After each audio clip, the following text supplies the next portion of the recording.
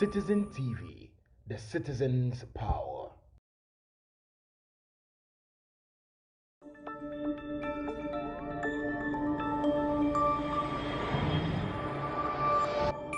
Citizen TV, the citizen's power.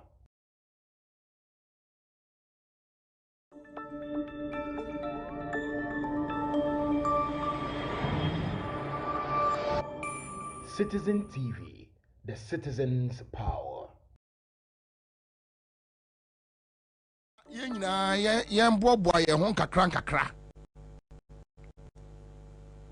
A man for sending me, yes, I'm not doing away with gift. Say be our my birthday now, so be. But I won't do the usual setting. What you say? In the first place, I think we have a duty, we have a charge. And this is not the moment to have fun. And in the second place, I don't have any money to do birthday party. Yes, I don't have any money to do birthday. I won't come and sit here and talk about the economy. Then no, and it's a fact. I don't have it. So tomorrow I dare my corner. When you remember, I mene Kwame Congontena say 3 cities.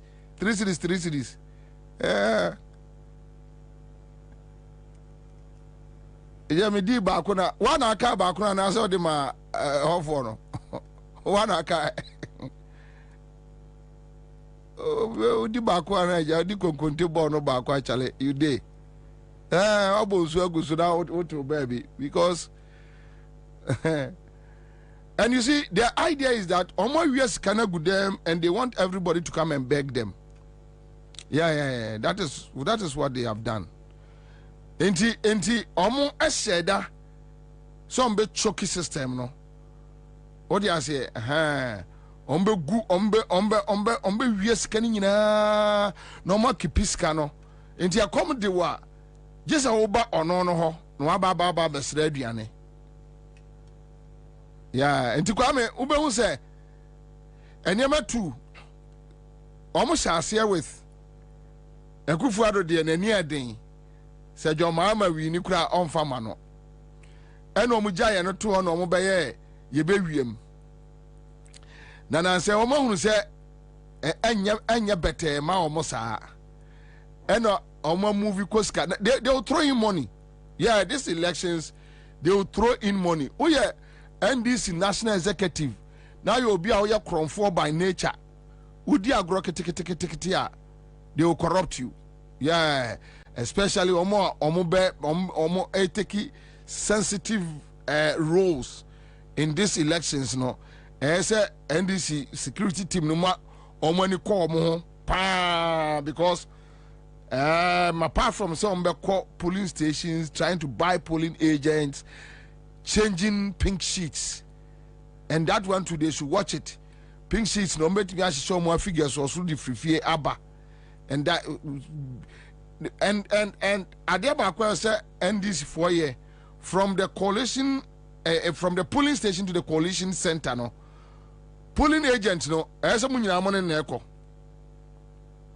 Easy for Mfaka Messi was say MPP NDC polling agents and fro na police for no.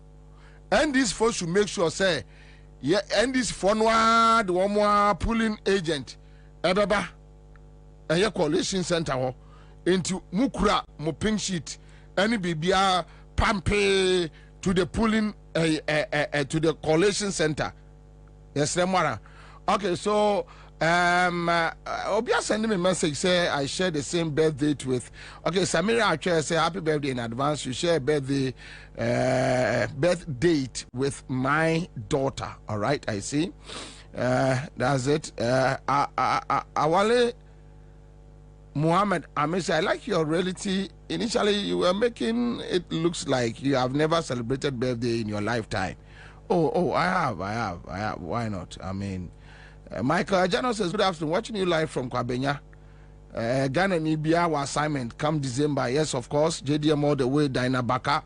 Ken Farouk upgrade of corruption, thievery, nepotism, cronyism, family and friends grabbing, state capture, state land grabbing, luxury jet rentals, the Lalai, Reset Ghana. Okay, so Commander, what you are talking about is happening in Bia West. Senior comrade, we salute you, please. We don't have water since last Thursday till date. Okay, so minim ekrokro. Samira says great advice. Alfred Paul says more fire. Odate Ashon watching you live from Ivory Coast. Thank you. Nanaya Duba. Good afternoon, Bobie. Nanaya Duba Majoso. Okay, so Brian Champon. Okay, you got your Brian Champon. Quick one. A com system numu. A com aba Ghana and Ghana ni bian sorry. Approved by government for implementation by the following measures have been approved by government for implementation by the food security crisis. With immediate effect, government is placing a ban on the export of grains including maize, rice, soya bean until the situation normalizes. This measure is essential to ensure the availability of these critical crops on the domestic market.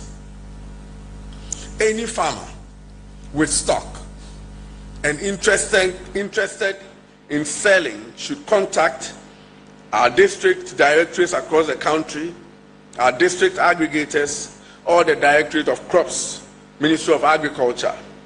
This is to ensure that farmers do not suffer adversely from this ban. As earlier mentioned, the affected regions contribute over 62% of our grain supply. With the projected shortfall in grain supply, government will tap into the ECOWAS grain reserve and partner with the private sector to bridge the gap.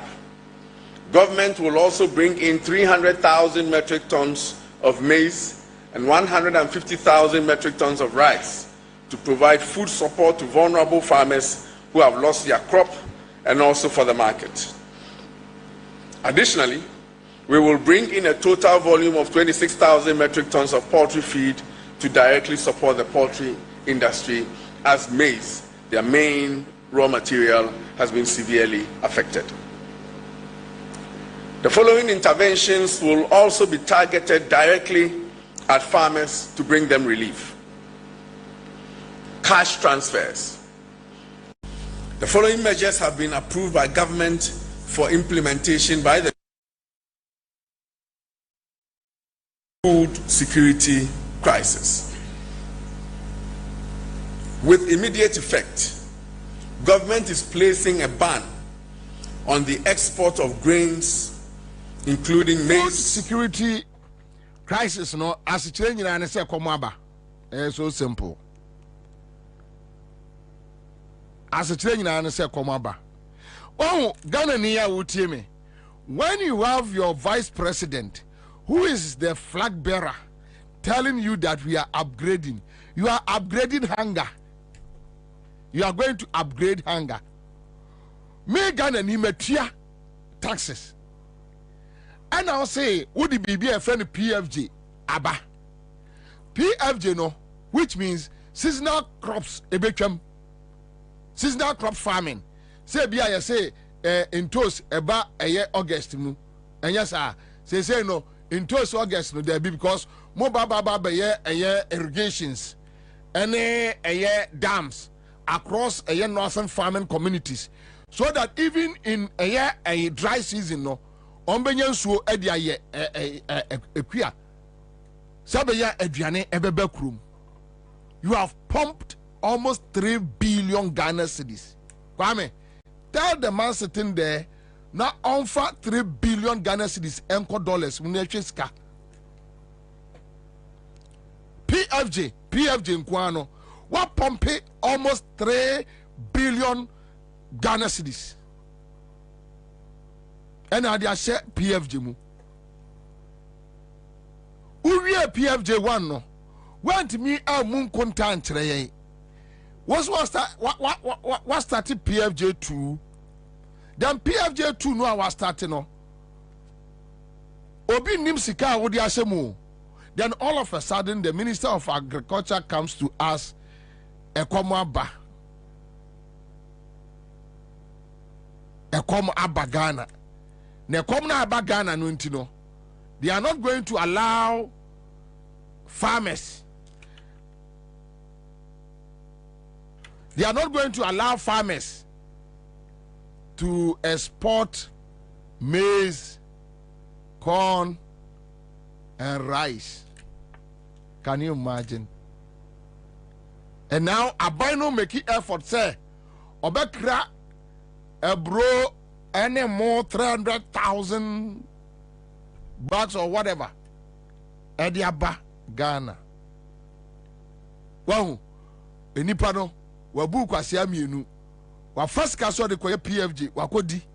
Anu abeka cho se osi afasika foforo na ode akwa akofa aduane. Edi abra wo wato edi. Okoka yesi Bobie edidi atem. How can you tell me say adewe it makes sense? Dan you see our tamale. Dan, thank you. Dan me wa dan fobo tamale. Your friend Rati. Yeah, Rati mam. We are in the Tertiary, a comma PFJ. So which means now the PFJ is fiasco. And now the aqua ba. Just on our free bono area where we are to say now that the Minister of Agriculture is telling us that a comma and will be under also say comma and after no more kra aduane free outside aba. Then they have asked farmers to say more obia export a bro and more soya beans more obia export a yes soybean. Then say some so kwani bi abeton oyibiano opese oton waduane biano or more bie a district whether agric office or whatever. So you go there and you sell your stuff to them, but are buying a bit determined price a year or no better after PFJ, and it doesn't make sense. It doesn't make sense. A comma to a man for bread, and that is the reality. Sancro for bread. You see, anyway. So another issue that I think. They tell me my friend because you are from Bruno and those areas. Word you understand to say, but yes, when you have the agric minister telling you say, "Want to be near Honshia," a card Abefi. Bernard, it just says, "Bobie, we don't have water in Tema." Maybe for how long now? Just give me some information because I don't know how long Muni in Su Bernard. But we know that Ghana. Water crisis is what hit Ghana. Water crisis I hit Ghana. Amount for Nyansu and yet other areas for almost 1 month, 2 months, and because hardship no announce intino. In so crowd the amount for didn't go because Nipan only did na jare no yare ya yasem. A jare do yare ya sasa beta fracha ona mo baby. Nemo mo di ya. So now the amount for nya aduane enni. And beyond so munya aduane enni no. We are struggling with water crisis. Then you have the flag bearer of the ruling government telling us, yeah, upgrade, we are moving forward. Why? How? On what? What? So we are moving forward on lack of food. We are moving forward lack of water. We are moving forward on. Okay, so Elam Solomon says in Ho Township there is no water. There is no water.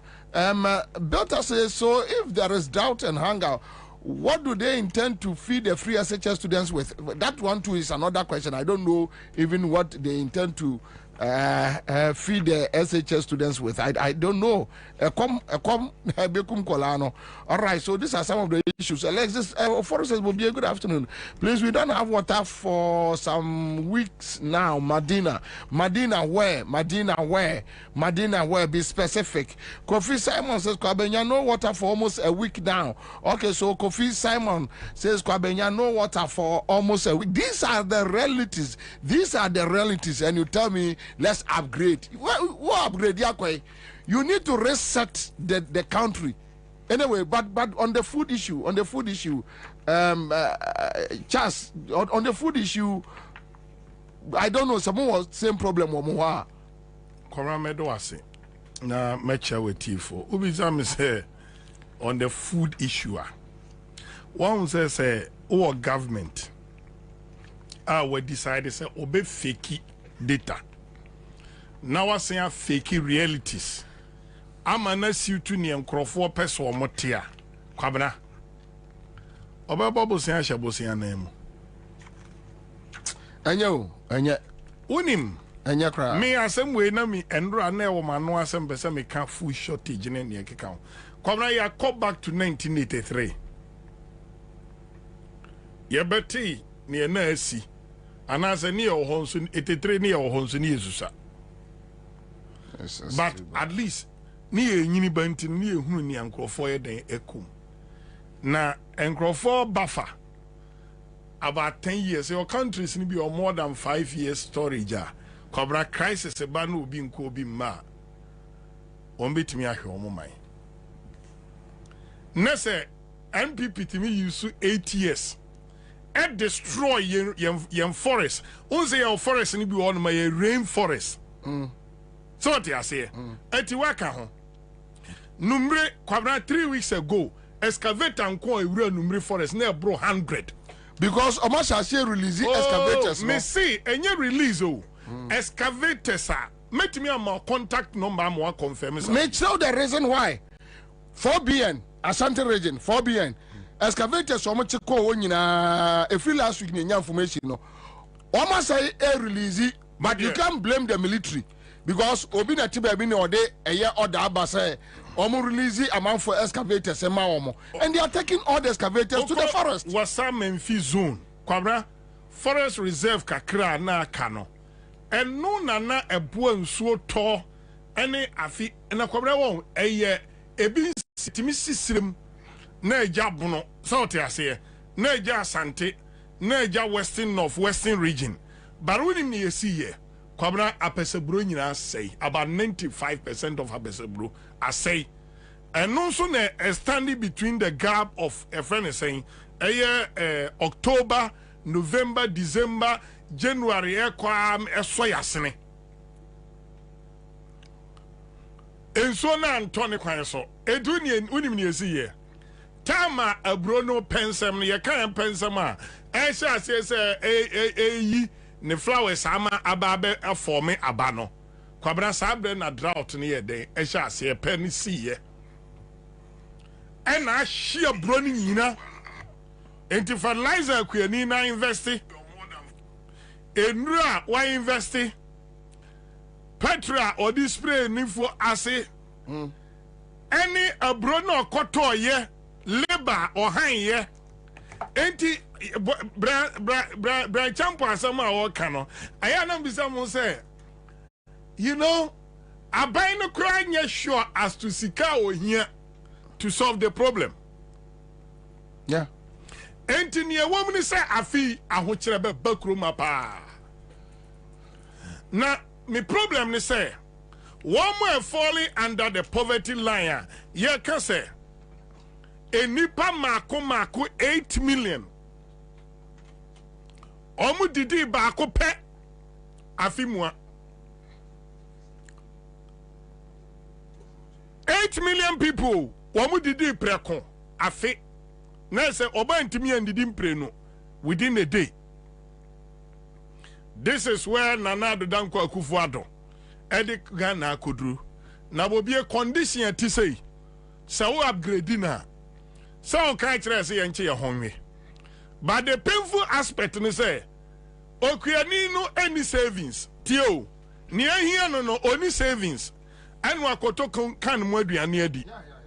Yeah. Number 2. Yeah. Retirees no so o ma invest o mo sika into government bonds on so aban na wie sika no. E de enu hu yie. Ama at the end of the day, me ka say one so wa inflation aka waduru a wonu kwabra setran ne aye no. Inflation aka aduane a obedidi anom aduru no. Yeah. And even basic stuff are here so inflation aka ni nyina. Yeah. And now see council idea CSC no na abedidi ho no. And also aban na wie sika no. Yeah. Through banking sector offense restructuring. Owie ne kra obu abra usu. And na onu ade ni greed sikape abaya wa bandi excavator. Unim say about 3 years ago Ghana banned the importation of excavator. And so excavator ura Ghana na ebru 2000. Ya bani wo portu. Enti afedie ya bani no portu na timi fam from na be lande Ghana.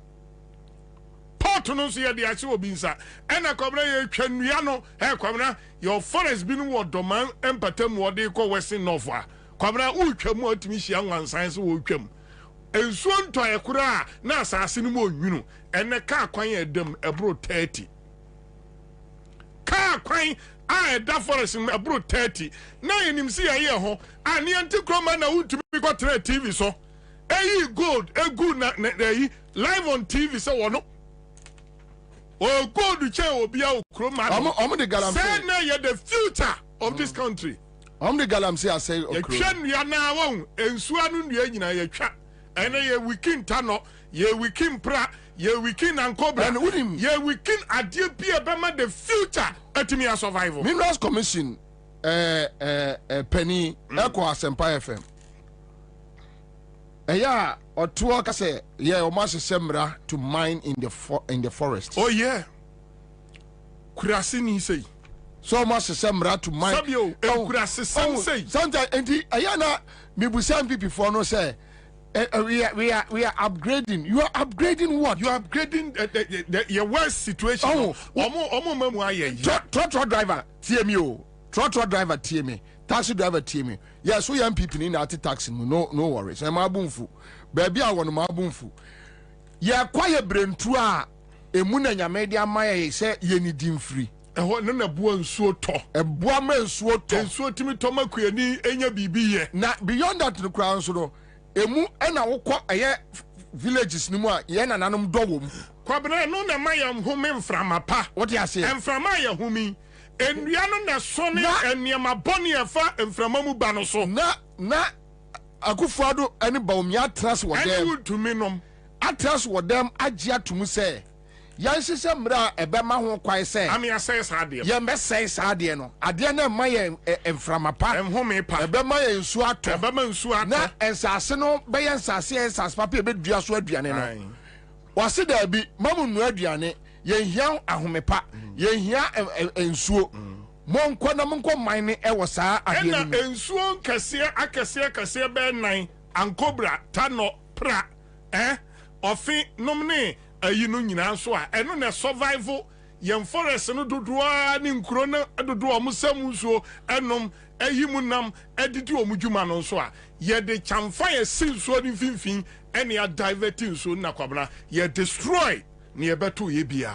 All right, so Adenta new site ene ne potemo almost 1 week in no water in Soma Adenta new site ene ne potemo Mohansuba in Soma Laboni yeah in Soma your friend say Madina social welfare aviation area ne Adenta 2 weeks in no water. Ibrahim is a Amasaman no water. All right. So these are some of the areas, but back to Ediani issue. Correct. And now they are telling Okuyanibia on the wire no and unim the aya. We are weighing in every year no. And I catch them so by PFG. PFG no ude baby see a seasonal crop farming no. Say say yen dindo maya yesi adom enobaye we afina nemre aba. Just say you be produce anytime bia ni production planting for food and job. Enti se bia June, July, August I bet tomatoes no. Even if I saw tomatoes in March, I'll bet it because of PFG policy in Intino. Then the minister came to tell us that 250,000 Ghana say dam. Yes. Let me finish with her. Dams no so which means we are for Nayaka. Fertilizer and Ajo Mahama time free. They started selling it to them. Yeah. So ento. And yema boy din mechanism some the year and no buy a full fertilizer over high labor and other things. Nina abo afidie kafu nina boy din. Okay. Omo first can omo akwa diska no. As at the time I say akoto ekofie no. Akoto free ekofie no. That time near Tom Banch ne body of ministries. Because na shortage about system no. You Burkina and cover tomatoes.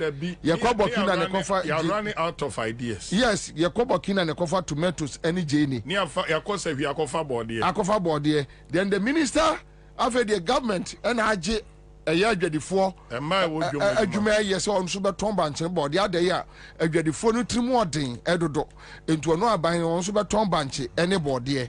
And consist bunch in the body and also no MPP ni cars and kwaje the abime no taxes any fuel ya none the service no more busan say obesia GSA no account the obeji atrom no more trianica na cars no akwa fa enuane de aba no more babaton ama yen ya the taxes atofu akofa aba no abodin Kwata give and take young comrano went me the koba ya ne say edwanagu ya fedi on now so kire say komo aba enti okuani a wo no watimi ado wa brofo no emfa nko outside nkoton wa bane wo chiwa obekwa akodem wa wo so ton wa ye emufuo omfa nko abonten ye chiwa obekwa akodem control price and eba no wa wo so soybean the same minister your kind wa anwene ho Kwabena in short tie wa anwene ho ye mfa nsa aban a wo no niema abubo so nyina waye ha wakumsin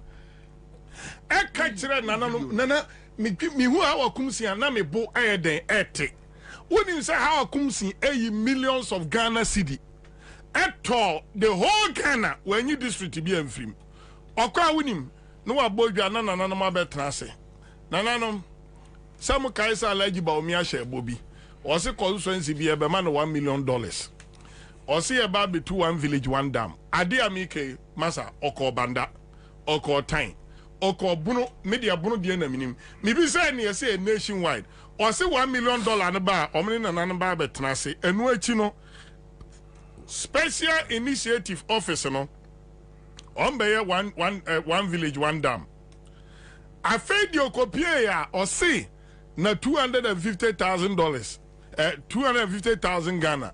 A meaningful dam meaning say omo can we deceive Ghana for 2016 and 2020 omo amplify no na Kwabena senka omaya ya investing billions of Ghana cedis say ye dey dams e onkron kuma mu enya ho ne do afu no enti nkapesi ye enya no an say ya connect pipes no e dey good dams no na dams no e wet land ndem enuaba ne ye e nyankopon ena bonia aban we edi no wahye mre se odi begu akufado ne ba omi animu ase ena mpa wo ku omi animu ase na Kwabena na nyam me kabesem use the word nyame adom ba omi atwa antro ya dollar ya duru 16 Ghana ya opo obi ama na send 1000 ya hwe se be so 16,000 ampa yeah ngom send me an come share there's a udim nyame so kan wo bi na asese se aban we obe expose no big time.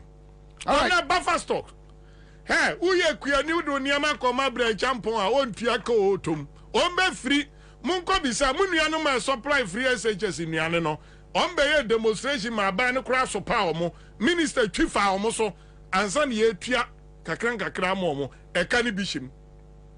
Na bre aban ya otimi kwatra se wo pe ba bia obenya beans pa ne nkate atwa techiman dwom. Nanso Tertiary senior high school ni o supply ne nkate any beans edi free Cape Coast na eba say nya kro no agene. Can you imagine Can you imagine? And to a bit of sampa, one now supplies. Just say, cast canon be creation media. When we are interested, set transportation is already. Can it your mama say, come on, me, can we no man link it to your mama policy? Any year. Or Baba Greek zones. I could have way moody and you. Your mama casa warrior dama, ne pens warrior Kwabena, and one could do a northern region. A sustainable dam. Or your farm zone, a honum no bet me a confer fidiaco plow land. Ye dam sakaho, ye provide a mendro any fertilizer and your kicker home. Kwabena ye yen so a queenie, what de tono, yes, ye add value, a important. Bono, Obia himself, Bono ne Bono is ye dominate cashew. And two baby a cashew processing, I won't mean ye film. Ye wo cocoa. Opa baby processing cocoa, ultimate year film, Western region, ultimate year film, Western North Ashanti region, Eastern, ultimate year moon film, baby agriculture na druno a year value. Brian, I go to a free Yamia expose no. None you say when you actually no so go to a free enough for our enough for no yepa. Or no any person the end or bet I develop. Now the Abema and Quia no white Joe mono, come on for until come dear. Kwabena obi amon aboso na ye ba be free friend saying ye ba be free ahokyirem akwa ahohiehiem so nsa ahokyire de ye tempera ba ahohiehia de otwa kon anye den entwa. I'll come back. All right, so Saniko says Ghana have a problem. Yes, of course. Samyeko Maria Adams says, Commander, check the history of what happened before Rawlings did what he did. It was all about Kalabule. MPP are known for this. And Omasi Ashase. So we have Bawumia means agenda is Bawumia's main agenda is to continue destroying our lands and water bodies with his dubious policy. Gold for oil policy. Okay, so Morgan Freeman says, Commander, there is a best on the main transmission line from Pong to Dodowa. This is the line that supplies Accra and its environs, including Medina. Okay, now, Kofi, Eche, Bobie, our taps have not been flowing for almost 1 week now at Weja Tetegu and its environs. Okay, so Weja for Tetegu. Nana Kwasi say Kaswa Crispo City, Busumi Miununi, 2 months and nothing. All right, so these are the places we are dealing with: water crisis and food crisis. Where a official announcement from the Agric Minister said, "Ekom Abba, you declare Ghana food crisis zone. Food crisis zone. Food crisis zone. Ghana is now a food crisis zone. Ghana, a food crisis zone." But quick one, with the issue of water, Mr. say, "Oh, Freya, may more just 10 minutes." When you call, we are talking about water. You mention your area and you talk to me about water. What the better for baby? Me you are to me Mr. Indi line so pepe. Talk to unim say so area one to pipe more and mama me ye de bia nkyereme mpacho. Unim so one to pipe more and mama me ye de bia nkyereme. I beg you, Pacho, I beg you. All right, so while we are dealing with food crisis, water crisis, so SM Yekon 030-220-8090. 030-220-8090. Let's have a conversation. Let's have a convo. Yendim komo. Star 413 hash. CMG skacha there. And I'm out for bedi dine.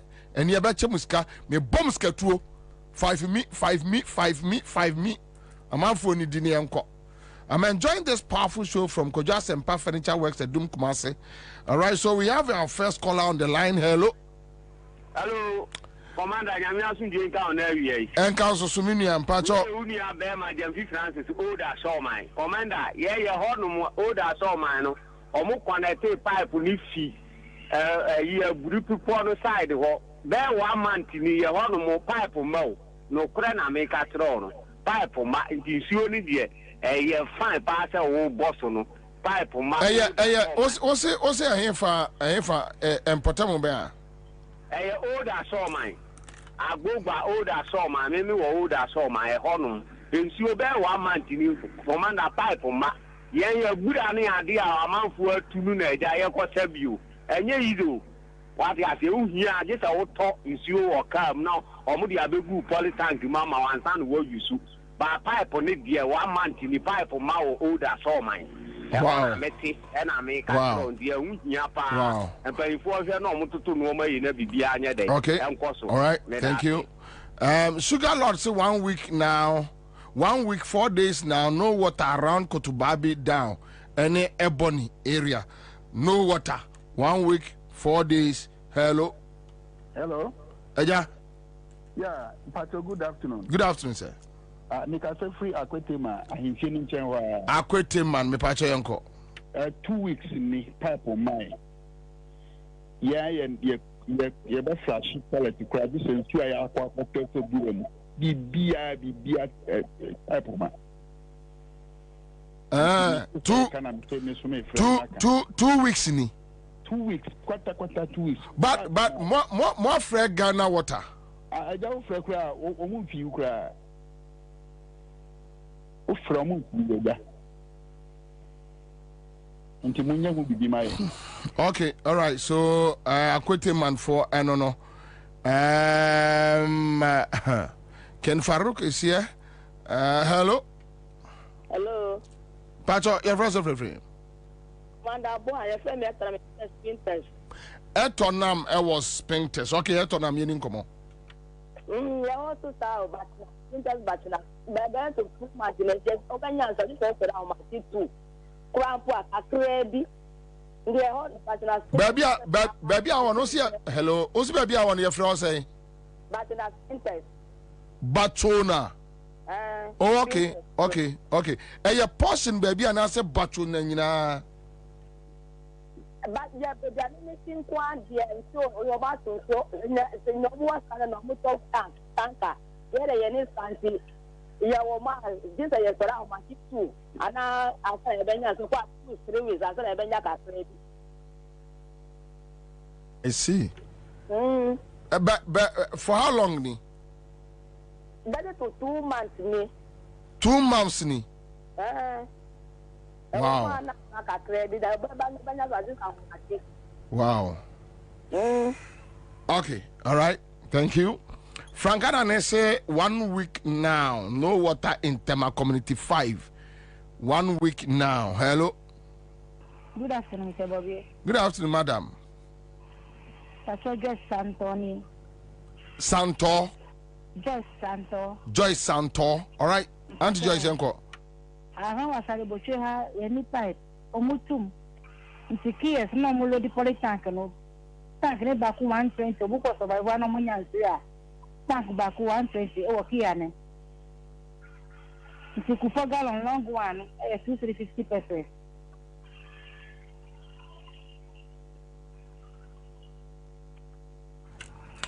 All right, okay, so thank you. Thank you, Bawa Saba. My main confirm another caller on the line. Quick one. Hello. Hello. Hello.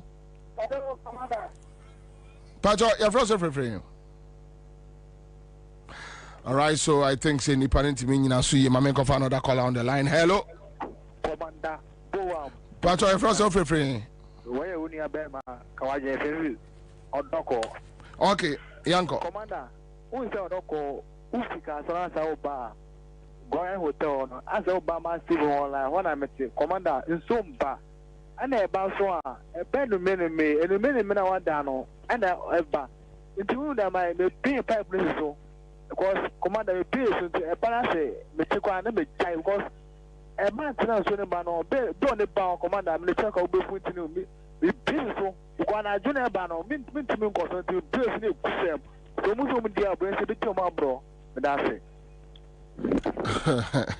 But what should I be a good for more? I think this is not fair. I mean, yes. Yes, you pay. And in your Ghana out of 1 hour or more.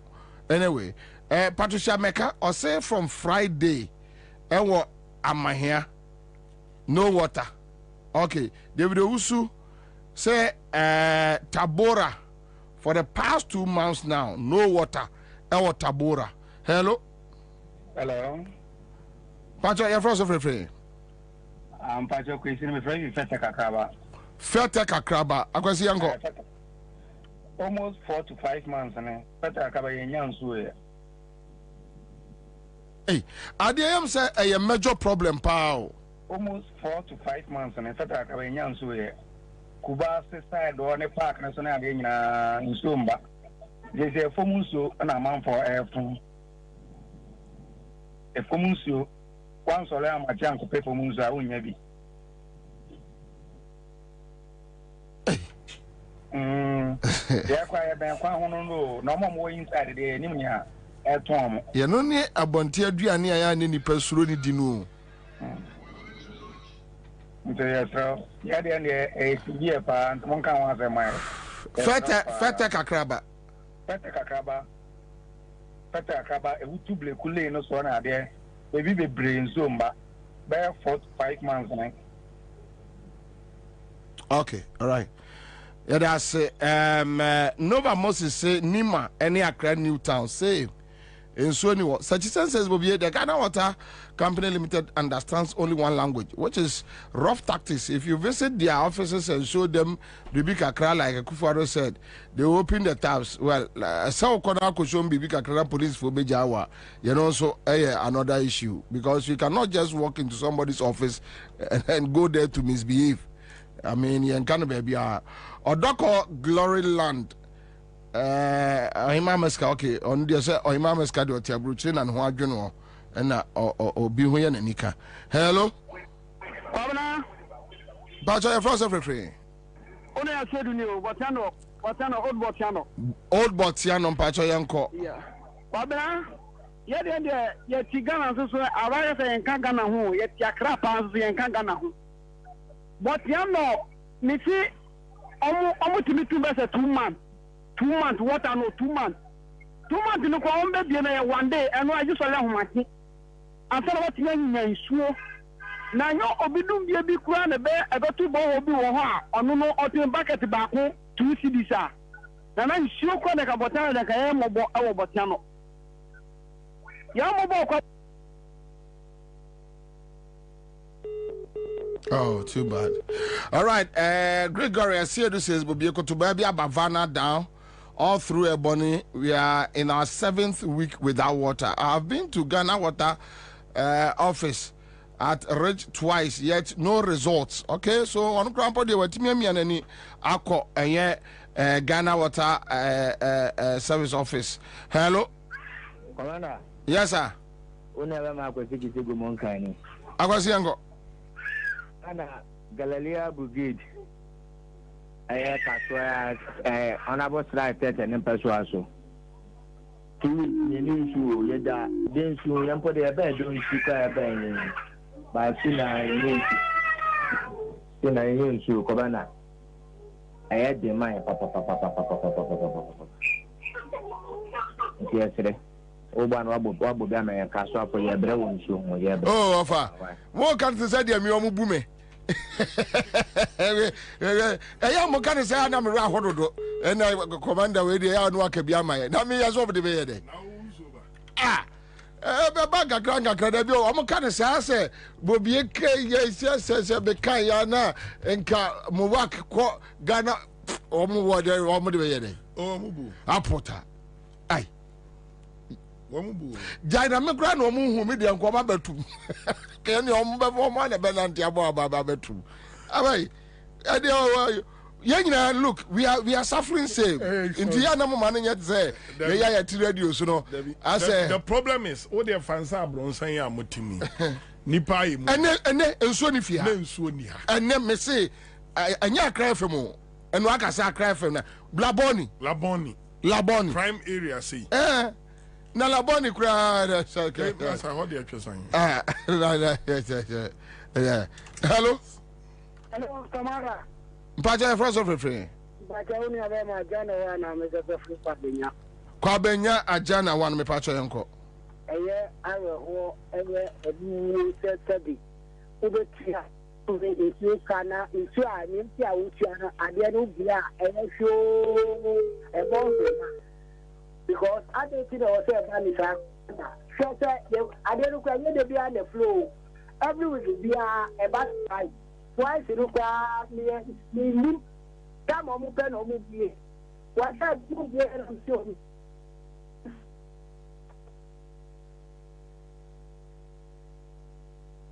Yeah, something. Sorry, I'm saying Emma. Okay, all right, Kwame. Made it callers no ABCC and a tester has sent me message. You see, Bobie no be mine near La Paz Community Hospital. No, ni boy man. A community near La Paz Community Hospital. Like 5 months now, no water. And the pressure has been low for years. In fact, Ghana Water at New Boyman, La Paz really needs a reset. Yes, of course, they need a reset. New Botiano, no water for the past 1 week. Kokuta says, Madina, no water, Bobie. Now, what you need, you Belta says we went to the Ghana Water office at Legon to tell them about this water issue in Medina. They told us we are special from the other communities having similar issues, so we should endure. They told us we are not special. Okay, from the other communities having similar issues, so we should endure. All right, so that is the response. And I make a chono na emponkokra huruyo na ufui. Now, interestingly, Charles, now me no can be Ghana near would TMA. Then you have the Minerals Commission CEO. He went on Asempa FM to tell us that now Kufuadunum Ashemra, you can mine in the forest. It's so sad. And Ghana would need be a Obia chese ensam no doso enti major issues no mo ye this year. How can you allow people to mine in the forest? How possible? And yes, I know kind. Okay, you go to no. And this one Okano on Asempa FM during their afternoon show. All right, so you go to because me to me forest reserve. Yeah, inspectors no more they can only enter areas where mining is taking place lawfully, like Ebi and New Montachim, Chirano, and Awaso.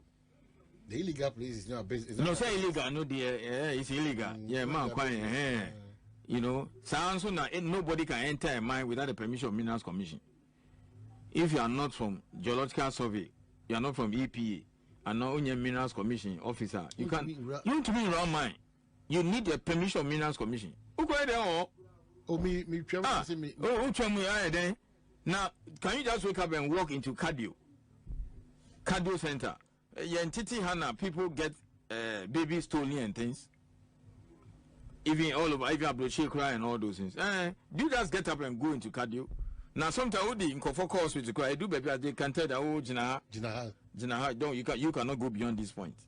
It's the same thing. Nobody can enter any mine unless you're a worker there.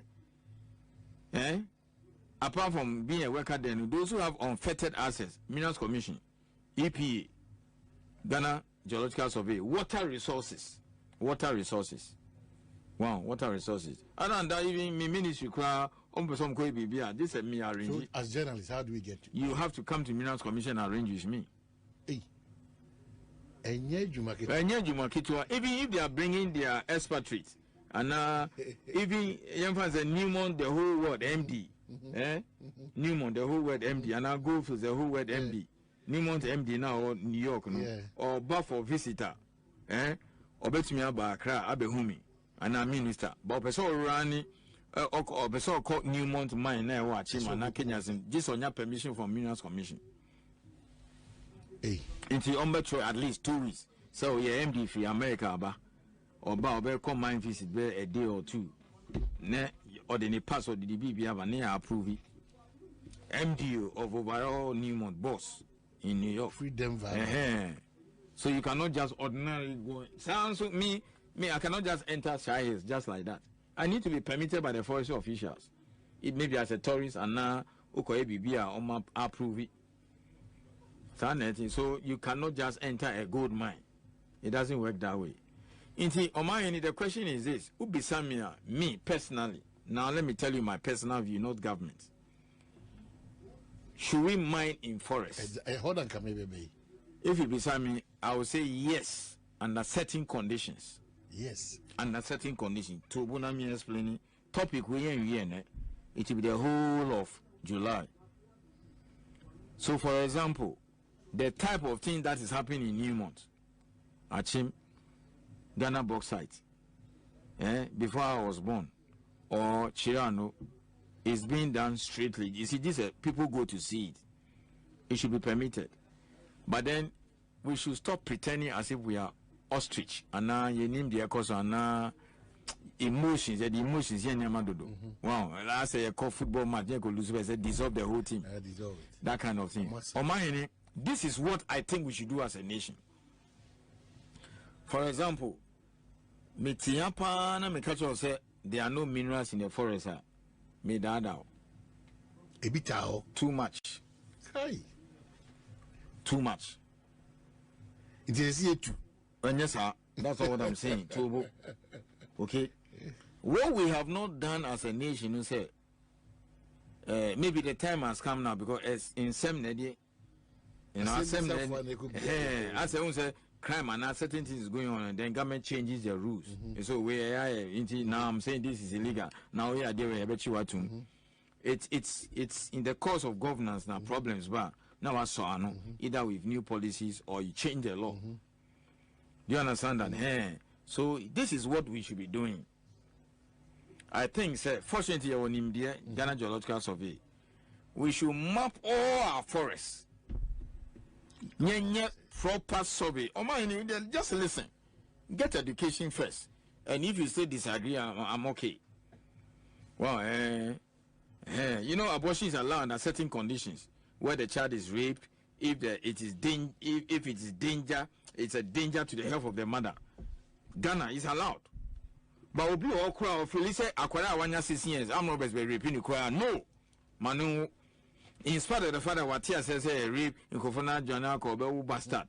That is his or her position. That kind of thing, me, I respect it. Until recently, say Ireland, ni Chile or so, strong Catholic nation, they don't allow divorce. Okay.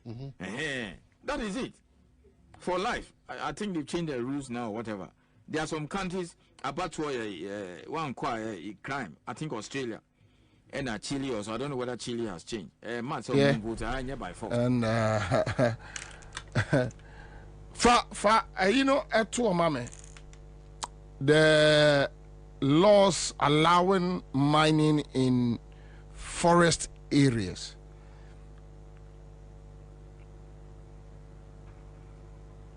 Okay, so Kofi from Osu says, Bobie, we don't have water around State House, Castle, and surrounding areas. In Swaniwo, Castle, State House, area onina, omo, ambience maubia, omatum. So, your friend say, na me pacho, sa adewe. Emame and will be a bit me now they are chill man for now who said the almost ayo minor fa. So background in November 2022 the government of Ghana controversially and clandestinely introduced the Environmental Protection Mining in Forest Reserves Regulation 2022 2020 LI 2462 to provide statutory procedures for mining in forest reserves and remedial actions for mitigating the impacts of such actions. So I'm finding a professor Domestic can be ano. Yasheshamra say to me and mining in the forest. It's so simple. I think here what by next week to have one-on-one with your leader. Fortunately for us, this afternoon too, where a parliament yes way, then we just want to understand just within 10 minutes exactly why they decided to do this. I mean, we just want to understand this. Oradu Jamfia Secretary, Ghana National Association of Small Scale Miners, Ashanti Region. Chief Mepacho, me Deputy Minority Shape Ewa Hase, Ewa Studio Hase. Just 5 minutes in church, the movie free no. So podium mama, and yes, ya ignore Mr. So podium mama, just a minute, Mpacho. Already so podium my all right, so honorable Ahmed Ewaha MP for Banda is here, and he is the deputy minority whip. Honorable Akwaba, I know say marketing tibina nyame a year wadum, but honorable, this issue about mining in the forest meaning say about parliament, right?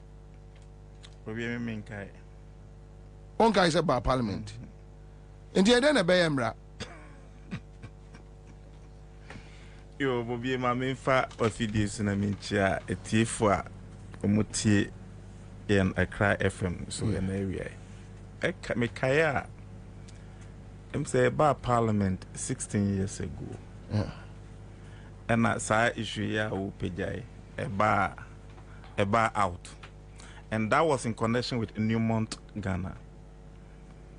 Say, a Maomo, a Kwanya, or more to mining ewo foresting.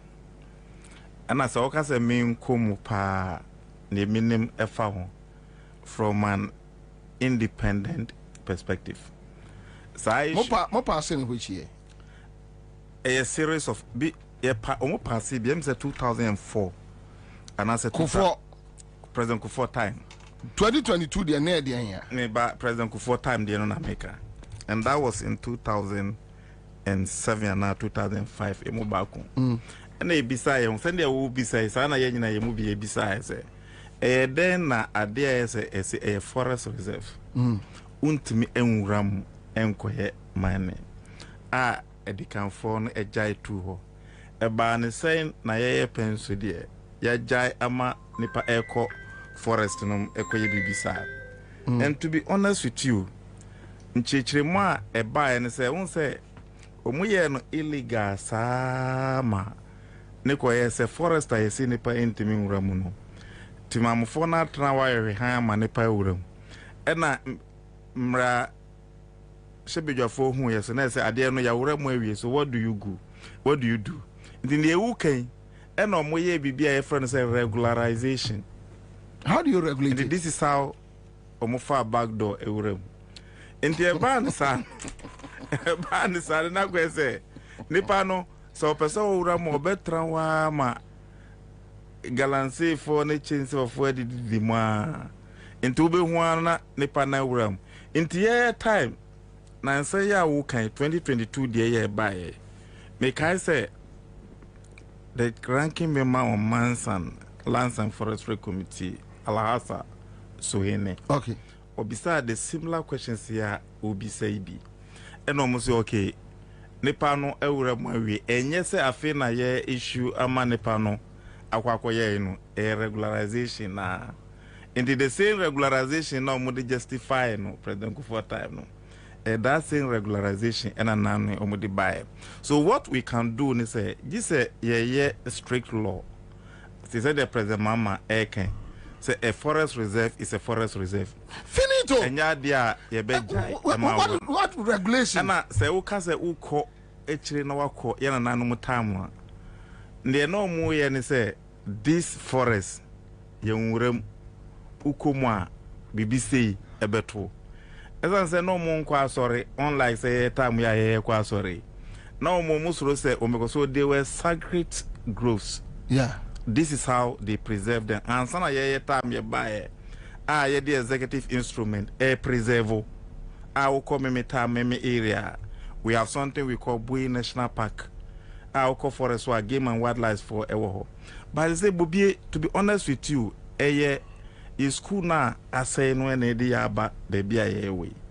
The India makers is school now. I say na. The all forest no who buy no.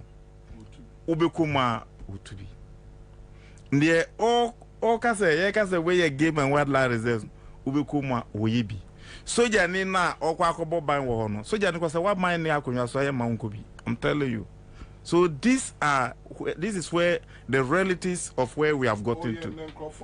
Say ubenya uye soja ni na kasa soja for ekwa ko protect forest reserve. Na wo pe akwanya akobi. Unkobi. It is a peacekeeping. Peacekeeping and say kunno mu kwa. Say kra mo pe peacekeeping. Peacekeeping no kra mpo no ube ko bia.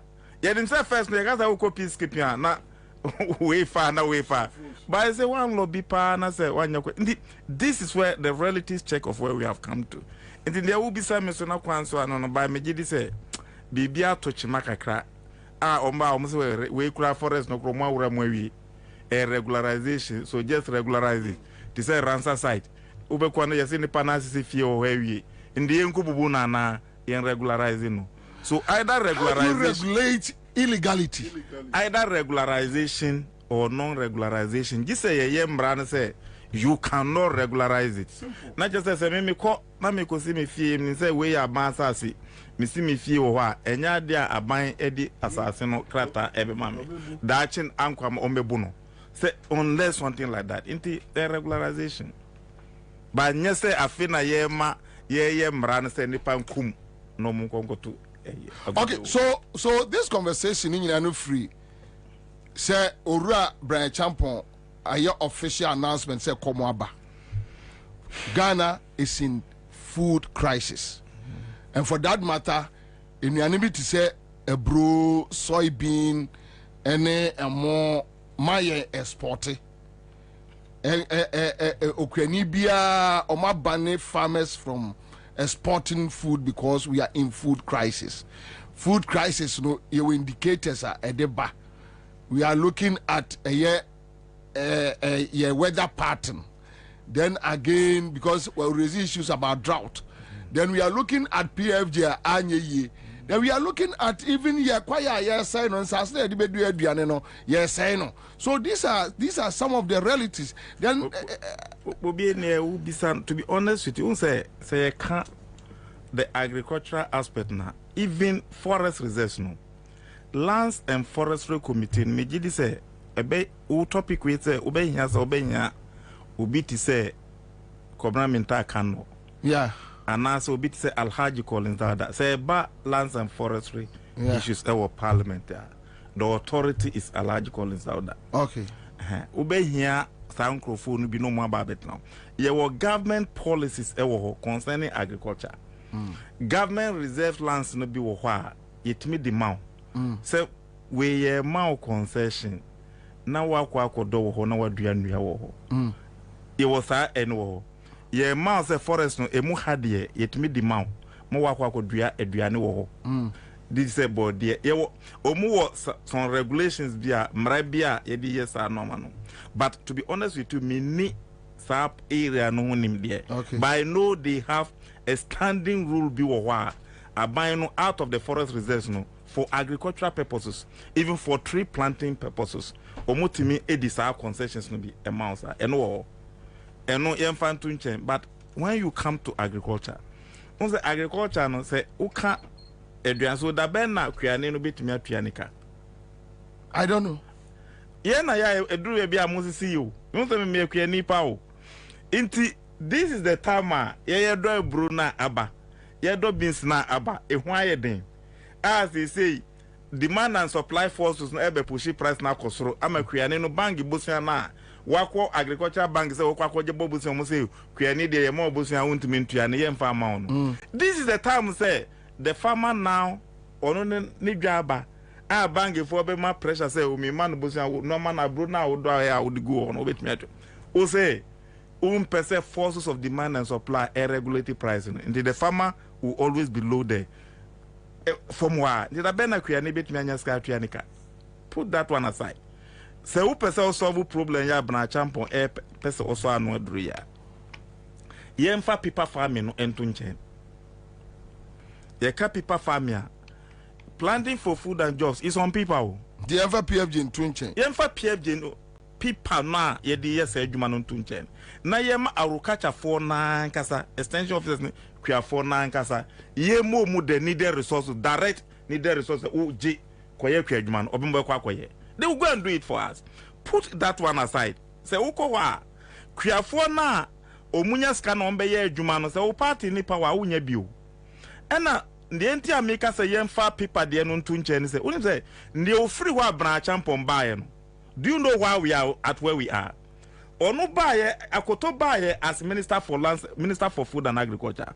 Onu pe power nti na our presidential ambition nti. Sa statistical service of agriculture aspect no odi tunche o ena odi party propagandist eko for me ku obi wo ho nti omuna na omuma no agriculture data no nti yedo ebro na yanya 10 bags a no omuma ba out say yanya 100 bags planting for food and jobs is booming omunya 100 bags a no omudi figure na about omunya 1000 bags planting for food and jobs is booming so we were producing data without the real data on the ground. I see. Just to make Akoto say look good or to make Akufo-Addo look good as a president. So they were just deceiving us. They were just let me tell you, Bobie, you see, you say usisi anansia. Usisi ho. But wasisi ye nyina. What? Nya say wasisi ye nyina mo mwani mu egu ase. Enu na cocoa board ye. Enu na food and agriculture. Unse omudi cocoa board ekwo share agriculture. Yeah. Minister of Agriculture see. Yeah. Into omudi cocoa board ekwo no. Se cocoa board eye production, eye projection. No more the production now me omaye this year no oma produce cocoa of 650 bagging 1,000 tons. No more iron 850,000 tons. Because a propaganda mouthpiece and a deal report on EBA. But first na agriculture NDC time na agriculture na agriculture nintisa. Ye wo department ya omu ya technocrats omu no mode service EBA. Akoto nkwa ni Akufo-Addo nkwa no mbe seti sa propaganda mouthpiece say ye ma technical department emphatic data no mabio. Ya ye be fa ye be ye mi committee and data beba. So when you go to the Minister of Agriculture or na omu ankasa for me omuko omu team and they were bringing the data. In the Sardinia year time, now we are 30. Now see Akufo-Addo planting for food and jobs is booming. Akufo-Addo is booming. Akoto is booming. Just because Akoto wanted to be president to succeed Akufo-Addo. So Akufo-Addo knew something about it. And to be honest with you, you may not like Bra Champon. That is one of the best things that Bra Champon buy no. And I want so more feeling into anu wagunu. And all this mandate ako back. And I know the Bra Champon has done work on that regard. So wagu akoto propaganda mouthpiece no say ama who say they come the policy wa me. It's not possible. You understand? Uba sun who say akwala na me mama oh wadidi akwa no so no akwa friends no so obi atwam no busa no say come na dem oso wadidi aduane so ni ho. So truly akoto say na Akufo-Addo in a bid to market planning for food and jobs no mo dey ba bia yedri cocoa board na Ghana import cocoa. Propaganda mouthpiece na akoso set ye no editor na ba se cocoa no ye benya se yanya se. Ena omudi akwaji bosi aba. Omu akwaji bosi na ba. Cocoa no ni reality ni wo. Reality ni wo. Nti say omu import cocoa no bi. Edi be shame ansa no omu atimi atua. Omu atimi adane ama amanonefo na omu kwaji omu sika syndicated loan. Nti all free fie akobo bosi ano. Eya wa de abro na koye some we abro bottle 1,000 gu eya kitchen correct mamisika na meba be sa afro say na bibia so ni kitchen no and you say na ayide se benta e so de abro no komo ba bi okoji ska no and you have so on next house no Nigeria no akokra koko aba okoko divoire no akoto koko aba ansana wadane ama squeeze for na wakoji this is the reality inti ye ka. And they were not just interested in making sure that they will let government look good. But Bobie, resource and a bema wa look good. And yet they will be back. Inti baby I agree.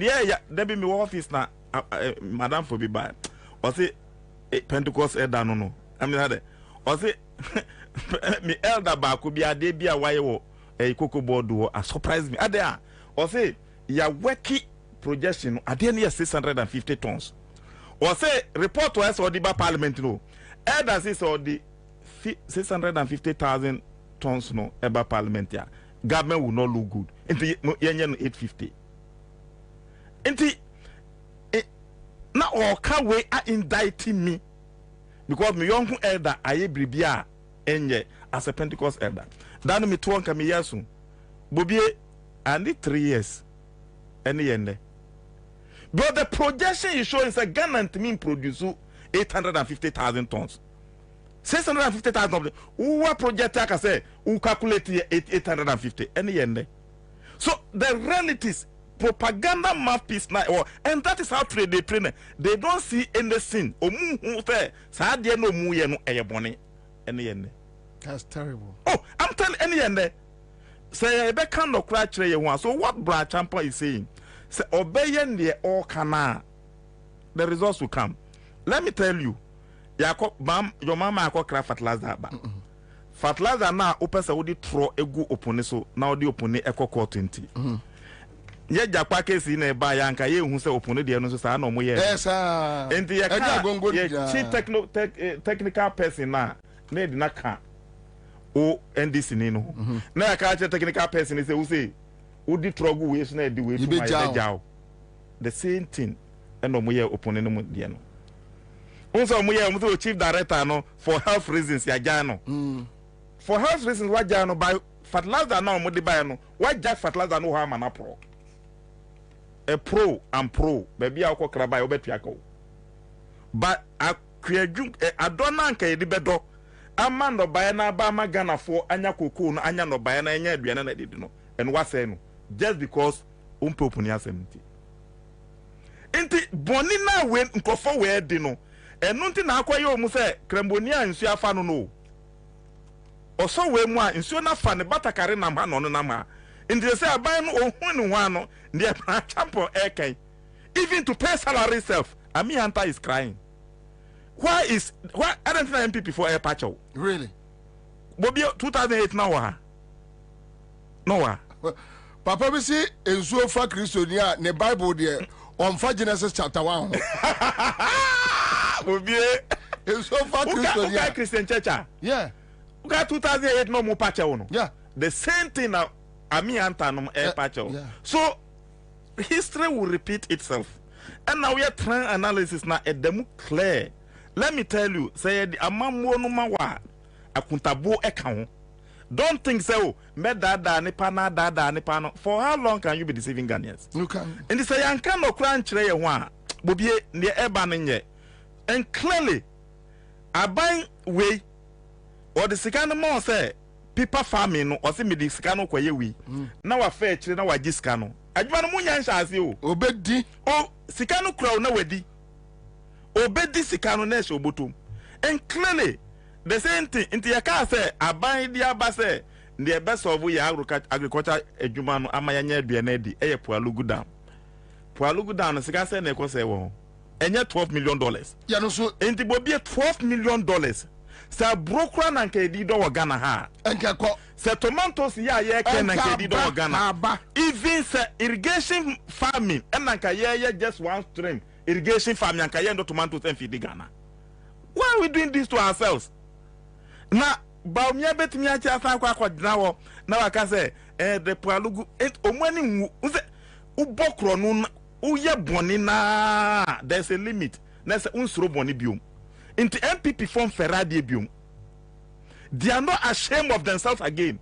Boni na uma declare mo say uma boni no pa boni na no mo ye. And that is why we are where we are. Bobie, so clearly, what Brad Champo is saying is not the solution. The solution is just a yakano cre. You didn't know cre. Says, I'm a Syria Ukrainian sport aduane biu. Omo abeto aduane na wa. How do you just oppose? How do you just oppose? Me ye galanse me ye kwadwuma. Assassin na would be kwadwuma no assassin na would be galanse no. So we must be truthful to ourselves. Anna Rollis no time Anna President Kufuor no time agriculture policy or mudi buy and say yeah bibia ye friend land banks say who ye fulani for ye nantria omu ye no left say agriculture for edua no buy omu ye no right say ye friend land bank and ye ko dia asase we nko ade ye do edua na didi asase we nko ade ye nantwie asase we nko ade ye galancy or the small scale money and ye friend land banks. It is the only solution left. Other than that, they say Koko Ndua cry to go and to Kalansi. So what is the guarantee? Say forest now Okwakoji Ediakoya Rokacha Jumano next year, so Omukoya prospecting, no Muhu guarantee or Mumbetu Unomba Tungu. So that is where we are where we are. They say a bro bag 1,200 cities. 12 million. And now, Honorable, they say Parliament food crisis more than a day. And on America say on the 3rd, there's a recall of Parliament on the 3rd. Menewuka say MPP for now people members ni say MPP on the 3rd bra Parliament. Na yenko dia na yekoye tax waivers and yekoye bauxite and mining lease agreement. And the saboni miensa we no person mudio. Wa ose wunisika akatua kura wuntimi ntua MPs na kakura mpo wuntimi ntua yo, but we are shipping all of us to come back just to come and dash tax waivers. Bobie freebies 439 million in the dash why you say so mo hwipo and I meno ka say yes ye hwipo NDC ni bia MP bia me ka say wono so wate and they say oh wa ma e ye no constituency for us. And I know that every constituency will leave their MPs to come. And so you vote on that? We will seriously vote on that. And to end this MP Biabeba, or be any excuse, and MP Biabeba, and you will know our position on that day. And ya there and no air surprise Biabeba. Mamma Prio, Bobie, ye pray anka ye pray my and Sanayeko. Mumo, and as they say, no, ye be some boninti and Obia would and MPBA and this MPBA one ma on that day. No, Musmamu Fancha, ye be boarding exactly. The roll call will be there, the voting will be there, and everything will be clear. Good. Into enya dia ye di dia grossa. Bonia omwe dia ne baby omwe druno.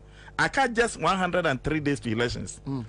Nisika uko dashi $439 million. Nisika nyansa be ne wom. Uya osi yenko bobosia $500 million on that same day. How can we agree on this? Only 400 eche. 439 eche. Asa ko bobosia 500. Asa ko bobosia $500 million. Eche manso betua. Ena bosia na wo tua nyansa bia now. And you honorable. So wo fie pa na ya wo tise me didi o matema ya na ya wo say. Oh Bobie nyame mpe. But ya na ya wo say. Bobie nyame nso kasafa me mo ya me nso me mpe o. The budia was so wontimi nye. Me dey me metimi aye. But the way they me dey wo ho say ya uchirichire mu ma ne party ase. Na jesi ahwe asema wo kan. Ndi chechire mu no ya chechire mu musa akra FM nkwa na ya. Asema wo kan. Say oh matters waivers $539 million. Now we are done Yakobabosia and a tax waivers no clearly the era of tax waivers no Bobie make me catch us a trim. Na ye the companies emo mufra manoniba. Na even the company no abawi aye adwuma for number of years. What in the car IS or tia mono o se me di channel. Wa wo di channel no mo bio. Enti woni wa bosia fo ne wuna nan kanso ade mu kodam twam na Ghana fo na omutete kotukraba market kageti esunwane no kese omu de ehia wo de entia hia edoso Ghana enu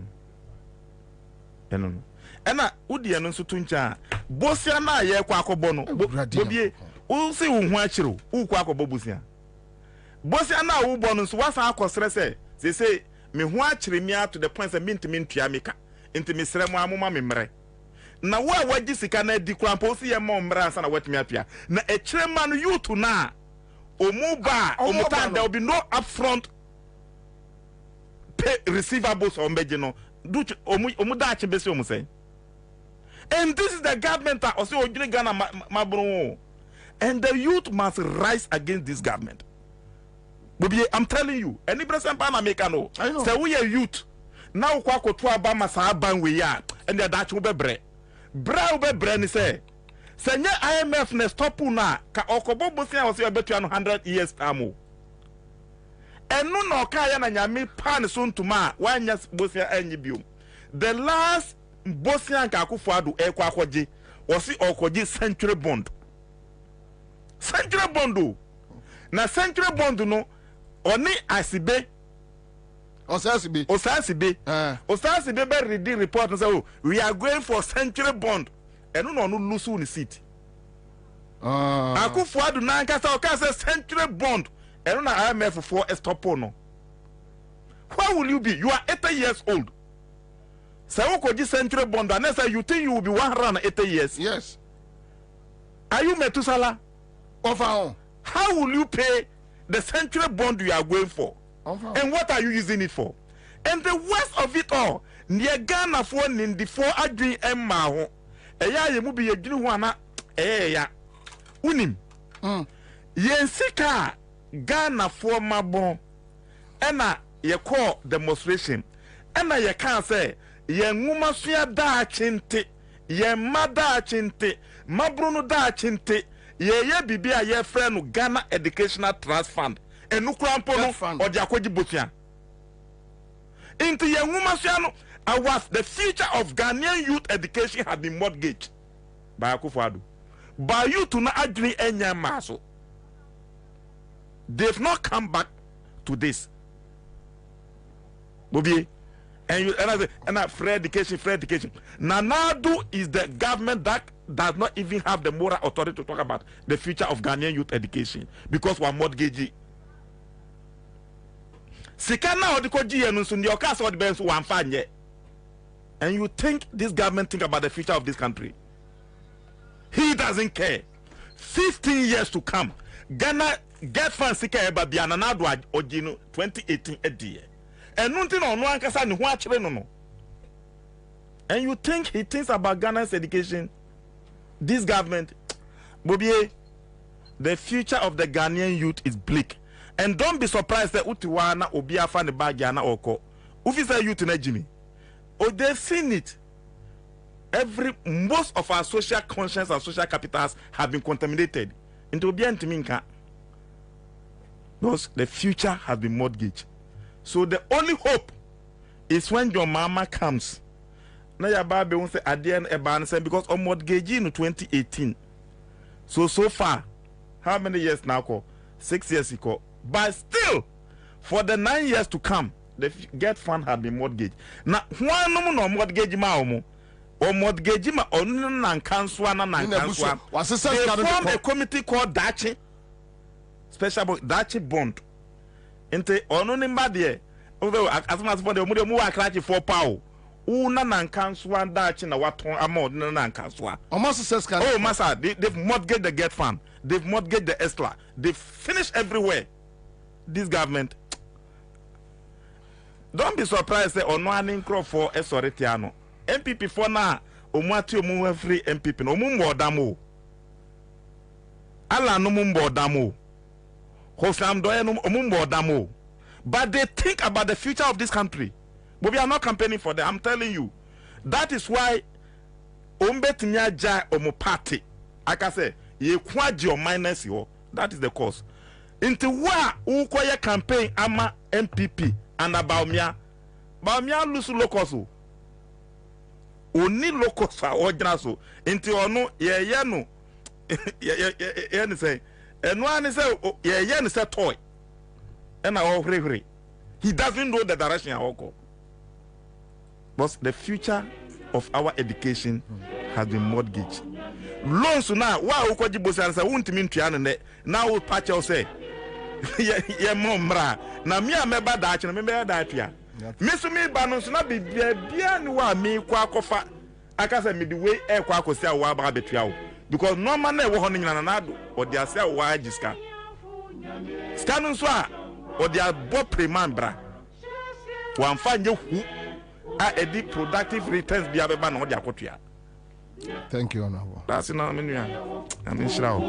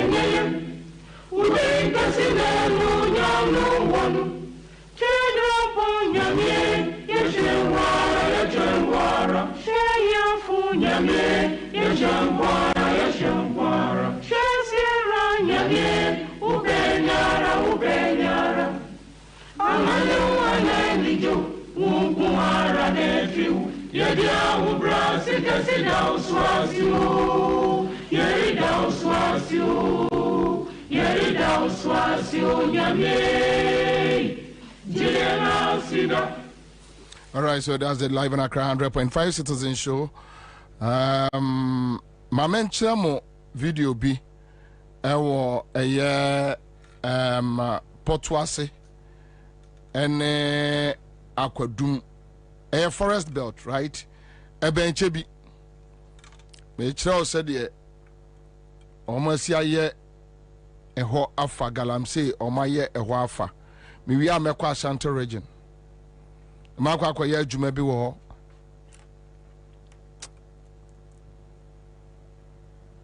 Mate. Don't worry.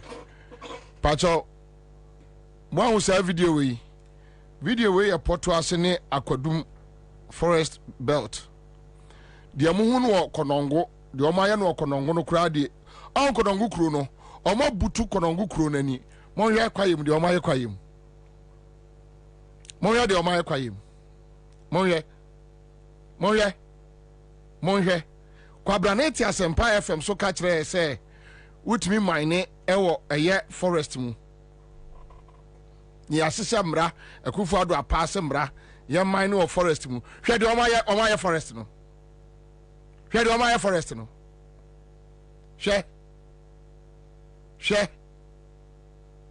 hwe de omaye forest no na aka say onye part of the problem and anya beneficiary we uni di atem na be dey so we are Ghana ni a na anya Benini and ati radio so a we uni di atem na be dey we are Santini ba ya tetew pa frifie eya wo hwa wo man say kwasea bi abehye mra ese wo man say ya uni di atem wo be dey hwe de o ma ya chebi Potwase any Akwadum forest no hwe de o ma forest no hwe de o ma forest no hwe de o ma forest no hwe so Bobie kwaka omso didi atem so nipa da sani kwasea bi to so no wa hyemra se ye forest no ye man ni mu ye ntumu agudie ne ye sei asase ni nyina hwe we ewoche bi hwe de o ma forest no hwe de kwasea no wa forest no kwasea no hwe de o forest no aboa no hwe de o forest no hwe ade awaye who destroy or mind, who destroy or mind future, who destroy bibia. Hwɛ ade a ɔho ade ɔmayɛ. Wɔn ade ɔmayɛ. So ade ɔmayɛ.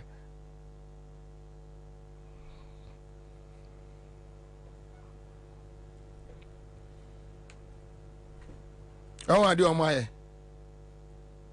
Ɔho ade ɔmayɛ. So ade ɔmayɛ. You see, I do my.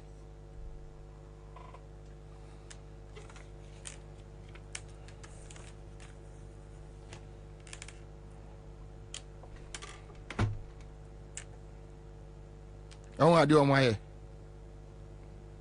So what do you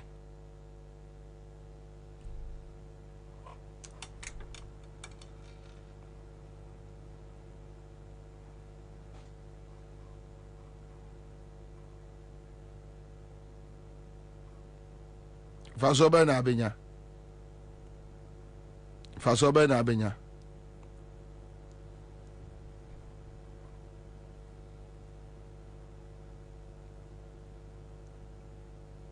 O sen kwala dachi nyina no anya de.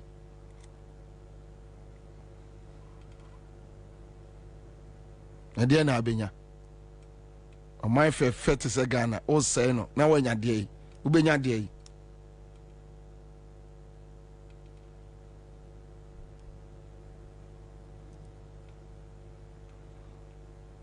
Konongo kuro no sese ehange ho.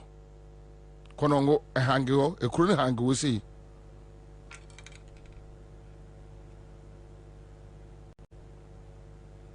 A man for sending some videos in Zima Forest near the other. You cry. Why? Unipadia na oji wo wiase. Sika pebe brebe edien.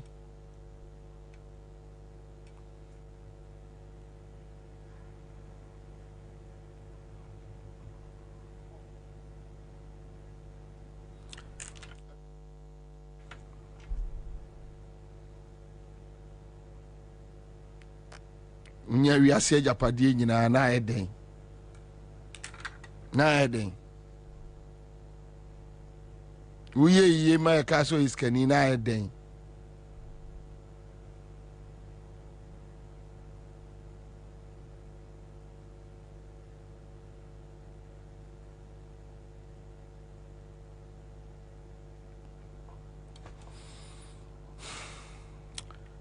Ora do jamfie wa man so ora akwaba.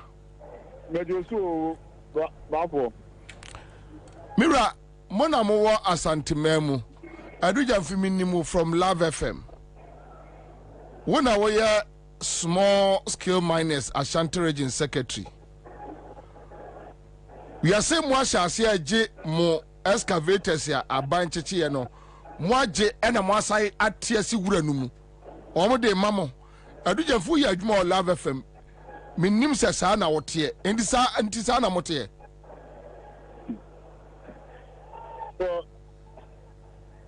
yo of any edikan metia and what my phone na metia what for awie nyina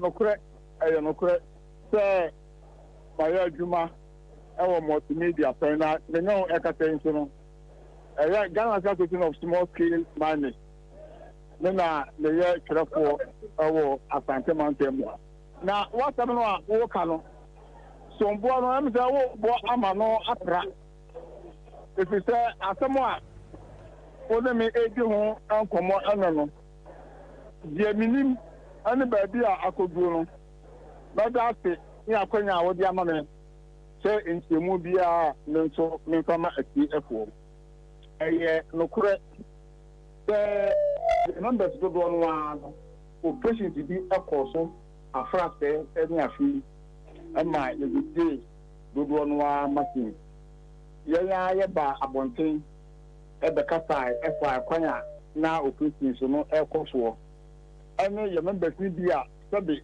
wo mu dwuma wo mu edi no wo mu entiamra ya eni kwase saade no ye editia wo mu ye nyina ye dwene dwuma bia eya koso wo small scale mining afam nanso yenim se enye nipa ni nyina ena wo dwuma wo mu eye no wo kwan bone enso ana sa wo hwe wo man so small scale mining ahomra ene ho edwumadi a eturu bre bia sombo no wo ba ebo emeka nipa enyina efse wo mu a emra ekura wo mu a ekese de mra ebeye adwuma no wo mu adwumadi enso ka ho bi ena master anema no itimi ekosoro ewo mamu eha obani efa excavators minimum say excavators be be eduokono ena ye easy a oba Asante Mountain mu asoja ahweye wo mu de akọ party eho agi akoso ate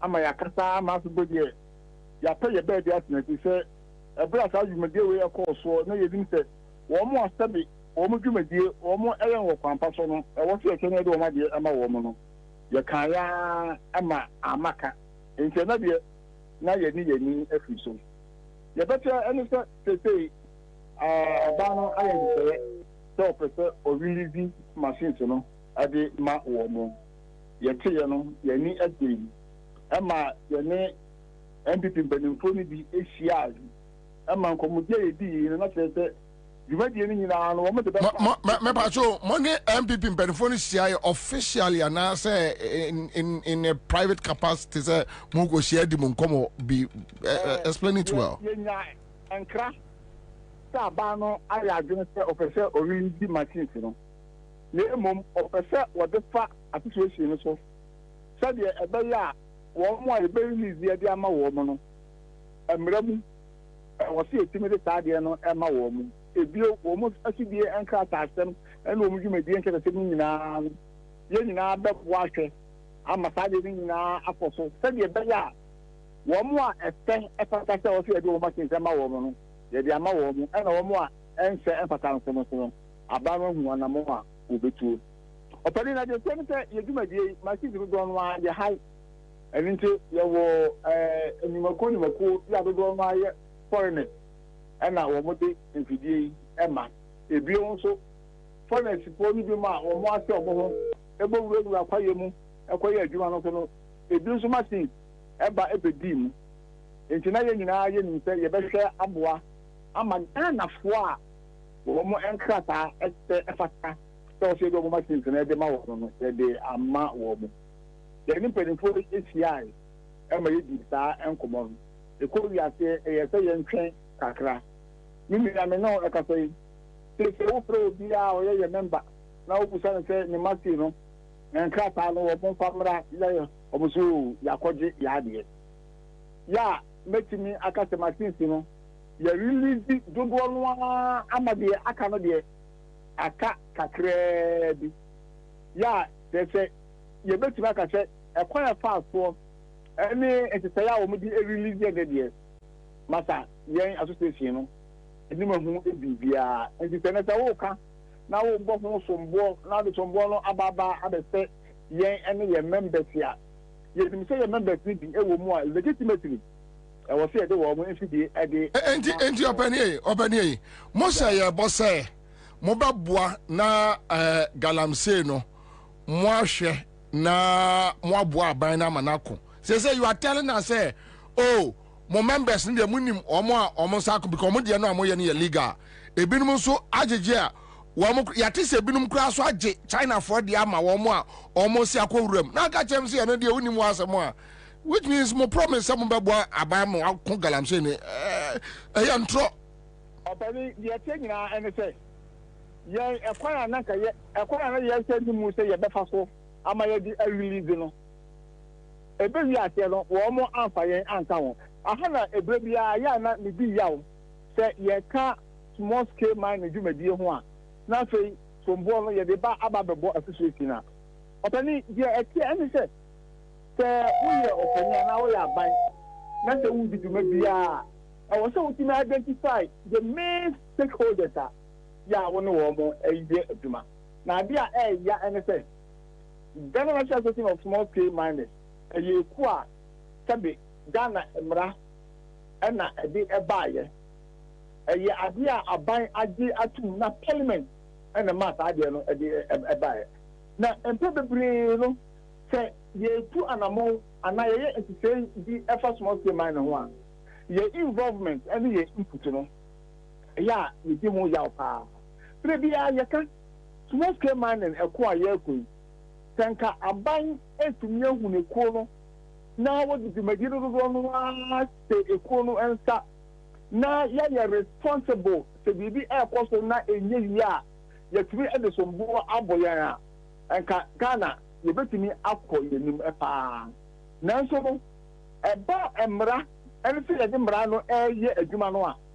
Afi, a su a cupo a ball, yes, to now you're the Sukachi. When I make us say, Assassino, and Penifona, any ever do come na yenim se akwa ye defa so ye be release machines no ye no wo mo ene be ye ni nyina also me ka chawo se ebe bi se wo mo de machines no e ma no wo mo amfien wo mo ammo ye amane ye te no ye say ache wo fe na wo ebita so a na eyampa na wo mo release enti operi se wo e ka enya yen ena tabi yen pese ye betu ho anamo na bi de bia maka se small scale mining ya etobere bia ye ka ho asem no ye deliberate o mai ya sedda pa ye ni da ho ye nim bia ye betumi aye amasa de no ya ye ni yie na mfaso a o man no ebenya ye de ama o man no nenso no wo mo atumi ekura wo mo ene wo mo a eka bia ewo mu eno ye anida ho ena sede enema no wo se ye pa no ye no ye mfaso enye anyway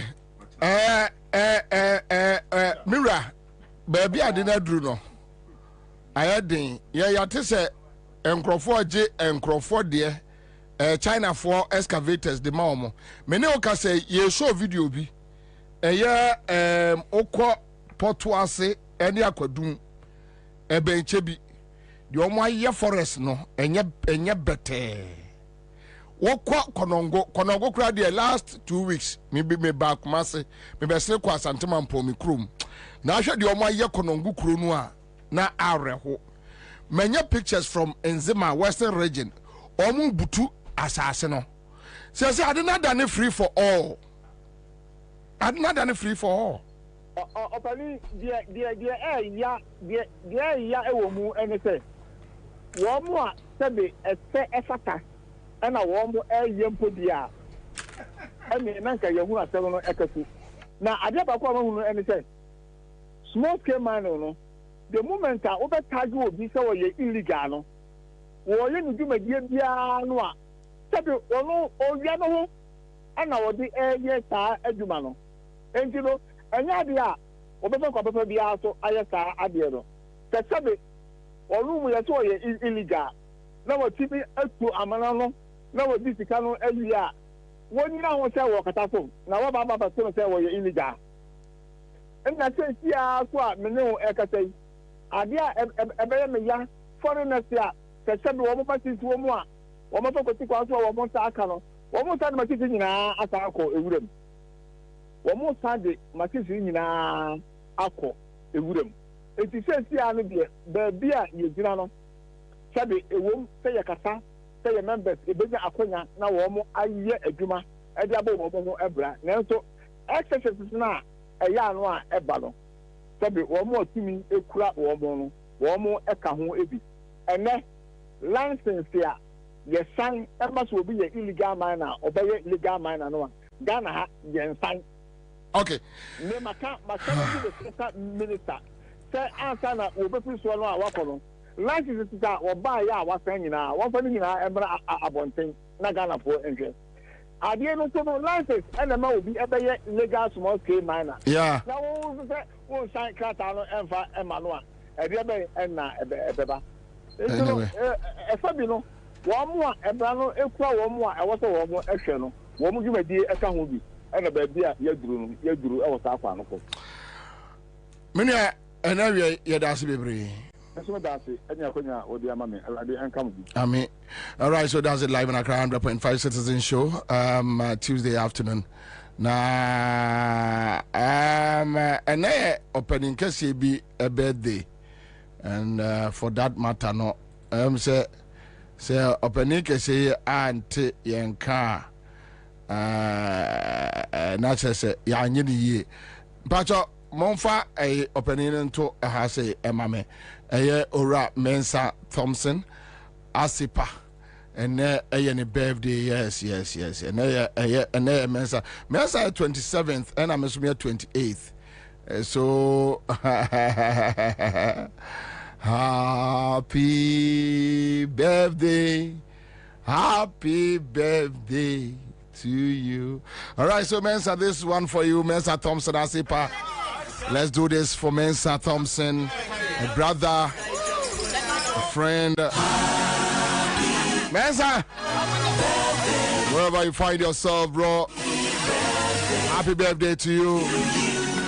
from CMG, Accra FM, Taranga Lions, from Listo.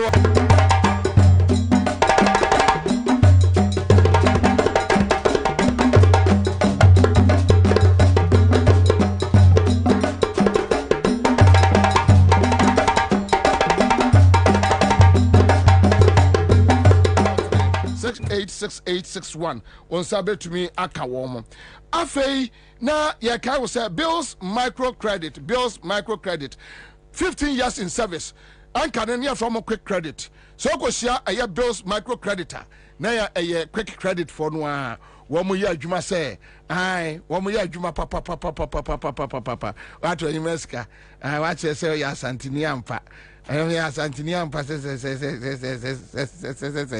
oko abroche ka be fa be ko bia enkasa kakamtea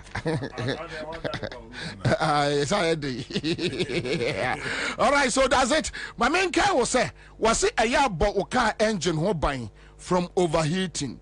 Car engine ho ban radiator tank no emana na ache. Car engine ho ban na the lifespan no hour.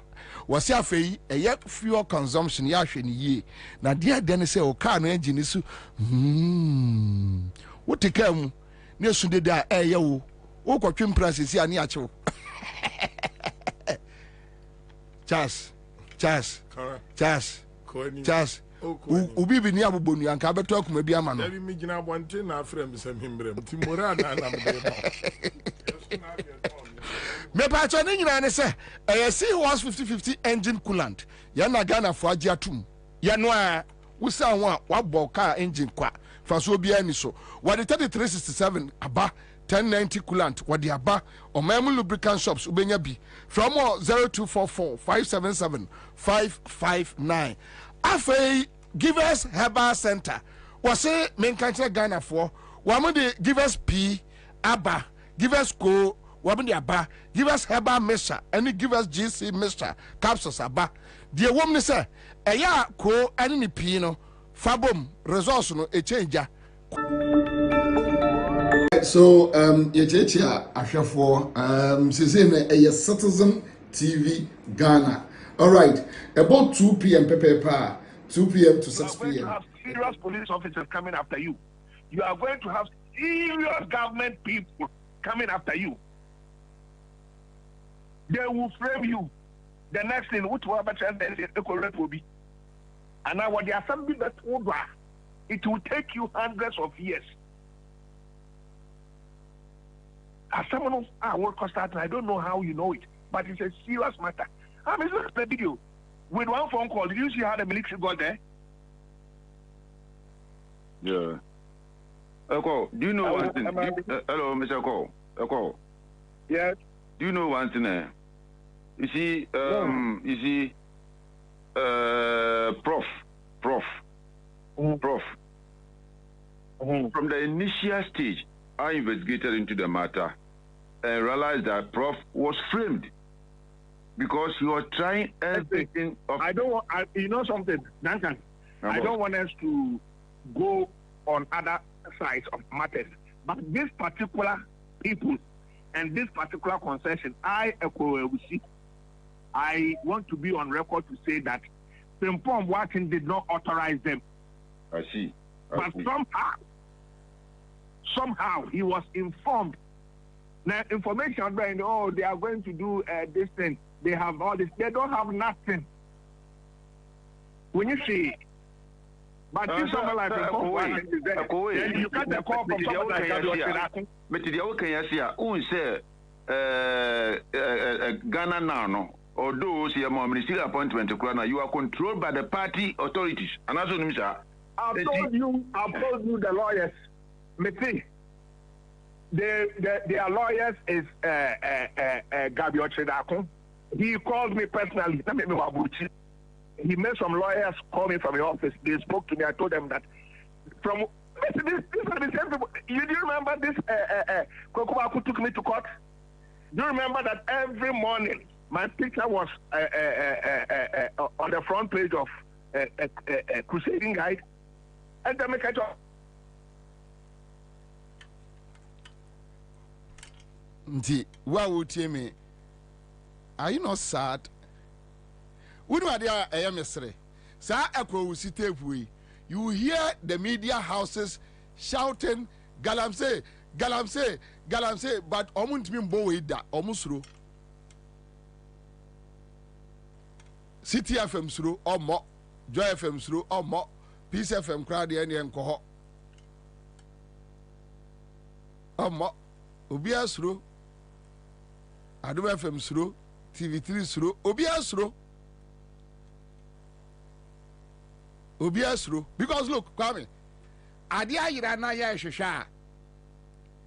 Say Yasha nipa crow fire and San Yasha Quayo fast or a fire. And yes, Yasha Quaya Diana Faso Ira without looking for the person who stole it. Then listen to a call. Was he or catch a boy and say, Adiana Oyano, serious senior journalists will come after you. Galamse no asema all kano ubenya enemies intimon kwatra dem yanya report on Bobie ho ono pa na didi at na me aseme fa ho na kufu ado no akra ya me enemy aseme fa ho kufu ado ye nipa me de me de de o wiase what do I care me asantini me asantini o you not go fit. Mimi asantini, you no go fit. Untimi. Uba bre papa. Santiman pony. You don't know. You don't know. Uba bre papa.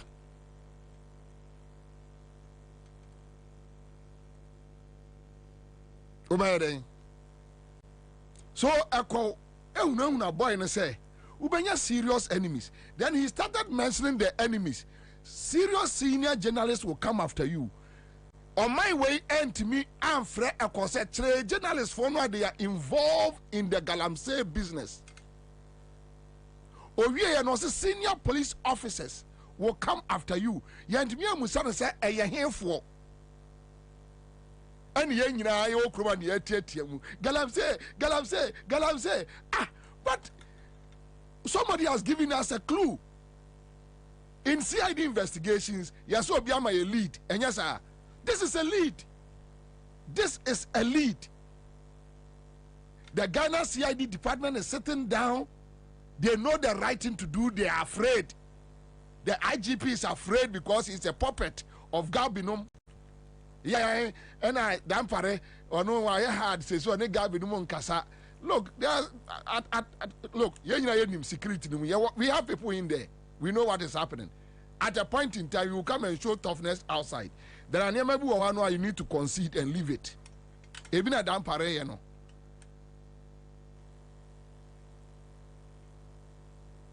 But I don't blame him alone. I saw for Okroma to tape way. Statesmen, a young complaining. Ghana Armed Forces in Peniform complaining, Galam say, I'm at tape way. Media for neate. No media be no ade tape we man so mo obebo. Obeka chiro say dem be court. Fami court na. Agwo usi kasa no. E ya se e friend ekwo usi no. Ekwo usi entu wajimi. Fami court na. So enka on my way yen sorry. Now the yen nim hwe no yen nyina tape we su musa say, who are those journalists? Ay omo sorry no paye dede no. Oh, Galan say it. Oh, bayfo a oye. Kwame say bayfo ntifie no oye wa. Ono sorry no pa first echia wo. Ubon say ho popo ni aso mu aba abonte wo ba jonso. Bayfo no ne first person ohun. Oh, bra Kwame. Yeah, we are here. Bekwate, ready be ye. Hey, oh, yare mani prayer mobo. Me say, brain who din pa ofie ha. Oh, enra. Okay, adwuma o. Ena brawe o yes sir. Ache de ayeme ye. Oh, bra kwa me ho beto wate. By force an otie. Ebi na omo ye no.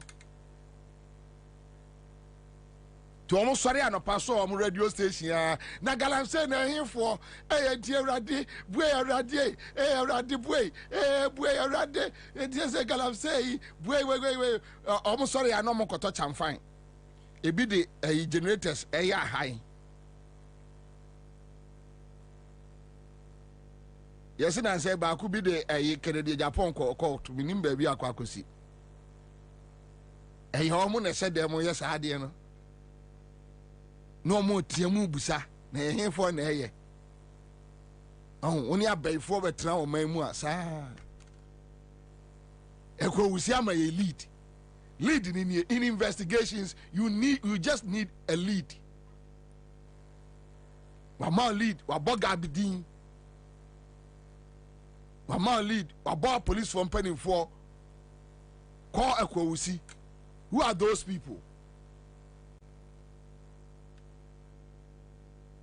Politicians, for there be. Now watch this. Anas. Watch this on Anas. Anas and Charles Bisu. Just look at it. I'm just giving you some few. I just want to let you know that they are the ones doing that. Yeah. He charged money alleged to be for one Charles Bisu and for himself.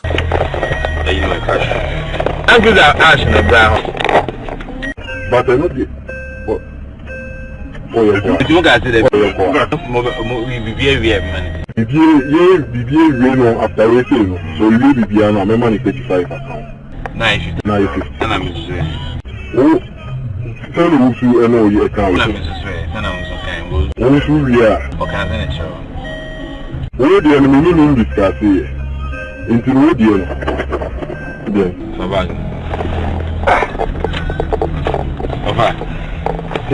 But memo, you be coming.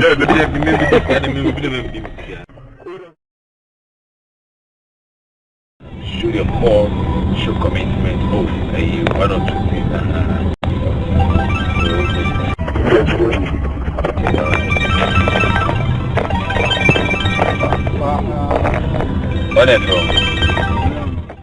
He took us to meet Charles Bisu.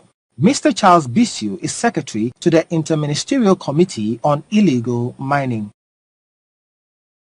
We told Bisu our excavators were already on site working and we needed him to work on the documents while we were still mining. He took our documents and called for it to be fast-tracked for us.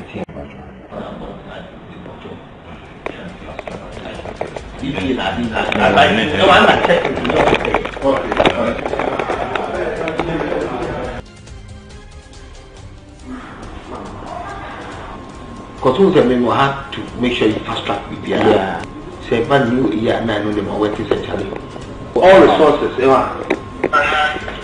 What's the situation? It hasn't come up yet. Let me quickly check.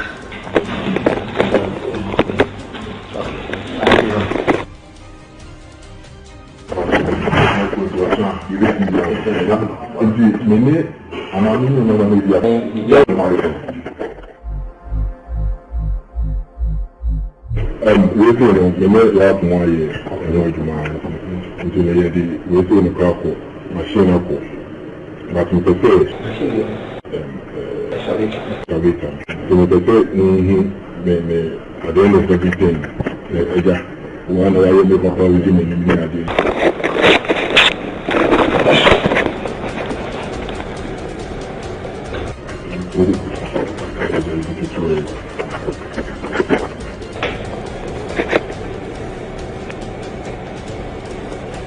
He asked us to pay 3,000 Ghana cedis for mapping after he had ordered for the sticker to be fast-tracked for us with all other processes being circumvented. A sticker we should have before going to the field. So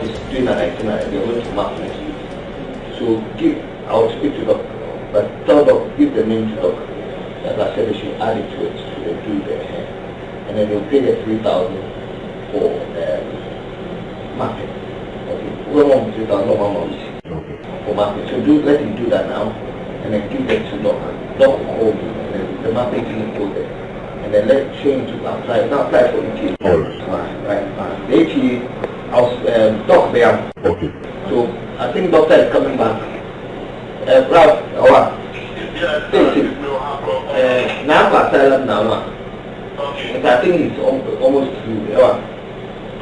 So, I'll bet she have for Martin. Martin is 19, Martin's one for and which country here? Martin's in non next week. Now for definition, non fair QT.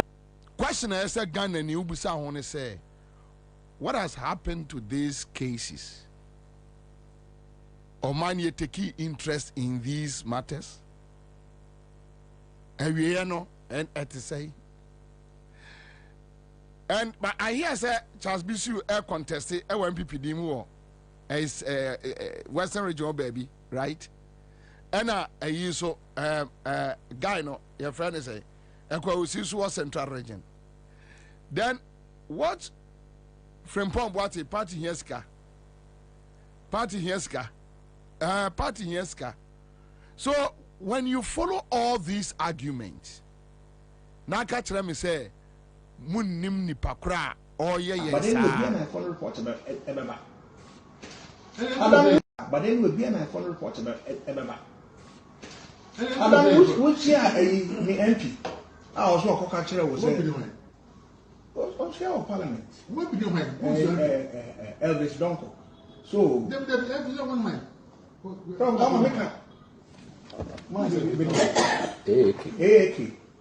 MP. O ṣe awakaso prof and kan so be hia machine ba ko ade akwari now oka say ne ekwewusi MP ni me was na ekwewusi MP ni wa ekwewusi we excavated be brebe ekwewusi enye excavated na menya no but I don't even know this Elvis Donko.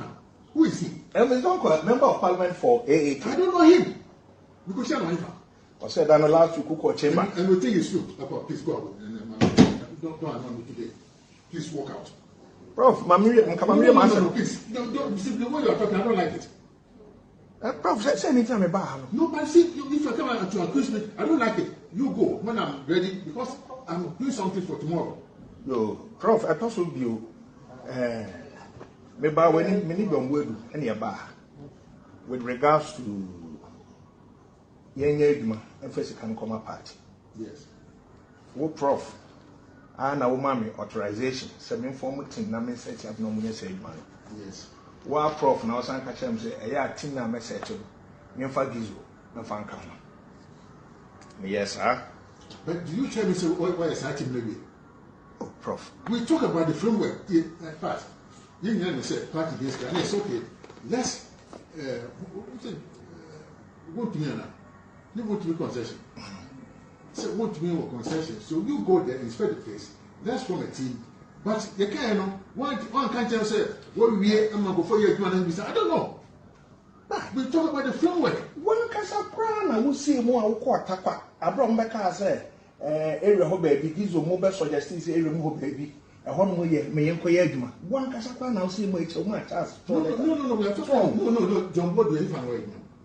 And you want one of these, but then we be Kwame, how can you watch this clip, then you wake up in the morning, sitting on your radio station, asking, "Name for you to galam saying, hey, Mia." Scanning at the Brahmi of my office. They want to generalize the matter, but they don't want crop for. The problem we are having is that we are refusing to mention people, and they are using court to intimidate people. With court. And our boys also almost said that. Yeah, we are Ghana in now team. Oko radio be as no more kagalam say. Na se nipa no te microphone echinu ntimi emubodian. Just insult him and walk away. They wake up in the morning and behave as if they don't know the people. The evidences are there. The cases are in abundance. Let us start probing the cases one by one. What has happened to this case? What has happened to that case? What has happened to this matter? Gabi, Obianu or joy from obeying about Gabi. Obianu or CTF obeying about Gabi. Gabi ochire dako mi aminu yaketwa obi a friend say the okano no boy back no ka obi ho na asem wa asempa fm no omunyo bia ni obetumi abo Gabi din nobody. I am telling you, he has control over them that nobody can mention Gabi ochire dako almost rono almost ferre. But they know that boy Gabi, that boy, they know. What can I say? Bernard no money. They know that Gabi. Then you hear them asking questions. Then you bedroom. Maybe excavator. Boys know what sites no. Why they was called they go to excavator? And your mom was cashed them no more to excavator. They can fine. And they have the military and the police to protect them. And your mom. Then you wake up and come and ask me why. Sometimes. Yanana Bobie did do a matter say Bobie did atem. You are too fool, you are a fool, you are stupid to behave that way, sitting back watching your country being run down. Unim nipano yawa cry FM Bobie unim say assume si na fa CMG laptop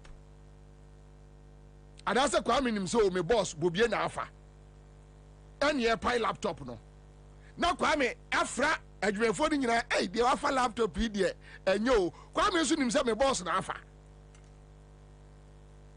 it is a mean kind of so you stupid na o ye dey every circles within the galamsey yabo Gabi ochire dako din still na mu busasa hwan. Now look, who hear video we are just go and watch Cash for Gold. I have 5 minutes. Then I'll do Honorable Dr. Apak. Just watch Cash for Gold and tell me for na two galamsey no. Yeah, let's go. Just watch it. There's no president ahead of state like either of us can't. There's no president ahead of state like either of us can't get to on this continent. Alistair Mathias is a gold trader. He designs money laundering schemes for African leaders. Next door, Swaziland, the king, is a close friend of mine. The Zambia president is a close friend of my friend. DRC Congo, the president has invited me several times there to come and build a refinery. So these can help people like us to get the money clean. Mr. Stanley leads the I-Unit undercover team. Reporters are posing as gangsters who need to launder $100 million in dirty cash from China. Ghana president is a good friend of mine. In fact, he was my lawyer.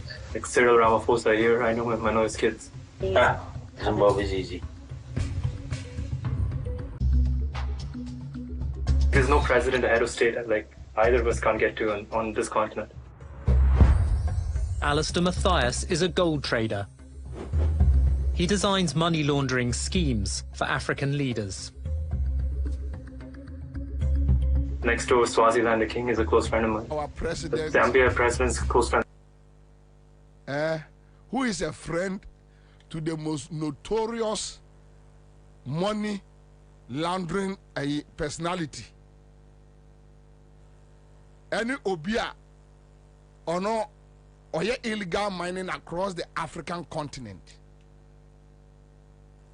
You're president or this way. Now for pioneer. Ne lawyer suni. Who could do brem? Na se brem unsu eni ayekwa. That was who be busa me. Who be busa me? Me we mini no. Me yanko no. We should call the president and ask him. Here nanado wie no. Eno no asai shemra. Say ono nanado. I think LI 2462.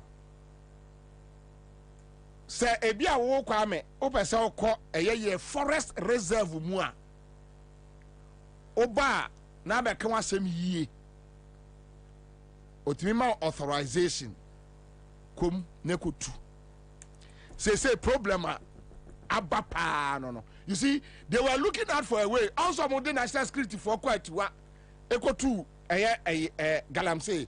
Emma omdom koko for dia quarter omuja omuno. E hon na mom hu say no. My yampe away. Ye benya law to back our boys no matter me ura forest no mu. Kwame say Dr. Park Transia on the uneducated kakra. Because what I know is most of our rivers, etino, your river beds, they do not flow from forest areas. Minim, but and those places, no, and normally one boys in area, and that is why we are having the problem we are having today. And nobody is telling them the naked truth. That look, my man, you are 80 years. Don't do this. What is that? We see Bobie that Bobie office and a friend no equal. We see them and my instructions say, "Omo mutu galam say no. They should allow them to go back into the forest and konkotu." This guy walks around and tell me, "I want to upgrade. You want to upgrade Galamsey?"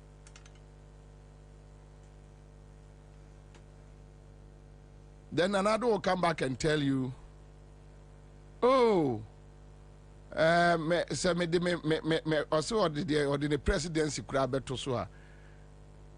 you know that you were lying. Me, I mean, your friend said they're all chambers of whatever. Can I be? Kwajo upon Kroma, any can I be? Kwajo upon Kroma say, Ocha 10 million Ghana cedis for media against Galamsey. Me pacho, ora me boa. 10 million Ghana cedis. Omu chase can D. 10 million Ghana cedis. Omo diskana wie. Asa ya ba complain chira ya yete. Lord kwa mu say na Galamsey no eye henfo a. Eye mia. Me na me too. Mia. Me Bobie. Me ne me ma me saman na etru. Ya ka no kre. Edurachi ye. Be fa me. Mia. You share the money, more you should do a mansika, I say or mansika. Then when you finish, you turn back and come and ask me why not A2. Mia. Me a queer you must summon. A man for Anna Medibubesi. It's so sad. So sad. It's so sad to see it me a could crabby. Why ye on my way? Why ye, yes, sir? Or destroy ye. Now, omo raya forest mu, and omo ejiko, omo two forest noko, and nobody can do anything. As to how we can stop this thing, onyamen kwa or hatawi, and omo they can buy water from abroad. Abe gufi no omo anom. Yeah, you need that opportunity, nibi. But Oma say no. Western region. Oko. Your friend said, Takwan Suayim. Ye nua Eboduka. Minim Eboduka. Pa honorable. Minino. Oh, Mimreku pa. Those days before Akufo-Addo befa MPP no. Say no ye Alan. Say no ye Alan. Enti nyina na ne ye Alan. So I know Mreku very well. Recently, me one or discuss more be say on farm reme. Chaso usuna ya ko Peace FM no. Say on farm reme. Na mbusa chance say na adwuma ba na me ni Mreku akoya o de ho benefit e bre me. Me ni business bia ye nko ton hwe. Me ni ayi bia me nya adwuma bia ma no. Wanya business partner. Wanya me business. Me kro me ni business ni bi. Me nya partner. Omoba na mbashi me radio station efro me ntimi nsi bio mekai ena metemba bi din na me dwene me ho entu akoyi sika sa o de bre me. But so it gave me the idea that is what they have been doing to other media guys. Oh jiwe na ya dia tonso anum So you become an ally. That's right. And no. That's a we catch a my do. I do. So be Tiana. Yeah. It's a strategy. Yeah. Well, unfortunately, many of your colleagues have fallen victim. Yeah, but it's sad. Very. It's very sad. I'm just coming from Parliament. This issue was on the floor. Tell us. So what happened there? Bobie de kind of ma main chair na main chair tie for ne ahwefo nyina. Just honorable. I'm say eno na me free busa. Yeah. Thank you. Manifesto say me no ne nyina she white. Na ye di nchia. Yeah. The free honor party say ja. Esa say me so me kasa e wo education hunti no. Alhamdulillah. Omo ye new program. I know ye time with the Manifesto spokespersons. Them said last week Tuesday, exactly a week today, and education, health and security.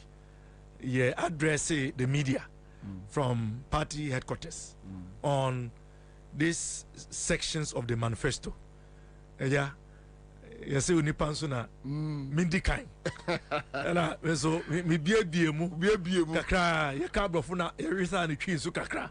Congratulations. And I'm free honor me media kakrana me coffee. Yeah. Yen to me international. Na ejuma no form. Ti anu ana me stand by on the basis of the recall. Ati anopai am say buy no. Na nyoma ba kumienu bi e wo se mpenimfo tena se na omudi hu nkomo. Yeah. The can say loans ne what they say tax waivers na sifo ne de. Well, I think there was an arrangement with the speaker for us to take items that are not controversial. And what do you say numbers? No, yeah, oh yeah, we are more than them. No, I'm going to now me, I will be sending media minimum. I was always a friend market. Anyway, most of them we have recall no. Just imagine. Abra ya busy ya bo campaign munim se munnim numbers a adana mo ha ya dwen na nyame nso de on fanche speaker ka se enne ne ochina come rain or shine the purpose of which we have been recalled will be fulfilled. We are not going to stay beyond tomorrow. Chere be ya ebesan kona yakoba pro na ya ejuma but afanya mark in a present after he presented the business statement. Yeah. And members make comments.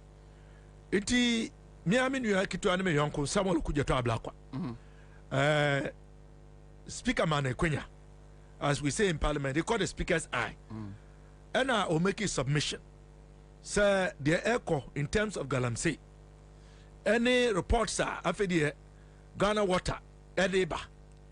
Sir, it has affected water supply.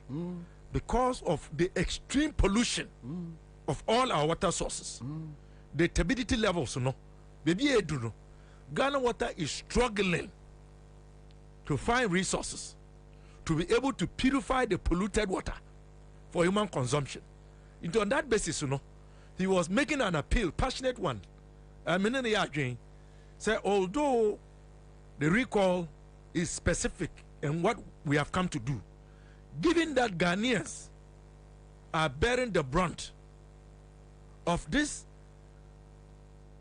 blatant destruction of our forests and the pollution of our river bodies, our say Parliament, Bibi, so he was proposing to the Speaker to invite the ministers for lands and natural resources, and the Minister for Environment, Science and Innovation, to come and tell us what is being done around this issue. And he made references to how you and I, we already know. Research has shown, say, a man, they have started losing their wombs. People don't know. Serious? Young girls are losing their wombs. They are becoming fertile. We are seeing deformed babies. We are seeing premature babies who are not surviving. Baby Eduno. The hard chemicals, mercury, cyanide, has now even gone below the surface to affect the underground water table. This, I've told you before, I will say again, is an existential threat to our collective survival. And you know, and Minister for Defense, need to, what also sorry, and Speaker, Emma Nkwai. You are appealing to the Speaker. To do what? To use his good office to summon those who politicize the Galamsey issue and the fight against Galamsey. Who does that mean? So what be one? And was it because some politicians, some members of parliament have made pronouncements encouraging Galamsey that we are promising the youth that when we come, we will let them do Galamsey. And you know, he has the videos and the audios. He will make them available to the speaker. Listen to this, that he wants the speaker to invite them to parliament. To do as what? Part of the measures. Consider. And I'm say, yet in a sorry, sorry, almost half of us were on our feet. You are the Minister for Defense. You are deploying armed forces to pursue phantom grain smugglers at our borders.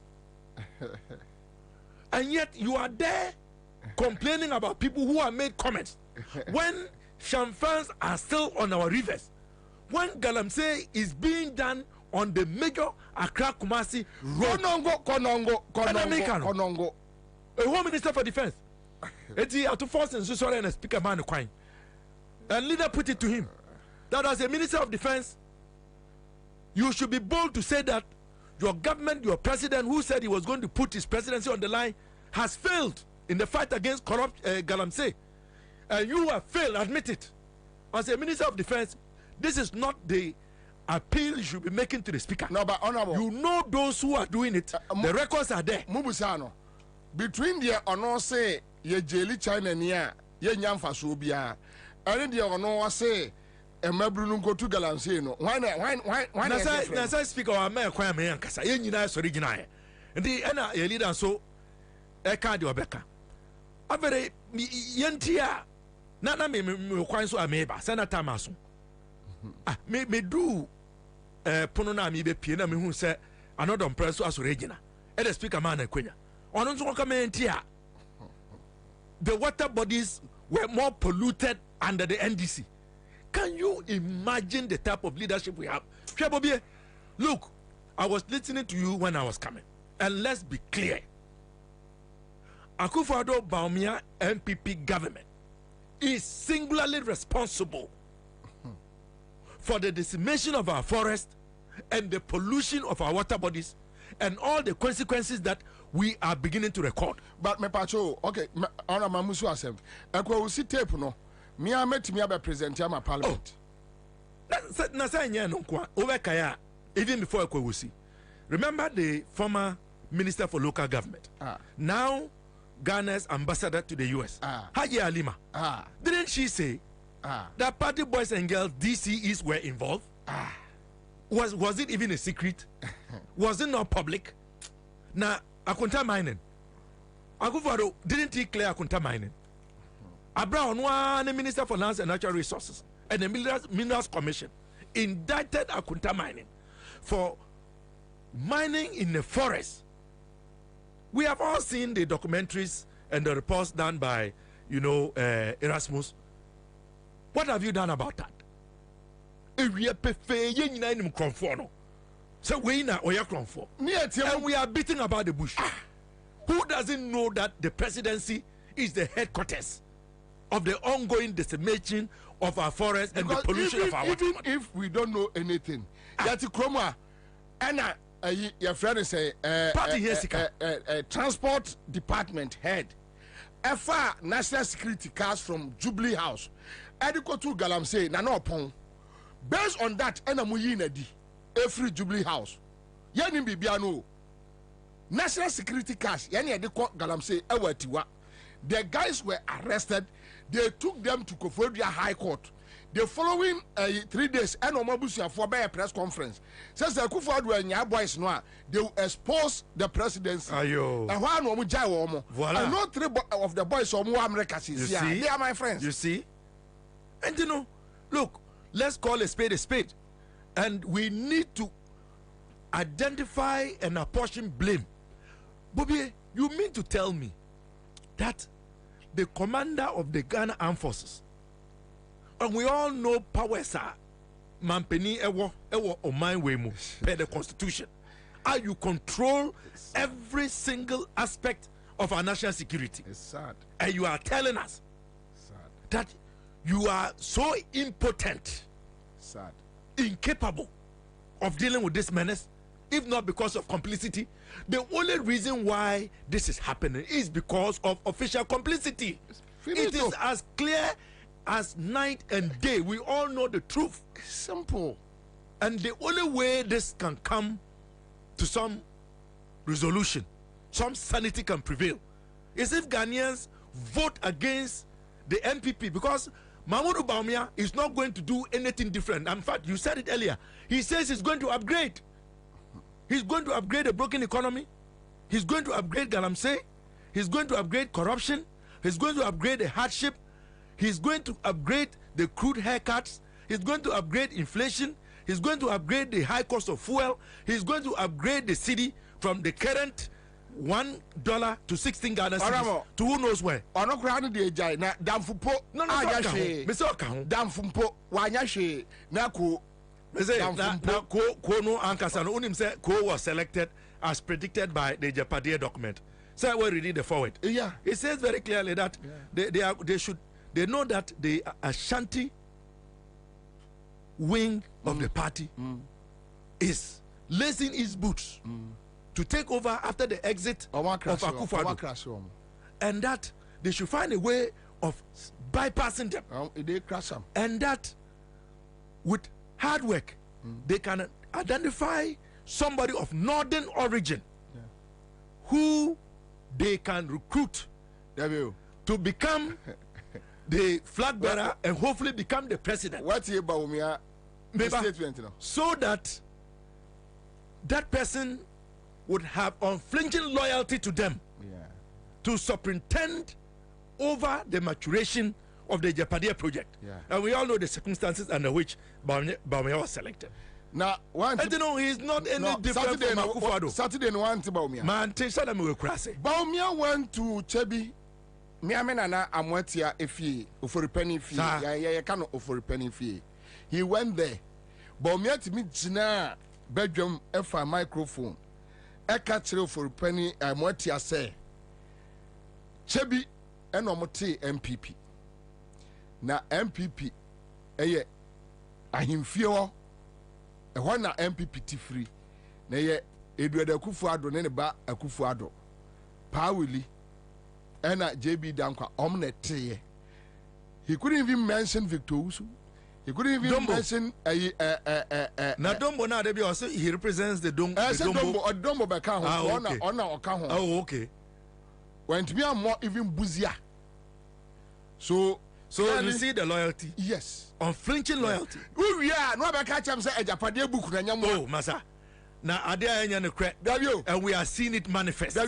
Okojira ahimfie wono ayese ejapade book ni free no eh no okojira kan sa asem no me maka say on anyone who denies the authenticity of this ejapade document must be living in another planet or has not followed what is going on or is a bloody liar. We are seeing it manifest. I've gone through the document and I've checked the very existence of Bawumia and his role now as the flag bearer was predicted in the document. It has come to pass. That's how Unipa hops in the Wakansa. You say, be our own kind sacratano. And you see the galamsey we are talking about. You know, the bulk of the document speaks to the control of the mining sector and the exploitation of the mineral resources. It is all predicted. I mean, look at the SNIT issue and all of that. We can go on and on and on.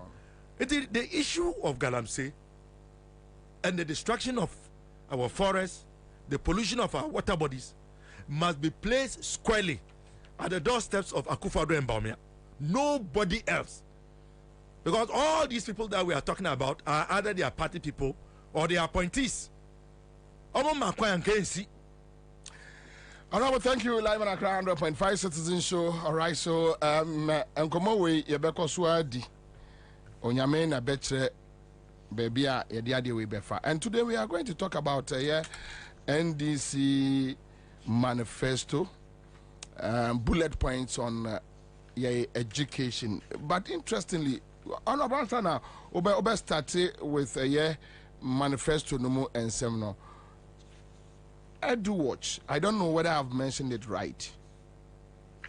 I'm from Education Watch. Africa Education Watch. African but for sure, Education Edu Watch. Edu Watch. Almost say get fund Sika from 2017 to 2023 about 4.6 billion Ghana cedis. And divert free get fund for Tumo. So I don't know whether you have any idea about that. I mean, I see the Ashasi, you know, Mamenda, Chief na maybe a flag bearer. It will be a the Bono area. Yeah. Mamembo na baso, ene Igmadia oye. Enya de other form. Yakra constituency, ena yedi hunjumano, and na form. Oh no, the whole of the country. Any constituency. Enya better. Means that answer na pobre. Enya easy. Wa fon ya kitikiti. Enya gro. But ono de yemfa na asem ntunche because ye be kan anu nsem na nya de ewie. Ebi enu. Some of it is embarrassing. Ye man na ho. Eti bebi adwo mama ho bia no. Mechia no. Ebo na baso. Ehye no nkran. Se de wotintim agur krata so. Say obey ya magana for say omoma na kunya ode ba pro no nsem de won koso ara na omo adwuma na ne running meeting so em say no echi ya na o free Zimbabwe ebae e ko bona abaso na ye to special scholarship girl scholarship ye dinidin to scholarship no. I see. Oh yes you know prof I mean ono onye some Chacha point Professor Bio. No. Juma, both within Ghana, within the continent, and even globally. It is a testament of the caliber, and it is also a testament to what women can achieve with dint of hard work, not tokenism. And that is why we are all excited. Say, Nyame Aduma should become the first female vice president. Ghana's population no emano do so sen yeah ndi emano nyina no nya prof nkwanse oba no na women's bank na eba na ya de bebo amo ana ye mayo no sa mo secondary school any basic school no free sanitary pads no ya de hu here we'll come to some of these things. Sure. I just wanted to reassure Ghanaians the rank and file of the NDC say yenye jumadin because the group of people we are dealing with no esan say Wome dear Hammo Dream Katashane Proye Omamana Dukru Ghana Ye Japadia Omachiche Amo Omafa Ye Sika a Bishishe Politanks Moi a be one passy in Asifuinano Diombe ye bia young who diomotesono Wombe Tell say ye Juma ding na you to me a cookroom if you are Kunyano so and Tessa Baby, our man econo. And ya dear, a beboy. A disicano dear, Omo de Baba. Today be a castle. Oh, they are throwing money about already. Send me free constituency in Eba. That's a sicano, sika. And I do when free all these deals in Asifo. Can Paluta so old Okojini E-Levy? Dear Omodi and dear. Ompeso Modi to a month for again. But Yamin Chadi, Ghana Fonsun himself. Sa sikano eyo modia eyo mo E-Levy nti omo de ba obeje monjindi na montuntia say the year no asin off no sa pepe and I was a year no Ghana afene nyina maka no the Ghana Education Trust Fund I your friend get fund unim say a NDC and a Dubai under Jerry Rawlings and it is one of the most important social intervention policies. People don't know. I see. Yes. I don't know yet the single most important source of education financing in terms of infrastructure. And the schools are all of that is being done from Get Fund. But they buy and say in 2018, once it's our time, the 7th Parliament, now you endorse say MPP. The no numbers, no, brew so bebre. Di bogum. The di nyama bebre and a buy. The the policy be by say capping and realignment policy. Okay. And ye kutia but the numbers near then pass here. So what that means is that instead of 100% of the Get Fund levy, to one year get the Get Fund levy, it was a Get Fund no. They have capped it at 30%. Sometimes it's even more than 30% from the figures that we know. Instead of getting 100%, we would get only about 70 or sometimes 65% going to Get Fund. It's because of that, Get Fund is not able to meet its core commitments. And that is why Ubesha na schools no Dudwana na aye dilapidated and Kwaranye Nkonyant national nasifo even this secondary school system you can see that in Korana Dawson but classroom structures and dormitory in labs and nasifo so it is challenged. That is what we don't know. They divert it and we don't know exactly what they use it for. And they didn't just do that for Get Fund. They also did that for the National Health NHIS. But honorable, I think National Health Insurance Scheme. Are aware of details concerning the capping. Oh, we have asked. They would never respond. We have asked to know exactly what the monies schemed of Get Fund is being used for. We have never been told. Jesus, up to today. Jesus, Kofi Asari and Edu Watch are right. For example, this year, sir, if you look at the raw inflows, Get Fund should have received about 4 billion from the projections and inflows. But because of the capping and realignment, what is actually going to Get Fund is just about 2 billion. Even that one, we would never know until after. They don't give us documentation. And the 2 billion no FI. Yeah, we don't know what they are scheming the money for. They say they have realigned, and what they are using the money for, we don't know. So Kofi Asari is right, and I must commend him. He has been on this issue not today. Almost every time we have anybody come on, same way, easy, and that has implications even for the student loan trust. Do you have any historical precedent say, oh, a bimbi buy be cape Get Fund? Never happened. Never happened. This is the first time. There is no record that any previous administration capped statutory, what we call statutory or they say allocations. And I say constitutional. But Ansah na a bimbi buy no go through a dear process. That is why they have to come to Parliament, because Socio Get Fund.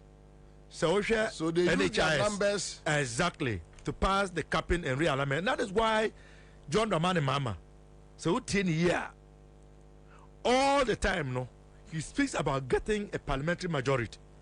Because when as long as it is there, you cannot prevent them from doing it. See, the only way is to repeal that act. And to repeal it, we need a majority in Parliament. And you see, talking about Get Fund, Dudwana Enim said the student loan trust, gets is funding. The major source of funding for the student loan trust is Get Fund. But Ansah said, Oma Kapi Get Fund. Oma Sansi did Get Fund. Akosi Awa collateralized it. And now they created this, or they say, what do they even call it? They've given it a name, that a special purpose vehicle.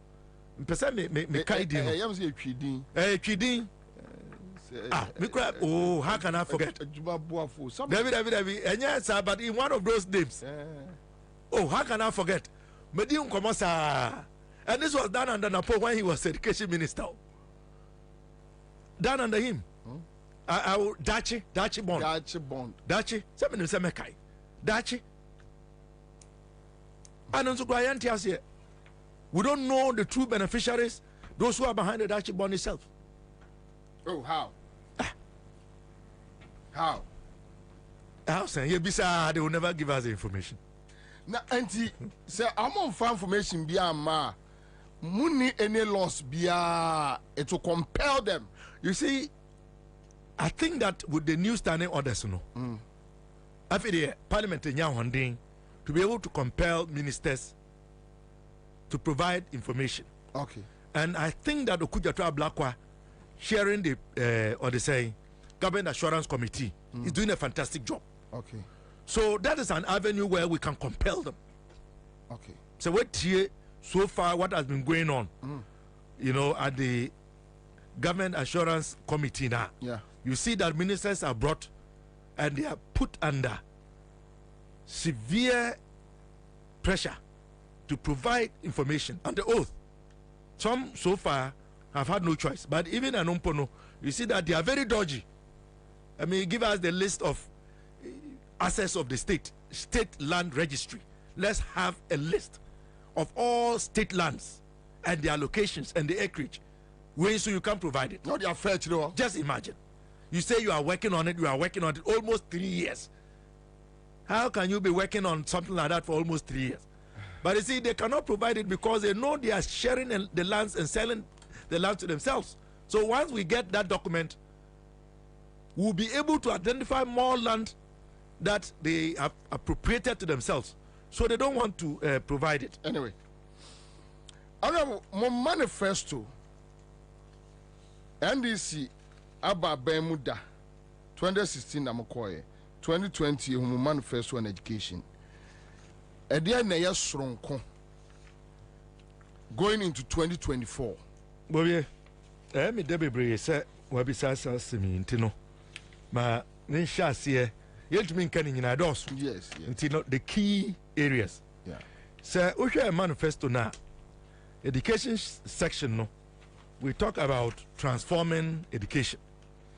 And as our manifesto, no, so ye dikai etin team. The air cost will woman swing sama atochma I hadrin the challenges that are bedeviling teaching and learning in the country. We begin with basic, and I wouldn't say basic. Me know say till date you're changing curriculum, new curriculum about September 2019. But based on parliamentary records, we still don't have the full complement of textbooks for all our pupils. Oh, still? Yes. By parliamentary records, government has only procured and supplied 65% of textbooks based on the new curriculum. So, but from the last information, which was presented to us by the minister, Educhum, both when we were looking at the 2024 budget and at a workshop we held in Kofodia, 65%. Only 65. And to know, the issue of textbooks continues to be a challenge. And the area of furniture, according to Africa Education Watch, the furniture deficit is so acute until we currently are talking about 1.3 million Ghanaian children at the basic level who have no access to furniture. Until they either lie on their bellies to learn, they sit on blocks or whatever objects that they can get. And then also at the basic level, the infrastructure is either dilapidated, and some schools are using sheds, and others are under trees. In the Abra, now you work conscious policy to eliminate schools under trees. As we speak to you today, there are over 5,000 schools under trees. Still we have the 5,000. And so, because they have not kept pace in providing educational infrastructure and then also maintaining educational infrastructure, there are more schools that have been made. You mean at the basic level or only, at the secondary level? Only the basic level, Namika. And then the other issue at the basic level that is troubling is the arrears as far as capitation grant is concerned. I've said this time without number. As we sit now, government owes capitation grants in arrears the equivalent of 8 terms. Oh, yes. And the capitation grant, you are doing like 2 or 3 years. Yes. But do you know what they do? Sir, they are supposed to pay in tranches. Yeah. In a year, they pay 3 tranches. So what they will do is that in 2018, they will pay tranche 1 and 2. Then they will skip tranche 3. Then 2019, they will skip tranche 1 and 2 and pay tranche 3. No, dear, send me. But to me can't tell me sika anyhow because what me sika 339 million Ghana cedis to sink into a so-called national cathedral, which has become the world's largest sinkhole.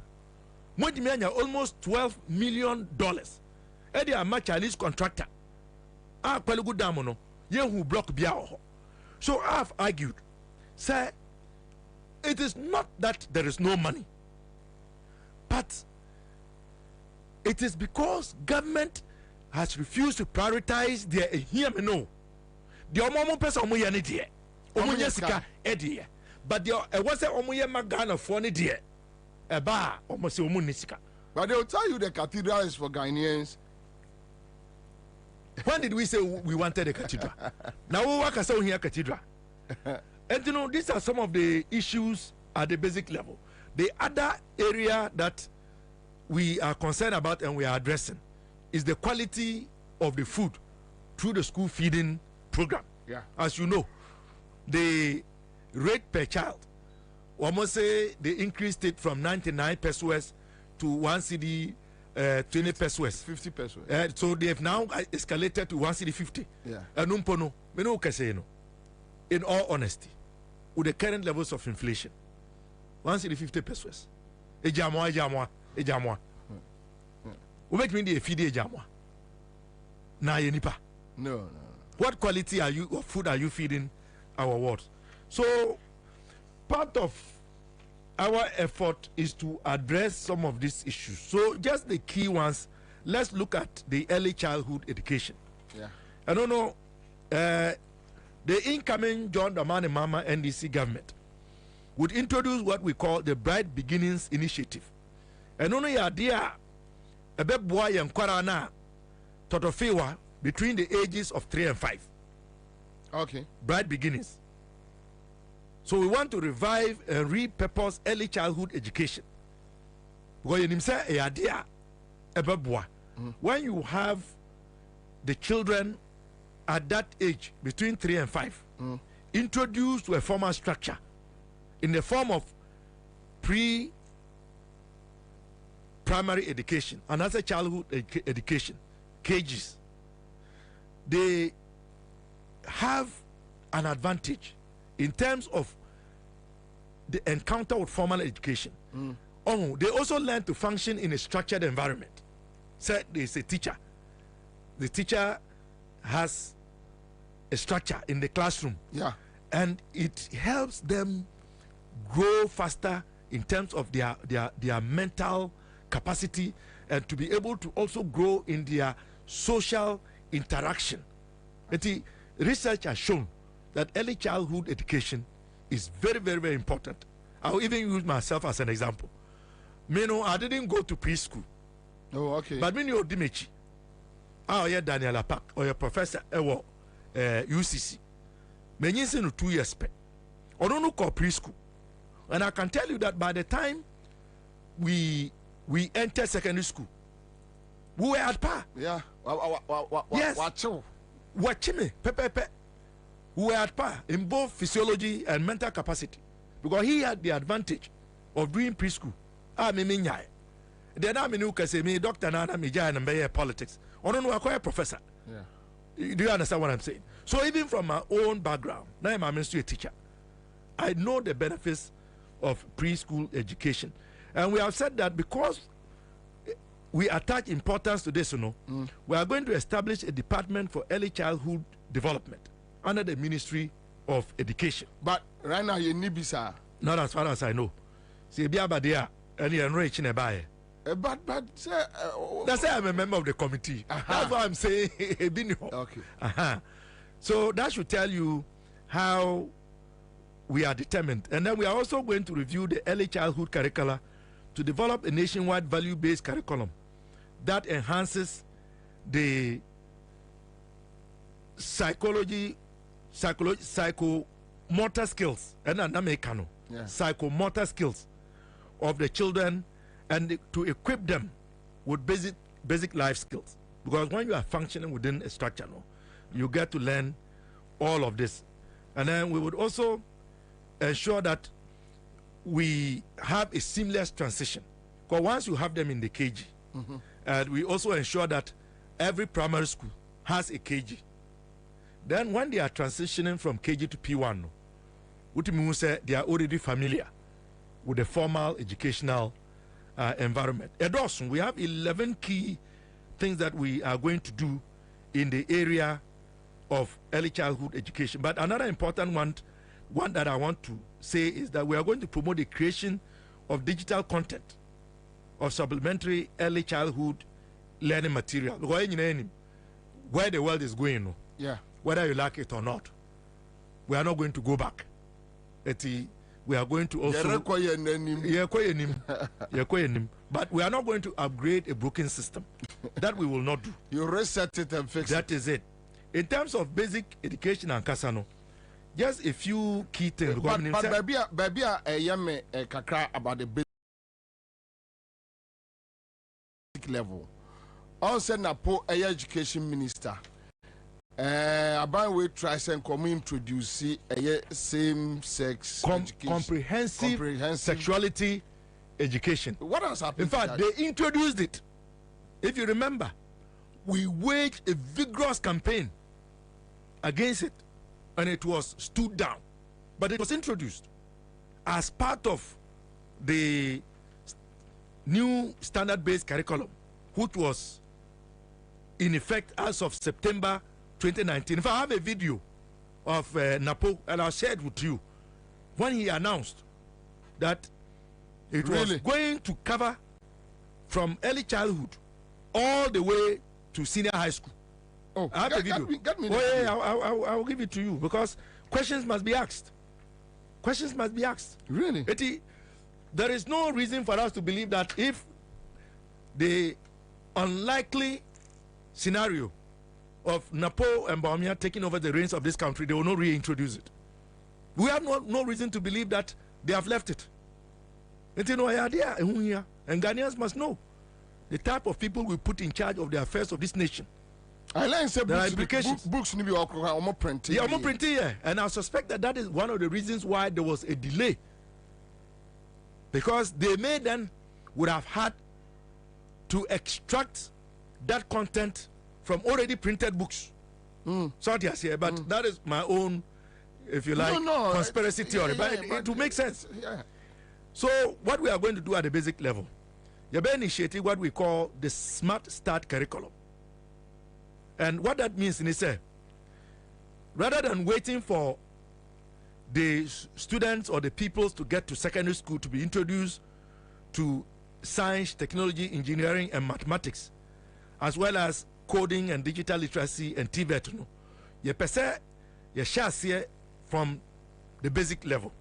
Until we intend to revise the basic school curriculum to ensure that science, technology, engineering, and maths, coding, digital literacy, and TVET become part of the curriculum at the basic level. That is the point. We shouldn't wait. Let's bring it to the lower level, to their level, to prepare them so that before they get to secondary, at least they would know which of the arteries, say I say branches, where their competence and interest is. But you see, the doctor, the problem is about funding, right? The problem, the problem is about funding, because some introduces an which means you need material. Yes. And yes, materials they are provided 30%. 50%. You need materials, Ebabua and Kwalano, Ama and Kwalano, Atimiasuadi. We don't want this. You introduce the courses, then later you come and tell us, meaning funding is an issue. We have a section on funding, but let me just tease a few issues. The other one is what we call furniture for all initiative. Say the Mekayano. 1.3 million people, Nigidi Sekra is more, have no access to furniture at all. And we believe that is not acceptable. Acute furniture leverage. We yane a local carpentry industry. Any those involved in the furniture industry, we will collaborate with them. See they can produce furniture to ensure that our wards don't go to school and sit on the floor and lie on their bellies to learn. Ukaya tamana bomia and akufa do eba pro bomia eshe ata the fita echo school be I think in the northern part of the country. And then Korana da form eke kan sem eko to shebo say when they come matters of this nature will be addressed. I can tell you that it has been upgraded. And we will not upgrade it any further by giving them the mandate. We are going to address the issue of furniture deficit. And the student to textbook ratio, universal standard, and it's a Caribbean ebenya books miensa. Okay. Maths, English, and science. Okay. And I say numeracy, literacy, that is maths, English, and then science. Ansah we had even surpassed the universal standard. Really? It was 1 people to 4 books because we added records. No. Yes. I can. I brought Education Ministry. I brought our 2016 manifesto. I agree, but we need a national policy. That is what I'm saying. So which means we must have it in our national data. It is here. It is captured in the green book. The manifesto is captured in the handing over notes. The manifesto is different.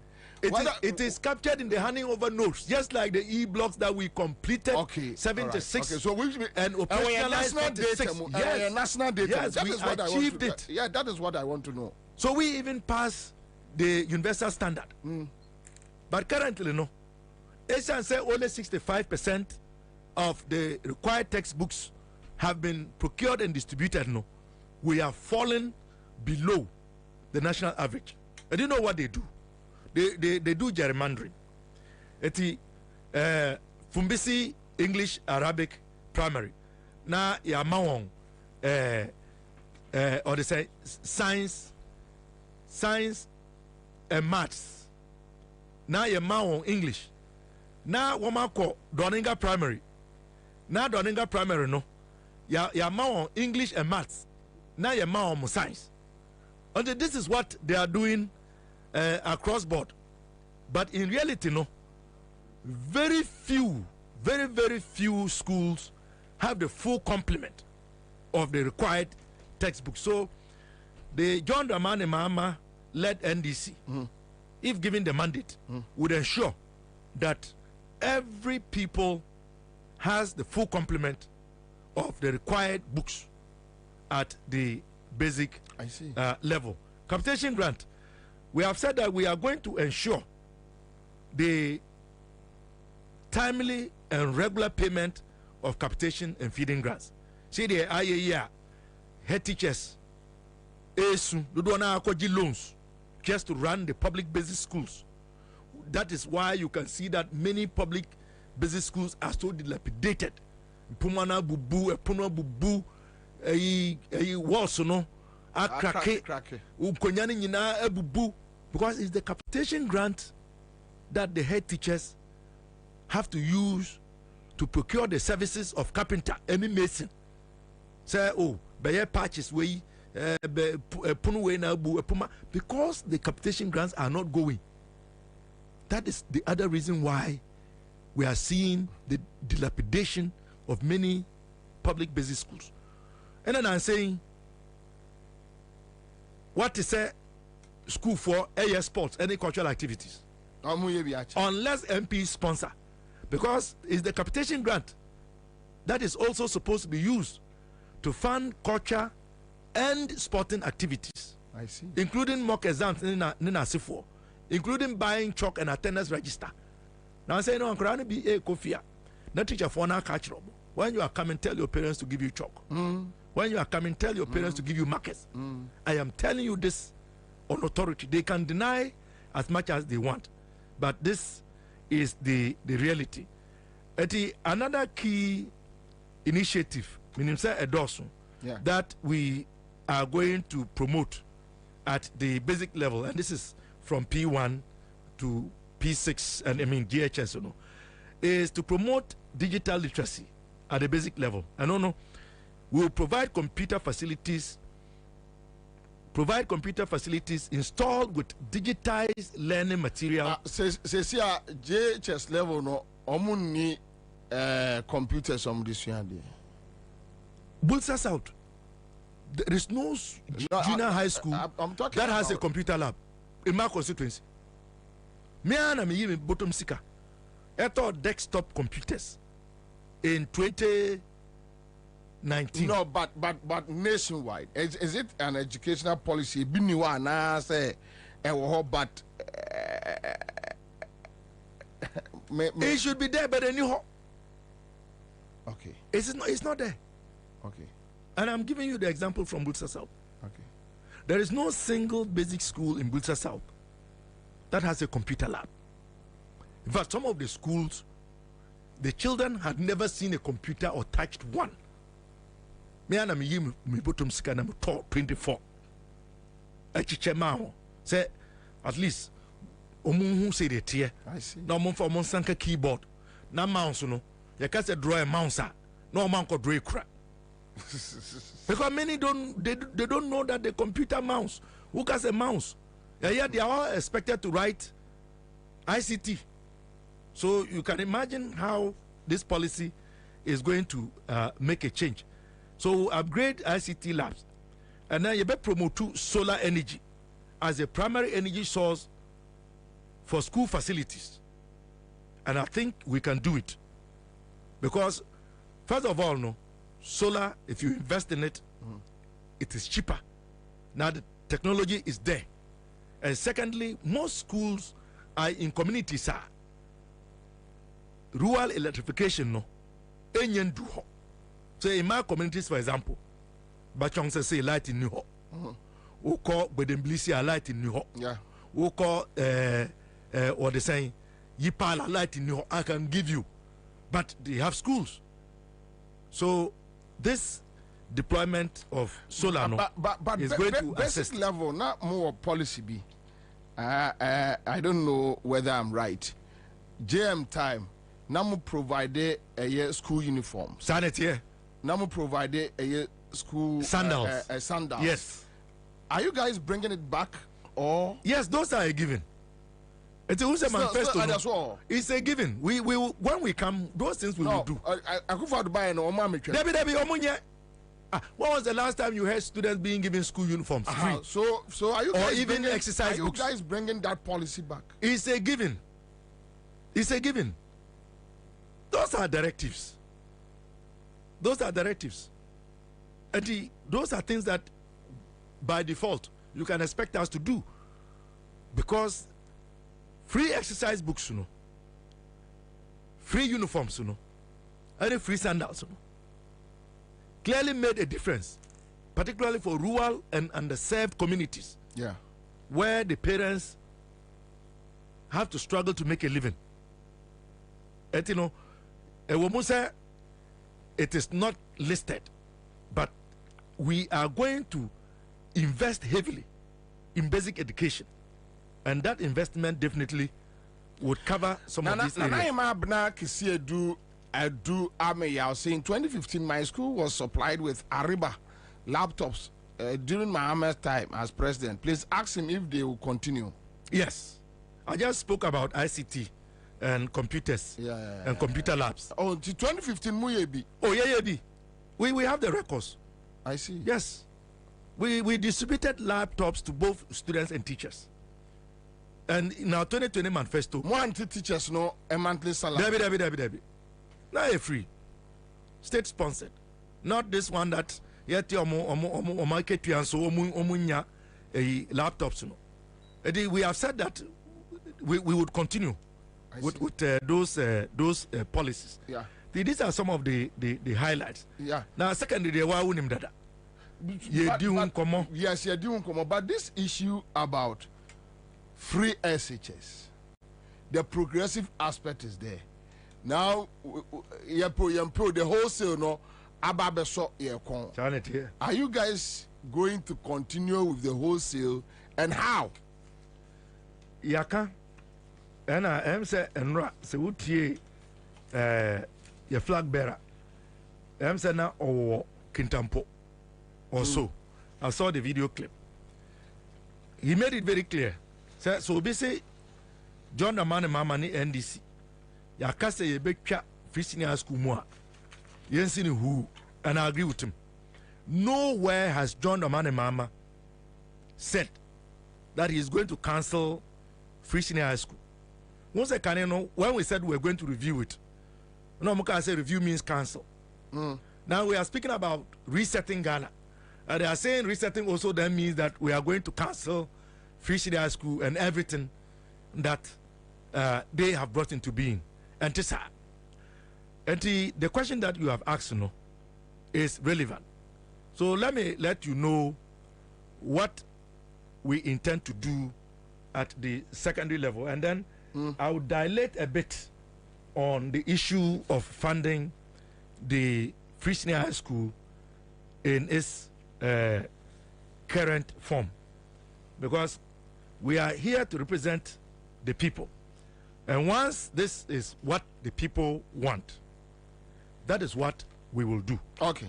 For example, you say the double track, we are going to abolish it. And we would abolish the double track. Or you need to say, more 24-hour economy, the other than mutual double track. And on TSC, because MPP manifesto now. As a shift system. What people don't know is that even in the MPP 2024 manifesto, Bobie, they have said that they are going to expand educational infrastructure and to cancel the double track. I see. Oh yes, I've read their manifesto. The educational content is very shallow, but at least they have plagiarized some of our policies, including cancelling the double track. They have also even said that, just to add on to the plagiarism, Obasanjo said they are going to reform the teacher licensure exam by making it part of teacher training. And also Obasanjo. What we have said is that private secondary schools, under the current arrangement, students who go to private secondary schools are not covered by the policy. And we have said that we are going to extend the free senior high school to cover students in private senior high schools. And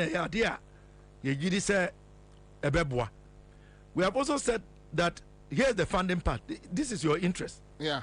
We will provide dedicated and sustainable funding source for quality education, for quality secondary education, by ring fencing a percentage of our oil revenues. Yeah. We believe that this is a very important program, and we want to make it sustainable. How much of it have they been taking? No, but so we don't know. Are we talking about the quantum, or we are talking about the fact that yes, the oil sector no scarcely in free bar. We are talking about both the quantum and the disbursement, because if you look at Researcher Africa Education Watch, in spite of the promotion of the word free attached to secondary education, in fact, government is only shouldering 33% of the cost, which then means that parents are shouldering the bulk of the cost of secondary education. Okay. And I can tell you, so we share yearly allocations. Now, we share the detail that we have in terms of actual expenditure. Government does not apply the full approved allocations to the program. I didn't hear. That is the question we have been asking. You have brought a budget. We have approved it. So why are you not spending the money?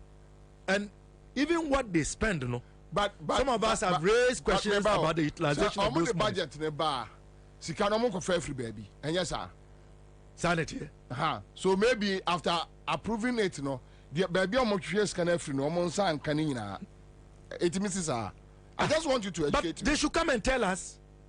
But the point is that when you file the questions, when you ask the questions, they are not forthcoming.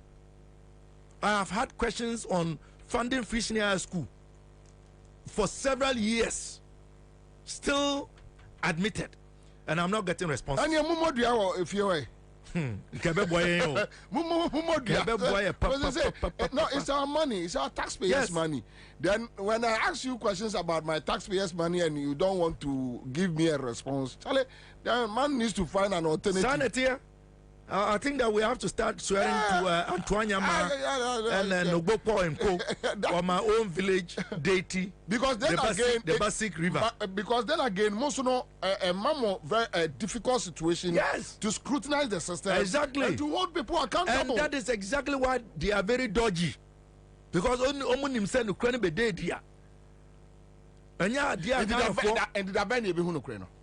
Just say to wow. Yes, the only way to know the true state of affairs as far as this nation is concerned, beyond what we know, is to get rid of the MPP. It's for Ghanaians to truncate the attempt to give Akufo-Addo 4 more years under the guise of Bobie as president. And you know, I see. We have also talked about infrastructure. We are going to aggressively augment existing infrastructure and to add new infrastructure. Won't say e-blocks, you know. Budwana umwe JC ho. Ebi kradi ye the ama party people. Ama mo the warehouse. Minim say otia. Bro. Yes. Storage facilities. Drop also. Exactly. And that is definitely not acceptable. Eti yebe nisa an existing senior high schools, any TVET institutions, you know, idea yebe trim. So that when we do that and then we establish new schools and then we also allow the private secondary schools to participate in the delivery, then we can bring an end to this obnoxious double track system. And the other problem with secondary education, the erratic academic calendar. Sadiano. Ubetiana and Kwarano Ako school. Na Busumi Baku, yes, Omumbefi. Omubefi Abosumi Miansa no motifi. How do you run an educational system like that? Where there is no predictability, there is no certainty, and that affects the students, it affects the teachers, even the parents. Yeah. Because you must be able to plan. Parents, the plan affects. Exactly. Yeah. You must be able to plan. The teachers must plan.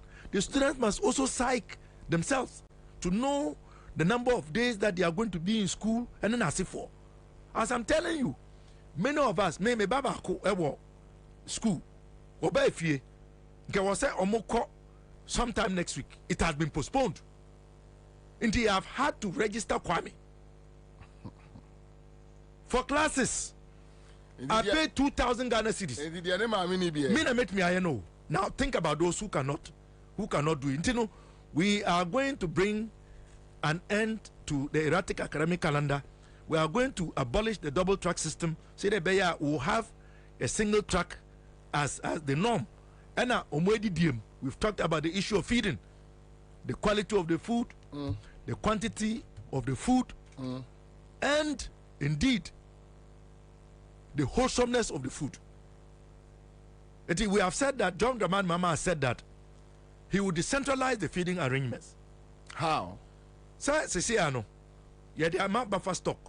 Yeah. And I know now contracts, and I can tell you on authority, many of those who are giving the contracts are party boys and girls and government appointees. Have you ever seen an advertisement in a newspaper? Say suppliers should tender for contracts to distribute food.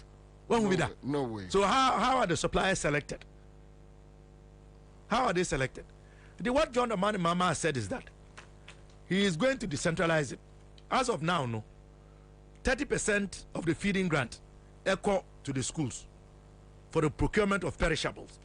Ti nyadua, jende, numuni, tomatoes, nasifono. But the numpono enko wano. And the 70% which is for the non-perishables. And ona buffer stock yuzu editorial suppliers now were recruited to supply the food. And we know that some of the suppliers almost short changing institutions, will be a while. I was supply 100 bags of rice. Now I supply 50. So headmaster who could be a noa. When you say Udabreno Unya hobium. It be a while expired tin tomatoes. And Yamina Maker, the PIAC monitoring report 2018-2019 said it. I've seen the Auditor General's report where some schools were supplied with tin tomatoes, or they saying Food and Drugs Authority. Food and Drugs Authority had not even given certification, and yet it was being supplied. Weevil infested flour and as for. By decentralizing the feeding arrangement, Bobie, it does two things. One, Enkorano umbenye duane papedi. Food that is nutritious, balanced diet. And this say the TAA, some of the schools omutumi di maize-based meals, morning, afternoon, evening. And upon omanum cocoa. Eviana wama di banku enyumre no ma di tozafe. Ebi and upon omanum rice water. Eviana ma di jollof rice. Enyumre no ma send di bibiti say rice balls. To betia when one students they go on strike. Yeah. If you remember the incident in Navrongo, the OLL girls, Emma girls, they had to go on a demonstration because they were sick and tired of eating rice-based diet for 2 weeks straight. Bobia, do you know what parents do? Now for no. Ebi ape Emma womuti school no. Schools no. Yeah. Ena womutua wonka. Emma omuye aduane. Emma enkwara no. Ebi nso omuye banku. And banku has a long lifespan. Yeah. Those of us who are hustlers, we know. Until now, I banku no. Now I shito. Now, Oma smuggle. They smuggle this food to their wards. Look, I'm speaking from my own experience. Mebano. Yeah. Or call school. Ebaye. Mi hununa mi tenusio. Wa fonga kete. And every parent who is listening to me now, who is honest and sincere, would agree that this is the case. And yet, Ghana for a young penny crentino. Adia ye nimse enko ye no. I was a jitum se enko ye. Na did year 2 year no. We are all pretending that it is not happening, just like the Galam say. We know those who are culpable. And what we have said is that, sa to me no, you be free buffer stock. And then we would empower the school heads. We will go back to a brand name who was secondary school. Me na me wo a dining hall committee in my school. I mean, in sixth form, I became the entertainment prefect. But before Form 5, I'm a house prefect, a Zendlo house prefect. No, I was on the dining hall committee. And I remember that at the beginning of every term, you know, headmaster, Beza, matron, dining hall master, dining hall prefect, they sit down to plan the menu. Now, based on the menu, no, now my suppliers within the catchment area of the school to supply them with the food items. And that is what we are going to go back to. Obi Kachra is Tertiary schools, no. Or to me the Bayre free central region. Nanyan phone. The Opa Bayra, I Tertiary. Sa pepe, can be my example. Now what the contract and more be a one crime. Say on supply in Katie. Emma big boss I open. Now you be in Kaya don't cut your. I also the don't cut. That is the issue. The collateral benefit for swa a best free mwaba. And say inquiry benye duane papedi. They will have nutritious, good quality food in portions that are commensurate. Eya na do na yurefi. Yen kwara more secondary school. You're from young adults and I say teenagers. And obia wonim the progression from infancy to adulthood. No. That is the critical stage that they need nutritious food. Because they are transitioning from being children to adults. Yeah. Until they need nutritious food because it has implications for their mental well-being, their physical well-being, and their intellectual growth, and their psychological well-being. Into this issue of food, nutrition is beer. We are not helping our wards. But we are punishing them. But the issue about Maminti influencer, so which means at least at the basic level, Yansha NDC nim free sanitary pad for girl child education. Yes. Free sandals. That's some of the givings that I know free school uniform that you continue, then free digital gadgets for IT studies. So at least at the basic level, Ghana for now to say, look, and this will carry us through this system. And we are addressing the fundamental issues: class, space, furniture, and then as if it's a whole package. But to be within your manifesto, to mean time limit. Say okay, your target me by this time you to me eradicate schools under trees. So I don't know about implementation. So when we are given the authority, but you already have then the figures. We can go. We can go to implement it. But numbers change. Okay. Say student populations, okay, it's not I set. Agree. It when we get there, then the income, that is it. So it will now be the responsibility of the person that will be given the responsibility of managing the sector and the ministry to then come up with the implementation plan and then to give timelines as to how we are going to do what when. It is so the issue of the food, tertiary level. Yes. Very scholarship issues. Because many documents be. But before that, quick comments here. Kwajo Ditcher says buying the food or decentralizing it will also boost local markets. That is what I was coming to as the local economy will benefit. Yeah. Because, sir, me and person also say, Buta South, we farm rice a lot. Okay. Grains. Okay. And when you give the schools the mandate to procure from within their local, their catchment area, it benefits the local economy. And that is also a plus. Okay. So the farmers would have a ready market. Tertiary PSA Kwame Justin says, I enjoyed my first laptop in my village under Mahama RLG laptop. Okay, all right.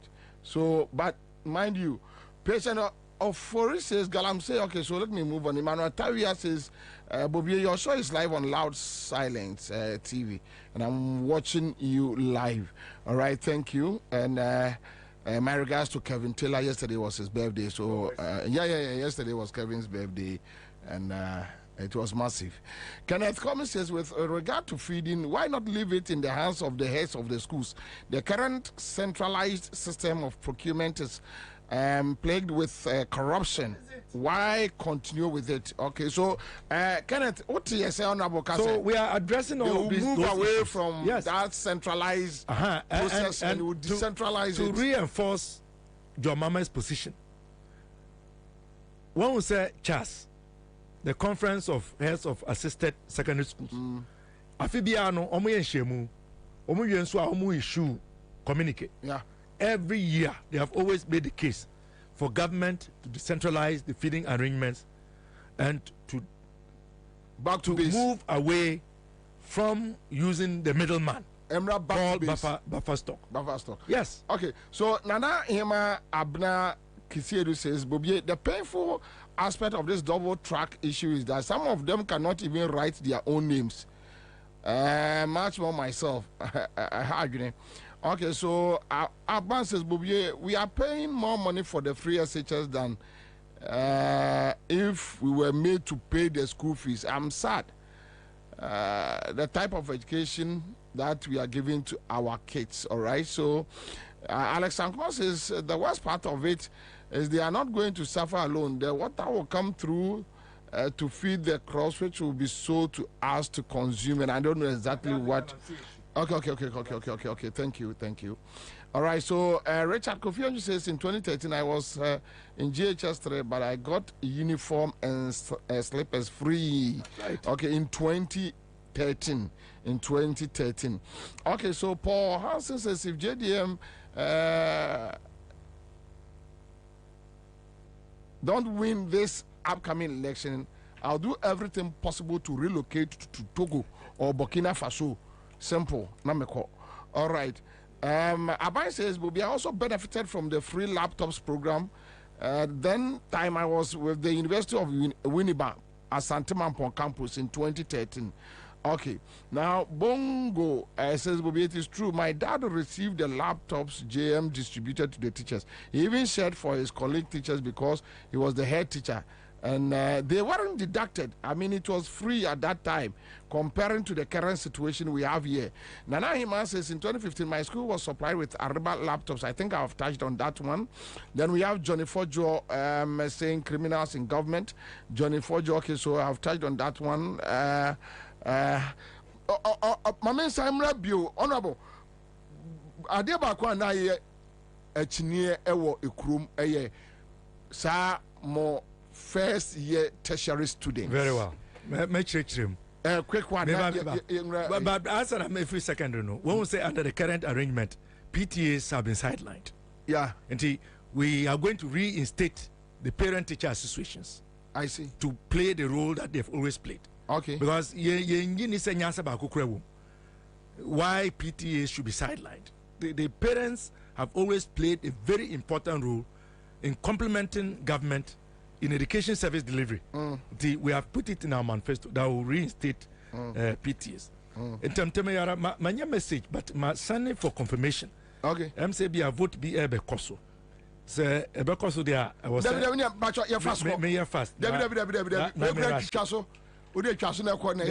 My postal on the platform to get confirmation. Let's see. Yeah, fast. No more 20. Yeah. Yeah, fast cry. And you know, in the area of tertiary, no. Yeah. Yakase, you be introduce no fee stress policy. I did say it will alleviate the hardship on parents and students. Because the attorney said, so through admission. Yes, it is. This is the way it is going to function, according to the flag bearer. It is going to cover the academic fee of all first year students in tertiary institutions. Okay. Tertiary, not only universities. Okay. We need to clarify. Yeah. And I said, yeah, policy, you said, including polytechnic. Yes. No, there's no polytechnic. We have technical universities. Technical universities. Yes. Including all those technical universities. Including nursing training and teacher training. Really? They are all tertiary, yes. That is the policy. That is the policy position. So if you want the actual rendition, it says implement a no academic fees policy for all first year students in all public tertiary institutions. And here's the way it's going to work. Say uka say no na controversial. Ma me church mu kakra na me na me hwade. Bonito. Aha. Enkwara no dodo na ewie secondary school. Yes. Wo mo twa. Yes. I was say omo tertiary. Yes. But research has shown and interactions with the youth.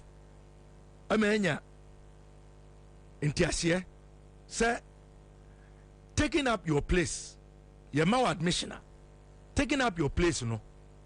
Dudwana sika was mutia to be able to take up their place as tertiary students, you know. Ayana aye or how kesia. According to Africa Education Watch, you know, less than 40% of students who have the requisite grades to go to tertiary are able to take their places. Then 60 no aka omanyanko. So this policy is supposed to allow for more students who qualify for tertiary to be able to take up their places. Another one aka say but I didn't know moya ne sa. And say mubuomo first year na subsequent years no. What happened? Bien na mobeye. Now, Ebinso say, and the student loan is there.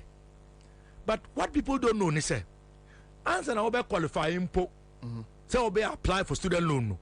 You must already be a student. So what I say? Yeah. You must already be a student before you can apply for the student loan. When you even get admitted, you get your admission letter. You are not a registered student until you don't even qualify to apply for the student loan. You don't qualify. That is the point. Now, that is the point. Okay. Okay. To become students. Okay. By taking the academic user fee off the table. Okay. Once they become students and they benefit from this, they are already in the system. The data is at the university, and the data would be at the student loan trust. Okay. And you know, say yebe dikapu get fund. Ama get fund inflows no adults untino. Get fund, which is the primary financier or source of funding for the student loan trust. You know, we will then put in place the directives cognizant of the number of first year students. Okay. When they are transitioning to second year, the student loan trust would have been retooled with sufficient funding to be able to provide them with the loans to continue from second year going forward. And you breaking it down. That is it. I fear the kind of idea who's academic user fee no yajiafa abani so beso name no ebia wa woma kakra maako mienu bia one abeto nenso de nka school no beje no abani se waso sanete na che se afia di kan no de wo ahomegye se wo nkwaji loan bia dabi na okọ eye offer to so mienu no eye second year no a okọ no a afedias wanyini ye jaiwo se said your name den. That is it. Afedia bobra. We a student. Ni enko fan kwala na wa kire ni bi. Emra. Sadetie. Na wo no kope yellow ni bi so hia bi nko a. Unhia mi nko a dia. Efa bobra. But at that time on so no. Okay. Ye di capital get fund. Nti sika be get fund ho no. E be 100%. Nti imagine the 2 billion versus 4 billion. So if get fund gets 4 billion clearly, no, Get Fund can give, we can instruct Get Fund to assign 1 billion. But just say to the student loan trust. Collateral. Exactly. And so how are you going to do it? Because we are going to win, we'll have the numbers, we will decap it, and then we'll implement the policy. How do you pay the loan? Because no collateralization, no say no, Dachi bond and asifo. Dachi will take say it's a bond. So you are pushing it forward. We would decollateralize it. So you are pushing it. We will decollateralize the collateralization of Get Fund. And that is where my problem is. That is why we need the numbers in Parliament. That is where my problem is. Bobie, because already they have used that thing as a collateral. That is, but the percentage of money that should go to finance that $1.5 billion loan is not the full complement of the capping, the output of the capping. So we can deal with both as long as we get the full complement of the inflows into Get Fund. The inflows will come. Yes. But already they have collateralized the Get Fund. And I said Dachi. Dachi. So we will deal with all of that. So your government will prefer to push the payment. No. We are going to have the political power. And when we have power, we can change the dynamics. How do you change the dynamics? Do you go for renegotiation? Yes. Okay. We can do that. Okay. That is why we need a majority. Okay. Look, the power of the state, as you know, is enormous and can be used for good. Not those who are using the power of the state against the interests of the masses. We will not do that. Okay. So the arrangement is that once I obey the Capo Get Fund, the Get Fund inflows would be sufficient. Then we can instruct Get Fund to allocate realistic amounts to the student loan trust, cognizant of the number of first years to cover the fee for the first years, cognizant of those who are now going to go to second year, third year, on an assessment based on reality. As of now, the total number of students that government itself has reported, student loan, less than 60,000. Less than 60,000 of students. And the maximum you can get today, Bobie, 3,000 Ghana cedis per annum. You tell me what a tertiary level student can do with 3,000 Ghana cedis a year. And those who say it is not doable, it is very doable. And I remember too that we have talked about cutting down on the allocations to the office of the president. Yeah, that is what Cecilia Mensah Thompson. Exactly. Mensah Thompson will be. Yes. The capping is not a loan. The capping is revenue of Get Fund. Ekufo-Addo redirected to the Jubilee House for chop. That will also be the cap. We are going to cut down on the allocation to the office of government machinery.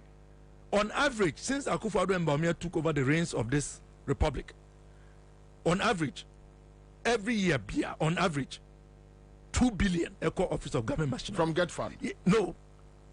Just office of government machinery. Okay. There are some years that it has even reached 4 billion for office of government machinery.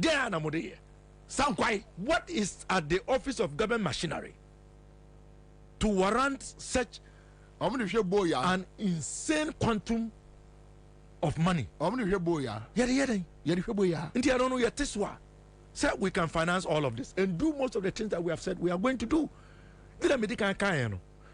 When this government says that they don't have money, they only say so when we want them to do what we want.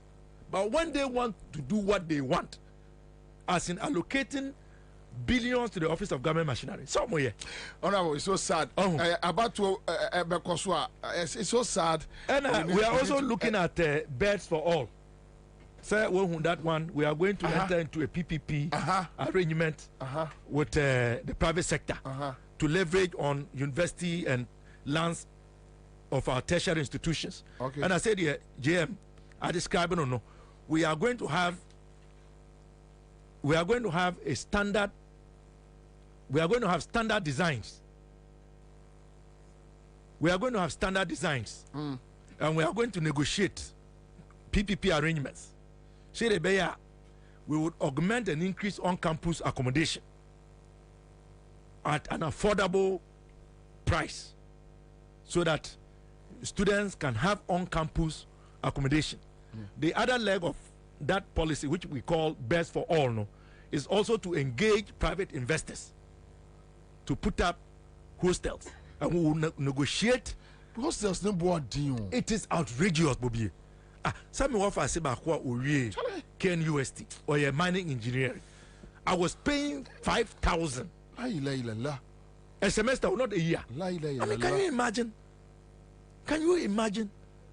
How many parents can afford that? And the young girls no real yes, because they need money to survive. And it is terrible. Anyway, and then let me finish on the scholarship. Yes. And I'm happy. I'm see 18 months. Happy. 18 months now. Or more money scholarship call outside. They are not being paid. Oh, but say a scholarship secretariat near somebody. Yes. That be Obama time for us to talk about. I was saying me shada eba. Okay. For us to do scholarship. So what JM has proposed to do, and I think that it is good, some of us were advocating, is to pass a law. I'm on for testimony says me jam one could vote to no BBS or Parliament. I don't buy I beg you, please. I beg you. The message is about my phones with the easy. Almost me jam one could vote to name from the fire.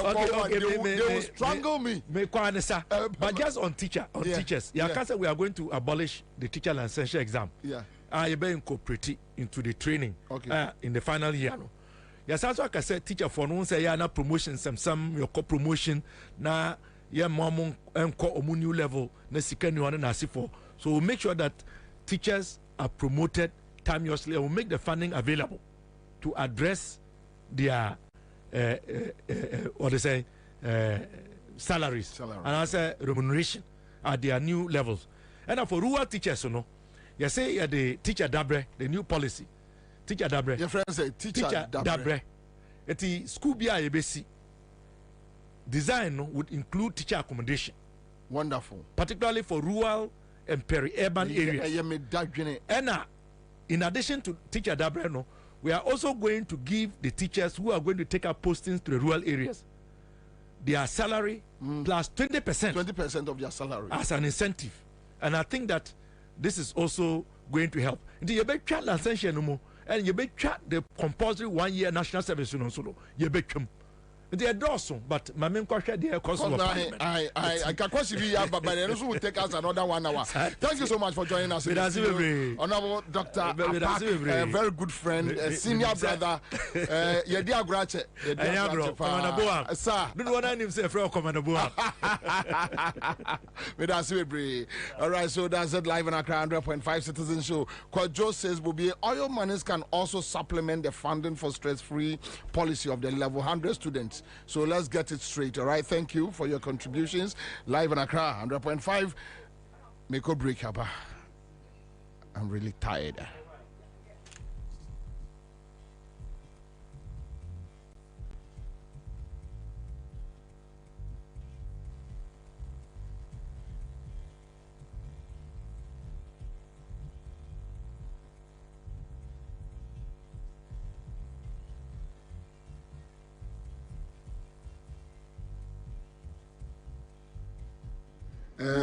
Citizen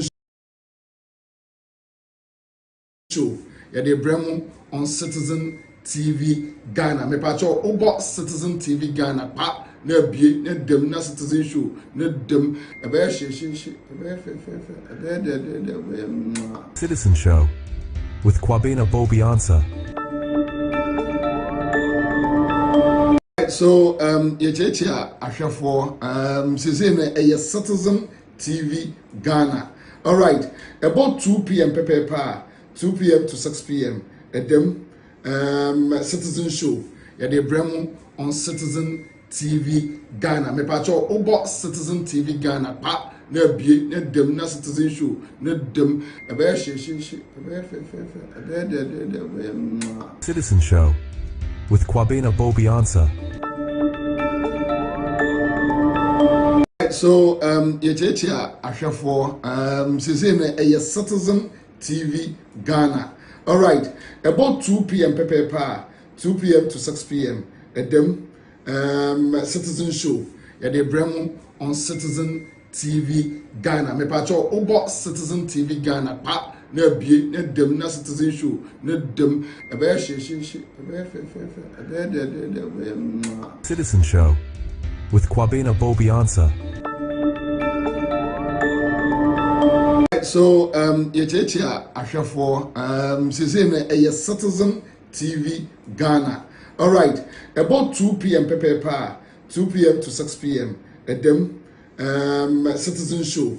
Yade bremu on Citizen TV Ghana. Me pacho obo Citizen TV Ghana pa na bie na dem na Citizen Show na dem ebe Citizen Show with Kwabena Bobie Ansah. So yechechia ahwefo sese na Citizen TV Ghana. All right, about 2 p.m. Pepe 2 p.m. to 6 p.m. Edem Citizen Show. Yade bremu on Citizen TV Ghana. Me pacho obo Citizen TV Ghana pa na bie na dem na Citizen Show na dem ebe Citizen Show with Kwabena Bobie Ansah. So yechechia ahwefo sese na Citizen TV Ghana. All right, about 2 p.m. Pepe 2 p.m. to 6 p.m. Edem Citizen Show. Yade bremu on Citizen TV Ghana. Me pacho obo Citizen TV Ghana pa na bie na dem na Citizen Show na dem ebe Citizen Show with Kwabena Bobie Ansah. So yechechia ahwefo sese na Citizen TV Ghana. All right, about 2 p.m. Pepe 2 p.m. to 6 p.m. Edem Citizen Show. Yade bremu on Citizen TV Ghana. Me pacho obo Citizen TV Ghana pa na bie na dem na Citizen Show na dem ebe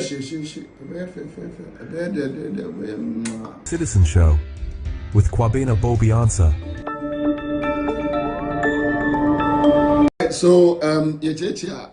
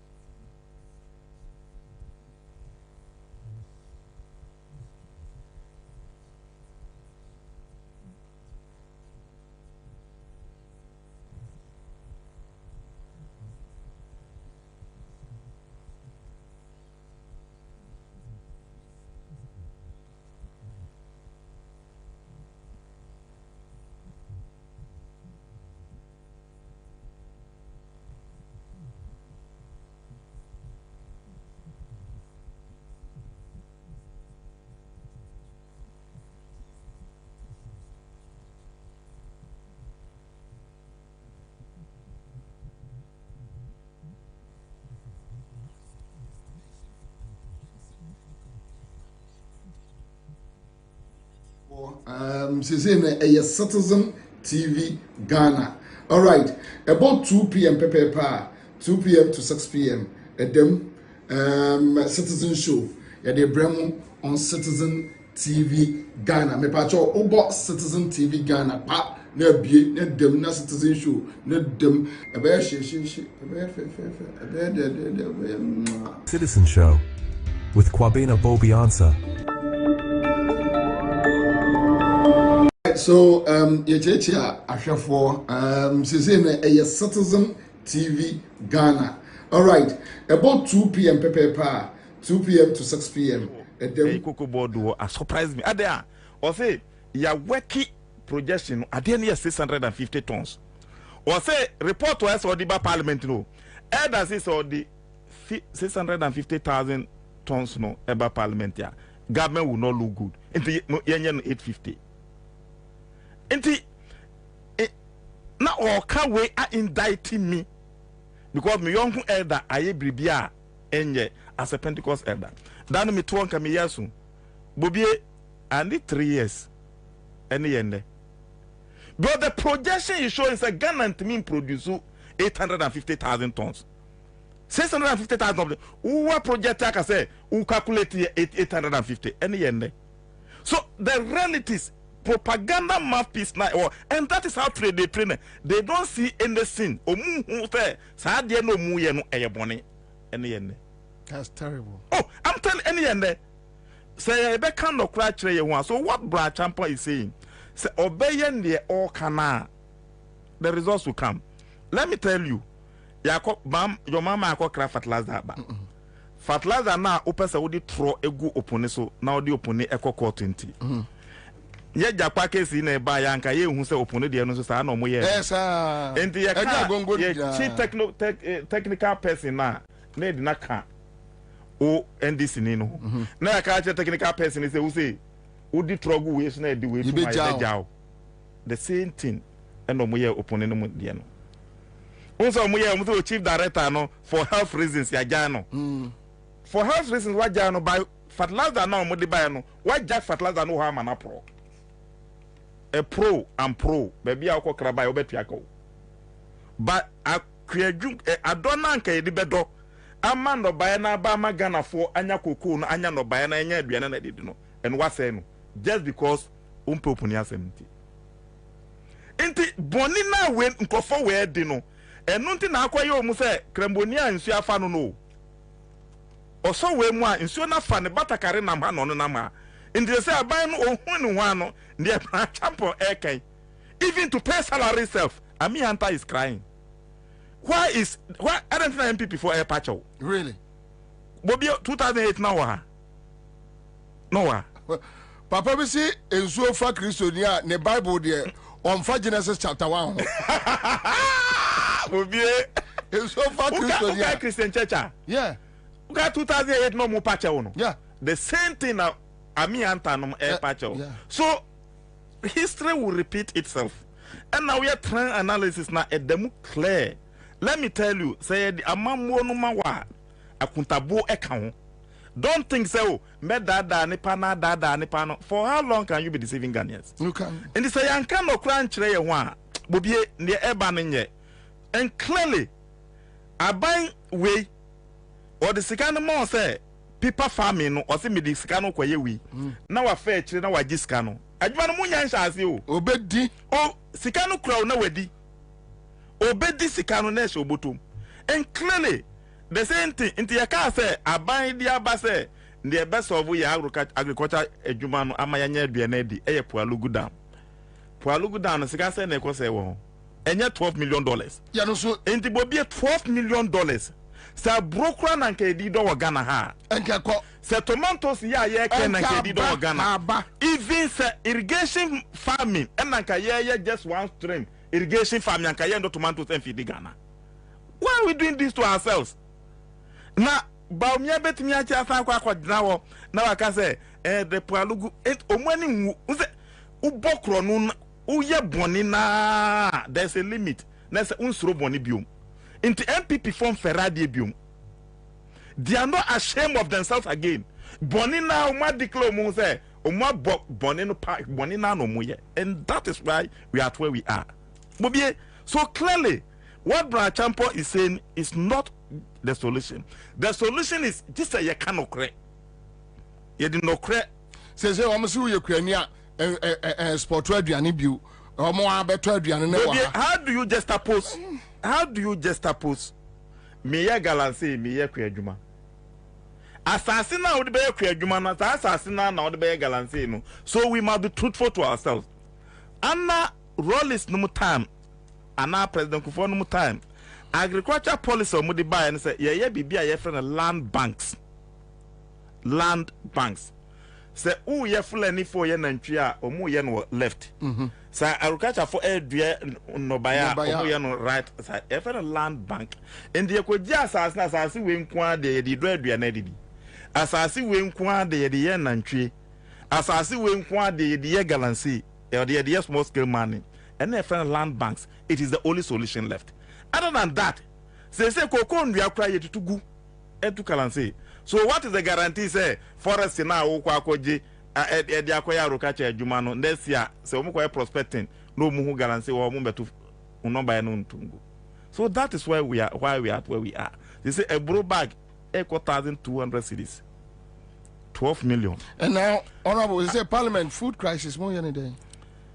And no na make say on the 3rd yeba there's a recall of parliament on the 3rd. Mene wo ka say MPP for na hwipo members ni nyina say MPP bia on the 3rd bra parliament na yenko die na yekoye tax waivers and yekoye bauxite and mining lease agreement and the sa boni miensa we no person mudio wa ose woni sika akatua kura wontimi ntua MPs na kakura mpo wontimi ntua. But we are shipping all of us to come back just to come and dash tax waivers. Bobie, freebies 439 million. In the dash. What's more shipo? And I mean, we can say yes, yes, shipo. And this in Bia MP Bia me can say one also what. And they say, oh, ma, I have no constituency for us. And I know that every constituency will leave their MPs to come. And so you vote on that. Sir, and nothing I am to we will seriously vote on that. And to end this MPB Abeba, or be any excuse, and MPB Abeba, and you will know our position on that day. And ya there and no air surprise be a mamma pneu. Bobie, ye pray and ye pray my and Sanayeko. Mumo, and as they say, no, ye be some boninti and obia would and MPB and this MPB one ma on that day, no, Musmamu Fanche. Ye be body exactly. The roll call will be there. Good. The voting will be there and good. Everything will be clear. Good. Inti enya dia yedi dia grossa. Bonia omwe dia ne baby omwe duru no. Aka just 103 days to elections. U nisika u ko dash $439 million. So usu nisika. Usu nisika. Nyansa be ne wom. U wi a usi ye nkobo bosia $500 million on that same day. How can we agree on this? Only 400 each. 439 each. Asa ko bobosia 500. Asa ko bobosia $500 million. Eche man so betua. Ena bosia na wo tua na nyansa bia now. E honorable. So wo fie pa na ya wo te se me didi o matema ya na ya wo say. Oh, Bobie nyame mpe. But ya na ya wo say. Bobie nyame so kasafa me mo ya me so me mpe o. The Buddha was a wound to me yet. Me met me aye. But the way the me there won say ya uchichire mu man patiase. Na just ya asema woken. Ndi chichire mu no ya chichire mu mu za cry fm nkwa na ya. Asema woken. Say oh matters waivers $539 million. Now we are done yakobabosia. And a tax waiver no. Tax waivers no clearly. The era of tax waivers no Bobie make me catch us atwem. Na ye the companies emo mu fra ma no ne ba. Na even the company no abawi aye adwuma wi for number of years. What ne ka say otua mo no o se me di channel. Show ye the bremo on Citizen TV Ghana. Me pa cho obo Citizen TV Ghana pa na bie na dem na Citizen Show na dem ebe Citizen Show with Kwabena Bobie Ansah. Honestly, there is a Twitter page a war in the name of Dr. Papa Kwesindo. And there are also some funny pages be also on other platforms like Facebook and so yeah, sometimes from time to time no a postiniama as if say Dr. Indum, but the truth is that any Dr. Indum account. I see. That people say Dr. Indum need no spelling no papa kwesi. My pages na can no pa kwesi or no nye pa kwesi. Okay, papa kwesi. Or no ankasa ne de papa kwesi. I see. Indum. But obo say other platforms no pa kwesi indum there be. Those platforms no ono ankasa me no can say onye active ewo X so. Okay. And as a Twitter onye active ewo so into no ebia people from what no person on mass information and out and use account on but Dr. Indum ne chance. Into anybody frame and no we said I'm so to be honest. This is not the first time. There are so many issues about Bontia. Ebi one more sensitive pa ebi those platforms to be released. Ebi one more no creo mu but Dr. Indum account Dr. Indum account and among country. Oh, okasi en country ya me no ka say executive director lawyer ni ama and Dr. Nkasa lawyers for ni ya just say who say Twitter o say Twitter ni udi a cha be kasa say enye ye dia grofofo fro na pretty ya throw letter ya petition ya complaining ya issue the grofo who say like sometimes you see you need a certain number of people to also react negative answer ya ye ni nyinda still no utumi pulling in panel I say no ababa say I say Sami je onu ankasa onu ani personal account awe bi no obi abia nipa no mo followers put no an dey nipa no sorry a na ma post otimi post ni amache no don kai kra no akashe no ebi onu mo anti ko fatimi wona say is it onu no akọ post ana say me obi so ye mi bisa ma report enfa inti majai. Anyway, all right. So David Kwabena Forces says, Bobie, please extend my greetings to Divine for me. This one is coming from David Kwabena Forces. Listen, Akwaba. Boko there. And him say more prepared the maritime on Semakodan OSP. My updates. Every blessed day there is a new episode of evidence. Petition. In fact, last week na yes here Beko. Na unim sene legendary Sunasem. He is very meticulous and he will take you through the stress of making sure that there is accuracy. And so sometimes he has to make sure that there are double checks of the evidence I dey call Neoma. So it's giving us a lot of, rigorous job. I was here. So I think Legendary has done well so far in making sure we put out a very good petition. I hear back and forth, but finally, and then Abriwei Pumakwem. But Enokrano petitioners, or petitioners now. They are the corner. Ubia busy and you raina.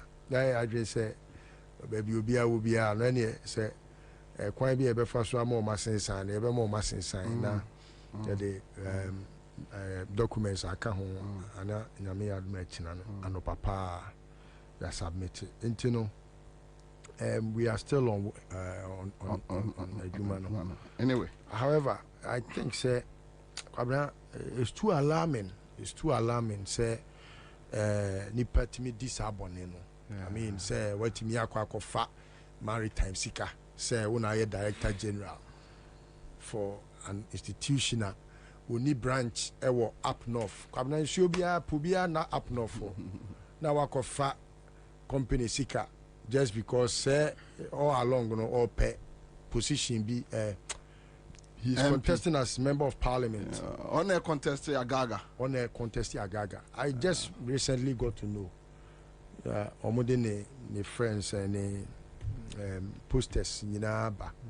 Kwabena wako this discuss all the committee teacher for over 79,000. Kwabena wako ya no am teacher for no 20,300. No first kana kanedi. Wako discuss all the kwakoma the friend say adwumakuo te say a friend is saying usu kosi chip compound Kwabena 400 and something thousand 430 something thousand anyway. Oh. Then it turns out this cano chip compound bien ho. Meanwhile, Wakosi Hotel or Bolga. Sikana or the Kosi chip compound. Yeah, it has found its way in Bolga. Anyway, so, we are. I only say you quantify Sikano is in excess of 700,000, 700 million Ghana cedis. That's huge. Almost 800.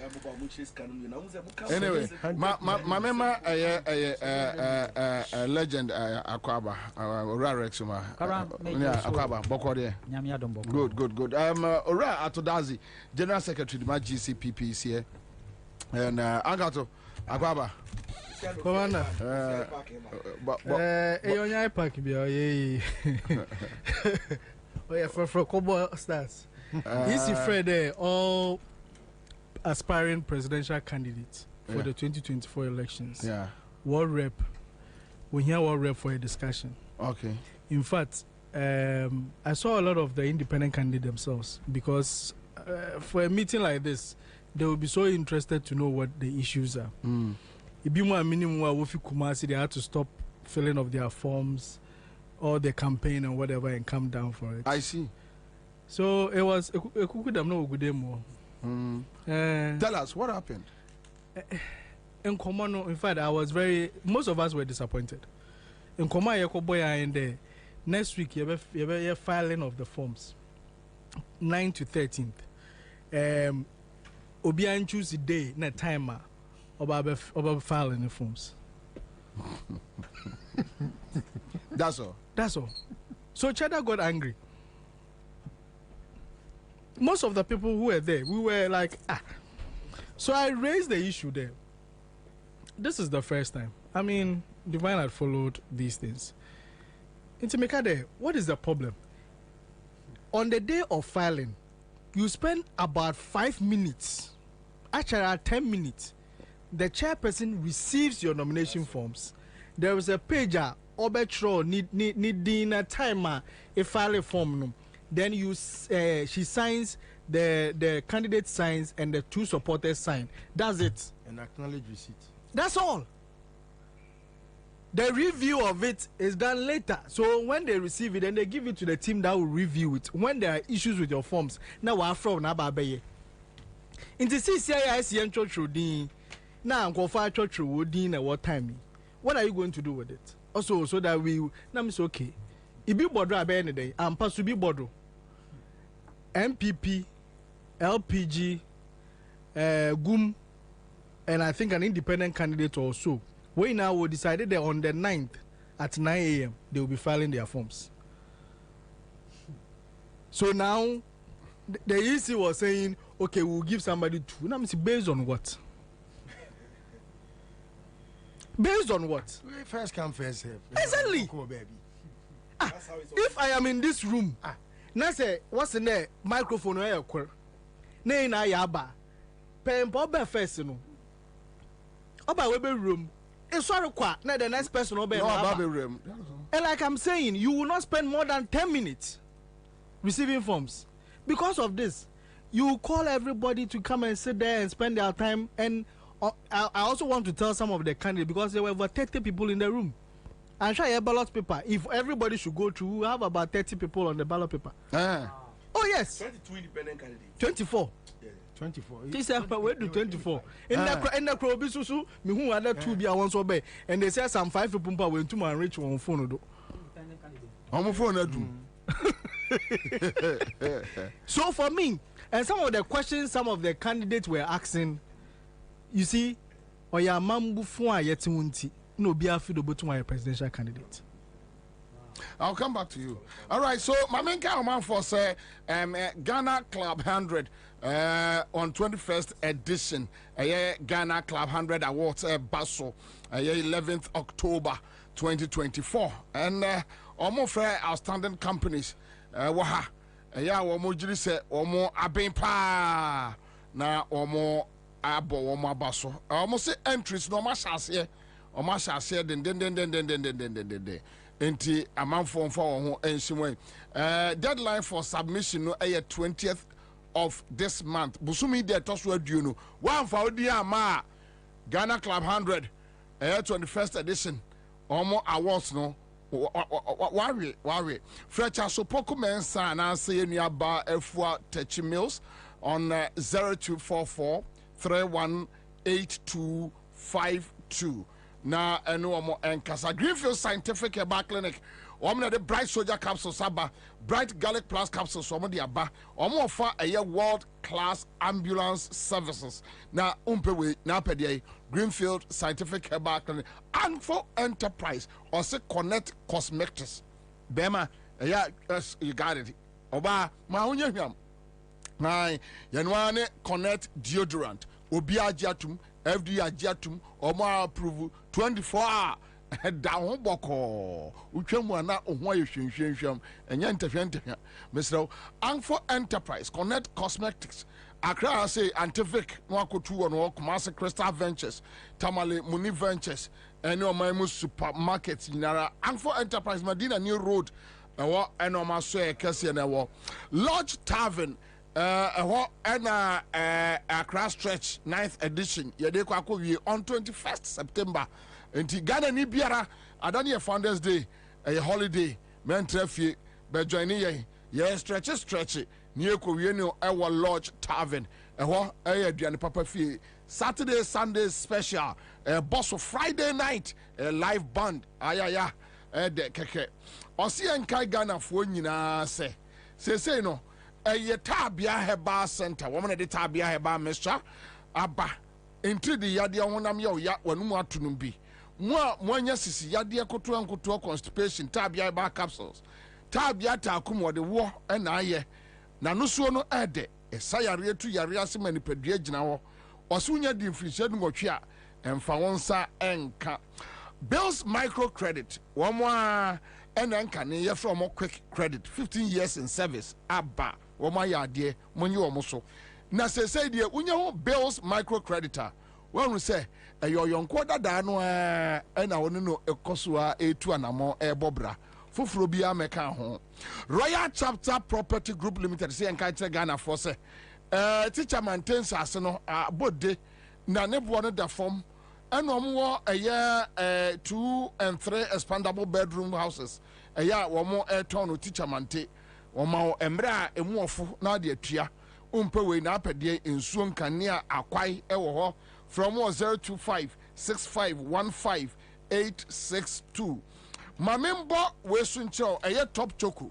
na top choco for the chocolate spread enaba ye de fabrodumo en omode 3-in-1 chocolate drink no aba ye no de ohia no nso ohie enti wo sha enkwada bebrenu a ye no anom nom adiko school ai na anigi abafie na ma ho haro empomdin na enkwada no hia omnensne no afe yanka omanfo se okura ka bo ka engine ho ban radiator tank no bo ho ban afe ma engine no ne nkwa na enware wasase so no se ahwe fuel consumption yi na afe die ma o engine nzu ne da form ai ye nti na ohia Seahorse 5050 engine coolant wuhia or 3367 and a 1090 coolant ya wodi aba edwaso memu lubricants shops nyara ubenya bi de free ho make our man for say tango prime washing powder we see atare a matare no munye hwam na wutwa mu obi aka say bema odi huni oba odi huni uko fa aka sha disi atare a nsa chibe woro maka kire no tango prime washing powder enkoda ni jiwu epu awuro puku na wo sene no yen kancho man for say give us Herbal Center womo ana di give us P capsules aba give us co capsules wo di aba give us Herbal Mixture and give us GC Mixture and the capsules no say yaka ko ni pi ni bom oka ko ni pi ni bom wa wo say results no e change ai wa ba hunu se e change na che so wo sisi fia ni bi give us Herbal Center ya do mo ase and then you may live on Accra 100.5 we are back in the studio obasremi asremi ohia na ma papa pari mu meti am yesi nkada gaje ohia di dabradi abrochire sei Unfortunately, our papa were born because I'm Fufu are ready. Nekata will be called. Yeah, I can't just say that the track credit. I know. Oh, you had to be tear that make Casa out of boss. Anyway, so Ora Omanebo raised about 10 points. We may read them a quick one, then we go through. Electoral Commission, EC matters arising. But listen, let me start from you. Bobie 10. But listen, Electoral Commission, a month for Bebre. Baby or modern and a open letter to all Ghanaian voters.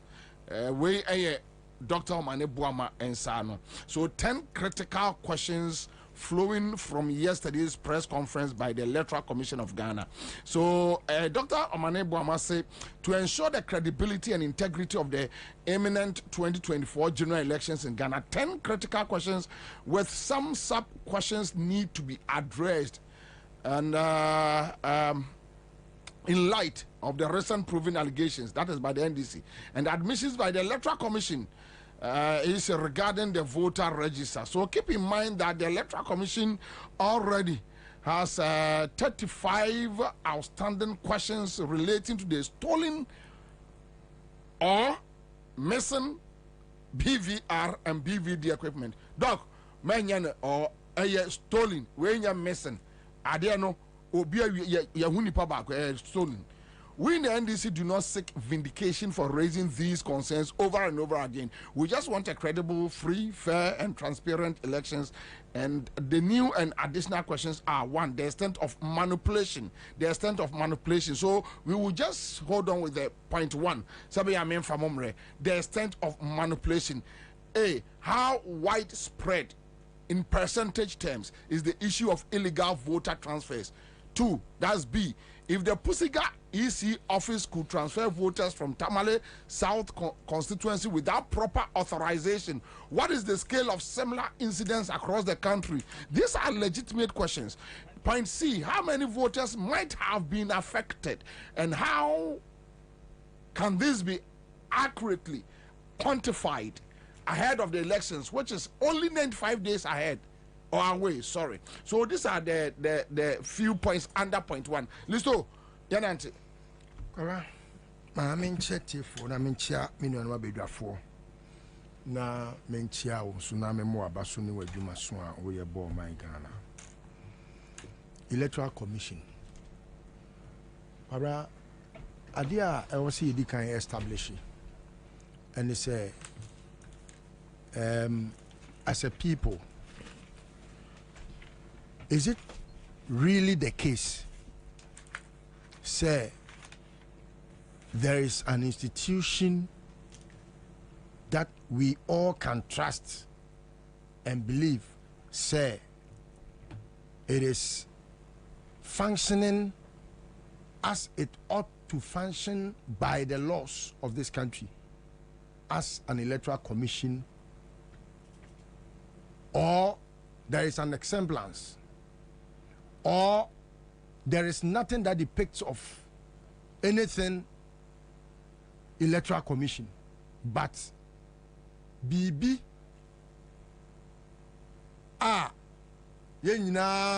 dream say electoral commission and one seven a king. The latter is what I think. And so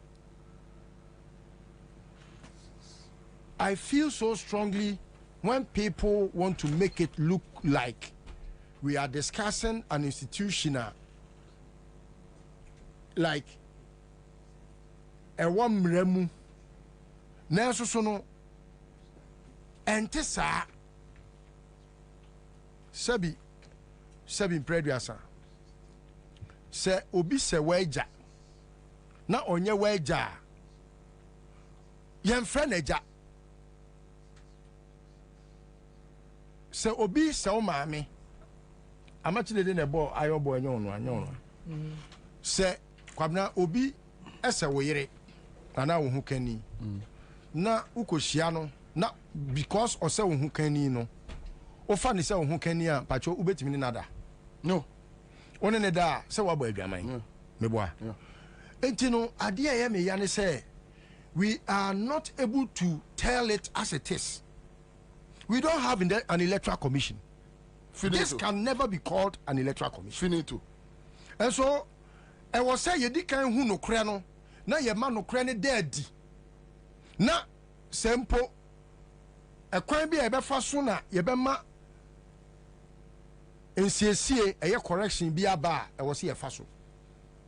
Anya sa na ye ma ne ye te say ye we electoral commission bi I wa ya adwin in our own illusionary minds, no. Your fan say there's this artistic impression. I dear man, I yet to say a no crack, but Kwabena at Jubilee House no more running. Then we have to be facing things as really as they are. Straight up. Because maybe I don't believe so we have an electoral commission. I believe so. And your first point. Kwabena, let us be able. Mako the page of the Ghana Armed Forces. Ghana Armed Forces. They have 3 sections of the military. One is the Air Force, the other one is the Navy, and we have the Army. Kwabena, me pacho, we are soldier ni, and I want the Army Command to tell us why they have or where do they derive their strength to guard the Electoral Commission from. Today, they should define where in the Constitution. Their functions. Oh, okay. And I may born a tougher. My 2 assistants say there is nowhere by the law, sir, Ghana Armed Forces ebetimia kwa bo obi an a state institution be who by internal security and Ghana Armed Forces adwuma enti no amon say me baby a omo wa say to me na enu to omo dey guard institution na illegal adwuma mo ye bia illegal, and it is tantamount to the peace of this country. Because the institution is not illegal. It's an illegal institution as of now because they are not doing anything in the law. Hold on. The institution Ghana for Diano was not constituted with by illegality. Yes. Mensa any Bossman. Yes. And now perpetrating illegalities. And they have rendered the institution an illegal institution. Anyway, let's move. What must I say? Let's move. By their fruits we shall know them. No, it's not as if say by their fruits, no, the institution is immune to their fruits. No, they are using the institution to perpetrate that crime. And they have rendered the institution as useless as in per the law. Useless, I agree. Illegal, I imagine no. Because when you say Ghana, ye ko bia yati bia no. The jamraso ne yede is as a body we need it to govern our democratic pillars. Now so and Crophobia betra perpetrate illegalities. Okay. That is James. You see, embossment is but I agree with you. No, the Awokano a womb, but I have gone deeper beyond the Awokano. Okay. Because your friend will say Brabe host. Akunyana Utimuno, you are supposed to moderate as discussants. Ena de yepe. Ena wo kase won pene mayenye. Because you are mandated with, you are clothed with some powers, sir. Ubetimi me microphone free. Ena me so me say me de me pe. When you men free mo. No one you wadwuma ya. Like so at the end you of have the rendered day, your office as a host. So at the end of the day, Bobie Tia and Yema illegal. It doesn't make CMG an illegal institution. It can be. Okay. It can be. That is legal. It can be. So what I mean to say is no their backbone. Oma je bone ho a omo person omo ye. bɔne wɔ mo tirim ɔmo adwene bɔne ho ɛna ɔmo pɛ sɛ ɔmo di bɔne ɛno nti no ma yɛmfa sogyafoɔ ɔmo na ɔmo ho ohu ɛnkɔnkɔ di gye Ansah boss Masare ne Sami Tete nom ɔmo akyi na ɛmbodi ɔmo to be able to do that bɔne na ɔwɔ so ɔmo yɛ no ɛno nti no Akufo-Addo ɛba bɛpere to me 2020 no na onim sɛ ɛkwan a ɔbɛfa so a ɔbɛnya 2020 election no ɛyɛ kwan bɔne so nti no ɛwɔ sɛ me ma ɔmo asogyafoɔ ma ɔmo bɔ ɔmo ho ban bɔne wɔ mo tirim sure ɛno nti na ɔde sogyafoɔ di n'akyi no but onim ɛyɛ na ɛsere adwen bɔne biara ɛbɔ wiase bia ɛbɛ akura tiri mu a na watɔ ngum because the more na wo anticipation ɛkɔ soro no na wo downfall ɛyɛ great what ma say ɔmo di jemese ti nyina metimi abɔ mo di ni nyina from top to down oh ɛya say we have decided to put militarism in place of democracy. Are we in a military junta? No. You soldier abemu. Are there now the soldier for the Jemen Sechi? Then you must as well leave that presidency for the military. It is obi kwa baby no okakaku ho asemo a. And one of my says you. Edika soldier for ko parliament. Also a serious offense, treasonable offense, punishable by death in some cases. Till date, who say aban adwumakuo te say parliament krampo a omo ko wura parliament no na se bedwafo ne te ho till date omo fa nya ade se eyade hu hia se yetwe ebinum aso. We all saw them in the camera, we know them. Why have we decided not to punish them? Enti se kina bi na se ade a omo plan no omo koye wi a afei na obi atwena no say o ye peace council. No obi atwena no oh me so me a civil rights den. No obi atwena no me a observer kodeo. So in one day na say military guys no money jail nam no. E draw about to us near bebo aba. No so omo hijack a resource now. What do you do?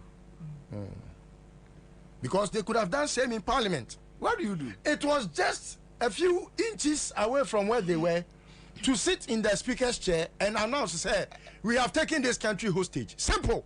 And just by that, there is a coup d'etat. Chaos. Because as at that time, we had no president. As at the time they entered parliament, the House of the Representatives of this country, apart from Sal, as at the time Omura Hono, we had no president. And any one of them could have been the president of this country. And such a heinous offense, there is no punishment till date. In fact, Omukrensi Hunkonya say ye pese ye discuss it. So today I am not discussing the usual issue and why Bonnie say what may show the root cause. Gentia, they are behaving how they are behaving with impunity, no, and it is nothing but the truth. Well, somebody can take the Ghana armed forces to court, right? Kwabena, yes, you can.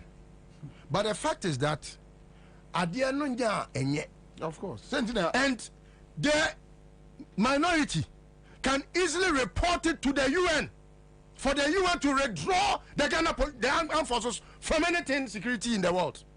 Easily. That is the best way I can advise. Because they have become terrorists in our own country. And then I cost my way. Oh yeah, Papa, then I was through. Because we need Akufo-Addo and Wene. Akufo-Addo we poto. And ya ni yabo akrampa and Akufo-Addo nya man we penny. Even as we speak, we don't know how many votes Akufo-Addo got to become president. Nobody knows. Including the one that is supposed to be the chief referee. Only how many votes Akufo-Addo nya. But today, Akufo-Addo is Ghana's president. That is why Akufo-Addo, with all the impunity in the world, or misbehave anyhow. And his cousin Ken Ofori-Atta, look at how much they have embezzled. because he knows say he is not wielding your power. And the wakwa say akofa soldier for be Ubekom Krampono a fine soldier for Kwabena because I have information about some of them. They have become my friends anyway. What must I say? And on my son uniform. And on di J-Man Sechi. And on my son the boss say with this man you are safe. And to do all the nonsensical misbehave. Tell them all the nonsense. Ni abet discussing. No. I think we are rather giving them some breathing space. Let us attack it from the root. Because soldier for no mudi nechira, mu free nechia. She would now know, say, she is just like me. She will behave and do the needful and get it correct. Thank you. Let me do the needful live on Accra 100.5. Angato, so and I would see the press conference from the EC. And what yesterday they admitted to some few concerns our opposition parties are raising about the voter register, from transfers from Pusiga to Tamale, Savlugu, other issues, free Jumaku CM. They admitted that 2020, you know, the form, a whole lot. Then Omane raising questions. Okay, so you have given me Savlugu, you have given me Pusiga, you have given me this. We have about 275 constituencies. Sir, anomalies we in your maniema way. And if I be na a festa yenim. That's why the album no akoto abase yepe free and fair election. In the first place, the Electoral Commission is there. They have a very robust register system. So my question is, if you think that you have a robust system, you will not work on it. You will do nothing about it because you trust it.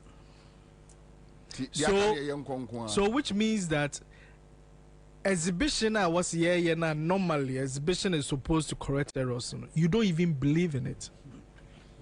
To you, it is not necessary because it is robust.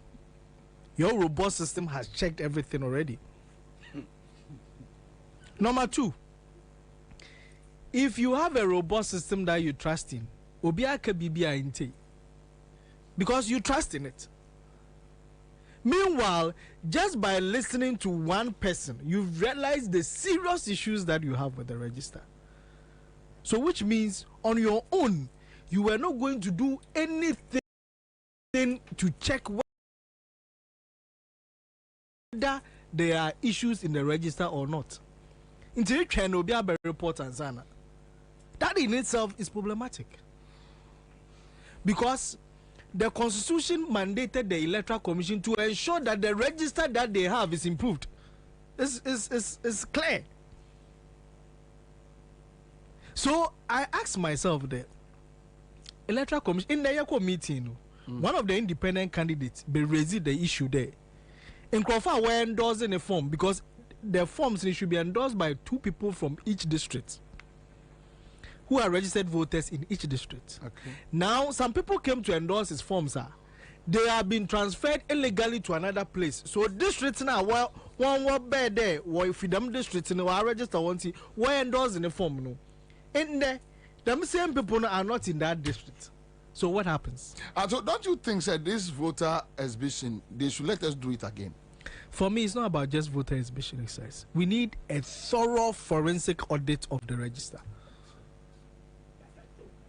Because you see, you can go and do exhibition. How many Ghanaians even know as we speak? I just went around the country. Baby uncle. They don't even know where they are doing the exhibition. Some don't even know. And this what they is, deliberately. A plane cool. Messi, Kumasi Cultural Center. A transfer votes Commander, Kumasi Cultural Center. 2 weeks ago, Wednesday, Kumasi Cultural Center. There are 2 centers, polling centers at one exhibition. As at 9:30 a.m. to 10 o'clock, there was nobody there. Like EC official, there was no EC official there. I have the video where it was just the center with the table small table be no siwo. Obi ani ho. All your registration. Nobody was there. So I went to the other center no. Na me be said there we impa no one over him for. Can you imagine? Small table. It's a table. It's a table. Now, and I intentionally put the time on 9:31 a.m. Exhibition center. Nobody was there. You understand? Nobody was there. And these are the things that when we talk about, you think there, Sabi ye dagwer. But how do you do these things? So how can somebody come and verify? No issue. How can I come and check? Nobody is there. A crisis be or what the forms and a papers and what the important around. Because we don't pay the people. They want more young children call you. So some of them nobody comes to check them. Nobody follows up. Into the age of not. So now if they fail to do this forensic auditing, what happens? We have a serious problem on our hands. Bobie, we have very serious problem on our hands. Oh, one of the guys I went round with, he registered at Dansuman, Otuabo Dansuman. We're now called to Bema camp. Without his knowledge. So what I'm feeling is the idea is ruling party no ebe luzu dia yanya the basa ni creative vacuum. No, you see what happens is GCPP and NDC be we need there yanya basa ni creative vacuum. The intention is that, you see, when you suppress votes, because I'll be frustrated, I won't go again. When people don't tend, that's when you can add on votes. You understand? People didn't turn up.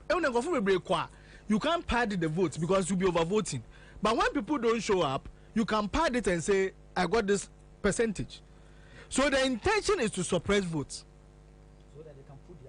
So that they can add on. That there is apathy in their region already. You understand? That is the intention.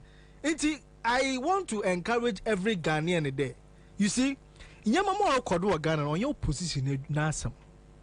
Ghana for 2020, they are not NDC members. They are Ghanaians. Yeah.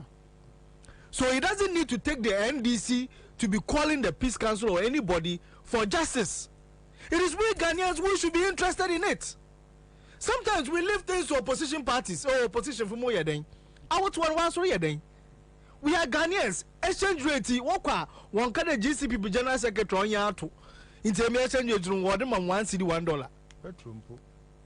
Fuel prices, whom you know. So all of us should be concerned about what is going on in this country.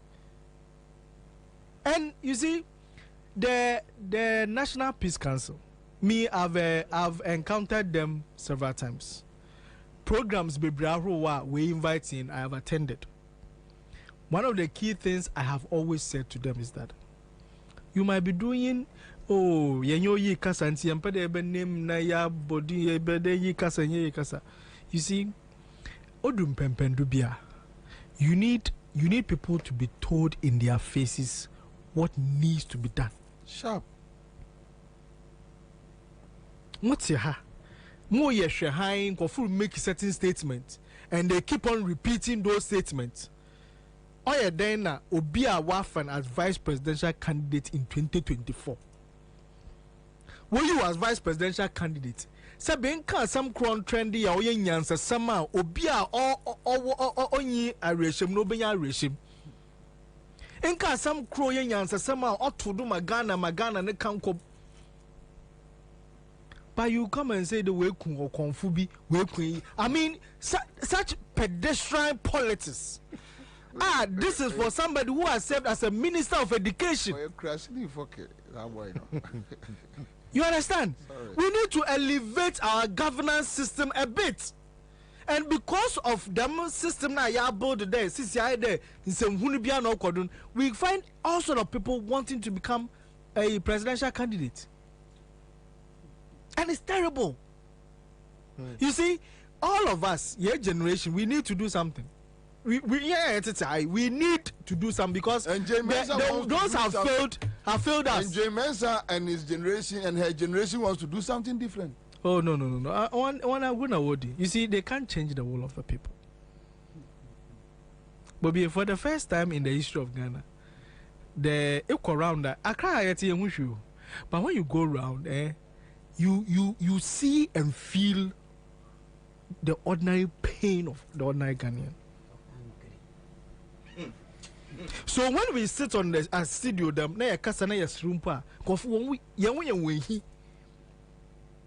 because they think that it's gone beyond the smiles and the giggles. Yeah. Oh, now me, listen what they Sam Rebi and Mesre. A dear a more Facebook no yemeno. Exactly. So this way cast me serious to Exactly, because you see it is painful. And that was why I was ending by saying that somebody was complaining there Obisobo 24-hour discotheque. But one of them says I was so pa. Thank you. By joy, I'm going to why not Ansah? When your time and a power also. Arabu Opa.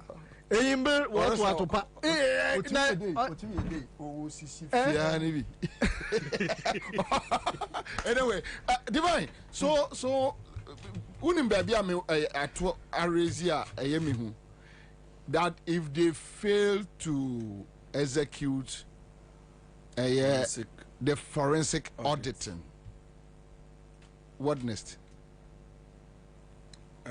Bobie, unim say energy na me de ba ha no ekofom na nye say bibia ye me na wode me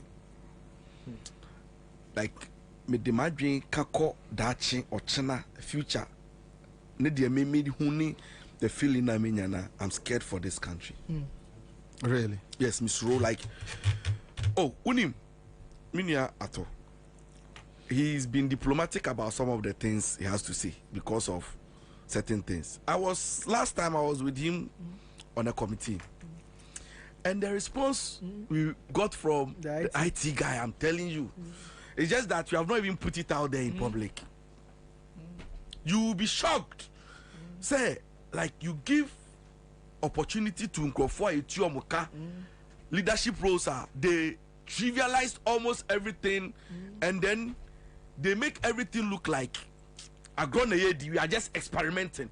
At this stage, Bobie, we are not experimenting with anything, no.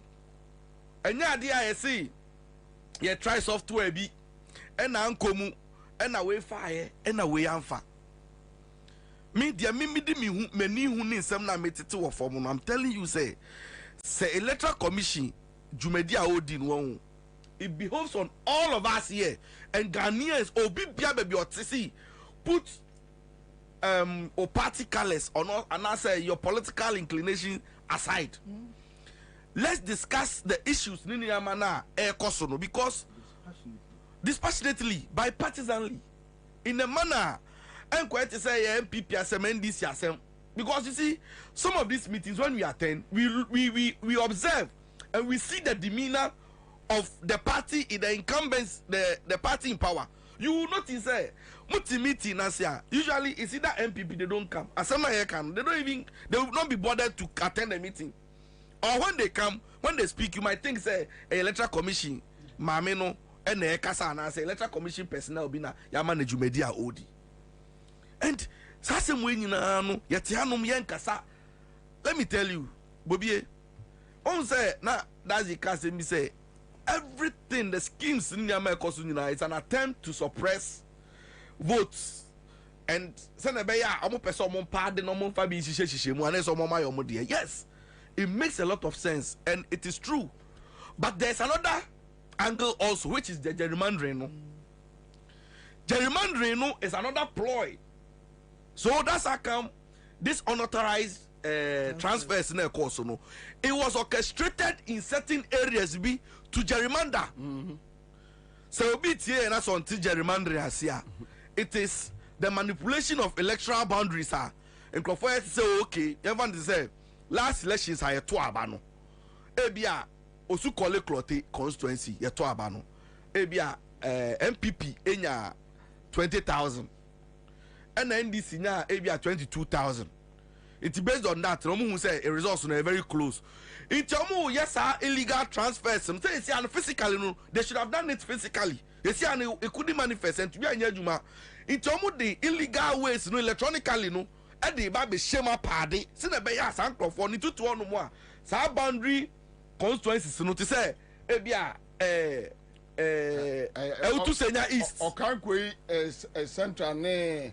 A friend saying, Ayawaso, near Chagum, ya Chibi, near the Ababa Shine, said Dumelo, and Ebia, Lydia, right? Lydia. Omu contestina, ya, near Cochi, event is a matter, Dansuman, dear Kakra, Ebeno, near Chambabi Shim, inti, how I come say or more, and near the Bako support Eugene, Utu, and that's all they are trying to do, and that's the picture. So, the remainder, so for election.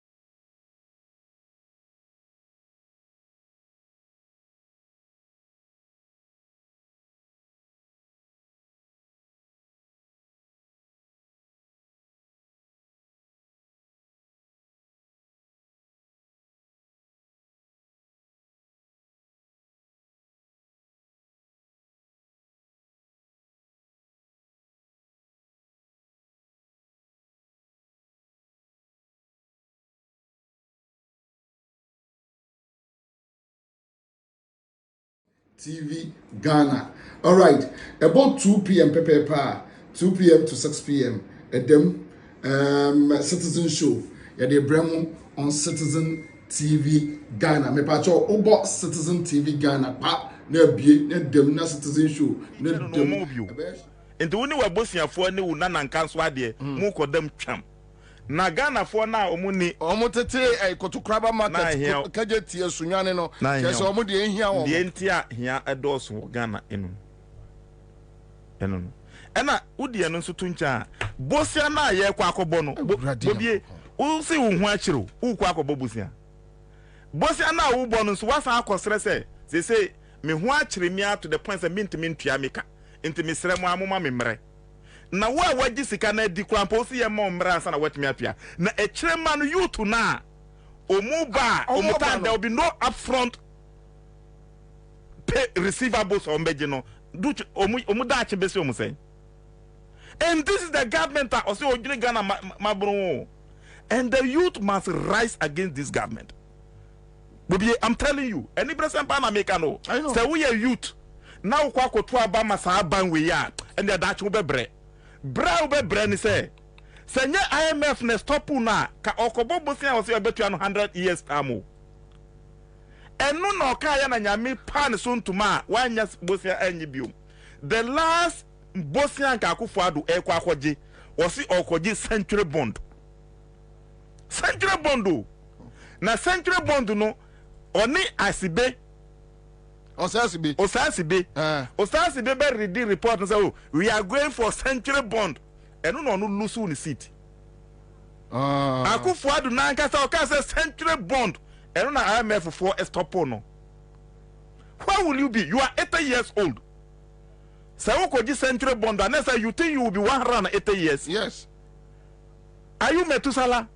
How will you pay the century bond you are going for? And what are you using it for? And the worst of it all, near Ghana for in the 4 adwin emma ho. Eya ye mu bi yedwini ho ana ya. Unim. Yensika Ghana for mabon. Ena ye call demonstration. Ena ye kan say ye nwuma sua da chinte. Ye mada chinte mabruno da chinte ye bibi a ye friend no Ghana Educational Trust Fund enu krampo no odi akogi botua into ye nwuma no the future of Ghanaian youth education has been mortgaged by Akufo-Addo. By you to not agree enya maso. They've not come back to this. Bobie, and I say, free education. Nanadu is the government that does not even have the moral authority to talk about the future of Ghanaian youth education because we're mortgaging. Sikana odikoji enunsu ndi okasa odbensu wamfanye. And you think this government think about the future of this country? He doesn't care. 15 years to come. Ghana get fancy eba biana na do ojino 2018 edie. And nothing on one kasa ni ho akire no. And you think he thinks about Ghana's education? This government, Bobie, the future of the Ghanaian youth is bleak. And don't be surprised that Utiwana Obiafa ne Bagiana Oko. Ufisa youth in Jimmy. Oh, they've seen it. Most of our social conscience and social capitals have been contaminated into Biantiminka. Because the future has been mortgaged. So the only hope is when your mama comes. Now your baby won't say at the end because on mortgage in 2018. So far, how many years now? 6 years ago. But still, for the 9 years to come, the get fund had been mortgaged. Now, one no mortgage ma or mortgage ma or nan kanswa na nan kanswa. They form a committee called Dachi, special Dachi bond. Inte ono nimba there. Although as much for the mu akrachi for power. Una nan kanswa Dachi na waton amod nan kanswa. Almost says oh massa, they've mortgaged the get fund. They've mortgaged the ESLA. They've finished everywhere. This government. Don't be surprised that on one crop for a soretiano. MPP for now, Omati Omu free MPP no mumbo damo. Allah no mumbo damo. Hoslam doya no mumbo damo. But they think about the future of this country. But we are not campaigning for them. I'm telling you.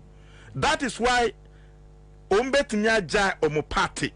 I can say, ye kwaji or minus yo. That is the cause. Into wa ukoye campaign ama MPP. And about Baumia lose locoso. Only locosa or grasso. Into ono, ye no. Ye say, and one say, ye say toy. And I all free. He doesn't know the direction I go. But the future of our education has been mortgaged. Loans now, why Ukojibo answer won't mean to now patch or say. Ye momra na mi ameba da achi na me be da atua me so me ba no so na bia ni wa mi kwa kofa aka say me the way e kwa akosi a wa ba betua wo because normal na e wo ho nyina na do o dia say wa agiska ska no so a o dia bo preman bra wan fa nye hu a edi productive returns bia be ba na o dia akotua. Thank you, honorable. That's enough me nua am inshallah.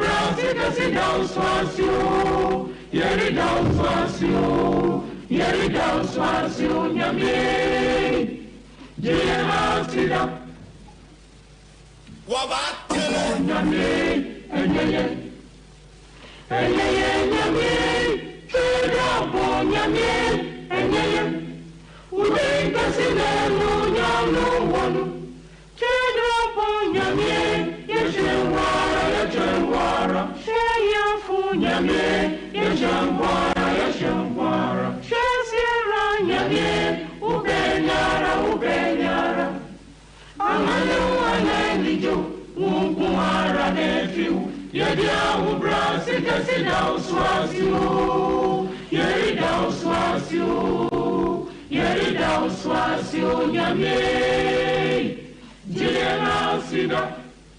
All right, so that's the live in Accra 100.5 Citizen Show. My mention mo video bi ewo Potwase ene Akwadum forest belt, right?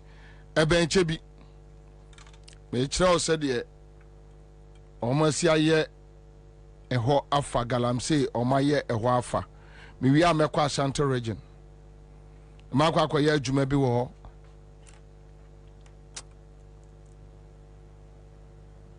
Mate. Don't worry. Pacho, one who say video we a Potwase ne Akwadum forest belt. The amuhunu wo konongo, the omaya no konongo no kra de on konongo kro no, omo butu konongo kro nani. Mo hwe kwayem de omaya kwayem. Mo hwe de omaya kwayem. Mo hwe Kwabena ti Asempa FM so ka kire say wutimi mine ewo eye forest mu ni asese mra akufu ado apase mra ye mine wo forest mu hwe de omaye forest no hwe de omaye forest no hwe de omaye forest no na aka say onye part of the problem and anya beneficiary we uni di atem na abede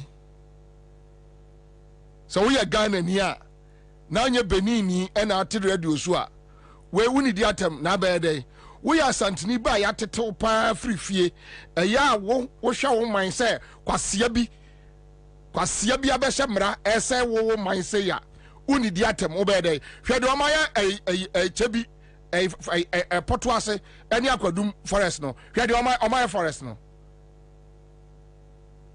hwe de omaya forest no hwe de omaya forest no hwe so ahu Bobie kwaka omso didi atem so ahu so nipa da sani kwasia bi to so no wa hyemra se ye forest no ye mine mu ye ntumu agudie ne ye sei asase ni nyina hwe we woche bi hwe de omaya forest no hwe de kwasia no wire forest no kwasia no hwe de wire forest no aboa no hwe de wire forest no hwe ade awaye would destroy or mind future would destroy bibia hwe ade onwade omaye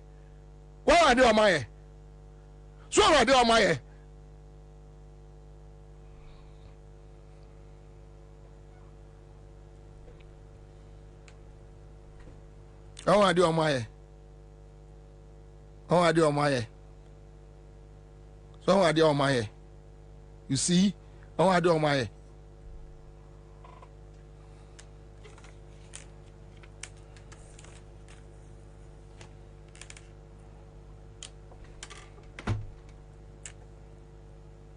onwade omaye so onwade omaye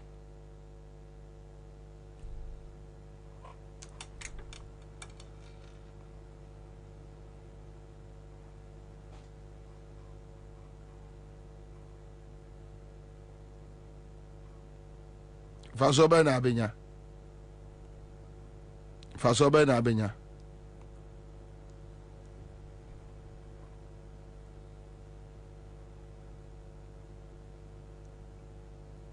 o sen kola da chinyina no anya de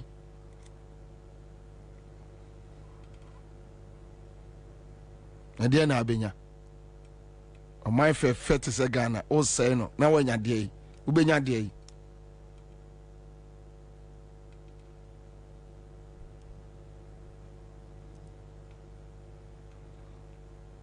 konongo kro no sese ehange ho konongo ehange ho ekro no hange wo sei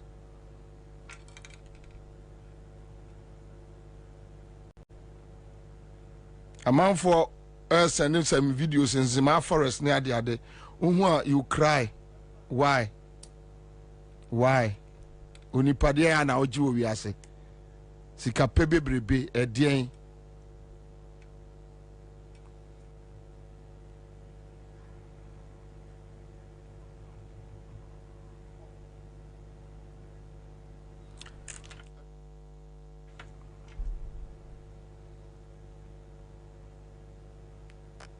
nya wiase japade nyina na eden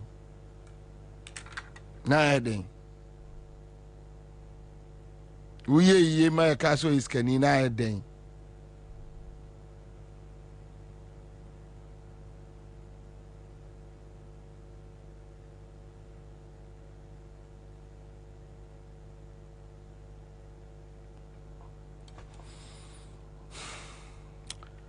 ora do jamfie wa man so ora akwaba mejosu bafo mira mona mo wo asantememu aduja mfiminimu from Love FM wona wo ya small scale miners Ashanti region secretary we are say mo ahase age mo excavators ya abancheche ye no mo je bie efidie no from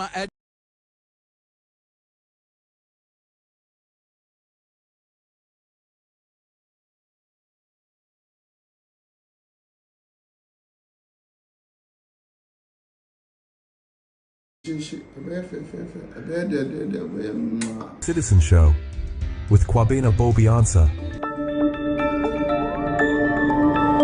So yechechia ahwefo sese na Citizen TV Ghana. All right, about 2 p.m. pepepa 2 p.m. to 6 p.m. Edem Citizen Show de bremo on Citizen TV Ghana. Me pacho obo Citizen TV Ghana pa na bie na dem na Citizen Show na dem ebe Citizen Show with Kwabena Bobie Ansah. So yechechia ahwefo sese na Citizen TV Ghana. All right, about 2 p.m. pepepa 2 p.m. to 6 p.m. Edem Citizen Show de bremo on Citizen TV Ghana. Me pacho obo Citizen TV Ghana pa na bie na dem na Citizen Show na dem ebe Citizen Show with Kwabena Bobie Ansah.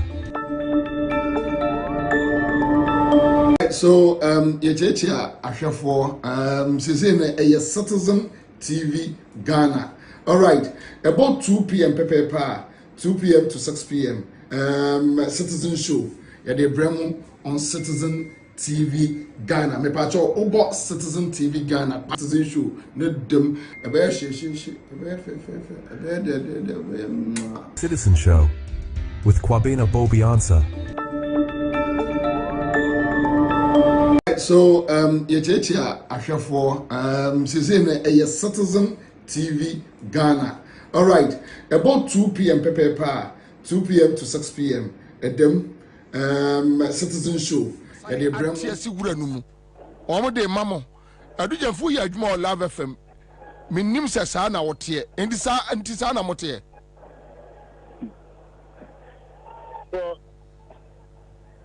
yo of any edikan metiaw eno wadwumayfo na matia watiefo awie enyina nokure se maya adwuma ewo multimedia pena nenyo ekaten so no Ghana Association of Small Scale Miners na ye krefo ewo Asante Mountain na wata no a wo ka no so mbo no am se wo bo ama no apra efise asemo a wole me edi ho ankomo ana no die minim ane ba bi a akoduo no ba da se ni akonya a wodi ama me se ntiemu bia ne nso me fama ati efo nokure the numbers do no no operation bi ekoso afrase eni afi ama ye do no machine ye ba abonten ebe kasai efa akwanya na operation so no ekoso ɛne yɛ members ni bi a sɛbi wɔn dwuma a wɔn edi no wɔn ntia mmara yɛ a enipa sɛ saa deɛ no yɛyɛ ɛde tia wɔn yɛn nyinaa yɛdwene dwuma bi a ɛyɛ a ɛkɔ so wɔ small scale mining ɛfam nanso yɛnim sɛ ɛnyɛ nipa no nyinaa ɛna wɔn dwuma a wɔn ɛyɛ no wɔ kwan bɔne nso ɛna sɛ wohwɛ wɔ mmaa yi so small scale mining ɛho mmara ɛne ho adwumadi a ɛduru berɛ bi a somboɔ no woba a ɛbɔ ɛmɛka nipa nyinaa ɛfisɛ wɔn a mmara ekura wɔn mu ne wɔn a ɛhwɛ sɛ ɛde mmara ɛbɛyɛ adwuma no wɔn adwumadi nso ka ho bi ɛna ma saa nneɛma no ɛtumi ɛkɔ soro ɛwɔ mmaa mu ɛha ɔbɛni ɛfa excavators yi minimum de minim sɛ excavators bɛbɔ bɛyɛ aduɔkono ɛna yɛ easy a woba asante mantam mu a soja ahyeɛ wɔn de akɔ paati ɛhɔ adeɛ akɔ so atɛ ama yɛakasa ama afebɔ deɛ yɛapɛ yɛ bɛɛ de atena ti sɛ ɛberɛ a saa dwumadie wei ɛkɔɔ soɔ na yɛdim sɛ wɔn a sɛbi wɔn dwumadie wɔn ɛyɛ wɔ kwampa so no ɛwɔ sɛ yɛkyɛ no de wɔn adeɛ ama wɔn no yɛkan ya ama amaka nkyɛn na deɛ na yɛni afiri so yɛbɛkyɛ ɛne sɛ sesei ɔbaa no ayɛ nsɛyɛ sɛ ɔpɛ sɛ ɔrelease machines no ɛde ma wɔn mo yɛteɛ no yɛni agye yi ɛma yɛne npp mpanimfoɔ no bi ahyia ɛma nkɔmmɔdi a yɛdi yi no na kyerɛ sɛ dwumadie no nyinaa no wɔn de bɛfa mɛpacho mo ne npp mpanimfoɔ no hyia yɛ officially anaasɛ in a private capacity sɛ mo kɔ hyia di mo nkɔmmɔ bi explain it well. yɛnya nkra sɛ abaa no ayɛ adwene sɛ ɔpɛ sɛ ɔrelease machines no na mmom ɔpɛ sɛ wɔde fa association no so sɛdeɛ ɛbɛyɛ a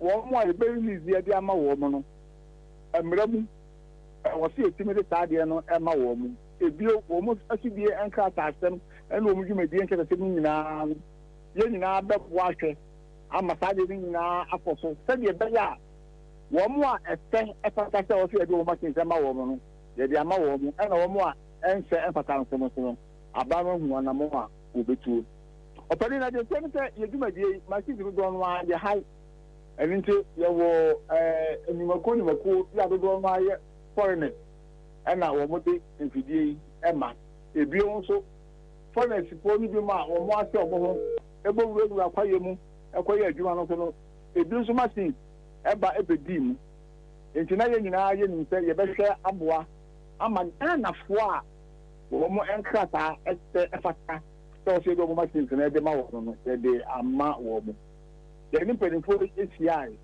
ɛma yɛdi saa nkɔmmɔ no ɛkɔ wiase ɛyɛ sɛ yɛntwɛn kakra ne mmiriame no ɛkasa yi sɛ wofrɛ obiara ɔyɛ yɛ member na wobusa no sɛ ne machine no nkrataa no wɔn mfa mmra yɛyɛ wɔn so yɛakɔgye yɛadeɛ yɛ a mɛtumi aka sɛ machines no yɛrelease dodoɔ no ara ama deɛ aka no deɛ aka kakraa bi yɛ a sɛ sɛ yɛbɛtumi aka sɛ ɛkwan a ɛfa soɔ ɛne ɛtesɛeɛ a wɔn de release yɛ deɛ masa yɛn association no anim ahu biribiara nti sɛ ne sɛ woka na wobɔ ho somboɔ na de somboɔ no ababa abɛsɛ yɛn ɛne yɛn members a yɛnim sɛ yɛn members no bi ɛwɔ mu a legitimately ɛwɔ sɛ yɛde wɔn mo mfidie ɛde enti ɔpɛni yi mo sɛ yɛbɔ sɛ mobɛboa na galamsey no mo ahwɛ na mo aboa aban na ama n'ako say you are telling us say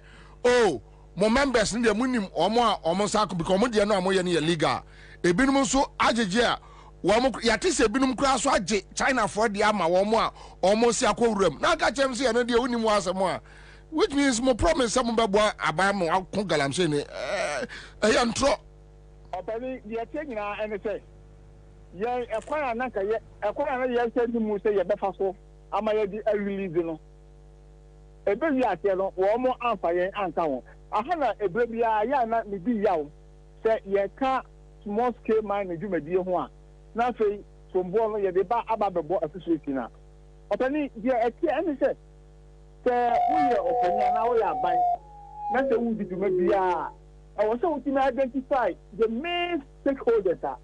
Yeah, one of them a year. Now, there, yeah, and I say, Ghana National Association of Small Scale Miners, a year qua, Sabi, Ghana, Emra, and a day a buyer. A year idea a buy idea to na parliament and a mass idea a buyer.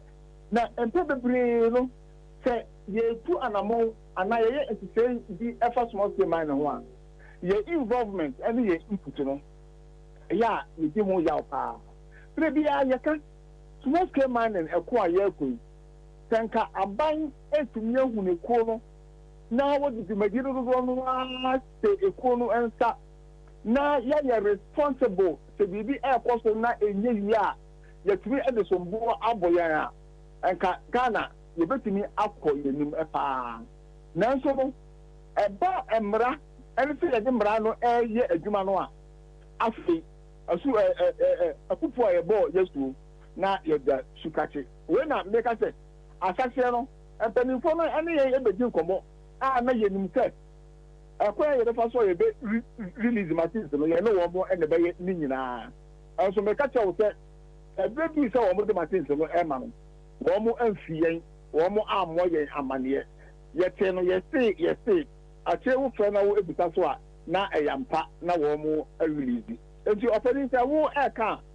And then, and not Sabi, young person, you better more animal. Nobody to be a maca. So small scale mining. Yeah, a two baby a year can once American once a month.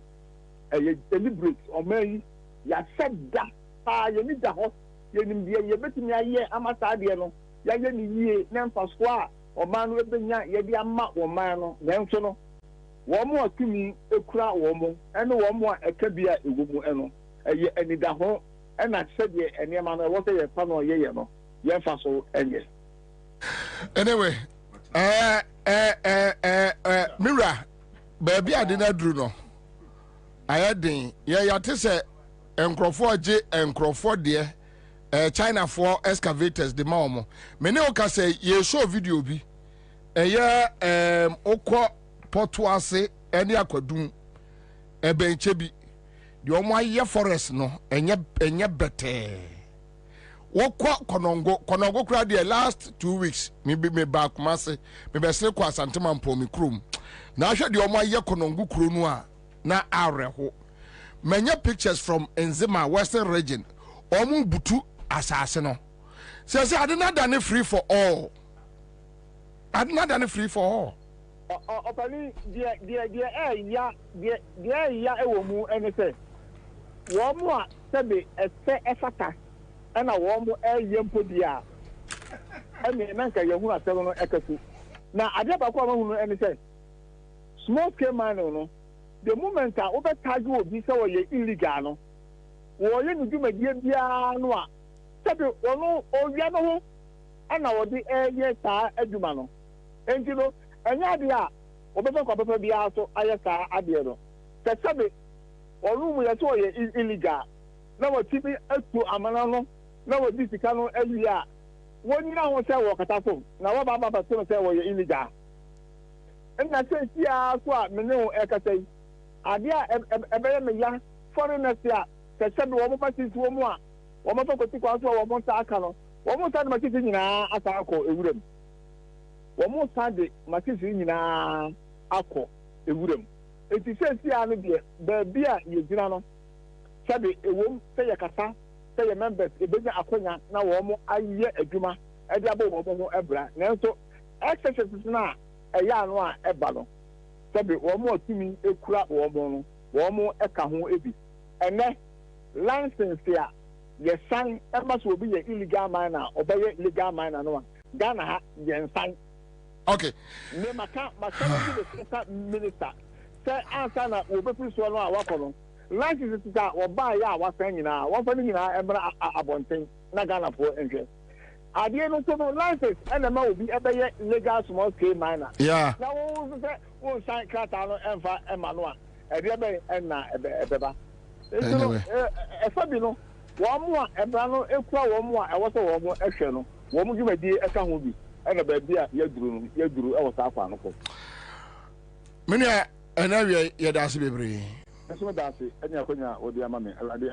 I mean, all right, so that's it live on a 100.5 Citizen Show, Tuesday afternoon.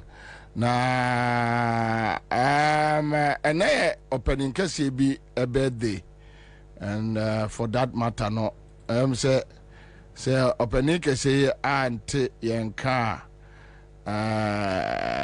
na say ya nyini ye pacho monfa opening nto ha say emame ora Mensa Thompson Asipa. And any birthday, yes. And Mensa 27th, and I'm assuming 28th. So happy birthday to you. All right, so Mensa, this one for you, Mensa Thompson. Chimutu. Be here a year, friend. Ian and say, Mr. Kwame, got to brown rice. Be now some of the year a friend say, Queen. Sadly, I gassy. Yes, what I mean is, hear me. That's right. Or quite we have for about 10 by ya, but Titi, I didn't to no one could tell the fridge, and as I have broken a pim. Oh, you're fucking my Zaquada. All right, so thank you so much. Live on a 100.5 Citizen Show, and I say I'm coming a dom yamoti enka and area yadam wasibebre Richard Ampasses Mensa. In fact, you are a brave man. God bless you. God bless Ghana. Bobie, happy birthday in advance from Maria Adam Kofi Simon. I'm the maybe a first. Okay, so Kofi saw a 1st August. All right, so that's it. Osmanu who do answer was say my man enka man for say Lodge Tavern Pediase and the presidential lodge in the edition mu e ho na GNI e ho na man for pape. What I say, man for pape, but in fact, more win selfu e de efro bepono. Me go work Saturday, me go work no I say ne boot obakwa no agin selfu agina esoro ba bia kwa na bi no e wo ho no agin selfu si so ase ne say why ani bi e ka say ye no so e kire say me go work na wakwagen selfu na onum me twema na omonum smile hwe me na me smile hwe me for what? Hey, and that's your fake radio good or fake birthday or fake baby I will be ano. What I say? Thank you. So Lodge Tavern Pediase one and Nigeria abroad for a to make a mobile Ghana Lodge Tavern. I want your GNE was some more DJs almost live band Fridays a dim futu drinks be up a piano. Ebi omo hard alcohol ya no na minima ade krono hard alcohol no nka omo nya omo direct an mo no baba be chire mu a na ka ya hunu ade kro but was omo ewo event center upeso ye wedding parties ebe mu car park ebit me afa be 300 cars what you say omo say show Premier League La Liga and the Chelsea na na no the Chelsea says too yeah. Yes, some command. Boy. All right, so grills, our special kebab, pork, tilapia, banku, ane fufu, akrantie, goat, punching, cracker, tilapia, one more special mutu, any TZ, Sundays beer, or recordo, or bodo, a tiaso, Lodge Tavern, no. Your bomb mudia, not just say, or mudini, 21st September, Founders Day holiday. I don't know, Bepano, so Ampaya, a baya kala. Ampaya, Mepacho, Yanko, Angfo Enterprise, Connect Cosmetics, Angfo Enterprise, Connect Cosmetics, Connect Deodorant, Connect Deodorant, CONET, Connect Deodorant. I wamodiaba wasi atwumotum ma skin mu nyehwam so ahu omo hage wa no mayi wo muti no e problem o hage wa de titu atwo so wa unity dabi ma o hage wo mfa ne ti ento kokoso nche kakra oboso okura mu sadin afi de onya do nsato na pampum ade obeka bia wote ase na chasa wo de ya Connect Deodorant achi odi achi na enya sa deodorant na behwe no na ese watare mu na akawatare ma stay on tar debi and tisa FDA for agiatum 24 hours fresh deodorant 24 hours ready as I said obia de yajuma obia de yajuma obia de yajuma osi enkancho man for say a bipartisan fresh and cool Irish there connect among fonko Accra Antific friend was 024 50 21 240 me bosso 024 50 21 240 Antivic ubetubi Kumase Crystal Ventures 05 43 68 61 56 05 43 68 61 56 Tamale Muni Ventures 0244 79 02 52 me pacho memu supermarkets be bia ubenya bi de free from a young man for Angfo Enterprise, Medina New Road, and one or more from 0244 589992. Thank you. Greenfield Scientific Herbal Clinic. Greenfield Scientific Herbal Clinic. Whoa. What's your name, Yadia? STI, Utuasia, and your Yadia stroke, Utuasia, or Bantamin Felfru, Branon Saya, Reno, Ewo. Akwara no firstborn bema ni titase fe na nim tadwa na tiko flat a Greenfield Scientific Herbal Clinic was been catch us bright soldier capsules na odi aba bema wo sisi ya low sperm count toda bia na afi dey aso libido level no ekọ from ye kwa kan se na say dey nhyem ho bema jai na de otwi trokro obo adwuma se nhyem ho awu ade no kramas ni trust na che to atofom simple ya na bright garlic plus capsules ya wode aba boost immune system constipation etu ase ya yem wati mu trust a wo che me pa che cholesterol level ya check hwe wo skin care ma we ni anya fa no obi amodin blood sugar no mane emra for ho na anansi a chew o se anansi a che me anansi we police dia na so we sojani enu a che wo yare me pa che ya anum bi wo ha woni hwe panin sa wo ya advertise panin ni kekan kwasi asem ya hwe wo ye adi na wo muntia na ga sabi asem ho anka wie nkenya na metia me yesi me ba che ya ka che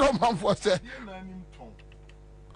wade ton ye me fe en ho hwe na me de hwe nti akutia bia nso ni wura etin hweye no amama akutia me adma kwan amfa so ton ade o ka me hwe nyina ase kire no yes etin me masem na wo kenti no mayi me ho ano yire ho na ton mani gye a wo ye no we ka hwe de mati wai o de we ka o de koso ko anim ewurade yakopo jankoma be fa me na me nkofo papa sika bi na me ho ntobe be fa me bra family me pacho Greenfield Scientific Herbal Clinic wo Nungwa Adogon last stop Estate Junction on sabetimi aka wo everywhere me ka say Tango Prime washing powder suniama meninte suniama memunye hwam aha wasi aka say ni na de suniama wo say washing powder ni bi wo wa odi senior na won sa won wa need those contents you know man you got it man God the bullshit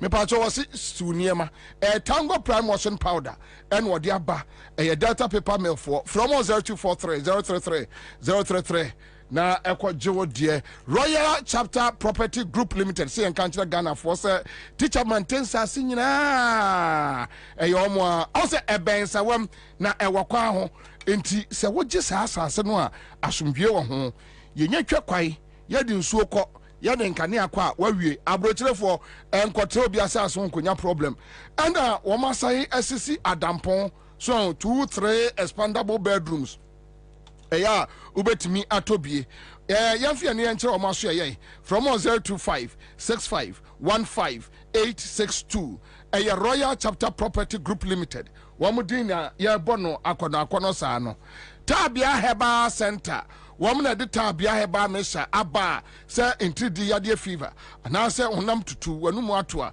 womwa wose afei ekoba se wobehwe no ade da fam kra wo koto afa ayeden eyanom Tabia Herbal capsules no Tabia ha takum no we dey boost immune system na fedie wanya hoɔdene pa Ghana fo eje choboi munsomwe wase obi afrani enkyere Tabia from 0243 686861 on sabetumi aka wo mo afei Now, yeah, can we say bills microcredit, 15 years in service, and can from a quick credit. So go share a bills microcreditor. Now a quick credit for no one more year, Juma say, aye, 1 year, Juma papa. What to Imeska? I watch say, ya Santiniampa. I am ya Santiniampa say, Oko Abrushi, Kabe Fabicobia. And Casa come there. All right, so that's it. My main car was it a year bought car engine who buying from overheating. Car engine who buying radiator tank no emana chain. Car engine who buying and a lifespan no hour. Was ya fee a year fuel consumption yashin ye. Now dear Dennis say car engine is what take care. Ne sunde da ye wo kwatwem prices ya ne achew Charles ubi bi ni abobonu anka beto akuma bi ama no Dabi mi gina bonte na afrem semhimbrem timora na na mbe me pa cho ne nyina ne se C-Horse 5050 engine coolant ya na Ghana fo agi atum ya no a wusa ho a wabɔ car engine kwa faso bia ni so what the 3367 aba 1090 coolant what the aba or memu lubricant shops ubenya bi from 0244 577 559 afei give us herbal center was say main country Ghana for one de give us P aba give us go one de aba give us herbal mixture and give us GC mixture capsules aba the woman say eya ko ani ni P no fabom resource no e change ko ni P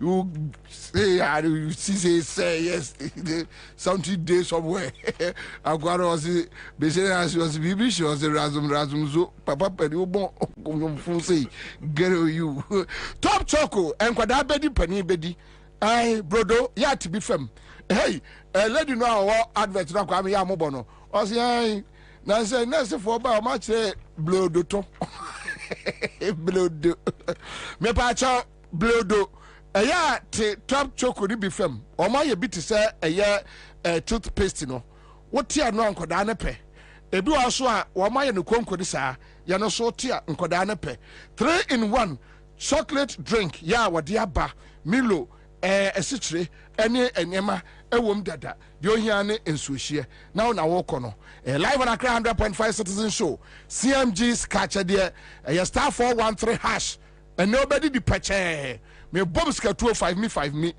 Honorable Haruna Muhammad Ajinagwa Honorable Charles Akowa is still in the house and petty for me mama na kwaba and area kwa jo super honorable na madam for what na me nyeminuano me de minuano but you know what nipa ya they are talented de nyamma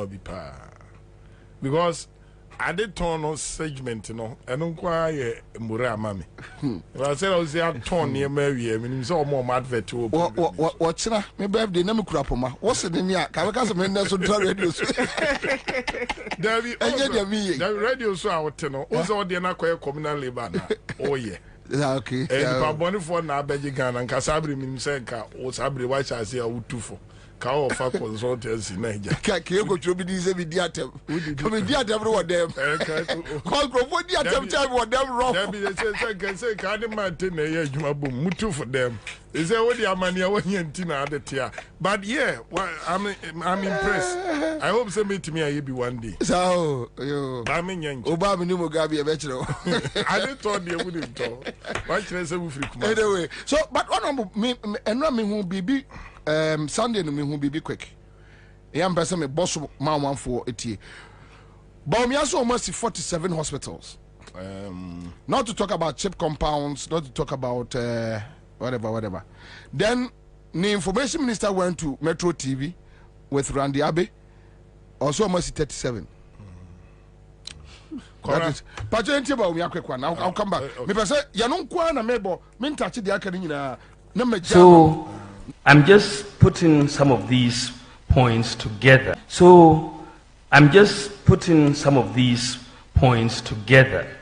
You know, Agenda 111. So far, we've built 47 hospitals, 428 CHIPS compounds, 230 health centers. I mean, that is massive. That's excluding Agenda 111. We've brought in. So I'm just putting some of these points together. You know, Agenda 111. So far, we've built 47 hospitals, 428 CHIPS compounds, 230 health centers. I mean, that is massive. That's excluding Agenda 111. We've brought in. So I'm just putting some of these points together. You know, Agenda 111. So far, we've built 47 hospitals, 428 CHIPS compounds, 230 health centers. I mean, that is massive. That's excluding Agenda 111. MPP telling us that almost see hospitals 47, and you don't even know where those hospitals can be found. It's so sad. Anyway, Haruna Nomoha. But the young the information minister with Ani Ampofo, Metro TV. Ani Ampofo, watch my birthday. Don't mention me. Just bring me something. That being said, simple. The temptation of going about saying this government should point to one single hospital that they have built. They haven't built a single hospital. I was waiting for her to complete that sentence to show her the number of hospital projects started and completed by this Akufo-Addo-led government. 37 projects completed. And these do not include over 400 chip compounds that we have done. That being said, the temptation of going about saying this government should point to one single hospital that they have built. They haven't built a single hospital. I was waiting for her to complete that sentence to show her the number of hospital projects started and completed by this Akufo-Addo-led government. 37 projects completed. And these do not include over 400 chip compounds that we have done. That being said, the temptation of going about saying this government should point to one single hospital that they have built. They haven't. Aruna, I'm not restricting you to this, but share Winiba, share Sunday, but when they show the contradictions in their own manifesto, but anywhere you want to touch, main restrict you can flow. For my mom's birthday, happy birthday in advance. Thank you. Watching the essay and celebrating in a grand style because mu bojumat pa Emma or my Ghana. Na Michia Minya Charles, the Bono Regional Communication Officer. Alhamdulillah. Na Commander Messachia NDC for inyina obia oko osainmre ekotie His Excellency former President John Dramani Mahama presenti the manifesto one can't say this is a lifeline for Mother Ghana. The resetting this nation is agenda obia and somubi. It is not for only NDC. Even more MPP kura, they are very much aware. Say nema sana nema ekosono. Enya dia ema hope for the youths. Enya dia ema hope for the aged. Enya dia ema hope for the businesses. Enya dia ema hope for obia otumpom ema nia ebema Ghana eden etumpom. Na last Saturday adia ayemede pa ni say for the first time we are seeing a very keen competition and issues based manifestos. But the problem with one of it is say you don't understand whether the person is in government and now the person is in opposition. because minim say obia a campaign say His Excellency John Dramani Mahama in 2012 o campaign no o campaign based on what's achievement NDC in 4 years omo chalky year omo achieve year, for which reason na His Excellency na oka sa nema no say mum to abama ye na yembe toaso, so that together no the Ghanaian will understand say one to abama me in the process no nema yesha ase no someone will come and truncate them and nunti mum to abama ye, so that we will continue the good works. And Oshasi ebobo sa nema na Oshasi no, he didn't just say them by word. He didn't just quantify an intro. Yeah. Put figures together and spew it out whether you like it or not. There be Okasano. No say muntu abama me nemen tuaso yashasiye UGMC. Yenwiye. Nti muntu abama me nemen tuaso. Oka about that was the health sector. Yeah. No say muntu abama me mashasiye rich. We are making rich a regional hospital. Nti muntu abama me na yentuaso yenshasiye yenwiye. That's the health sector.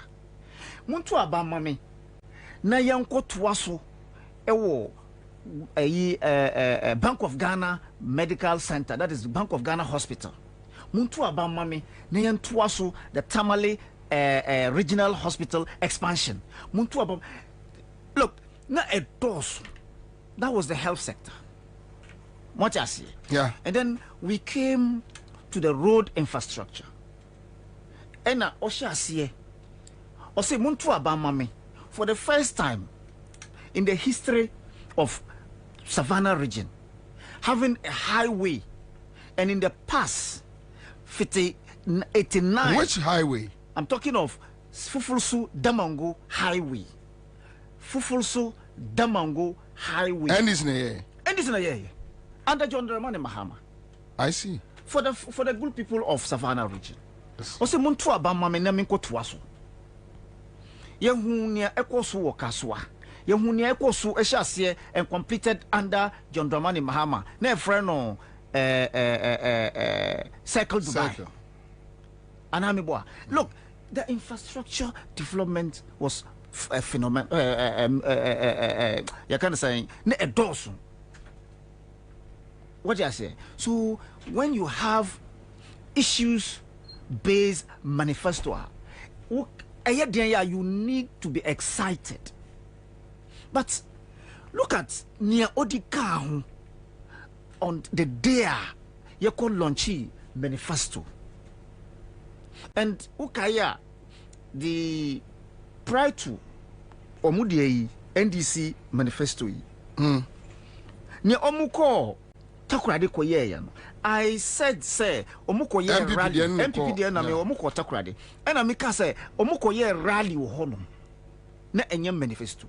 Because to the extent say, the person will tell you, say, muntu abamame, I have a vision that would you to me mamia, I will come and do A, B, C, D. Abra, will master, or appoint you as vice and a running mate, no what you honor. And you look in the face of your boss, it was unfortunate. Sir, you will come and tell me that, say, you're too abamawa. The E-Levy, you so pretended. The E-Levy, no, you so pretended the passage of E-Levy. Or say now unsupported. Not unsupported, no, but what did he tell the good people of this country? He led MPP finance economic team to go and meet IMF. Using E-Levy to negotiate. So you look in the face of your boss and told your boss, say, we are I will scrap E-Levy. What did I say? So you went with an agenda to set, say, Ghanaians muntu abamame na membe tuasu with a hardship, because your boss was there clapping hands for you. What does it mean? That's what yes. Say what me say E-Levy. Yes. And any COVID tax and the babu more my way to yes. na wo vice president ane ne fa adwene no wono no abeka kire ye say so nyakwai na okọ no oba obetwam na wo bon nsem. Yes, no bon nsem. That's what I'm saying. So wo me boys here uti ho no we kwese penyi. Hey, say you inflicted pain, hardship on the good people of this country. Hey, and me you running mate no say me ba me twam. Na bon nsem. No bon nsem. So unim say enye. You know. So it was a rally. It was not issue-based manifesto. I'm telling you that Bawumia Nimse or Ba, there's no way Akufo-Addo will allow him take that out because many Nimse a car omubotu John Mahama Nyamepa in 2025 January no as president of this country no a car obeba shiano enya dikitwa. And so the fact of the matter is say this person at least I can't describe him as a fool, but I can only say he is a pathological liar. Also at least on your medra. That's what I'm saying, but say on your medra certain lies can lead to killing. What you say? So we are looking at it. Say His Excellency John Dramani Mahama says Oba, the first thing that he's going to do is to discourage people from doing near Bawumia Oba. That is his or the buyer. That is the digitalization. Also Oba. Minim says see if I want to pay money through my momoa, the only thing I ever meet him say me bet you E-Levy into me yet. I won't pay. So you are discouraging people from doing lawful transactions at their own space. John Dramani Mahama said, Oba, the first thing he will do, he said, is going to scrap that nuisance levy. Nuisance. Complete nuisance. He's going to scrap it. It's nuisance. Because me mamia otikrasi. Any day, any time, you be sending a scar. Just a mituya sa tax no. Any time, any day, on also be this asikano. You be say you tax no be. You be say you sikano be. What kind of nonsense is that? I dream by the way musu. And to the extent say, look, Commander, who call China? I'm telling you, every corner told home, every corner in China. That is the source of their revenue. And Obia on to coin, Obia order nifie, Obia oya no susu through his Momo account no. Aban say obeti tax room. Nti ya that money you have saved in your account. So we see every day you are going to be turning around with that sikana. At the end of a month, no, we shall that sikana in Abeko Abenho. Abra, you are not making savings, but rather losing ska. So it is completely nonsense, E-Levy, and it amounts to robbery. John Mahama say, Oba, obey, and businesses can flourish through Momo transactions. We all know what Momo transactions have created for the youth. And today, no, Duduana are into Momo transactions because I know graduates are. Yeah. Omunenam krom Momo transactions. At least you don't know So who did nuisance tax called E-Levy bar? By all means, you are depriving them of their right one, inflicting pain on their livelihood, and for that matter, John Mahama say, Oba, obey from. Commander, the most important aspect of it, me a Muslim, I am a very practicing Muslim. I want to say you're nominal Muslims. Yeah. We are nominal Muslims like Bawumia, and then I am a practicing Muslim. The practicing Muslim, no say Obia or practicing near Prophet Muhammad. Ya komsheni Prophet Muhammad sallallahu alaihi wasallam. E jama say yendiso. So medi sa so. And His Excellency John Dramani Mahama say, Commander, okay, say anytime, any day I am free and I have the right as Ghanaian mekuma omwa omya Muslims in this country wakale and minko no patriotic Muslim front nanwa ye ko north ekoye dialogue on Hajj sisia no obi antimi ko Hajj because of why? Because of the amount of money ube use atuya for performing Hajj, you know, is around 75,000 Ghana cedis. So yemfa preparations no nyina me kind of 100,000 because I say ukrasika kakra wo musum asa no betuma to sa no. So as we speak this current dispensation, I'm talking to my Muslim brothers and sisters. Say wumpo.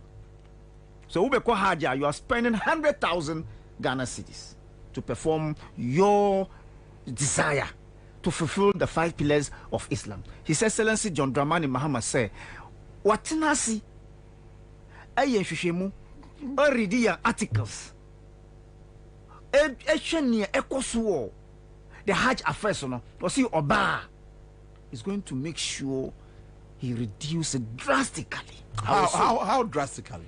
You see, I have said because something. Look, political leaders, we should demand explanations from them. See, I am the leading member, for that matter, the president of Patriotic Muslim Front. I have engaged a lot of politicians, and bear in mind, we are politicians, you are businessmen, you are students, you are, the clergy in the area of Muslim Council and all that. So the very day His Excellency the former President Mahama stood at the grounds of Eid, church or the Eid celebration grounds, your leaders in the say, Oba, he has noticed one thing about Hajj. Say, a Hajj, and every Muslim desire ni say obekwa koye Hajj at least once in his lifetime. Until Osheye boss say Oba, he will make sure say he look into it and reduce. How? Meba? How no say? With my own analysis. Nyame bebre the board that we don't need. Until His Excellency John Dramani Mahama they will reduce costs. One, you know that your kohaja, you will omwa Ghanaians omuwo Hajj. Students. Students will honum. Your malams and imams in Saudi Arabia. I know. Yeah, for her. Ne sanku malams more than 40 say your kohaj. Because they want to educate omwa yedi omuko. Enyo biana otiase sana ye perform Hajj. We pay them allowances. We give them free tickets. Sa free tickets no every yenya ye ma Hajj board say omufa yanko Hajj no. So we can even say yedi omu 10 to go there and add to the number in the Saudi Arabia so that they can take that activities. It will reduce the cost. That's one. Two, you were a system that everybody, whether you like it or not, okay, you are part of it. Say, your diuko haja, they tax you, they make you pay. Your mouth to yasikabi etuho. Say mini bobia mba, they will use it to compensate certain activities. Nti the fear of say mini bobie yakwa omudi yakwa yamba biomo is high, so we can streamline there, and then that particular side no so a bit mako. Okay. Are you getting so all of that no yedika yesika no. So it's all include the cost build-ups no. Yewo omo the administrative charges. It makes no sense say ye foul say besum or my Ghana ana besum Muslimi because it is voluntary, and then we have over 14 member and a 20-something member board. And a BIG allowance every month. What for? They pay them allowance every month, not less than 2,000 Ghana cedis. I see. They pay themselves allowance. Under John Dramani Mahama, under Alaji Tanko, there was nothing like allowances. So they pay them every month. Who pays them? Government doesn't pay them. They are not on government payroll until yesikana we mutuya. That is what ohona omusai sikano etu every month for another 1 year. So imagine that. What do you say? So that one too can be looked at. Okay, and I yewo omwa yedi omoko as medical team. So medical team, no, every year they have like 40 of them, if not more, and a 50 medical team. Yedi omoko, and each person takes not less than $1,000 as allowance. That's I'm giving you the where. So we know besides say how no, and I'm giving you the cost build-ups. The two omoka. They pay the malams. Yeah, yedi omokono. Yes, some more allowances. The malams. Who say even though the amount is reasonably high, but the man, His Excellency John Dramani, can look into this. And some of us, we have been proposing, say, His Excellency John Dramani Mahama Oba, he should make sure, say, the civil society organization, Omuye, to say, Patriotic Muslim Front, Councillor Omo, he should have them on the board, if there is, so that we can get to expose them. We can get to disagree. We can get to delete some of those nuisance increments, and then the Hajj fare will come down. Osaka adia emite in the manifesto, and these are conventional issues. They are not instituted in our law books. Yeah. Say Oba, Commander Unim say, Yekoya Soria, we have 3-4 sects in our religious setup. Okay. In the Muslim setup. Yeah, you were Ahmadis. You were Sunnis. You were Shias. And you were Tariqa, Tijaniya. These are the 4 recognized sector the area of. Said the Pentecost Methodist. Now, when I'm saying Yebeye Asoria, God said, say, Yebeye Azumi, like fasting. It is either the moon comes and die, either 29 or 30 days in our Islamic calendar. It is either 29 or 30 days. And see, so Obimuhuno at the age of 30, they no more shall see. Obimuhuno 29, no more shall see. It is within the rights of the protocols of Islam. And see, so Misha see a nature say medical then we are sana waba. And see, say Chief Imam say yebeye sorry Friday. Eid or Friday. Now me na me dikan e that means I follow the Chief Imam Friday. Na e share 29th no so. Nti enya holiday. Nti enya holiday. Yes, enya holiday. Very good. Yewura John Dramani Mahama say Oba or the one day beka ho so that at least no obia be den be benefit. So in the area of Zongo development no. Papa no say Oba, this is what he's going to do, and I've been championing for this. Only God knows. Wanjina or see, he's going to institute Soyeya. Okay? Yes, Soyeya. Good. What is the meaning of Soyeya? Like laugh, like dumb, a dumb account. Okay. Like laugh. Dodo. No, like Soyeya, like laugh. Something in house I say laugh. Yeah.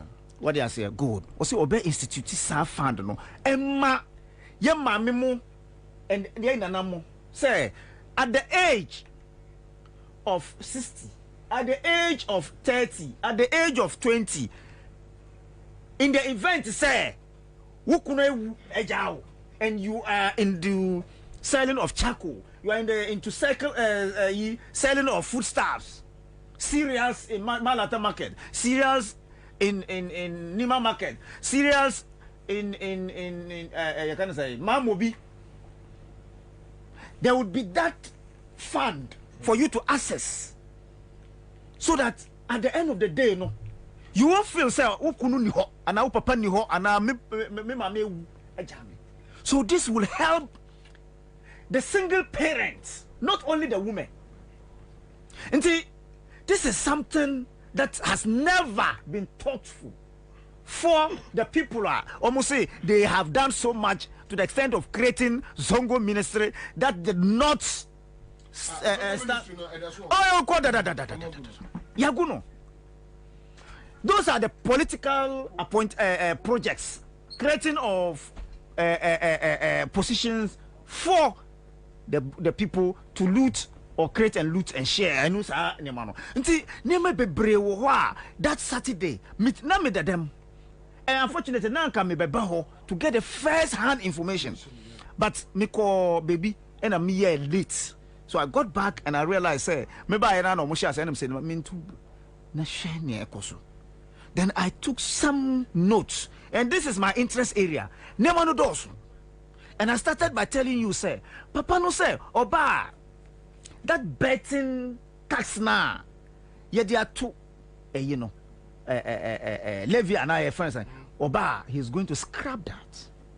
He's going to scrap that. And for me, there are reasons why I have my reservations. As a Muslim, betting in yet.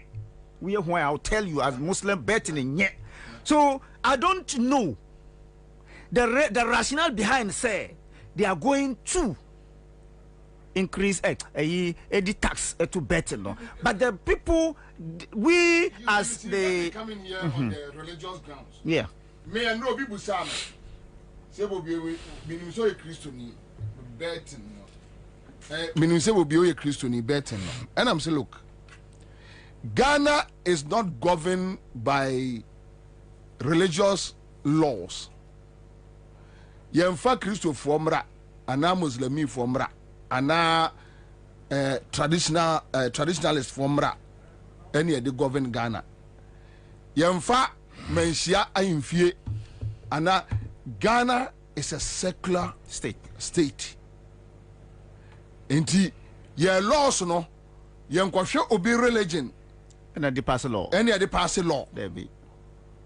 The first thing that who also say, yes, I'm a Christian, I am a Muslim, but what does your constitution say about this? Yeah. Your constitution, Emma lottery so quiet. That is why we have NLA. Yeah.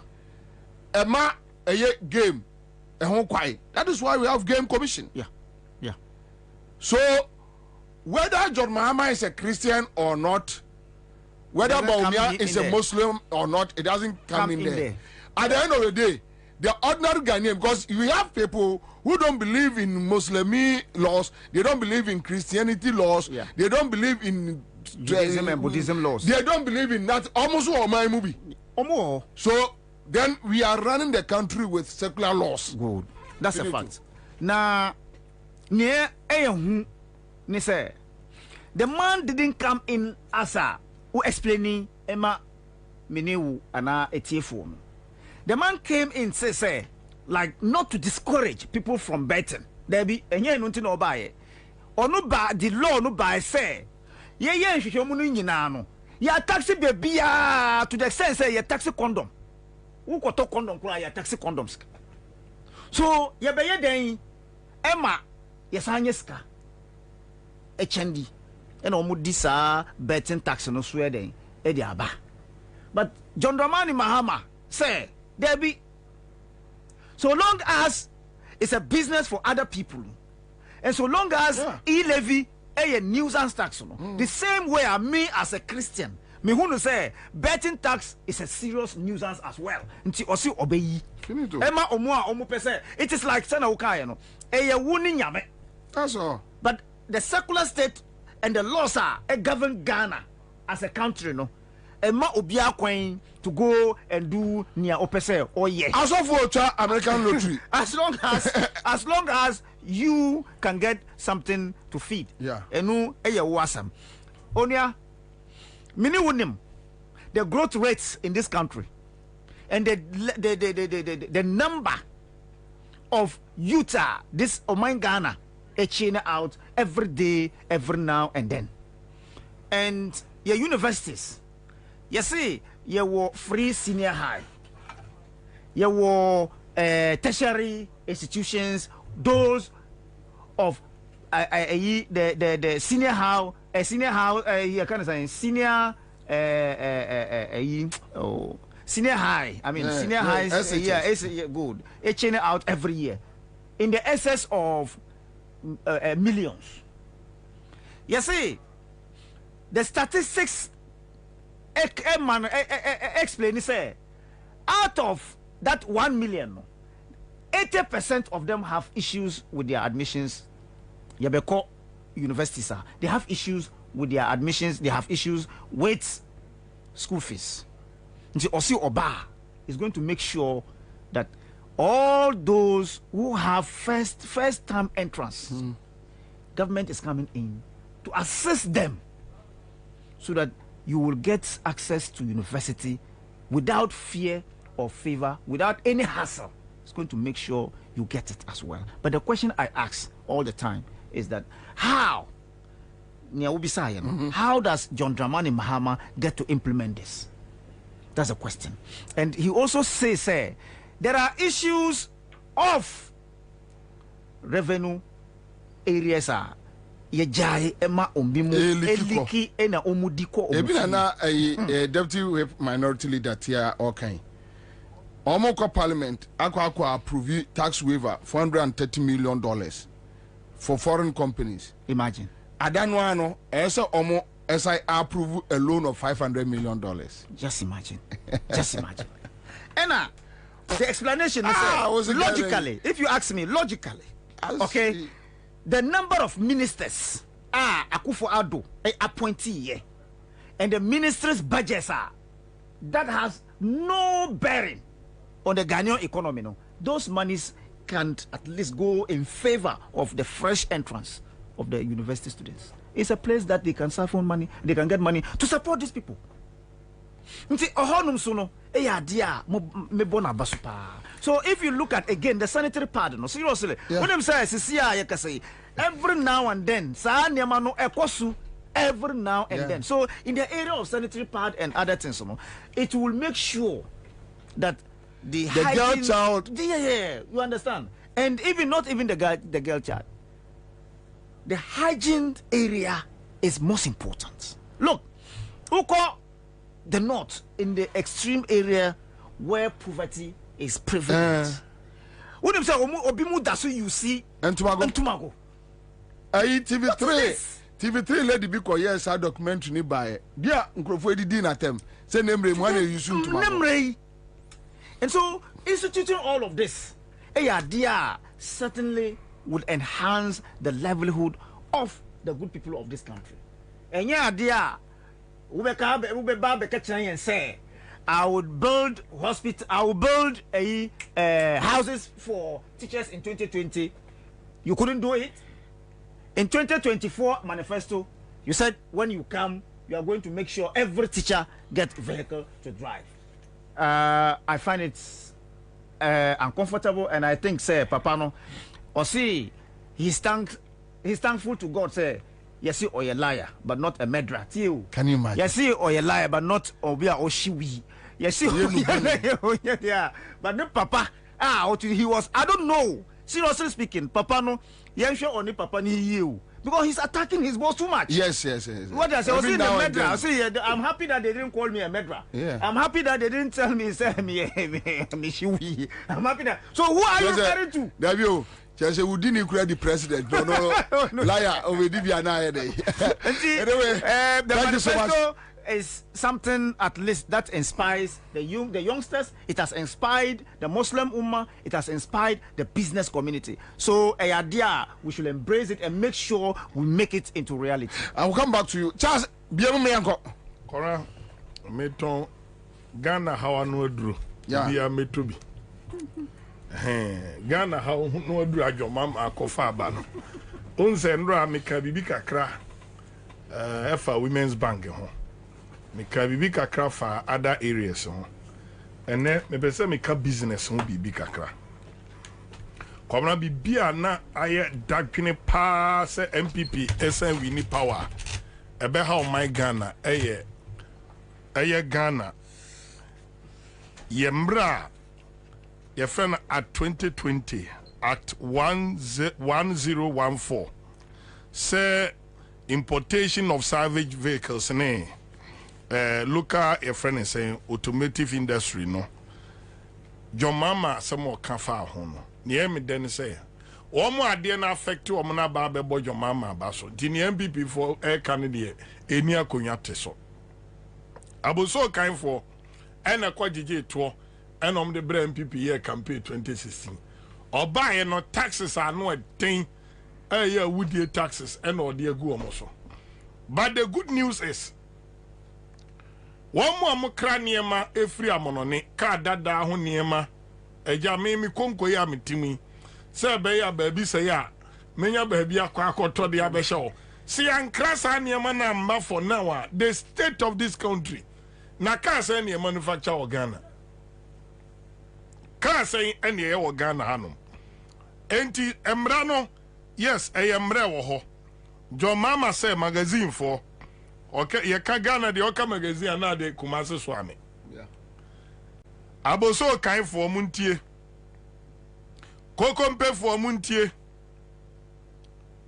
His Excellency John Dramani Mama says oba moto abama ne 7 December inshallah ene de obeba aba beji Ghana ye ni yi no samra na esim kwan se kasa dada no muntimi nkrama no for now obesi samranum ama mo de aba na mo de aba be som for now me say the word is for now say be ya Ghana eso ne hontuma fira ye say de etimi say ka mo no ye bi wo hanom anchi say mu so be make sure say automobile companies are Ghana ha no ombenya support e bo matimi say ka dodo na wo ha afa ye ho aso ye ntuma fira no wa makwan say ebi asa mra no ye mfanye den emra enti no obi koto aba aye 2024 elections imu no a spare parts dealer ewo Kumasi or a spare parts dealer ewo Kokompe or a spare parts dealer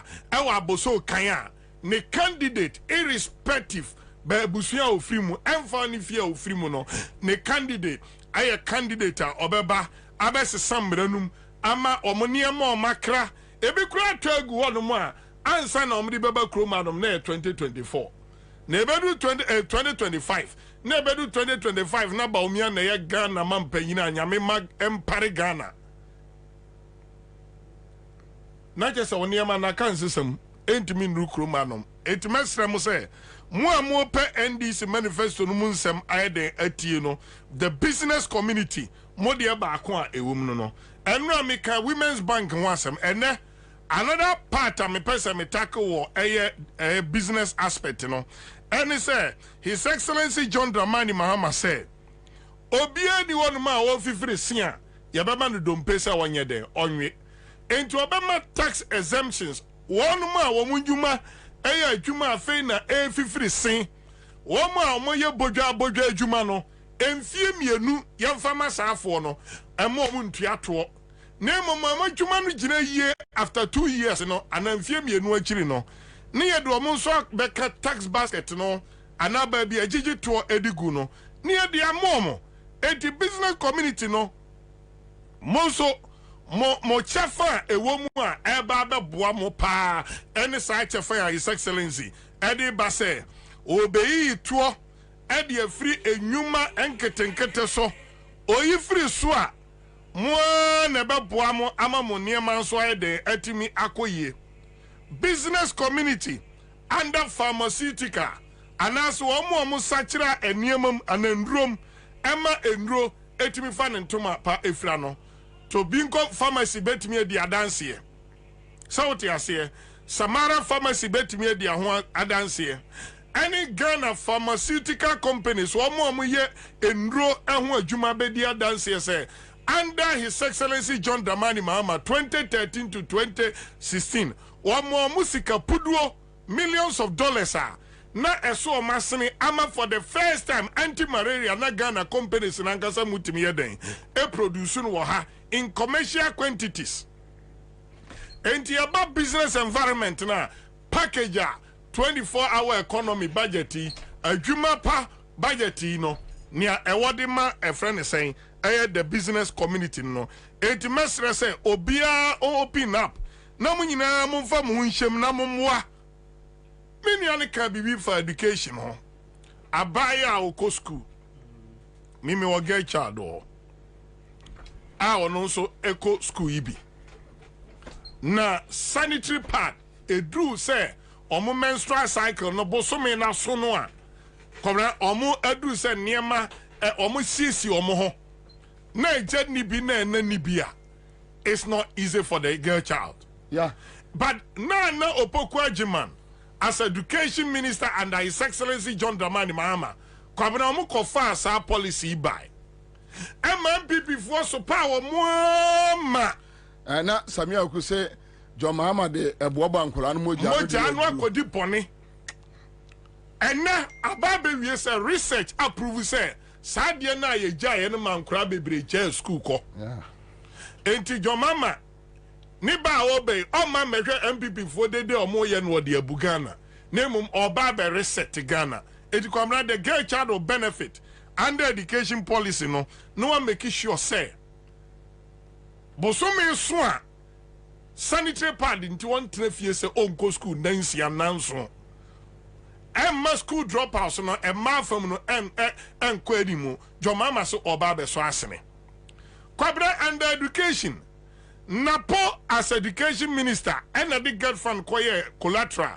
unze sasem de bia me baha meka ene honorable ababe honorable Ahmed abe friends say abe confirm na ade omode to sa collateral no so na ehime daachi bond daachi kwabra ensi achi de na ewo sa daachi bond no ewo adodo de no so legal services ewom any charges ewom a e call mo law firm any o ma de ade a enya de ketwa bi mo mbebo kro no o ma bokro no ahye njirima owie o de 15 years abata ho e chese no oni aban mu mpo e chirima na ebetuo jomama so oba kwabra obeye massive educational infrastructure unim so oni atamil sa ye bida tamakofo eye senior high school 4 years when si dine back school dine back ha kwanya nkra mefa so atam because me 3 year system atamil se di mfie bienu miensa serious infrastructure accommodating kola no Emma 4 year cycle no kwabra etimi ginai ebio John Dramani Mahama edi mfie 9 atimi asi e-blocks mako community day school yi mako 46 a complete ya na MPP aban 2017 omo budget omo de koye no any minister of education napo ebe confirm say 46 there ewi a eye adwuma nemom na 73 and I will completion stages are not be aka finishing. Kwabena say education aspect na. John Mama said TVET and then San Wajuma na drive we are singing now. Oba but I heard Bobie talking about TVET. Oh TVET there. Ope TVET and Kontabua from Honorable na Idrusu. Oba Mao directional and John Mama di TVET. No say NDC nim those slogans na near the man.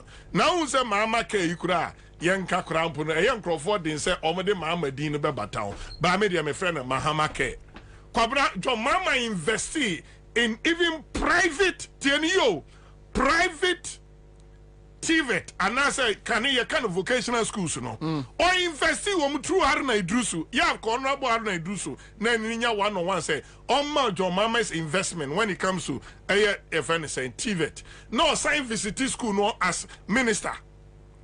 But kwabra NDC ISI hwenepa enkasa emre na yi ne modern ba wa boy de epie or concentrate or now already no wa prioritize sade no by making the technical universities no available say can obi wie ayi a near friend no technical school meboa o wie a yes o we mu de o ma bon wa wie a HND ene John Mama say degree na ne enye bi wo ho no ena na abeye se wabon anako ene wa peja na sitrema ye na university e di technical university no obe university wom se be ya industrial hub ene se be bie nyuma ye be support to companies amoma bie omunyuma mu no ya se nya the expertise from our technical university no makwa akoye den akoye adwuma wo kwabra wa ye bida na oni niam me gidi so wo be ye kwabra John Mama ye niam bia the biggest lecture hall was Sunyani Technical University. Kwabra minim se school bi was a facility bi a mi bisa no yes wa ye bi wo tenka universities no mu a officers communication officers me ejimu say mo man crofo nya access to this information. Kwabra unim sunya de ne ewom sunya tenka university no 25 lecture halls in one building. 25 universities. John Mahama menka sa NDC. E wo sunya technical university. Ansah na ofri abem no. O monumental project mienu o OC lab Emma omo atimi mix chemical eton sanitizers hand sanitizers Emma bonting. I see. John Mahama enti so promise ya me kan ya why o TVET aspect no or ye capable and he knows how to do it. Kwabena enti John Mahama se bo ho no mo a double track no o se na pa akoye collateral ne de but oba onhwe enkura no mom emom sofa kwabena me ba betena fie since July by early July around 5th July watena fie the whole of July watena fie the whole of friends saying August na minim so omu ko school around 7th September say omo di 20 days abeka ho 27 omo se nkura ni mra school 27th of September omo kwa omo October November so omo san ba fie December because about 7th you know what adiem boni ena say akra kanini enim say a long vacation ba akopɛ both JHS and senior high school meboa but say akra ntim be di 90 days of fie no akɔtra school mu 60 days no we Sunday ni Saturday free mu a contact hours a oba no enya no giso oba usa ko 1,000 Ghana 500 Ghana emane classes Ansah akra na timi aden a catch up with the system enti Kwabena His Excellency so oba Kwabena decentralization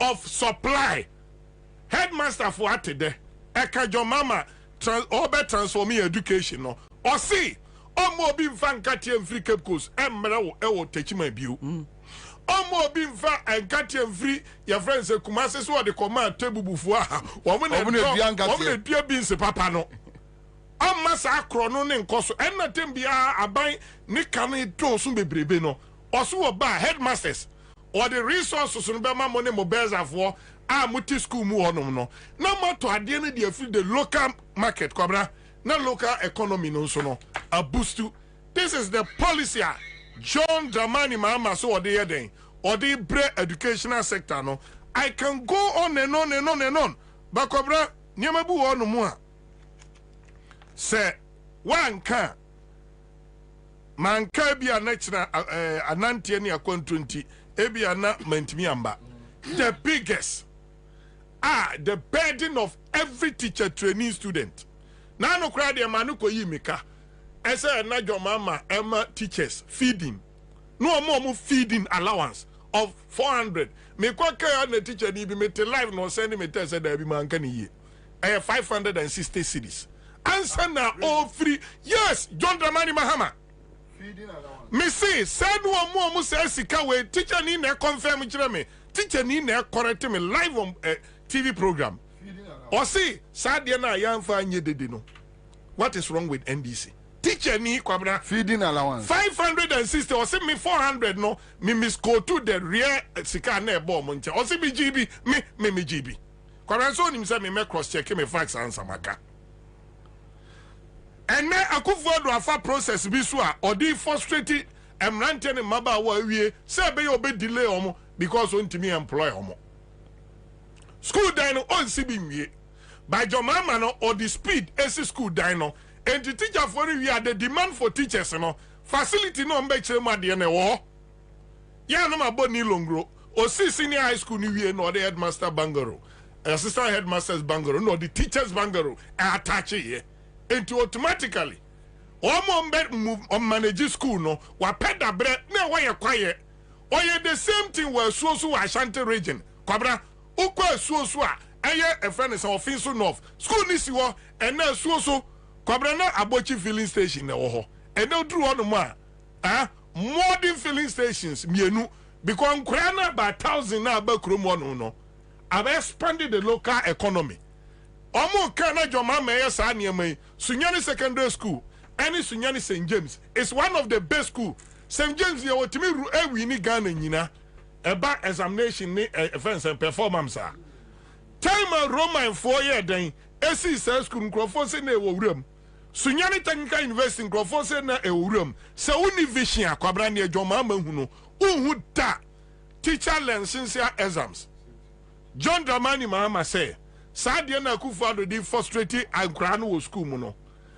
Oma o mewie school and wa kan kire wo say Kwabena brabetua registration fee na fa ko kire o exams and so when your license. Utia sika no so wie Kwabena ye ma questions bia na ye ma areas bia costadio.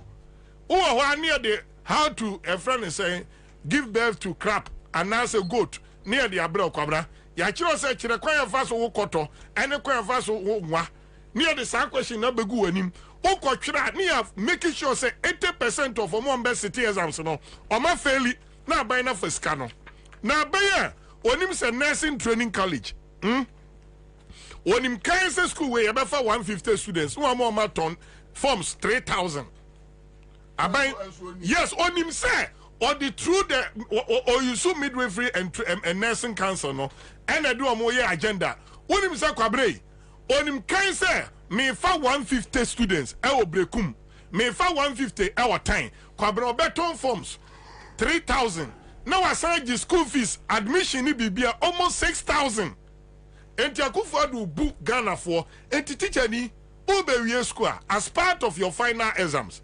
His Excellency say or the beshem license so obetwire ni nyina wie owie aba abonte a we teacher ni that burden na akra we wie school onya ba bi nkyira de oni employment ni ma me nsan ko babosia no onfa nye den onfa mra se ode ba be so sa akra na asene ode koye den a se be ya kwan be nya ba bi Kwabena Mahama ke mame maw sa de we Mahama ke mi wa ha mani ministry Mahama ke nra me boso.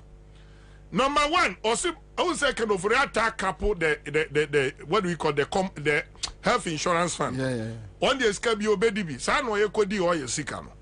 Also obe on couple the health insurance fund. Na inflows na come ni nyina no.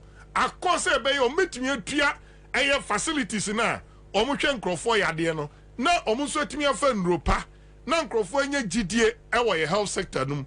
No makọ akosik because in your healthy society and na bema Ghana omatimi aye adwuma ama Ghana enya impuntu enti oba sa cap no omde a health insurance fund no obey cap na free obey free get fund so ekon ama facilities no omanya constant payment ebiem Kwabena ade bi mame konko famra okay bibi for free SHS onim say free SHS any clear policy a guide no they don't. Any policy where law no more They don't. enti no a slogan say ye de mra e bo ho ban na kina aban bi antimi am ise no your mama so oba obey na mom ne e fa ne say ye benya designated fund ye disika bi beto a free SHS no Kwabena ye beka say sika we de e ngumasua e secondary level eno ne ye de hwe tie hon de me de be fra health no ba Kwabena tie niye establish the Ghana Medical Care Trust Fund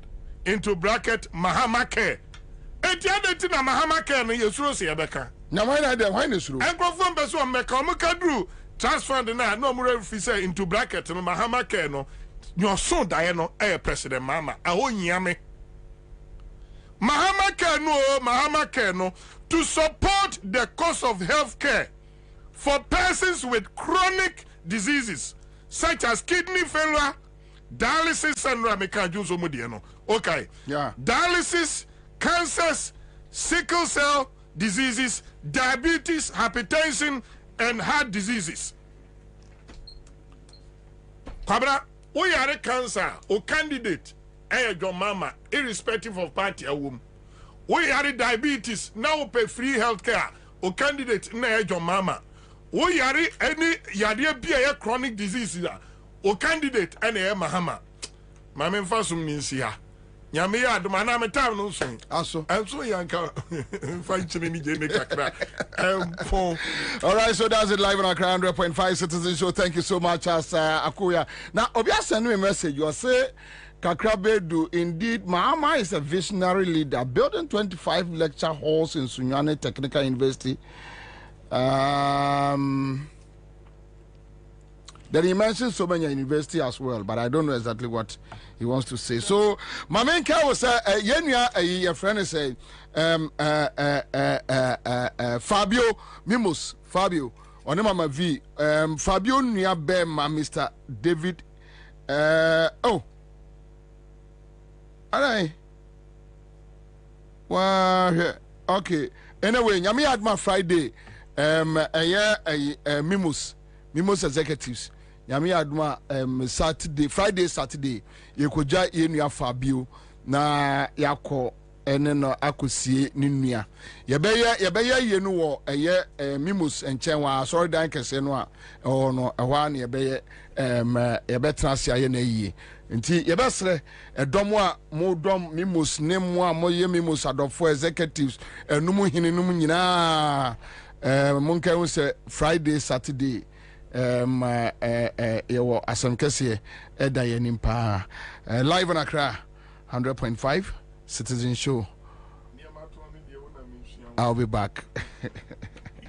Hey, say the Mako who Greenfield Scientific Herbal Clinic. Me who crave me, say, and Nunti no mania award, a word bestie, Obian Transit Emma Dumpemia, the Cassa, and Assam Boya, the Encanon to the Butte. Greenfield Scientific Herbal Clinic. A son you want to say, near Kro Etuno, near Anchor, Ewananu, Obana, Bemo Power, and Yarwankaye. Nansima Mekase, and Espana Quad Ekayeno. Greenfield Adarumenti, and was a solid and also APM. Greenfield Scientific Herbal Clinic. Our ultra modern laboratory. And a diagnostic machines are associated with Kasa. Greenfield Scientific Herbal Clinic. Our Nungwa Dogon, Estate Junction, last stop. Frewa 0243 983 906 and 0261 651 898. Greenfield. God is our healer. Greenfield. Your last stop. I believe. Time now, Subium. Yes, it's that time again. My sister Essential Legend. And let the brothers wear some Kabul. Lion Fun to Road from Ayimensa Tollbooth. All the way to the Lodge Tavern at Pedriase. Class Media Group proudly presents the 9th edition in the 9th month of the year. Accra Stretch. Accra Stretch. Yes, stretch it. Powered by the following. Accra 100.5 FM. Meet Nana Romeo, Commander Nana Kwabena Bobie Ansah, Odishia Bakofie Suma, Gangantuan Lady, Sonto, Odia Sempa, Naname Jako, and Abrantia Kweku Sampa. Class 91.3 FM. Meet Nana Kwame Jumoajiman, Mr. Lion, Irene Sewa Kwafu, Valentina, KOJ, Jode, and a host of others. Number 1, 105.3 FM. From team number 1, Evangelist Prince Edu Asari, Reverend Ambassador, Nana Ajwa Obasono, Toladi, and all your favorite presenters from CTV. The 9th edition of Accra Stretch promises to be the ultimate showdown of your favorite CMG presenters. Who will pull the biggest crowd? Mark your calendar. It's Saturday, the 21st of September, 2024 at 5:30 a.m. sharp. Live at Ayimensa Tollbooth. And remember, admission is free. Come, walk, and stretch for good health. For sponsorship and registration, please call 0555-251645 or 0242-125303. Remember, it's Saturday, 21st of September, 2024. From the Ayimensa Tollbooth all the way to the Lodge Tavern at Pediasi. No fitness event brings thousands of people together like the Accra Stretch. Accra Stretch. Sister, elegant and biker shorts in Ayankwe. Accra Stretch. Brother, Miakambu. Accra Stretch. The Tre Jogging Mu Pro Max.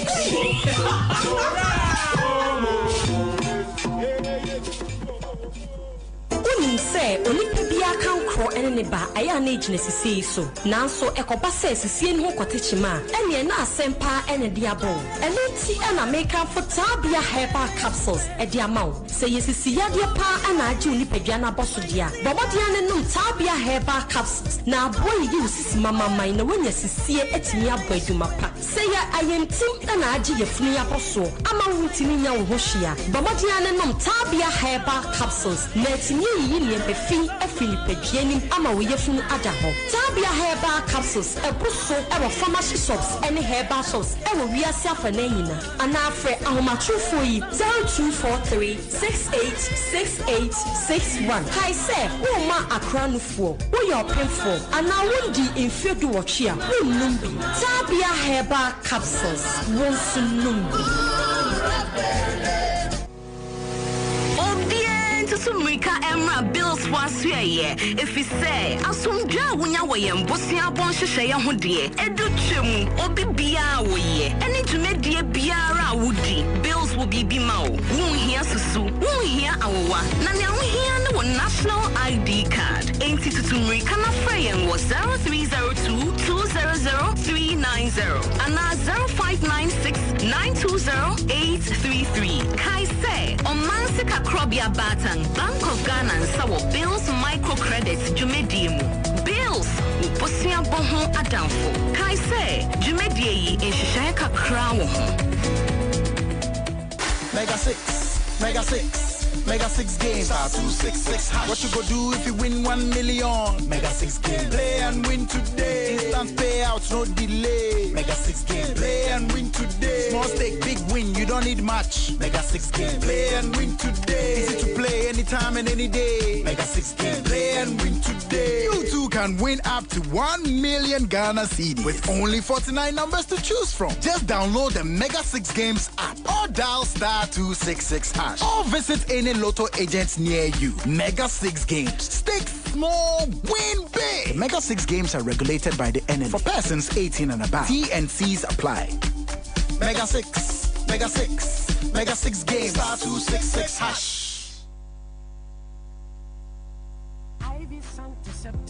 Sɛ wopɛ antiseptic papa a ebetumi abɔ wo ni ofie ho ban dia ɛneɛ Ivy's and Causes antiseptic wɔ hɔ de ma wo. Gilson Manufacturing Company Limited ɛde Ivy's and Causes antiseptic, Ivy's detergent, Ivy's bleach, Ivy's stain remover ɛne nneɛma woduro bebree update twa so gye wo deɛ ɛnɛ na bɔ wo fie ho ban. Ivy's ne Causes bɔ ho ban abere biara.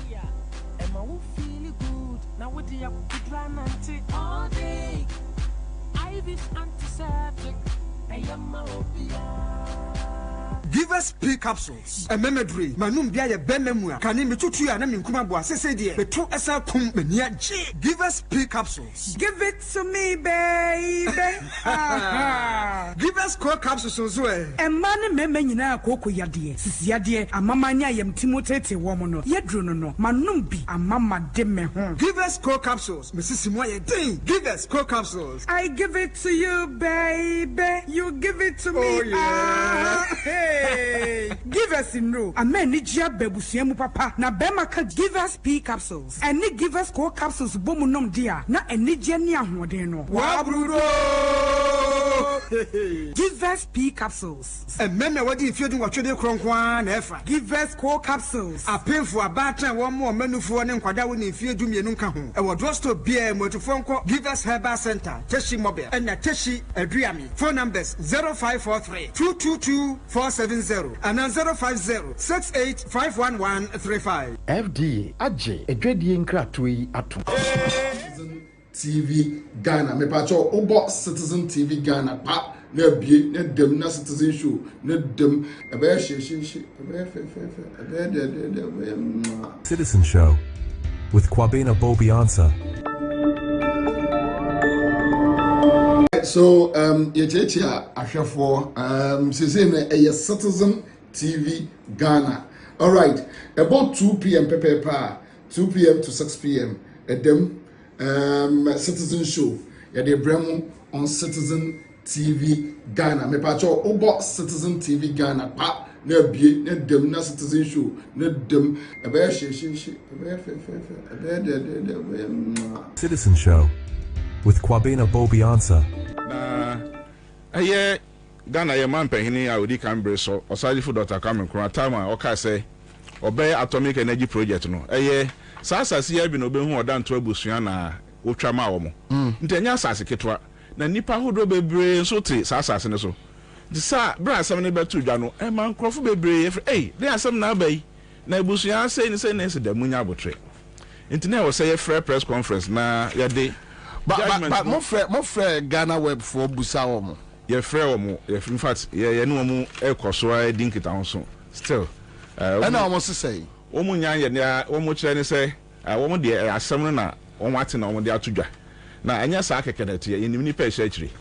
Bobie enim ni pa ehya akiri. Na nka mo per rejoinder. Na per rejoinder and retraction and in fact with apology. And almost so omo nye. Ye nyante omo nka. Ye nyante omo nka. So omo be so omo nye ye nyante mfiri omo nsem won ano ye. I see. Anyway, pastor to us. Enti eba asare na wo say your friends nsɛmkyerɛfo na de nkyerɛkyerɛmu a wɔ judgment no to Ghana fo anim ɛne wiasefo nyinaa and more particularly ɛyɛ tenant ne grantees a wɔn abɛgye nsase ahodoɔ efiri ɔdanto abusua no hɔ a wɔn de di dwuma bebree na wɔ sɛ yɛkyerɛmu na obiara akoma to ne yɛm ne sɛ ɛnyɛ saa na asɛm ne teɛ na mmom na ne ɛteɛ ne sɛ ɛyɛ ampa sɛ high court de judgment yɛ abɛto dwa a ɛyɛ odwamtirani erunonyafo yɛ wura ɛyɛ Helen Lodina Sewamreku e de betu ya say Odanto land commission enko kire Odanto asase na 1904 judgment no de ma won no enko kire asase na no na sempo say Odanto abusua no a register so lawyer, educate me here. What was the issue before the court master ruling by? The issue was an application nipa bi e de court na nim. It was an application for an order of judicial review in the nature of mandamus to force or to order the Lands Commission to demarcate New Odanto land based on the 1904 judgment. Okay. 1904 judgment no eno na ekire Odanto na sas ebusua asase ano.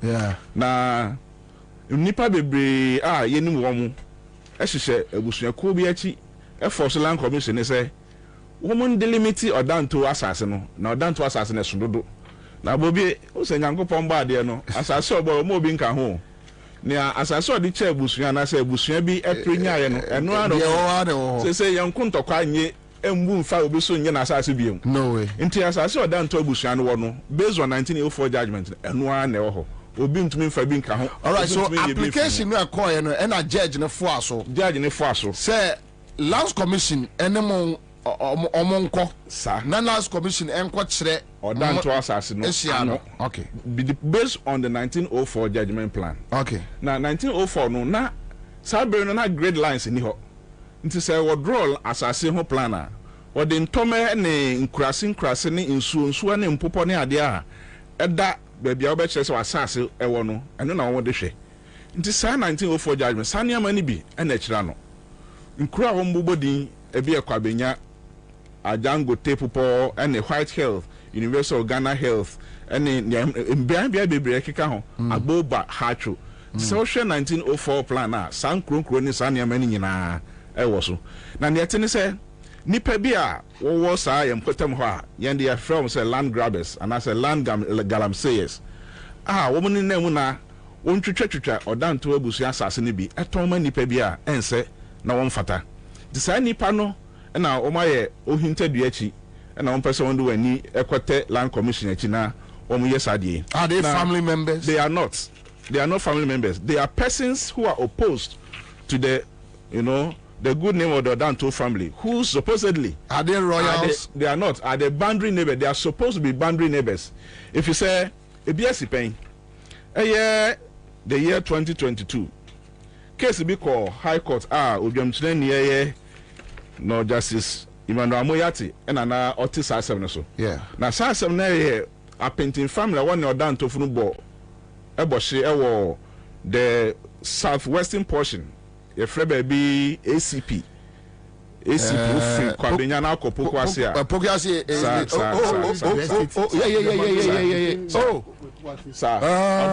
Odanto funu so nipa ne ebohye. Oh, okay. Na asase yantam bi na about 400 acres. What the court say assassinate one day.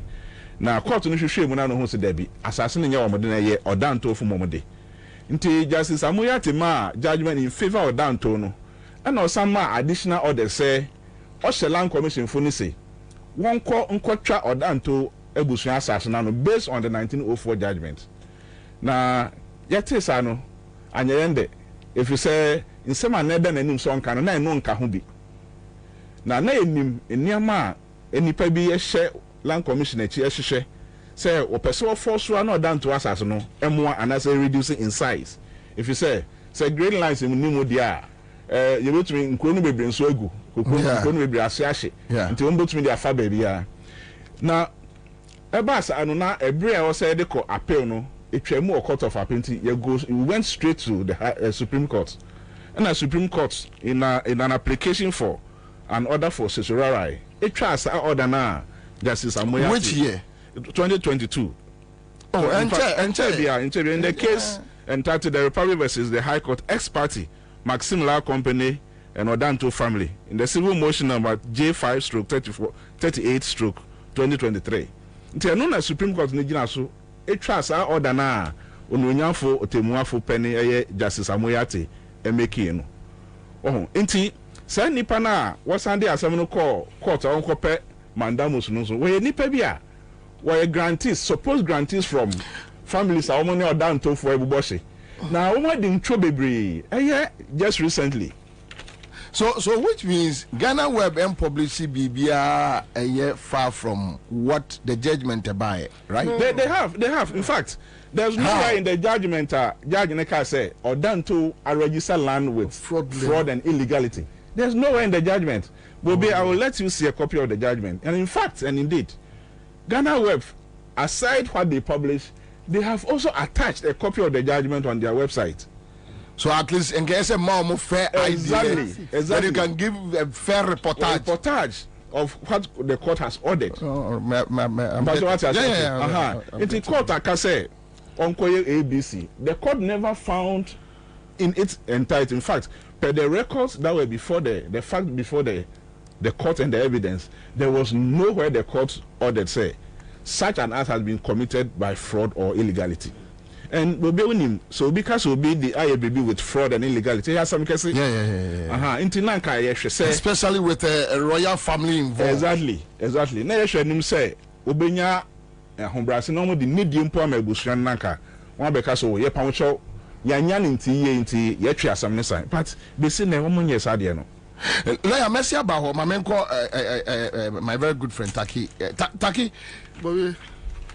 Sa Ansah see our mokame so ukra a maps and minim baby efa so which means judgment a map momo kwai say a order into abusu no hwe sa ho nyina no it still stands. Sure Bobie. Him go baby yes Bobie.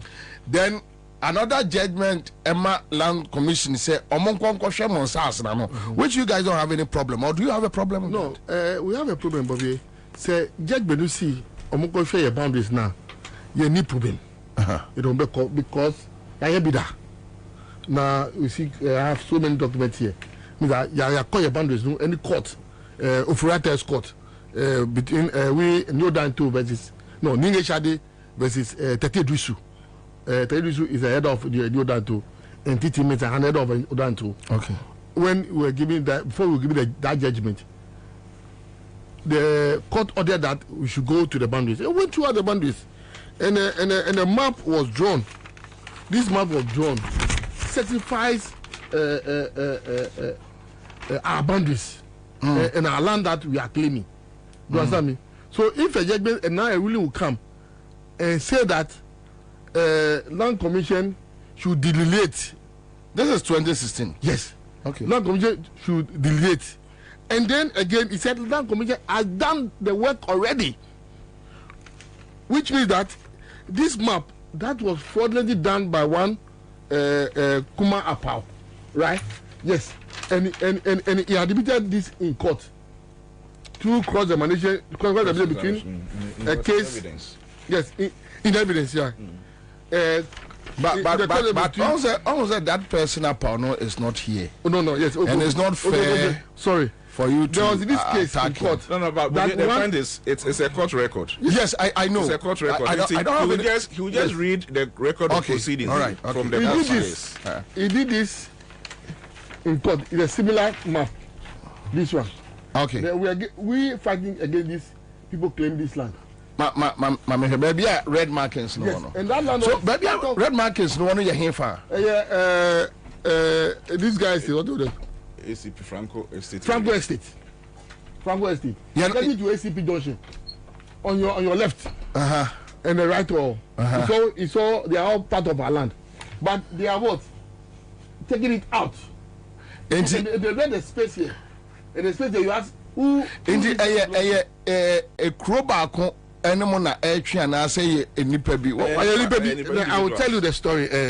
It's about 6-7 family. We recently had a judgment against all of them in court. The latest 24th April, right? 26 April. 26 April, and the judgment came. The judgment was clear, though they have filed a notice of appeal. And those various families, one on one, we have judgment against them up to the Supreme Court, especially the English family. Do you understand me? So they have come together. So you guys are one people, right? We are not one people per se. There's only one family that is in Kwabena, who are still with us long ago. Even the 1904, they went to court and then testified for Neo Daito. 1904, their headers, they made it clear that the Kwabena land belongs to Neo. It's called Afutu. He said what? Let me accept for that. Do it. Say, I am here today for Ashali. Ashali was the headman of Kwabena then. He has a bad foot and sent me here. I am his brother. I am from Kwabena. The headman of Kwabena is old actually. I am the next Kwabena. I am the next. Kwabena is on Kole land. Neo Daito land is where it was Kole land. Okay. He said, Kole land is under Asho Jemawo. Asho Jemawo is called Neo Daito's first son. Okay. He said, it's Kole land. Kole land is under Asho Jemawo, separated by Mesa Play. Mesa Play is Asho Jemawo's son. Okay. Yes, who was then a chief of Ashoma. Okay. He said, Kwabena pays toll to Mesa Play. At that time, 1904. 1904, they were paying tolls to the Daito family, which they paid to Mesa Play. See, so, and then it is his land. It is his land. See, so why do you draw a plan and delete and take away Kwabena?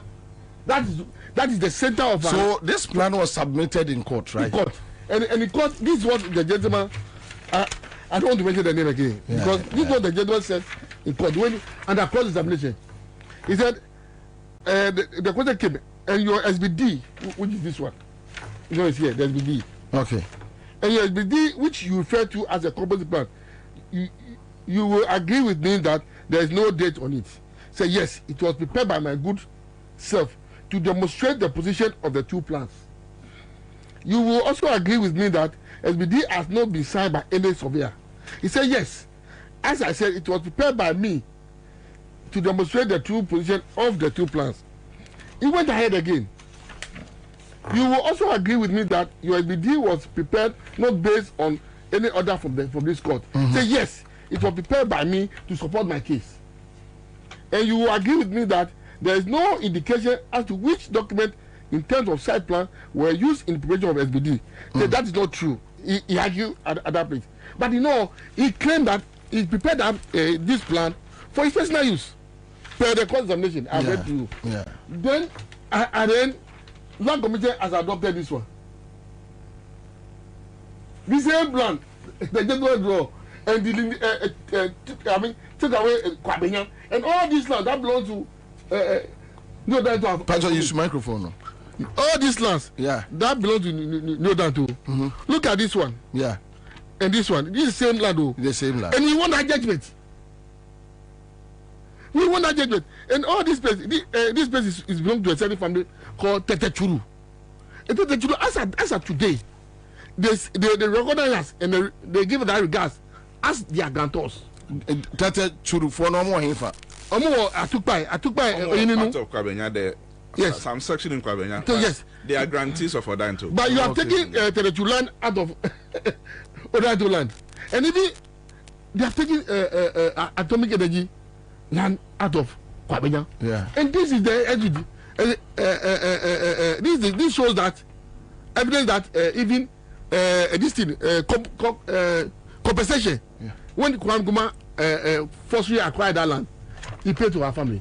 That's atomic energy lands. Yes. This is it. Our lawyer, the income, who actually received the amount, and the balance left is still with the state. But okay, so I don't think that your friend is a Lands Commission for after the ruling. They want to use this to do that work, which is not appropriate. Appropriate at all. Take us around like it was done in the case of this one. Yes, it was done in the case of this one, so that we all go and show you our marks and Tome. But Lands Commission, one more interesting say. You see, Bobie, I don't want to say things here, so the people are not here. But we see a certain conniver between the Land Commission and those land grabbers. You see, there are these people who has come to Kwabena, who are no guns at all, and you see those people who went to Mandemos, some Hausa name, some Ewa name, Kumapa. They have connived with other families, then working on this to steal our land. And in fact, all those families that they have said their land, we have judgment against them in court. But so far, no, within more boundaries now, that's more legal boundaries. Yeah. And Ubi. Yes, especially at this guy's state. Franco Estate there. Franco Estate was given to a family that we have judgment against them from the Circuit Court, High Court, Appeal Court. We went to Supreme Court. We was say, okay, go back to High Court for retrial. And High Court, though, we won that case. In the oh no, we as an office, we started even doing that to some of the areas you have won judgment. We invite the tenant to come to atone tenancy, and that's the best we can do. But both from Moba. We have their files, everything. You know, we are doing something that we are even using that same so to collect data of all our tenants. So we have bought software, and that is when you come, you pick a form, you register you, and then we put your details in the system, so that at least we can have interaction with our tenant. We know them, they will know us. Yeah. So they are coming. People are coming. Others who have a problem, ask their lawyers to write to us. We write to our lawyer, receive it, and they respond. Explain things to them. Even judges of high repute, this woman, a woman who said this, it's also our tenant.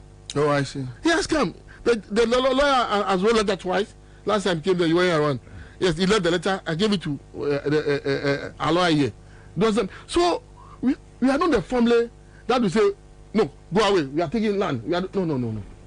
Today, this morning, I fought with one of our family members. Why? Because somebody who has come to show, show interest that he want to atone tenancy to us. He has picked forms and everything. Then you go and take it. The land using the judgment. Say no. I won't allow you to go and work on that land. The woman has made an effort to come and see the family already. But lawyer, I see trouble. I see trouble because baby had the Kekakoro say Lands Commissioner were interest.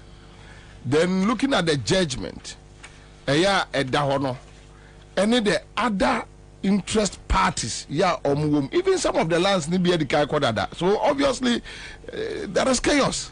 Will be chaos in the near say also be a young one to say. Now, me can Yankopon or Massa be a beam, the Abusan for be a yan one day. I don't know. Will be also new Oko Kuntoka, Eco Trash Abusan for be and I could be Sapamo a former. I don't rejoin down Francoma Ghana Web to publish it. Bobie, I think say per my PR experience. Yes, I think that's also a nice suggestion we may have to take. Yes, Anamono. Now, the attorney say court to make you order concerning land with regards to demarcation, not say Land Commission from Koya. Yeah. And you nipa ba kupen or coordinate mapoko. Afanu mi enu na two parties. And I hear they o mapoko na Land Commission e di omachi and na omo di nachi. No ma ko say baby our SARS no efa. Na nso ma ye the friend no superimposition. Yeah. Oh, they are near who need the obi map our draw is self-serving in a particular suit. Now we force us a Land Commission for and adopt it. and find indicator down to 1904 judgment plan. And no na ebusuafo say there be ent na ho. But mama nka we.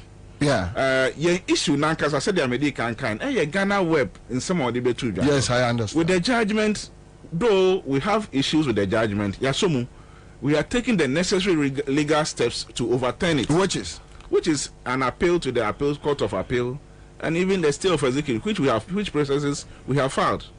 If you say enya dia ye ne jesu, enya mani bia e course no, we just say it needs a judicial attention to correct them. Ti no so na ebe fa na e dey. Okay, so right now, no more appeal on the judgment. On the judgment. While you deal with Ghana Web, exactly. So misconception, misreportation, reportage. Normally, ever 12 months, you know. So the Ghana for time Ben, I know say more legal vacation. Legal vacation. Yeah, but there's some vacation, you know, judges. Okay, so which means assembly bet me a continue. Assembly bet me a cost. All right, because some more enter appeal ni we are. I would like to know the outcome because Saturday way someone say yeah, you know so bet me a kwakofa, but money minim mo system no ye ashanti ye system no on say bia say e bia royal family bi any other people ye bia e bia eko otumfo office then they do minim say momo such a system purely family lands. Asante region there na I say school lands. Every land is vested in the Otumfo. Okay. The Paramounts. Okay. Purely a family land system. Okay, yes. So which means more than a court and police are buying a baby. Wow. Bobie, me pese share map we. Yeah. Na a free land commission, your lawyer show omo mu say ope our boundary no. Per the work that was done in this judgment. So that's it. Where say 2019. Yes. 2019, yeah. And for the way. Land Commission. Lands Commission. Yeah, Land Commission. And what is on this one? And the yellow marks you see. The yellow lines are down to boundaries, which include Kwabena, which include Katabo. Yeah, this is Katabo. Yes. You see, when you move this side, you see Kwabena. This is Ashoma. Yes, but this one, I've eliminated Katabo, Kwabena from our map. You see our problem? And the judge in the ruling, he said Land Commission have done this already. Look at that. Land Commission have done this already. So this map is not the work of Land Commission, but it was the gentleman who mentioned the name. He did it in this case. Then the Land Commission has adopted it. I said, why have they adopted it? Are they in a connival? Into a big work. And the Land Commission exactly. Now, Bobie, say Ghana web. What they did website, is this one. What they did in this one. And we share story now. Ghana web for publishing here now. Oma attach judgment, no. And now we map when so aka. See. But I would advise that Metro PR namode mo ina attach then. Metro rejoinder. No amode we no attach no my am sensor e wo court no. May I advise you guys should take it easy. Yes. So that they don't turn into. We want to restrain ourselves from making certain remarks about the whole problem there. But some more rejoined and your best some more my copy. We do that so that we can take it from there. Thank you so much for coming. For this opportunity. You're welcome, bro. You are doing a very good job for Ghana. Thank you. The system needs to be corrected. Thank you, sir. We need some strong voices like your own. Thank you, sir. To straighten things out. Thank you, sir. All right. Okay. So that was it. Live on Accra 100.5. Now we are back to base, back to factory settings, back to work, and let's do it this way. Nana Kwabena Bobie Ansah. Berema be meti gara furuku be punti mpunasi sokode. No wakanchira katabin say you what you can say. Kwabena keja guma mni yanko. Uwo krom na cross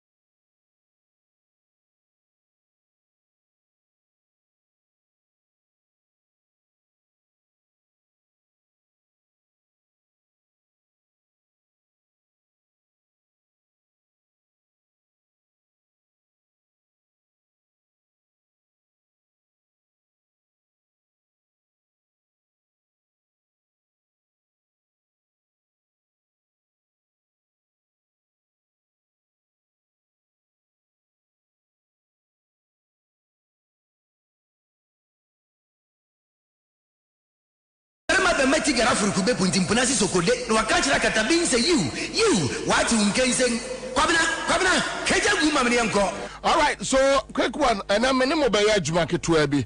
Togba for the same. Togba for the was same. Togba for the was same. But my men from Uncle drop bonso. Na men chilemo adiebi. Oh, officer, here sometimes it's not like Bobie Pekasa. There are certain things that even a siwo under NDC regime kranoa na say enkwasase it doesn't make sense.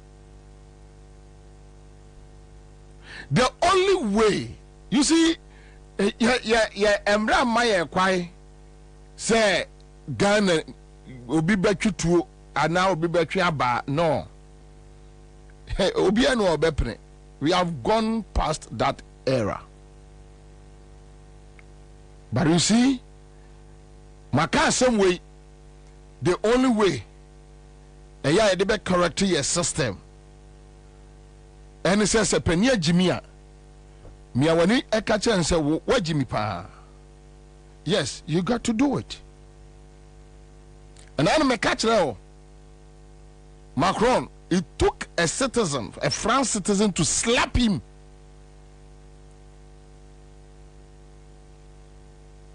And the whole country was in support of that act, because when you are a president, nasa wo shamra namra waseno wo timi decide say wo bebuso covid abamo obi anchia wo tu kwa bedru airport wo de wo chiachia as if say we a special human being wa omo makanina. And it took a very nice gentleman to slap Macron. Say, what Jimmy do? Ansah. Yanko hangeno. O hangeno kranoa wawasem. Our problem in Africa is that we are very timid. With my baby, my enyama achichiri ebe. Me a penny and your traditions. These are three things. Ebe ni omo bubebi ntim se nkwase abe omo se de aba ye de botachini ye de bebo ba ye de aba na botachini ba jimi nti no ogina ho enti ye busa aba no ofie kire wa unyini no se bibi si a untimi take quick decisions. Aba ye de aba na botachino. Yes sir, all right. Ye de aba na botachino ba ogina ye dai ugina ye dai aba ye de botachi ye de boba na ye de abotachi na ba agina ho ugina ye dai usechi be yoda enti se won sayem esi kire gumi nsechi nenti eyi ekuni egumi nsayem a enti esi kire ni yame da wo mensechi no magimi minim se esi kire ni yame de. There are certain things usechi nyoda ehwa na wotafre hey na mensechi yame da me mfa nso huru manum mpungu mensechi enyame de no you see ebe gwasi abe. And obi obu bia is a criminal or a cromfo obia I so obia okotu Bible bebre bia no that is kind of foriata. Eugene, I am telling you san cromfo no oni na kasa no obube oni na kasa no okotu Bible they are criminals. They are criminals, complete criminals. Into ya wowa Ghana ni akola very timid. Asema yeso hwe pani anim obose yanka ne saa pani agimi yanka ne saa ye ka ne sai no yanka ne saa ye ka ne sai o pese men ka ne sai yanuna I am body and penny for over the years.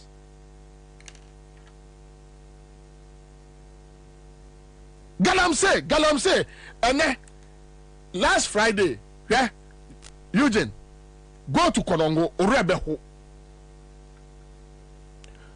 Konongo diano, maybe you are not documentary on, I think, City or on Joy, one of the stations.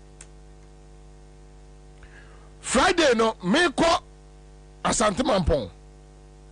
Many of Korea. Minam Konongo. Unim Rabia Mutu Galamse, El Konongo. Uji Unim Konongo. Unim Konongo. Ufi Akra Kona Ura Konongo Kronuma. On your right, on say, as a Utu when you have been excavators. Equano excavators. I want Mutu Galamse, Equano Nom to Galamse. Equano no to Galamse, a site, say the Omo to Abu Bunkro for dying, cry almost to Galamse, Konongo, Omo Konongo Hine. Konongo Hine ho. A Asante region, or 2 4 ho. Ogoka, Udi Dimatem. Then I heard there's indigenous no complaining today. We are, I think on City FM, yeah.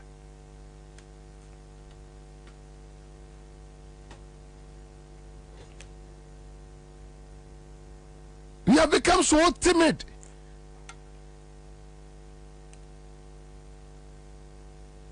We have become so timid. Tibibia ya di anywhere. Bibia ya di anywhere. How can the Supreme Court Chief Justice only say within the law and you are appointed judges? No, I on fa ho kase CJ wa jimia almost say my panimu udi dinatem enti ade a my panimu no wo ye wasua mra bepem this level what said that kata wani say meye because or ye CJ no no ombu obia ye friend tokonu ombu obia. I mean, I always encourage the youth that any leader bia obefa Ghana konya obeye na gine say ombu Ghana for nipa no, nobody should respect that person. Nobody. Don't respect that person, don't respect his office, don't respect his family. Osafo is true. Some few meters from Enyinem police station after the bridge. Yes. Omu to be before the police station, omu to be after the police station. Watra a year railway no motor akrantenia the idea was no. You know so left. We left to say utu ani abon so bi o echi. Konango de ndi omu ntu no owura mu o. No aka sa na dwo no mo te awia mesi aduru awia na pumping machine esi to. Na wajimi it's simple. Because they will tell you as a child, don't insult an elder. What that child, yeah. Bubu nkwasiabe. Captain Smart was say, "Yebu adie free 1957 in Fasobe Nienya. Yebu adie no, ye retrogressive. Ye retrogressive. Yeah, my main country. Wouldn't Eugene Tama Ghana? 2 moments a 10 Ghana fortunes a yana nkebe Kwame Nkrumah time and a Rollins. Do you know why? Kwame Nkrumah time no we are here crowd your babu or buomo papa or guawomo or buomo a Jimmy for no woman no you prefer Jimmy for no a JB Dankwa no Makufado no or papa Jimmy for no was she womo. Yeah, was she womo veranda boys beba show. Can you imagine that time when Nkrumah AC Vaco na MPP for et me ko share Kwame Nkrumah wa America kwa demonstration say Vaco no awosi no onya esi. Criminals, very stupid people.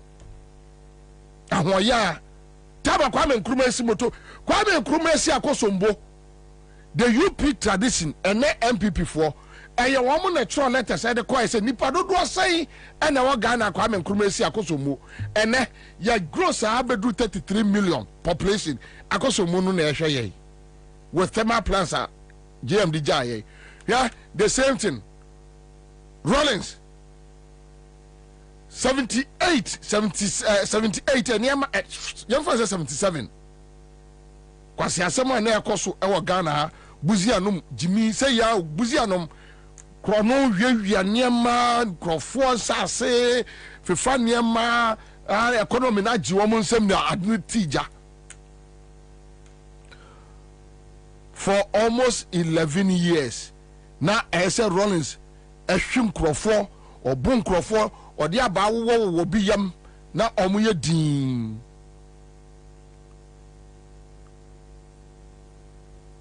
hwani ma akufu adu no ye hwe me baba yi ade ba kwa kire mo meye one pe me wi a me nya adwuma bia bio me do ko drobon so ehona na MPP constituency vice chairman and secretary akwa wia electricity poles 46. Now let's yankwankoshe na monhwa de papa boss school for SHS I see ade over and they are done baby you have to grow and it's very poor, it's very papa boss school for SHS I see ade over and they are done baby you have to grow and it's very poor, it's very bad. Yeah, papa baby also school for see ade no when I see you have to grow and yet it's very poor. And yet kula and you it's very poor and yet some of you see at the end how not to say more blue what person more blue war you knew your cost look at all this.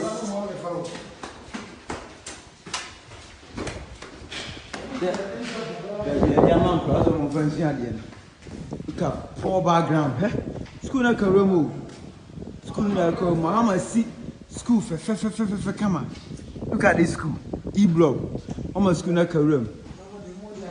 And ye jam and Krantia and then Krantia echa. Look at all this. And yet you crazy what? Mobro. When I say anymore, have you see? And yet look at all this kind of boss. School for SHS I see and they are done it baby. You have to grow and it's very poor, it's very bad. Yeah, papa baby also school for see ade no when I see you have to grow and yet it's very poor. And yet kula and you it's very poor and yet some of you see ade no how not to say more blue what person more blue war you knew your cost look at all this. The amount of other movements look at poor background. School na Karumu. School na Karumu. Mama see school for come on. Look at this school. E-block. Mama school na Karumu. And ye jam and Krantia and then Krantia echa. Look at all this. And you're crazy what? Mobro. When I say anymore, have you see? And yet look at all this kind of boss. school for teachers are seeing you and they are done it, baby. You had to grow, and it's very poor. It's very, very bad. Yeah, over. Baby, I also school for seeing you. When I see it, you had to grow, and yet it's very, very poor. And yet, could and you, it's very poor, and yet, some of you see, I don't know, how much is a more tableau. What was a more blue war? You mean you're quite a possible. You're possible. Look at all this. Diamond cross of French.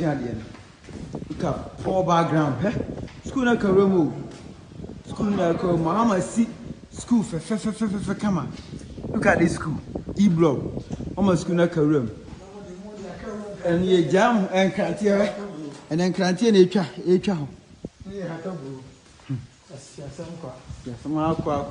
Look at all this. And yet. And you're crazy, what? Mobro, I say, Dimo, have you seen?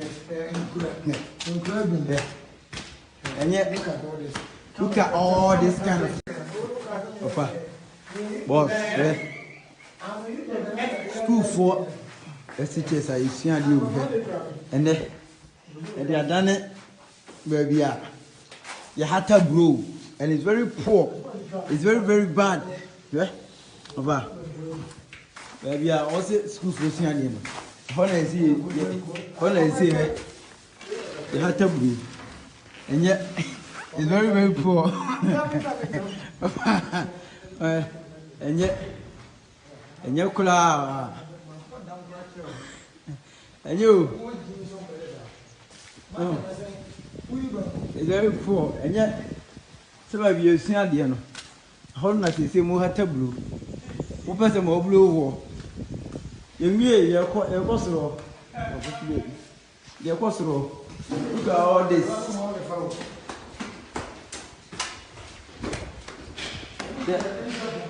Diamond cross of French. Look at poor background. School na Karumu.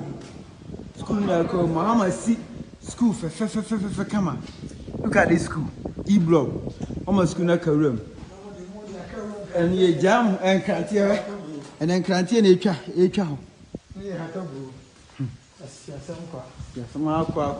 Look at all this. And yet, you're crazy, what? Mobro, I say, Dimo, have you seen?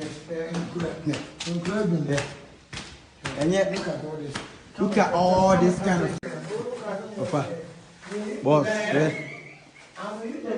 school for teachers are seeing you and they are done it, baby. You had to grow, and it's very poor, it's very, very bad. Yeah, over. Baby, I also school for seeing. When I see it, you had to grow, and yet it's very, very poor. And yet could and you, it's very poor, and yet some of you see, you know, how much is a more tableau? What was a more blue war? You mean you're quite a possible. You're possible. Look at all this.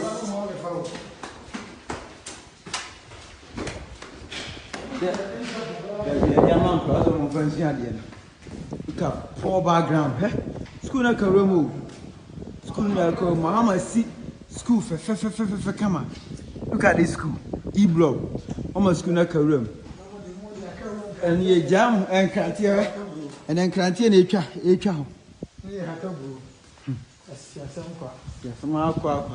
Look at all this. And yet, you're crazy, what? Mobro, I say, Dimo, Have you seen? And yet, look at all this kind of boss. School for SHS, I see you and they are done it, baby. You had to grow, and it's very poor. It's very all right. So Monfa and I don't know what is happening, but we need to just encourage ourselves and move on. When you have such breaks, it just throw you off gear, and where to start and how to go about it. Pacho, my man, enko commercial break. I'll be back.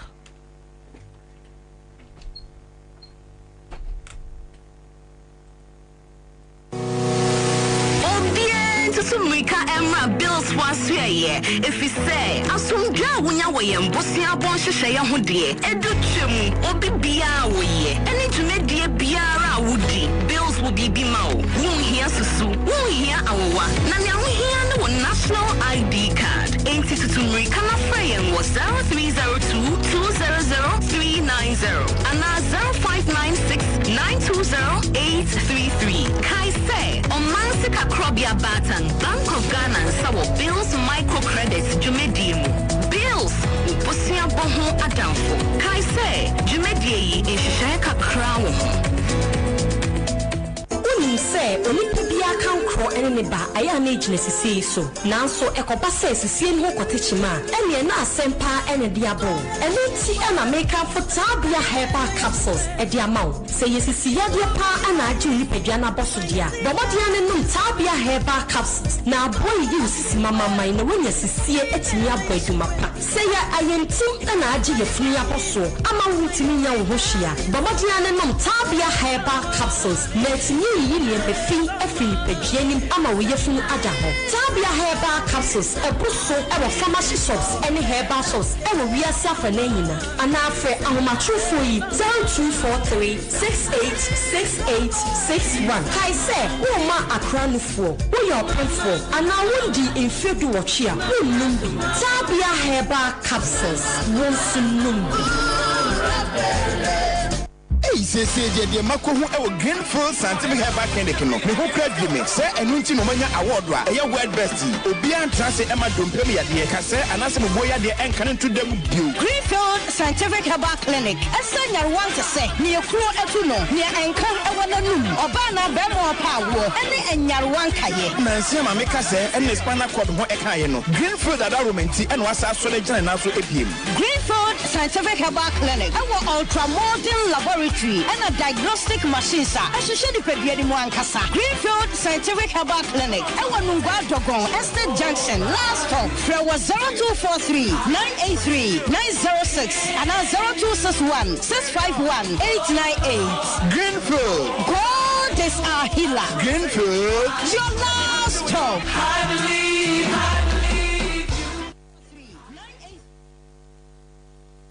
Wabatele Accra FM, yeah, mommy.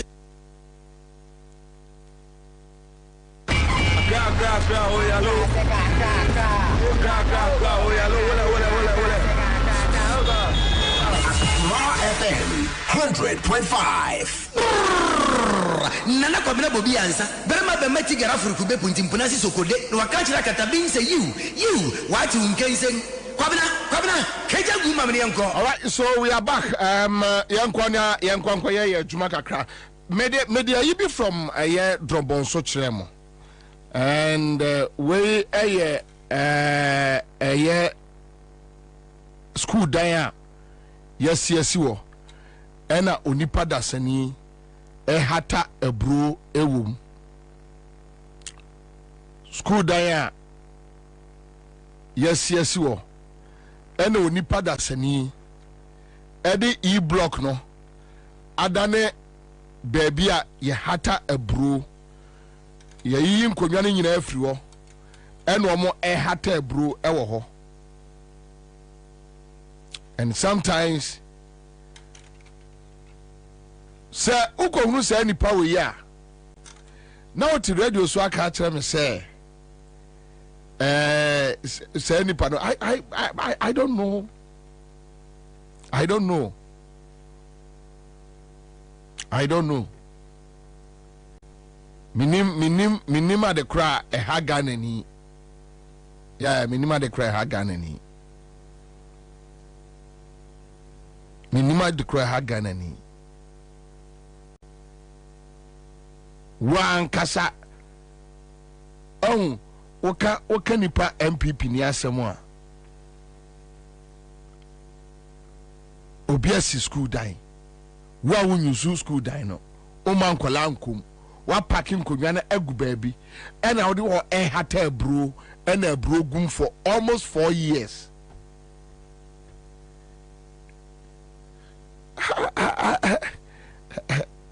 O si this any pan men can say what should I say?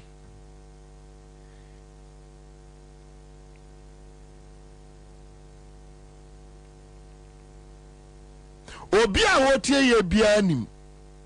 Yeah? Enkwasi asema ye mpanifo di no Ghana, any Africa. I'm telling you. Maka asem we. Omo kwa abrochira, they dare not do that there. They dare not. They can't do it. Who born dog? Who born dog say UK Prime Minister? Or say or no? COVID-19 wabon woka. No. Oni UK Parliament. Any UK for ninchire mu bia. Ono mu ni enkontabuo bia. Hey, who born dog? Who do you get from there? Do you know? You see, when you know, you're in crassi for onto a nam da kotobrebo. One down so da save your better cry from crackasa. One down so da so better a adome from a casa. One down so da so better piece from a casa. One down so da into the moment or better on any part of timid. Hey, mina matia. Yes, and yes, I'm shaming who you. What, Jimmy, what, Jimmy? How? Would be just how they were. And Brony country be anywhere, a basi. Kadan will be na. Say UK Prime Minister. Or say me, spend it on COVID-19. Na me no be in kuntebu. Hey! Jesus Christ, my Savior. Nangadan madam will be a debi. Abrafromu mu ade akura chen ogoka na obi ti radio so no obu okeka nkwase asem. How? Look at this gold refinery issue. Say India ni ababa bie eye gold refinery. Obi ye no sika no odi bie no endu even $8 million. Onu India ni no at mini Bank of Ghana for akasa. I'm a Bank of Ghana for Atiase. So I'm per 20% share. That is $20 million. Because documents some of the quiet some of the 100 million a year. Which is not true. Bank of Ghana we are Ghana buying a catch a PMMC. Some say good no ya to the ma a Bank of Ghana munyai. Say no a year omo a small scale miners ni nyina mutu gold wa Ghana ha India ni no momfa nkoba no ono smelt we are a year Bank of Ghana a year wo jama ma Ghana buy wo 20% onfa 80% no enko ono India ni no ensisa 80% no onfa nko.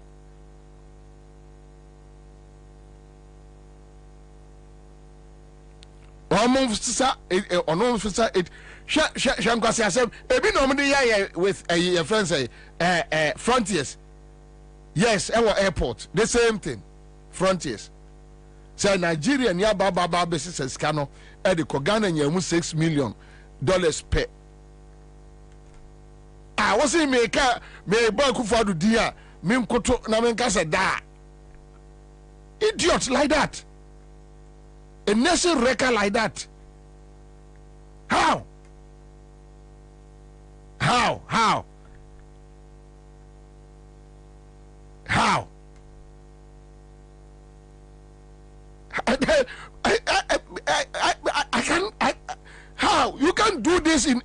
civilized society. Akufo-Addo ni na busuafo nim, Gabi nim, pa say UK, you can say UK na Akufo-Addo yeah prime minister. There are certain things he dare not. He dare not. Nim, but they know they have timid, stupid people around. Rano na na akasi didn't say soon na mfanipa medium manu cry me do minka. Yeah, what me? Who hear that? And a fufu. Sit down and analyze the issue properly, and you understand. Say, I don't know why are you doing this? It's only an idiot who just cheat on one nation. On Maya, ya wa my who ya wa mine who is your mine. How? Nangade, Odia, ma Ghana ni Krambi, Ghana ni MPP ni MBA, a gold refinery, no audio on ya agreed, Ghana ni, Odia, ma Ghana ni MBA, India ni, Nina Nessa Uko, Siana Kwajo cat, and then I pay Yase. What do you want? And then I open. Some meet me crum. Now be at the table at Babesi Airport. In Pakrono Jijiska. So I have COVID test. Or Jijiska na wie. Me Ghana nini ya $6 million. What the almost buy $48 million echo. Say ni pano. Na buy si aka me say. Just imagine this. Just 2 issues. And I'm the entire we are timid. Say it to a memo. They are sorry one day. Ghana a good year, a year dear. And you'll be a dear, and you Akufo-Addo dear. And yet you be in a dear. And your man point in a dear. And you'll be idea. Okay. So now you're good year. No, but me abeka say, more good year no. Ya the beko to oil aba. Sabi ya bet me to oil no bo fofofo e Ghana ha. Yo yate. Why na yes transactions no osben kan kire. Ya fra buy of Parliament. Osman chire document omo I prepare osman chire men kan chire me ma wo huni pakro no or yes our business no o ma me huni pakro say Accra FM ya gongo dia we a general manager o kwa akoya dia on behalf of Accra FM adwuma ni wura no say woni wan na kwa akoya sa dia no on behalf of a year Jumana was mentioned or men country. On country, Mrs. Say. Yet more was me who signed the panoa. Me more funny. Me counsel ya menka say, Dame Pacho, a dear way and Enyawati. What kind of nonsense is that? Abra Akufo-Addo numa and I dramatic say no one say they laugh, they pop champagne and laugh. Ghana for the omo because they know omo nim say ade no a omo ye no enye. How? Men kan kire ampa wanka on kire ni pakro frontiers Nigeria ni mefa nko oba akwatwempra alatani na say ya na oba no so enye ono na ware Kofi Dwuma ayi eba no enye ono ya jankoma enyo anya jankoma ho enyo na ware Kofi Dwuma ba no de na ware Kofi Dwuma ba no okay o so nyo no a oba akwatwempra wo alatani no watam say $36 million now the amount alatani no so onye no nkonko di ono oba no nko spend it former MPP ni mpai former MPP ni Omarewa de obajo olu a what the manua former Omarewa now they are 36 million. O money $50 million kra. Spare parts will be kwa se sa ba no. Ebe yo fe, ebe yo nwanwa, ebe yo nika, u be feel fama omare. Awa ye kom dini, awa Muhammad ye kom dini. Awa na awa awa Muhammad or did they left yes or do Bobie. Oh awa ukrom kra ni mukrom. Na odo minya no hadaje. Former MPP ni, wo dey former MPP ni, Ghana ni MPP ni. Wo se matam me dey ma lata ni yakwala, one me banonko. Won fa bi num cocaine. No won so no sa abe. Won fa bi num wi ni cocaine. No won so no sa abe. Me discard man won fa nko. And you tell me the taxpayer a citizen say how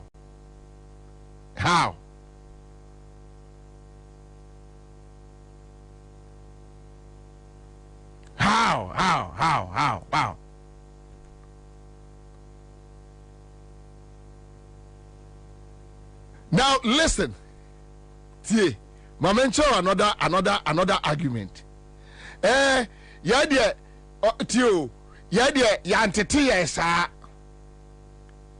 number to yuji dear ono abone trimu say obefa misika dia ma latani no sa na yatete no enti akufado de yatete no efri ni fie say onsaka oman no a hwia oman no say no faska faniema no cha amanfrafo fa Ghana niema ema foreigners sa na yatete akufado sa na yatete no dia na meso yatete me se mini dinatem.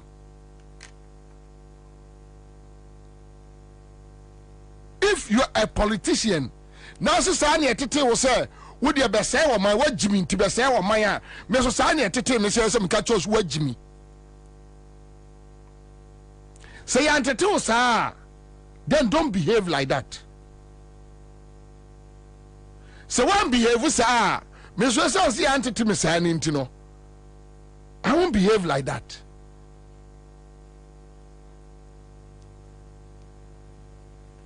A man from Koshasa, a gold refinery, no a contract. Obefe. And your mom, my young agreement, no obefe.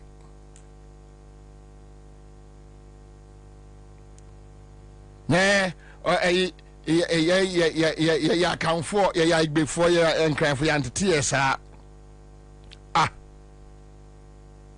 Now no the power man no on the chest yet tete sa ye training sa so no de omra ma wi aye yes now the wo yet tete wo sa wo de wo kro no wo pe me matam didie no o mpe. Can you imagine? And that is my only legal means. I made media show my displeasure. That's the only legal means. On tells you no jide up be no aye. Wo me antitime sa wo ya tete wo sa.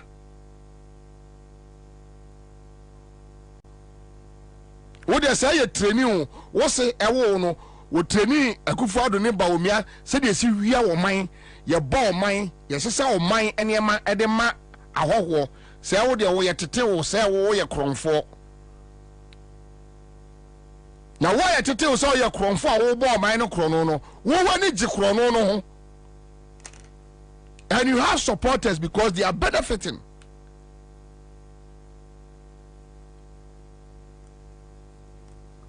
Now so we bu a mine say the Bruni Ebu UK and come here majuma say BBC and come here majuma to say omo BBC. So what Jimmy Nasu more money ya? Somebody will tell you that you are a fool.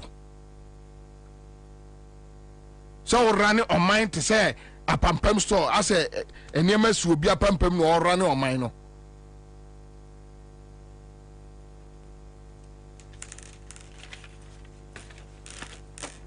India ni me fire sikanko. a common Ghana ni hwɛ enti ade we Ghana ni a wotie me tie me ye wo officer tie me nya gimi sem me ye Ghana ni tie o okay no one can say me say me ntua E-Levy because of E-Levy enti watcha roto no a Burkina, Côte d'Ivoire, Togo, Nigeria, Mali, Niger, Cas, fire kwanso. Yeah, because the motorway no. Mali, any Côte d'Ivoire for near Burkina for car, aye motorway no. Want me packet a pound na omaji a whole one lane afa. What's a Burkina Nino? One on funny car me fa me kwan so na onko na ekwan ni say ya tio ekwan ni say ya mimi ntua E-Levy ne emfanya ekwan no Eugene adewe obi ka asem we kire wa nyansa pa wom se nipa no modam onye bodamini ene wanya tumi bodamini ne yade tumi ase ne nsa bodamini complete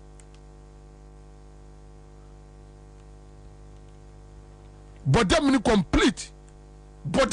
complete say Burkina ni no fa ono ne ka emfa meme kwan so na onsai kwan no osai no a me Ghana ni no mintia E-Levy na fa kwaye kwan no na Burkina ni na side ne ka ase aba be fa so na wa say no and even when omo yi roto na free ono omo ntimi anya obuo anko back to parliament onipa treatment say aboa o treatment say aboa ombume o se say nipa no mimi mbu no aboa say no mimi mbu no bodamini say mimi mbu no nipa ni treatment citizen say aboa on famenya hwe the open one. How can anybody work to Bank of Ghana Kasika 62 billion Ghana cedis Emma min konkodi mi diwia metron bad debt. How can any reasonable human being how can any reasonable human being how can you do this that make Bank of Ghana 62 billion Ghana cedis men ko parliament in ko approval me no obia ni bibia ka obia nipa 30 million no asese amwo manum nyina fokum twasika ne mame mi diwie ye no okay mo try ne bad debt say ya business ya boka business ne so ya nkyere mo adekora bepe me ne omuntimi nkyere adekora no mo de 62 billion no kwaye ya Ghana aboka enti ya bad debt enti omuntro ne bad debt say ya kwaye bibi ni ya boka they have not been able to tell us usibi se nipa no ana me kasa me nkasa se BBC ne nipa no o ka say UK Prime Minister but me anante akọ eye friend say omo Central Bank say twasika mame na me nkonko dimidi wi a no maka kire UK for say aye bad debt Allah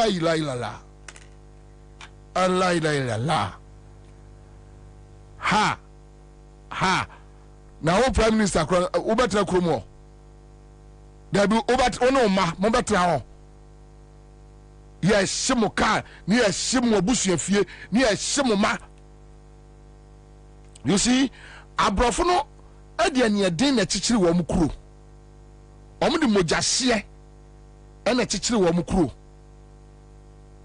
omo hu say respect esaniema omo de mojahye no mo hangi wo mo leaders ni bi wonua so one day baba be break it down say the omo no mo leaders ni deal here e ma omo here study because the power is invested in the citizens. Obi ni wudi nyono say any background has the audacity to tell you say umwade obi ni wudi nyono asebo ni wudi no ono akotra dem a ewo ni trim se enye asem no nya asem papa but ode ye onfa ho. And you are telling me what? You are telling me what? Untia light bill, untia water bill, and one so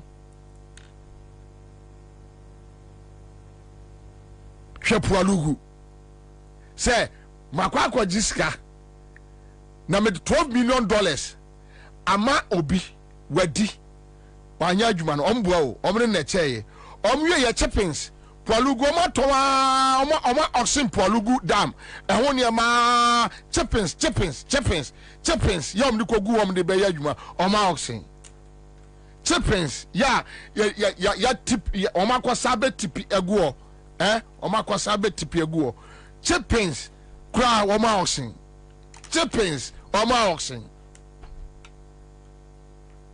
ozu meni sa ni pane kasa menka sa dam pacho de oye enye adaya radio so na nya aban mu no wodi sa nkwase ade no enya aban mu no wodi sa nkwase ade no enya aban mu a just look at Commander Sugar Factory hwade akati yamon no ye no Commander Sugar Factory ho just look at ade akati yamon eye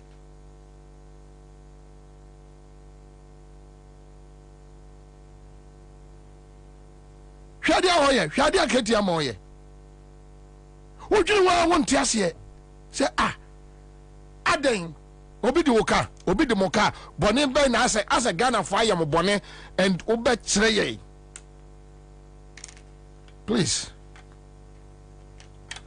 And I'll urge every Ghanaian, not the Ghanaian youth, don't be timid. Don't let anybody intimidate you. Even after our death, we shouldn't allow any leader to run us down like the way Akufo-Addo Bawumia Ediaye on my way. We shouldn't allow it. We shouldn't allow it. We are so geni may pompe prawutie me enti ade we niam amabobo so ama akere we CDS enti eya ofe eya ode IGP yo onunum enti ade we obi ye oman ayakayaka de sei because auto champagne ne onum because of far no abra kakra because osori anopa front president afreme and you are so happy. You are so happy. Okay, say one day combining now sorry show anger. Serious anger. Yeah, make me a boniema 4-5 so from Nkrumah time bepe mene e bin to Ghana for the Akufo-Addo na this ade na ye. Mimi tia E-Levy. Okay, tell me so person ye kwai. Me good roads. Yes, I agree. What's that be? My SMT Burkina for ne ade for tia E-Levy na me mfanye roads na Burkina ne Mali for mra me faso. How?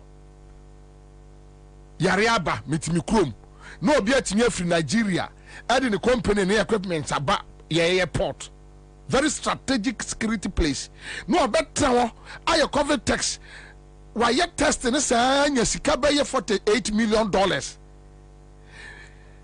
ye ono ne mfa so no Ghana nya $6 million abra test no no go chi betimi aye kolebu betimi aye confederate betimi aye was my for Nigeria ni a free foreign minister os minimino minim nipa odi ne ba ho ni a free health minister kwakwaji by menu was minimino ni a free a foreign minister was minimno ya free aviation almost be minimno and why nipa da se ni be pa na the frontiers better now.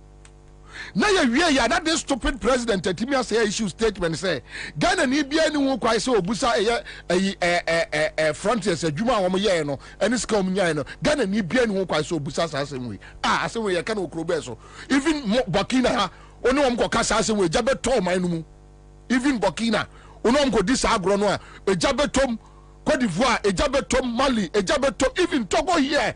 The man Nebusiaji Kronafa. If you go there and do this silly, this stupid thing, this foolishness, Ejabetom.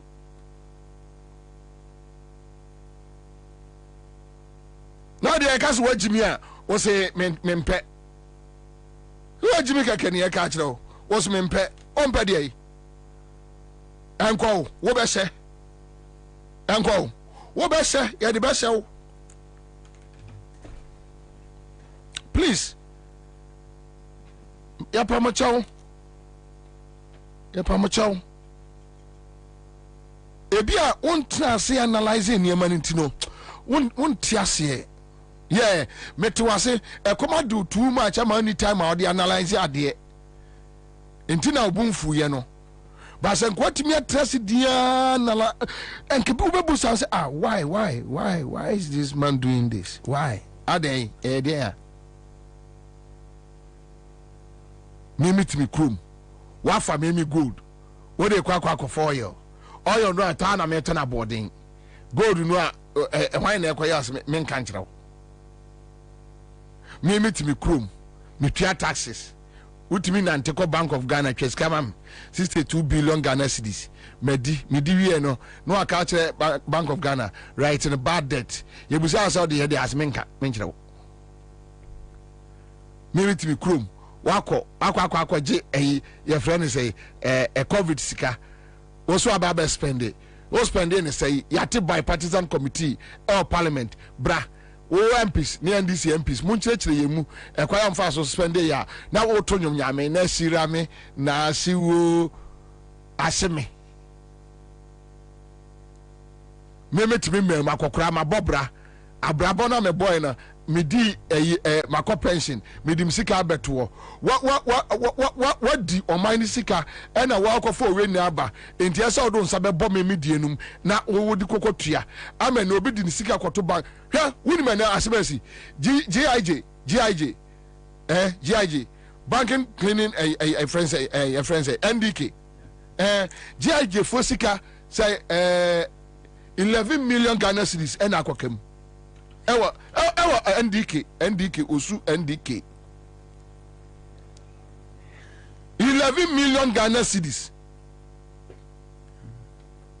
uria wo se say nipa we no se GIJ for nkwala sika wo mo gigi school fees and the admission fee ya wo mo se be ya GIJ no mbenya bi is gone 11 million Ghana cedis is gone Sa ni panu free GIJ wa also onkoya professional media work. Now who man a professional governance and mama professional media work. So I'm a professional governance. Come on, professional media work.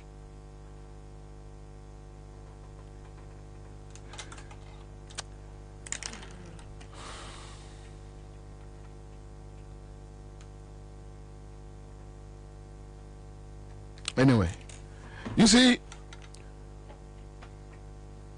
enye nenko but obia mpagya no ho magana ni bia nsuro obia mpagya no ho because ade no a esi no even as we are complaining it's like memfa ho even as we are complaining memfa ho in this kasa gold refinery ayuwe enka kasa nkrofo kasa no kroma no enkomo nye but you see I said to be afede channel short with the view on the Ejapade document. And it's a production crew I ready. Hunta Kwaba. Aga? Meyoso. Nah, Akwaba. Yeah, bro. All right, so we have some few issues to pick up. And say, yeah, production crew I ready. Omo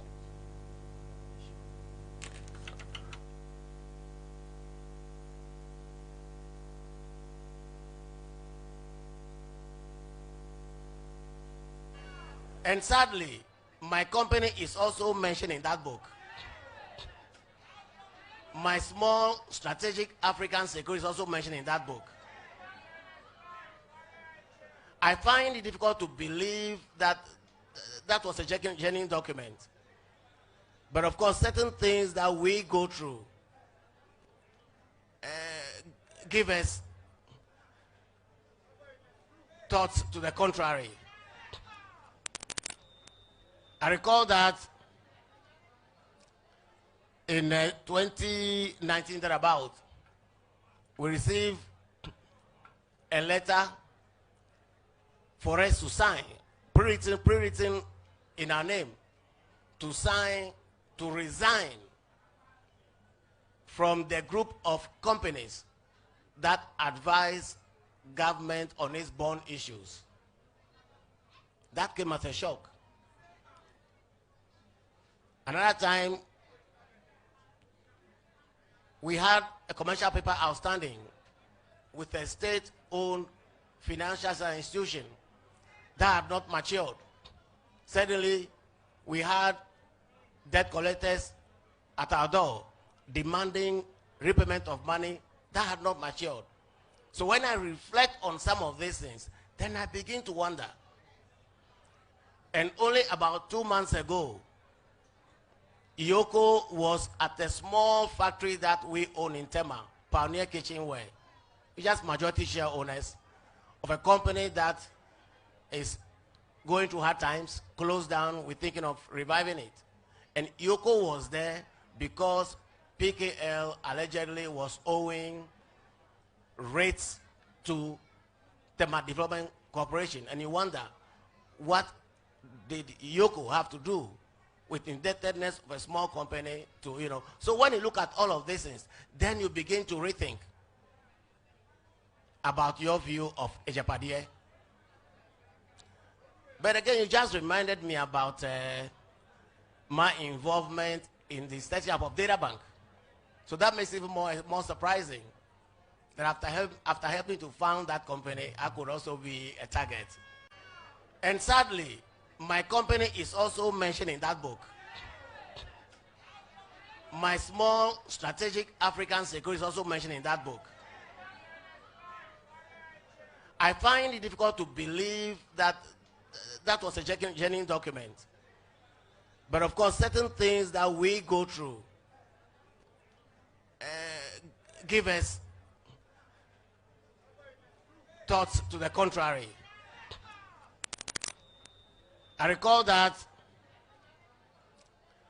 in 2019 thereabout, we received a letter for us to sign, pre-written in our name, to resign from the group of companies that advise government on its bond issues. That came as a shock. Another time, we had a commercial paper outstanding with a state-owned financial institution that had not matured. Suddenly, we had debt collectors at our door demanding repayment of money that had not matured. So when I reflect on some of these things, then I begin to wonder.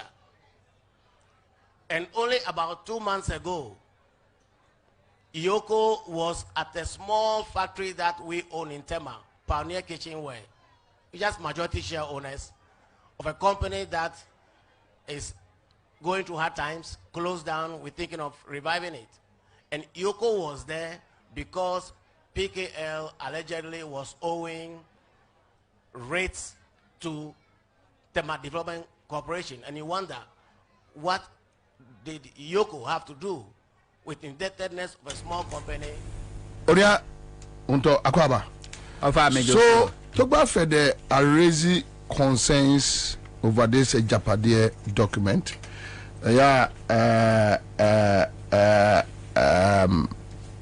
A big issue, and it seems the way I feel the penny for areas, the way Uramahama toa okoye, Deba nona or the two just say, and also the company name was found in there, and said you see a modi story no said the betuni company no sa pepe ena tono. I find it a little bit difficult to accept say you be ena transia shishe say obedi bonisi, and this is coming from him. Say so far he is the first traditional leader to touch on this matter. I may be wrong.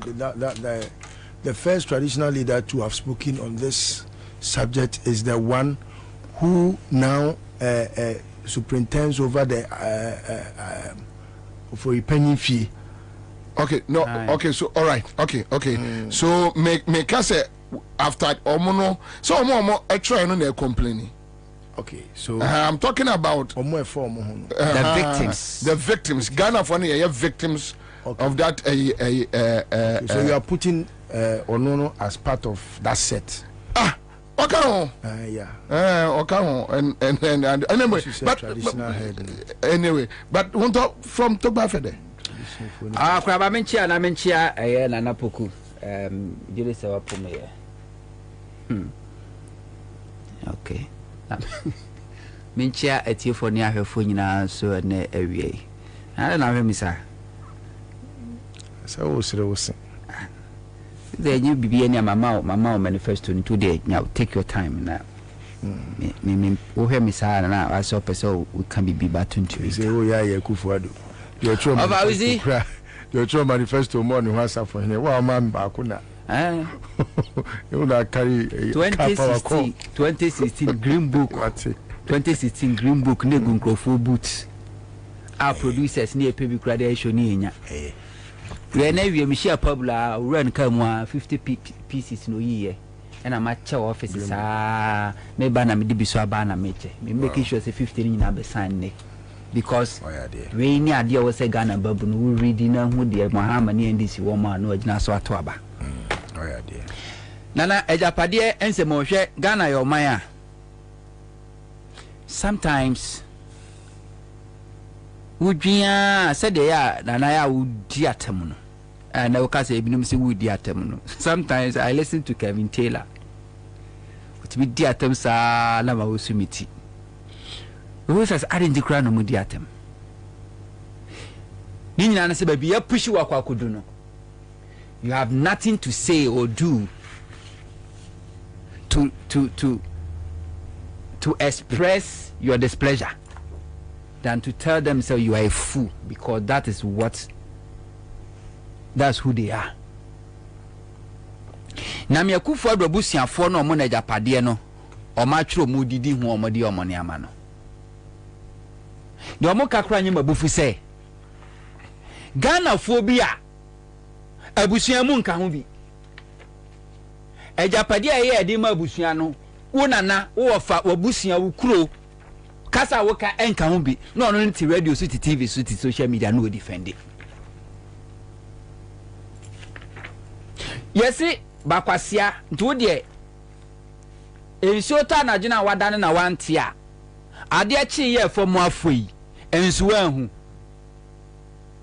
say japade no eye fake ade eye fake hu sense emunsem nyina so edam di 2022 oko cho exams obi de question about Charlie question we dey beto unya no so ba bi mnya de hu hia question we dey beto pa so me dey mesua de me dey menhwe na akoye okoya mpana pa question na di dem di 2022 no asaba say yes question at the brand need na no apepepe but esan say na free hand na e fake say bi wagimi kohwe niama wo ajapade num bibia wom ebato akwa befa so arege ni nyina wom brana champion ro be play ni nyina wom yensase ahodo ni nyina wom ye former gudia ye diama MPP for ni nyina wom everything ewom but MPP for no ankasa mu mpo a ekomode nkrofo mu nya bi ni no omumom na sai defend say ejapade nya wi ano mi hu eye akoya a wasra pokre apo ne ho ya ne ho nyenyen ya otwa ne iti se kokosachi Nicolas Omania champion eni sa SD nia gospel musician na ono so de bia wa ya akoko pemi uhu na ni ma na nim jerry bebrebe onya akoko fu na munya sereba onya akoko fu nya sereba mfense ma eze ampo no mo to na MPP for timodin and MPP for timodin and adwuma yoko Oma Kotra is one of the radio stations in Kumasi. Oh, unya video no. Oh, Zano. Oh, my man Pema way. Oh, I'm so share. The Micro of the Pioneer and Diana Maker. Almost MP before 2 more days. I'm on the Africans. And I'll be a crobia mua, and I'm so. Kwasia Fowe, Ghana for some celebrities. Kwasia Fowe, na Ghana for be worship some celebrities. Napco, Yakofa Napco for trainee. Wọ́n na wọ́n bẹ ká kyerɛ Ghana mabunu sɛ mo nto aba ma Akufo-Addo ne MPP na ɔmo na de Ghana mabunu bɛkɔ anim ama wakɔfa sɛ wɔbɛfa NAPCO 400,000 wɔn nya mbɔ ɔmo adwuma ntu ɔmo kakra wasa de obi a 300 Ghana cedis sɛ me de print t-shirt na me de matena ka mo abɛgu awia so ɛwɔ Independence Square na ma bɛto nwom ama mabunu ayɛ adwuma wagu NAPCO 2 years ni August ye wɔ mu na 2 years. Wo di omo ka bosume pare enwotwe ontwi ai koko chinaka koko sachi Nicolas Omania champon koko chiraka onwene wa ukodi adanse che mabunu so monto aba MPP no. You are not asking your government to pay them what the radios ni TV susu because ya ma oka and MPP for them timo dimpa and obi amwa obi a and akom dim crofo. These same people, we are no massa kotena catching for say vote for MPP Dr. Baumia and MPP government. They don't think, they don't care. It's about sometimes we don't want to and Crawford be trimupo any niamo mosha crass romato abano. Nana, would you know want to Wasao mine. Okoye Japade book ma woni Nicolas Omania champo ye we ni amfa odi anka ho. Eni ntina Akufo-Addo buy na na my turn spare pass. Anye bia Nicolas Omania champo na wo ye visa connection, wo ye fraudster, wo ye visa fraud ene ye chiwudu kotu mu onsawam. Kojelo. Ye chiwudu kotu mu onsawam. Se wo kobo show wo Germany jiji nkrofo sika. Ena odi ene achiu na duko tu monsa wom enti nka na papa mkura nka Akufo-Addo baye enka travel and tour kema ba bi mfa na eja to our business so wona also a gospel musician na obonyom efiri se Akufo-Addo baye 8 years ni kyeranyem ba ko awaye ana o music career agu is enough pania ampo ono so ye dede we music career agu na no silumba atwi wadi na no bo this o de silumba agu and these same people goes to people na no be omu yo maduma omu nyina so Ashanti region o ze wa koto airtime ya akoto airtime okumase ana omu se pollute omu nkrofo adwen omu se pollute omu nkrofo adwen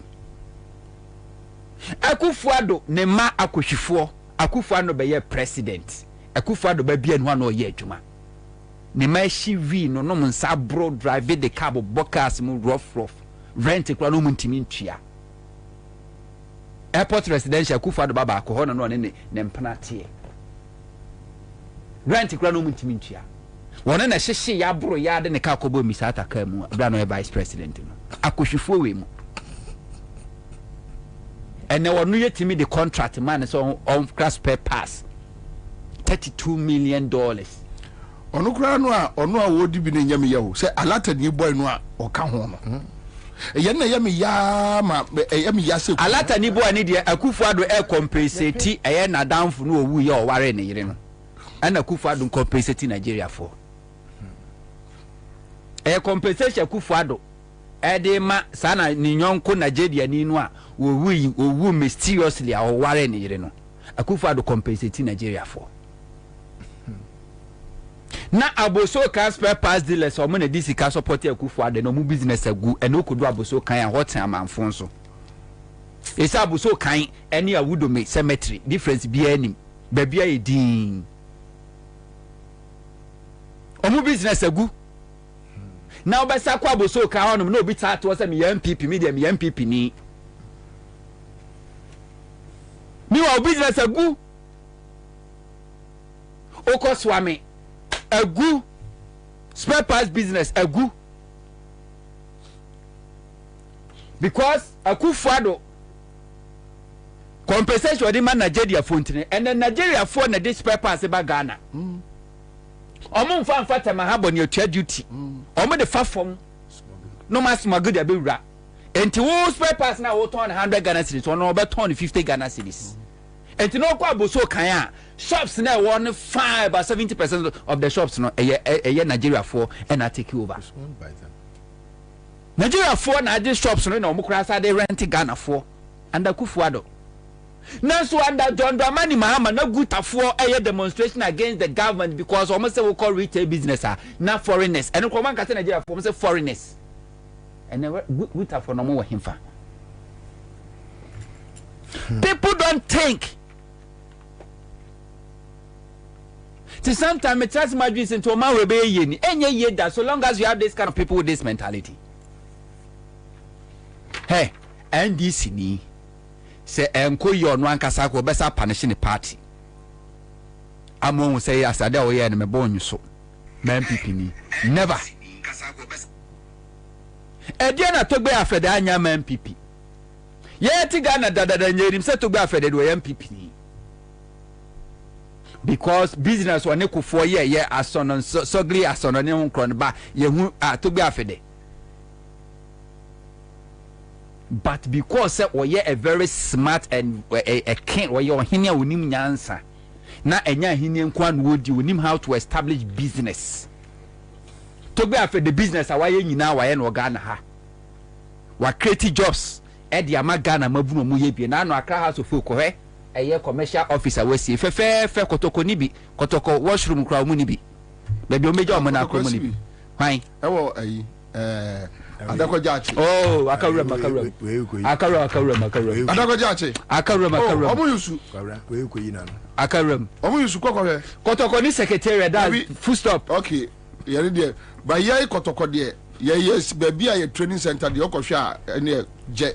Training center be. Adakojachi. Training center washroom wo. Broni am ko fa no be coach mo no na kan say players no ko eko training a omo ye shepete omo de go politics mu na de ko no no kra ye sign oba ye oba sign contract no hotel awa kra ha na ye sign contract mo am coach ne kan but ye nya sports so for put the Burkina coach ne kan what's it was Accra so folk te say bodua store ya ye ra ne anya no kra because as folk enya Burkina ni na coach ye oh wọ́n kọ́ kura ọmọ pam náà ẹ̀yẹ́ Burkina ní bí ẹ̀rọ abẹ́ kò tí House of Folk. Dabi o wọ́n kọ́ yẹn nsá na ẹ̀yẹ́ ẹ̀jọ́ ẹ̀nà mi sọ Burkina. mi bọ́ di iná kyerẹ́ ọ̀sọ́ òjì ẹ̀sìn mi tóbo ọba kọ́ yẹn nsá na ọmọ kọ́ akọ́fà odùmí yà ọmọ àti apam ni akọ́yà ọmọ. House of Folk kọ́fà odùmí. sẹ́sì àkùrẹ́dì ọ̀pọ̀ House of Folk yẹ fọ́rìnà.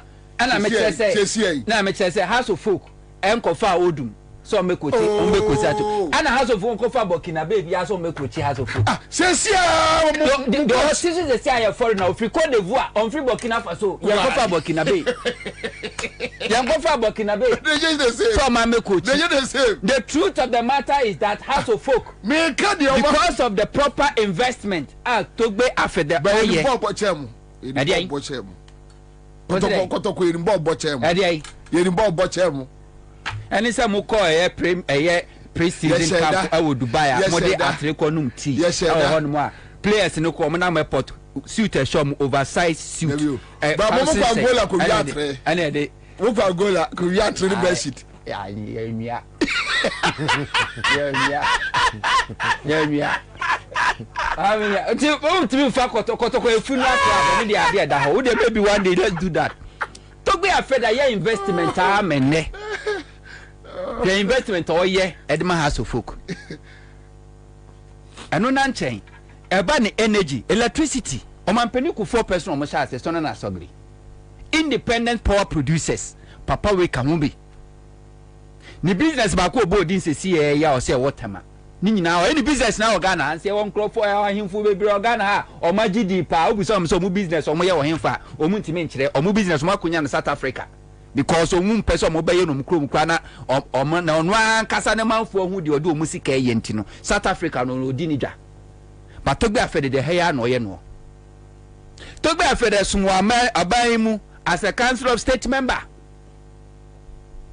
wo shedi no si da bi as a council of state member me to mampeni for de na so sai sika na mode ma ye kwankoja ne hu hia te media aba mom nyam fa mo man no ye nyansa ntrofo tena radio so TV so di togbe afede atem ense ntrofo mu ko school na togbe afede na etiom school fees okọ wade togbe afede ka enokọ sreye okọ fam ye no ne yere tie akire ne ye bo aben people nyina to be di togbe afede atem because of what Akufo-Addo government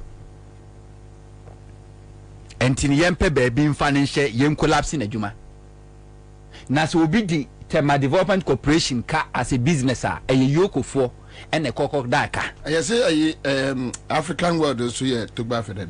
Yeah, any dia. African world. Yeah. Right. Okay. Yeah.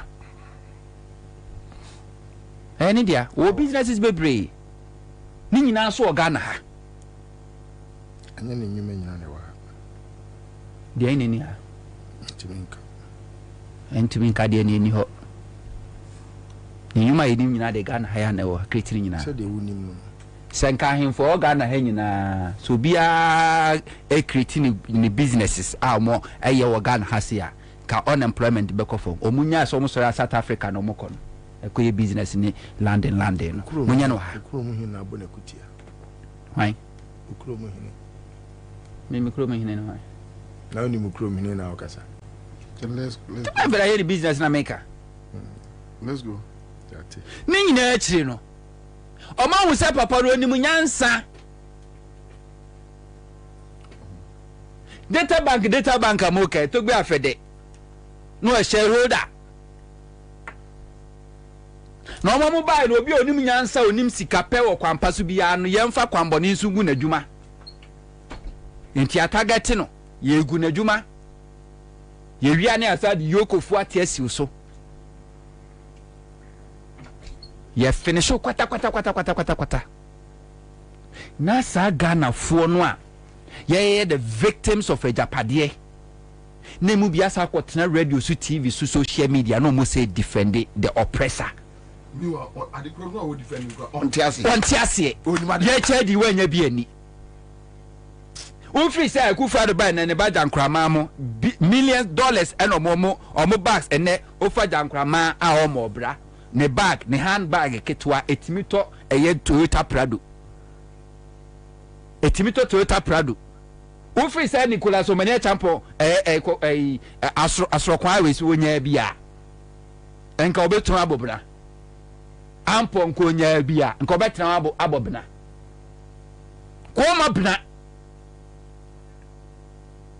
ye cha de wanya bia ni ususa na be defend ego ka say obi ne body trimupo na NDC fo timi atena se bompo timi atro krata de ato ho several years class na Akufo-Addo beba na enkomsho mo show bokurum nyina no offer pen we abam offer pen we na abam offer pen na we abam no but na nipa da sani say challenge we wonto say NDC fo timi ade we a any NDC fo predict say ba omi abese wo man no ente na wonyini ade na wonyini wana na wonyini obi atro book we amade otro bia na ebam egususi AC osu ono a yo yate ono a say na na be ka kire wo say dia metro de book na be dia kire no hu ohu eche wo si dia ana menyini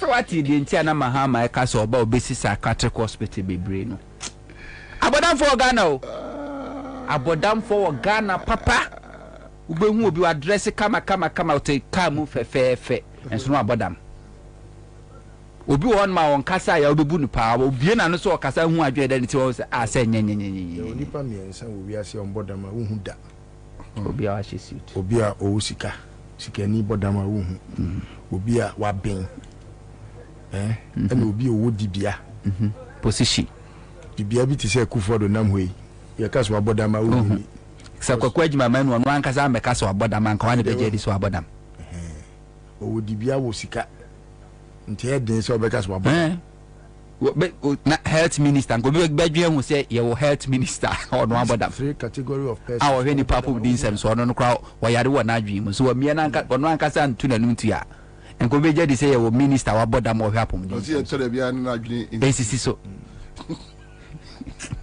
we already Ghana e dey see what ya person a champion no cry Akufo-Addo was misled obi a wo futufo before you did document be kwa to president anim say president for Ansah Shase no a be go through from the sector minister, a be go through advisors, you be say be genuine Ansah na koto president enim even cross the agreement I was say the attorney general abanu lawyer penny e ready agreement no say bibia okay ni Ghana mra no bibia da na kwamu fast check bibia wi Ansah na president no Ansah Shase Akufo-Addo say we be catch say I was misled no more than one can would he be misled as a president.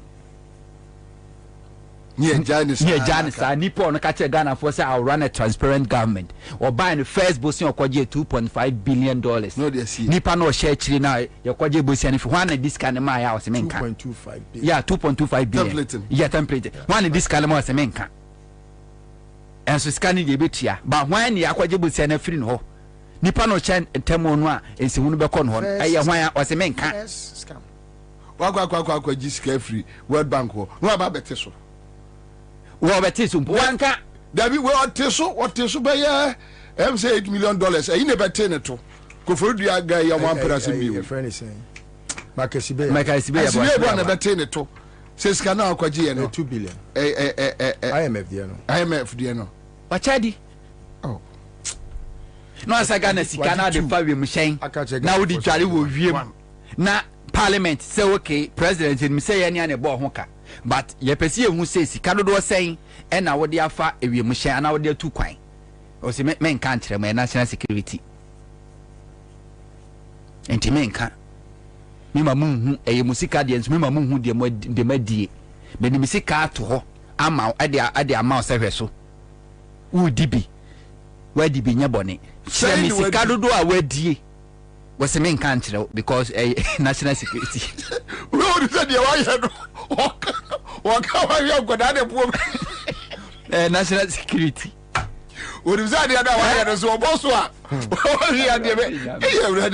This is democracy. Essence of democracy. Ghana for me say you may not like Mahama, you may not like NDC, but so we are Ghana now so Ghana. The best way you can rescue this country is to vote out MPP government, because the my year or mine no amount of words na betimi they are explaining the damage that this government has caused. Who buy se bi nkwasi asem who appoint Supreme Court judges 15 who we ya wo se afedia wo kono the cap who betum to bi abakro bi antimi appoint bi David ni ebupunu na da here kwasi ase eto who ko hwe japade no so a ewom say oba on do be appoint oba making sure say that P court, the high court, the Supreme Court oba fili onyo wi ano de credo atum na enya chief justice ni nya de afa no so fa credo tum say de edane ni wo mu na ye age no at least be di 10 years 20 years enti ye be mo bi ama biom to de okokra na ye wo inside tum maye David ni ebupunu ni echesi wo out na there ye bupunu no ye bebo mu sekusie wisi be wurebo no mu ankasa ne be bie pie ye koka ye si democracy Eja mami Kwabena listo so you heard to gba fede yo Kwabena mami nche on a Japanese book nchia hontone wo ne omo bo chidom me mu maba sunsun ne dwumaso a mo edibo o my Ghana na ai Togbe Afede I mean one of the most loving my church apadi modro adorable paramount chiefs me domo pa no bako eno no enti me fa konya we so achia no awie abono abaso na mama no yokodro honhom se Yakopon enom no nyansa nimdie ahoden ne nkwa sabio edewo mu a obetimi ede atena wiase ede nokre para I think say Togbe kasa no na notene ohene onkwaso na emom no baabi wo ho a ne ho yɛ mwanwa papa sanse ni nimdeɛ a me nim sɛ ɔwɔ no ɛne ne nyansa emu odura ɔde aboama ne man ayɛ kɛseɛ ayɛ krabɛhwɛ ɔno anabra bodi adanse sɛ bio bɛmɛ nsinsuo mu ansa no waham wabɔ bra papaapa but ɛyɛ me nwanwa sɛ obi a wabɔ bra akɔ n'anim saa na wahu adeɛ a sɛbio fa ne sɛ dɔkono a ɛto ahyeɛ na wode kɔbusa aberewa sɛ dɔkono yi abian ɛnɛ ma ne ho yɛ nwanwa kakra kɔwei sɛbi yɛnkɔ agyina ne yɛbua ɛnyɛ adeɛ a ɛwɔ sɛ wowɔ the least of doubts, especially when your evidence our adduce in your commentary no and yet pregnant of anything. It has given birth to the credibility of the issues. Amaye who say asema awo kano what tumre actually see. Fine, I will take it as one of the diplomatic ways of commenting on issues. Yeah. And it's very typical of Ahemfo. Except to say sometimes any braba yeah when kasa yes sabi drew baby euphemisms ne similes ne metaphors ne yes yenim say mo kasa Ahemfo ka mode tete say yensua sanye si kasa obadwam ne neoma but any braba I was say mo me jai kasa ni bi ne ye kan de tie na ye me ya no tene na de sese ye twe aba wo ne so no ye twe na sabi me ye na maye eni me nya anya ne nam kokosechi ekira mesimi dan next time na wa sheda I increase tempo ebi ana we nya the opportunity next time. This could be the last opportunity ebi a won sabetimi aka enti ehɔ no me ne nya adwen because togbe afede enim se sebi okona nanom na so krampo a na ode nsegu fom a akufo do asem o ka se enya abusuan natural krata we no betimi ama abusuan enya casualties, especially when enyoma omo kan wo krata ni mu nyina esisi baako is especially onu ankasa ne bra mu die krampo no wo mo troye no esi enti we nye ade a wo se ye kwa agina kobua ho happen am ne nya adwe Kwabena, what are the issues? Alright, busuan bi na omo te baabi ye asabi o ye friend of mine Ghana omo nyina Kwabena busuani mu nyina obiye ni hono mu asabi o per the history of this country no wa bob bia ya kase we die sikafo fie nie da bi ebi ni ho bakokora ni ho die opie dwam kakra no na your my Ghana sika na owi aye betimi asite akufo do papa de o my krono nko a owie o my sika saa ne nyapade nyina aye o my no ajapade a owie wiaye ebi o kru chinchima hemfo nsa wafa no aye ndencha no de ato ne dim na ne bani be di na de ne mani be di na de nso krono saa Kanoforiata, the first person to have duped this country in this first republic Kanoforiata obugana for snit sika ya ye kan wasemi obotan snit for sika owie mu $12 million. This is the character our be finance minister. $12 million under Rollins. And then ye can say Kwabena, they have ripped us off more than about 90% of their accrued monies over the last 7 years. Yes, more than 90%. They cannot, like I've always mentioned, they cannot account for 10% of the monies they have accrued over the last 7.5 years, they cannot. Because Hesikano, so Busa says Hesikano, 10% of that money, they cannot tell where the monies are. And Kwabena, you can do that analysis in a very simplified manner. And then maybe, Kwabena, Mikrami Sem, Bukui. We Ashanti region, Ashanti region, Ashanti region. Books are, a friend is saying, projects are, Omoye wa Ashanti region, under John Mahama, Pew, Milson Kahon, under John Mahama, Pay. Kwabena Bukui, they have more than 1,000 projects in this book. I can open it from the last page. This is the last page. This is the last page. I can open it for T4 to see. All these are, so if you look at this section, so let me mention some of the projects. 2-bedroom, semi-detached, nursing quarters in Kwanta. You can mention and mention and mention. They crowd the man really. What you say? The man really such a Kumewu. The man really.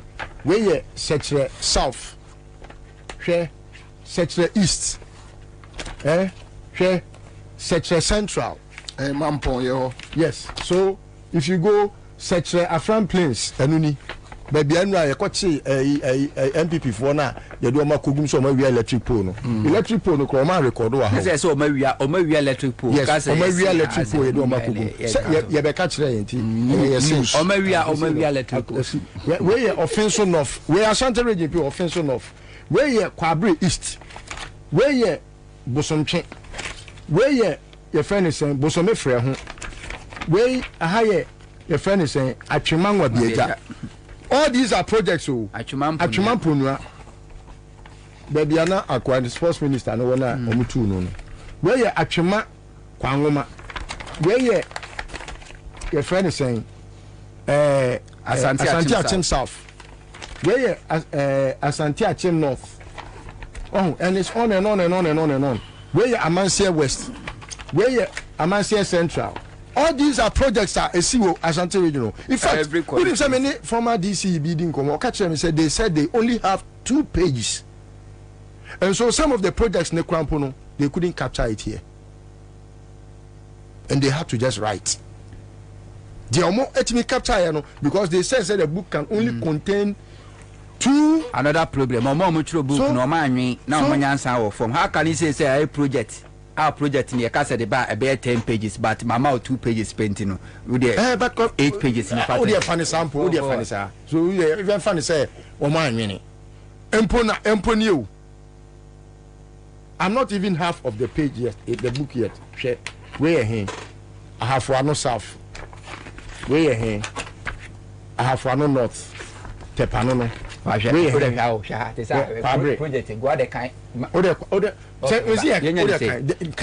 Where a Fija Kwabre. Yes. Okay, your project 1, 2, 3, 4, 5, 6, 7, 8, 9, 10. No, not the same project. Maybe the same project. It cannot be. Okay, let me mention them. Yes, so we don't. Okay, your education office complex. Kodie.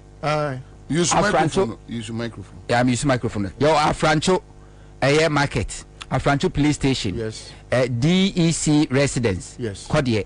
Fija Kwabre district assembly building. Omo our 2 tipper tracks purchased to augment revenue. 3 classroom block NVTI. Heman Buohu. Unit 2 unit KG block. Edukro. Edukro so na ifon lewenana. 6 unit classroom Akrofrom. Safe water project Buamang. Road surfacing Afrancho in 3 Buomo. So when you are separate. Everyone of them separate. America said DC is necessary. They were only given 2 pages. I hold them 2 minutes. I'm 6 unit classroom block. Kodie. 3 unit classroom classroom Soko. 3 unit staff Bangalore. Kodie. 6 unit classroom block Tetrim. 3 okay. 3 classroom block 3 unit classroom Sasa Afija.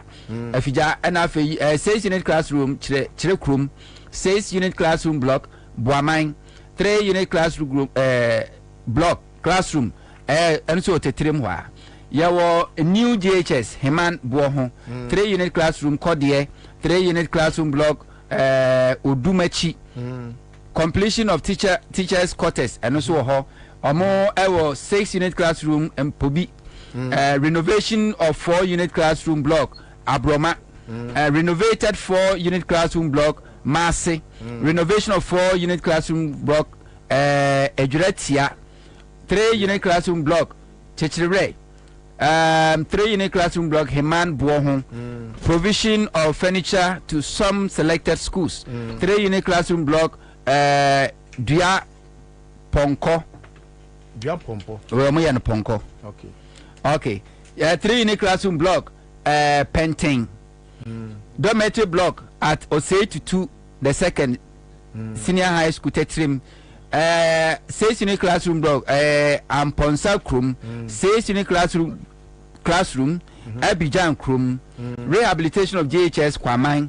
6 unit classroom Ediamwa and 6 unit classroom Broncon.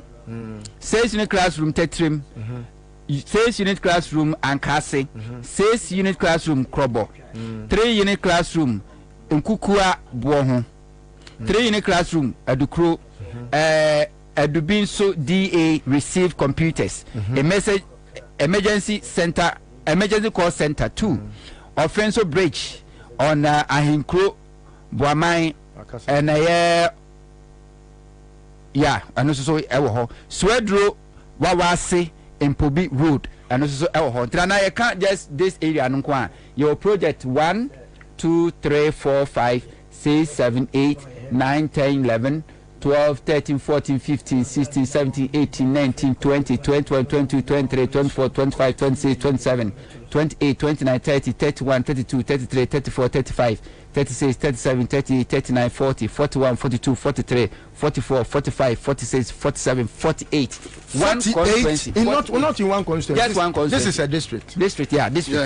This is one district. Because they were given only 2 pages. So Kwabena, it tells you that called to the fire of accountability. John Mahama's feet cannot burn.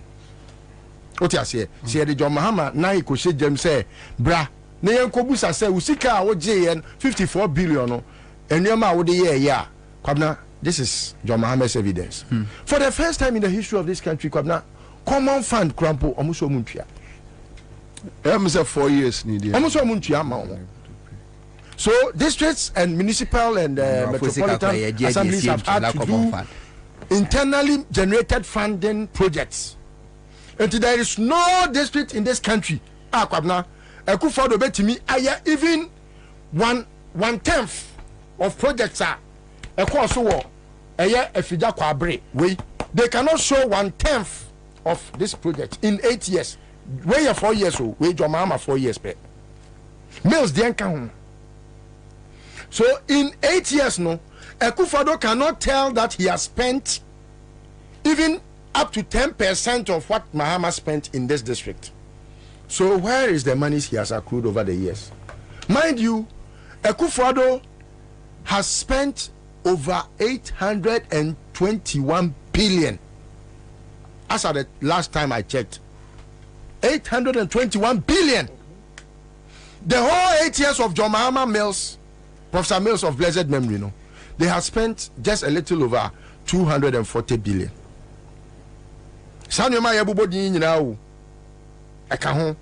In terms of loans, in terms of revenues, taxes, levies, in terms of grants, just a little over 240 billion.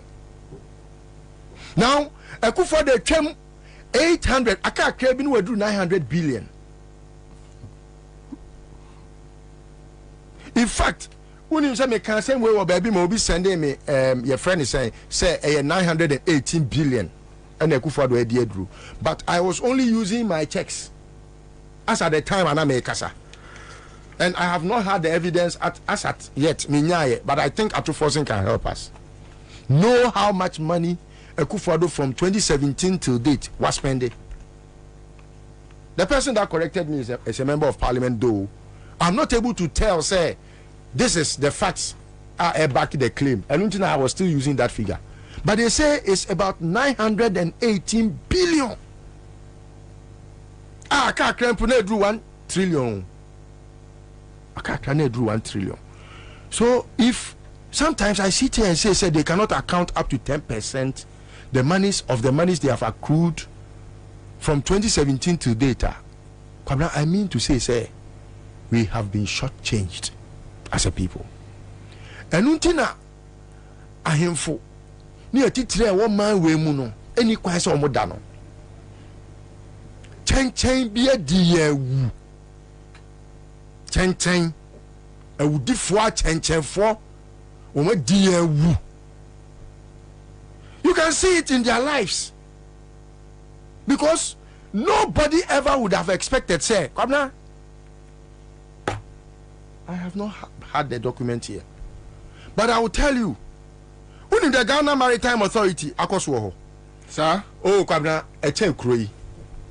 Ebio, Gabi, why ye hoffing from Baso onye juma. Ayo, edru ha na be hu. What the San African San Kwasi law firm na wasi no. What the akodi sponsorship. Ewo ama akwana so ye frɛ no African Legal Consult. Aye, what the akodi sika wo ho is in excess of 1 million. I say a legal firm ti ho de akodi sika. What the akodi sika me say me de ba be kyerɛ wo. Kamna me on say me tumra man kyerɛ da. The documents are with me. Me no be come one by one sika o ma gye, including the your friend is saying amwetia no ono so agye. Every Ghana Maritime Authority. You think I will be that type who will put his life on that risk? Knowing what they can do. I will show you receipts of monies they have taken from the Ghana Maritime Alonzi ne firm ho. Alonzi so cause and them Alonzi utiase. Ahwiase. You didn't ask it with African Legal Consult. Oh, Amy, yes, sir. I have not brought this. Oh, don't. Oh, you say, I'm so pained. Say, there. African Legal Firm. African Legal Firm. What you say 600 bako? What you 400 bako? For what? Or say, or they acquire quantity youth. Abasa legal firm, no quantity youth. Anyway, no be a major 4 billion Ghana cedis could do anywhere. Odi afashe. Send there. Odi abedo dia one out train you no go ye na utu galam say utu galazi wa saba beji Ghana sika so do could do anywhere. Enu abedo dia. Obra. O tie Ghana Maritime Authority o. Me say document re bro. Krono o mabo. Alonzi sika onu an kasa wo yi sika na ase oni hwirimunwi won twen bi da. He's contesting at, I think it's Agaga's constituency. Alonzi. One in Nabedi Echino, Chrono Mabo, Ghana Maritime Authority. Kwabena, Otimiji Sikase or Ko Sandema, Akoye Juma, Ghana Maritime Authority. What was a Ghana Maritime Authority? Or more BB or Sandema? Epodaho. Otimiji Sika, Meko Kumase. Me kwa Ghana Maritime Authority adwuma but maritime bi wo ho se Buankra ozo so boni zo mi wa fa no ozo wa ye se cheddar wo person de pokotu kumazio o be se epuyi fa yen oh eti kwamia mesre ye nananom ahemfo ni mpanifo mo man mu se omo sekire no kure no mo nka omo nim. They know it from their hearts of hearts. Say, Ghana phone to me in Detroit to for do so da. They need sanctity, you know. It's not in our DNA. Say ni Akufo-Addo na sefo ne papa no ne nananom ye omadi kan ekono omodi atete omo mama ene akohwie ne ntro. Obi e yeboni din a Google timi ka kire say wo your trofo wo timi kra be flag bearer wo PP mu. This was the first time I realized say the party that we all belonged to has become a crime scene. Yes. And sometimes me who say President Kufuor, let me coordinate platform so na senior Kufuor ne hu papa. Na me wan me timi ferry man no. Me ni timi wu. Edru baby a enya se won tote ya bia o kan asem na I am out of shame no and I shyness no. I just can't bear Say, it is saying now, President Kufo, it will yeah, I think I will crank a body. They could be me a bedroom crack as I can fool that. You would have been the biggest shame ever. Come now, Subi, Sabi. I'm telling you. Any who at time. Send it to me, what's not, baby. No, much me a truck crata.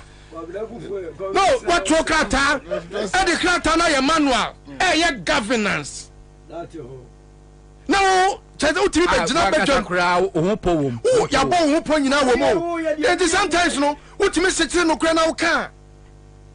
hey, Bible Busa question is the most profound question. Or say, for what shall it profit a man when he gains the whole world and loses his soul? Do you know what the soul means? Hey, do you know what the soul of this country means? That some people can accrue wealth that belongs to the people of this country and lose their soul. Hey, you lose your soul. Hey, Papa. I no me na mo do me hu no. Mo do me mo ho. Wo be ma mo nchiri ma bre. Because who bia wa no ka bibi ka se Ghana ni ko to aba ma ba omi a ho. I no me na wa do me ho. I'm telling you from my candid heart, my sincerest heart. I no me. Because you know it and it is true say wonim. Woni bibia ni wa President Kufo nim. Otu for bibia ni wa wonim. You make us feel say you are part of the criminality. That is what you make us feel. They make us feel same. Because it is not as if say O2 the NCO. O2 happened and Gabi together with a friend is saying John Bodunum had to go and beg. Yes, what I say, and these are things that are realities. So when a group of people who have committed that sin against this nation, against Ghana, our motherland, go about lying through their teeth without blinking their eyes. Now, Obiti baby, trying to also defend crimes, a big crime you didn't benefit. Once you defend it, you make us believe that you have benefited or you are beneficiaries of their crimes. Then you are accomplices. You become accomplices of their deeds, their evil doings. So sometimes I am pained. I know Nebia Obi say, I know one more trash here. A Shabian one of my Chagana Shio. Me donna me woman man, a such a bia me don bia me dunyame. Me dogana che bia, including odo me one more two for a such power me do two for rough. And ye bibia because of Sakunyana or Tesono. It is my soul. Me hona mint me yet Casamania Santini biem. But Semi who say there are tendencies a year to the core of this country because on my way boy Asantini o.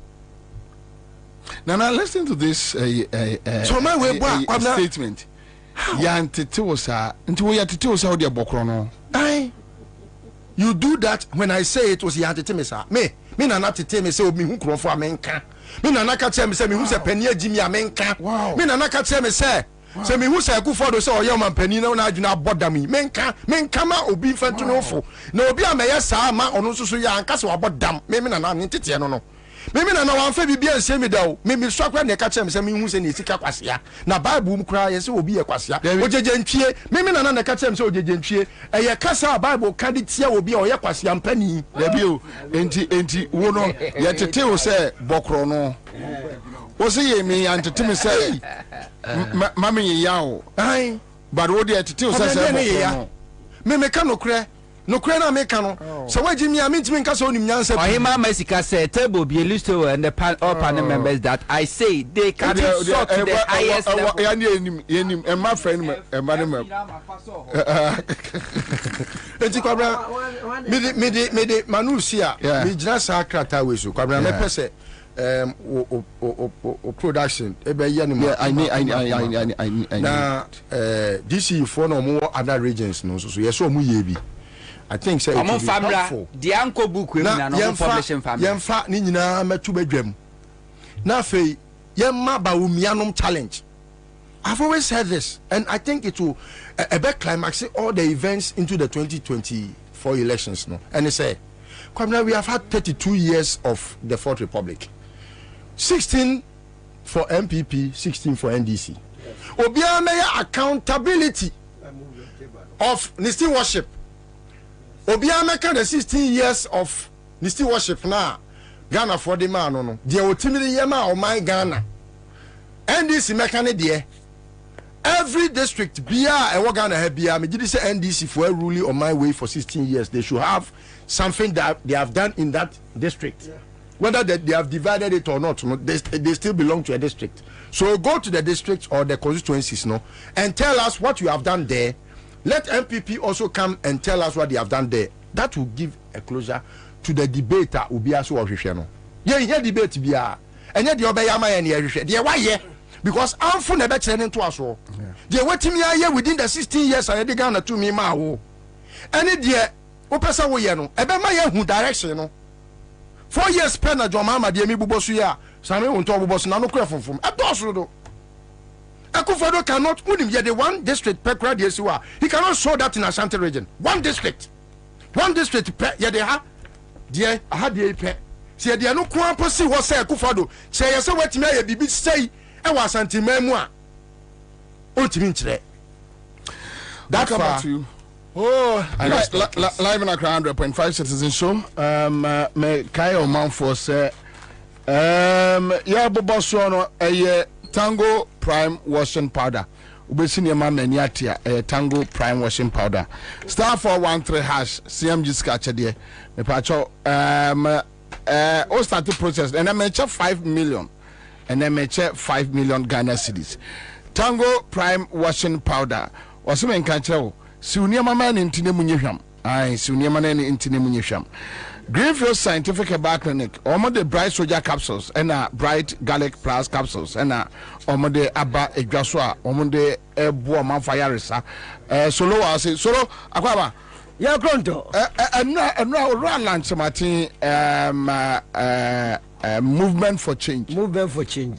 Franto Enra Musia Central for but Alanche Martin Rezi Bibia na a year po about the way corruption is on my way. Me Rezi Alanche Martin side, you know, in line with Togbe Afede. The issues are raising about the Japade book. That everything in the book, the thievery, the stealing, the corrupt acts and everything is happening live before our eyes. And he see physical. Then he used no company. That how can somebody predict the company? Na ampa abem and the person is telling him that enye bibia obi na trans planets or be your minus so and the corrupt issues no ora Alan Chamatin says baby I do know. Then you can see from Alan Chamatin's face that he was alarmed. He was terrified. Because the man when him cry anyway, but before that, no quick one. See, Skacha there. Just a minute. Hello. Hello. Aja. Daddy. Afa. Papa. Afa.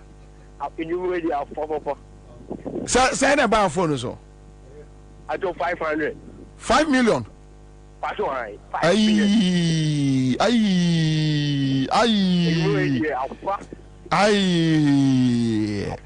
Say now to your auto phone say. I don't have 40. And what did 5 million? And then we did 5 million. And then I catch a Ghana for. And your mungu suincha. Me remember the bibida. Mungu suincha. Great. Yeah, that's a brave. Yamisha.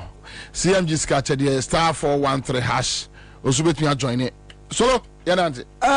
Kwabena mechiao na machia William wa William senior listo kwaju any honto any producers. You see oral and chamante unimisa nkofu we pa Mark say ampa wacha the always oral and chamante unimisa nkofu we pa na unim krono so a omabo man no. And the Joba Kaya, a brow roll and chamati train who free MPP. say oko content krono o ka sem bi Ghana for NTD okotena UTV na ma me kunama en interview no o ka kire Ghana nyina say sa finance minister na your friend Kufurata no won hwe no yie pa. That was the first time who so rala jabate kasawo ebro ne so won hwe no yie pa de wo ye no eni nto no kranti no o hwe ministry sa se nyame na dum na so be president so be align ya or the trade ne finance o se be bom. Okay. Because onim bone a omudidi no as a trade and industry minister. Want to be effective and efficient trade minister, finance minister, etini baby. Want to be perform. Now policies no better than your finance. What you say? Yes, me kaipa. Indeed, one of the processes, you know. Now corruption, dear. You see, say Japadi bukui. Me I am in one was na to say the worker to be as a or diplomatic. I go for the way simple. I come for complete. Now you say omo then ti am to be diplomatic and say omo di ubonde bi ada kan furata to fi no nudi. No show demeanor or show body language.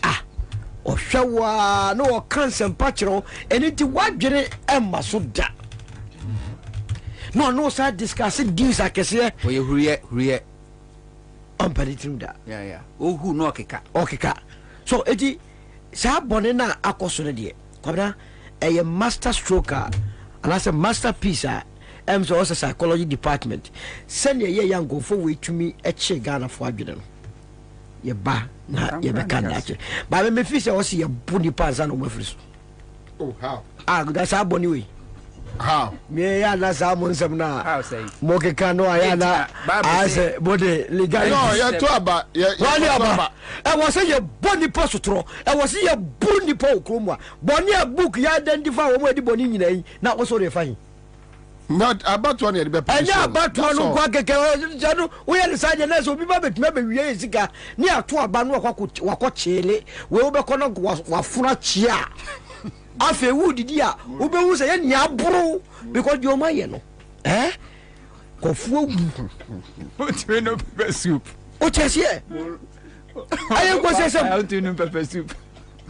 No mo be disaboni we na endra me nkotimenti a God be say o ekufo do free so a ani be hu egu aduma fu tantan we ada potro be hu ni ten aduma fu say enkurase fu aduma we there you o say ada ekufo do be free so no eno obi aduma be so na aduma waye chese se ni yehu there be afa de mo dey say wa gwo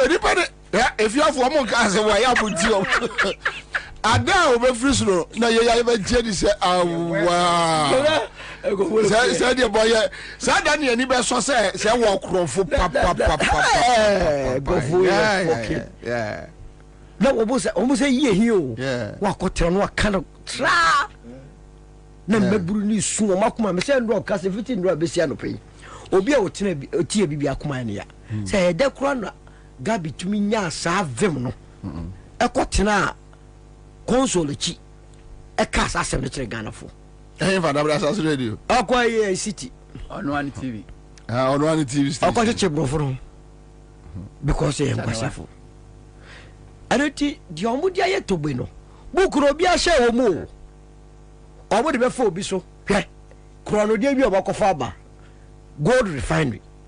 Now, Ejapodi buku I can was some pepe. ATM was after a Muslim investigation. No, any investigation. And go for it in cast status or register mining companies. No, my ye do my dear mom. Not says he cannot be, but only be a yes, our process a refinery near we are Ghana scan of him near the catch us a gold for oil. Ti Ubenyasa Addison one also take.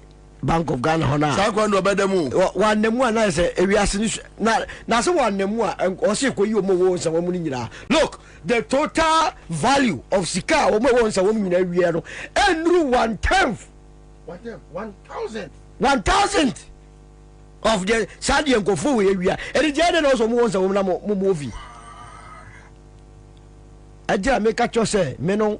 Why have no Makoya Kwasa or Court Tino? Your bogus to no was much a church area, and so as a Mrebia take you off. Not take you off. Yeah, corruption, ye come magan and ye, so binding you and say, ye money here, Munina. Said the bear to a brook a crewor more. Makwakofu. And then you're about to me a side remedium and a media. Or talk a cregu no, and somewhere in this walker or Kwabena be sorrow park crowd the Yerenema, send me quack or ya or Maya Juma as a presenter or can him. Now would you defend it a Kufwado? I Kufwado Nanka some opportunity to go to be defending home. She see how you invited the program or so, but Adea or Qua, if you bush and send no man my head dinner, and if we cramp on the channel, now would defend it. Na we when na so die jai odie kusi ba bi yesu a na okotamba umi azoya dey abre Saturday on kwa kolonchi ejapade part 2 enne hamino say part 1 ni kura na ewie defe na part 2 a ye kwa kolonchi enne se ko na beton enu ti na election 2024 no maka cho say it will be so difficult for me say me hu say NPP enya more than 13%. No. So we are more than 13%. 13 or 13. 13. They be a make us 13. Or we are aware. Or we are fully aware. So one more dear check a crano. Let me tell you, I'm before now who's a wash out at you know. And I don't better about me. A binimai school feeding. Omusika kem. Na ohe obi aye school feeding nisika kem or comprehensive for manu aso nyame na shirame ashiwo so enseme hingwa na ba ku bi o se de makoma yemfa ncheche na napo ye walk ano woni campaign bia o na on de abetumo Professor Mills no kwa di wo wu ni ye onim me wo video no bad me mpese mebo no so bo Dr. Professor Mills no napono ale obi ye na no na obi ye na no so nyani bi ni nyina ne se message onim nyansa nipa minim nipa otete no onim nyansa ntim no sorry me mpese onim sini anapono wo hu so onim nyansa e jina fi so mo se otuvo so ahoro no jina me fi se ya so no kakra say Jimmy na but see ohine nso empepe Jimmy anyway ya say wajimi because idea wo ka no emfa vote bi anya dai emrew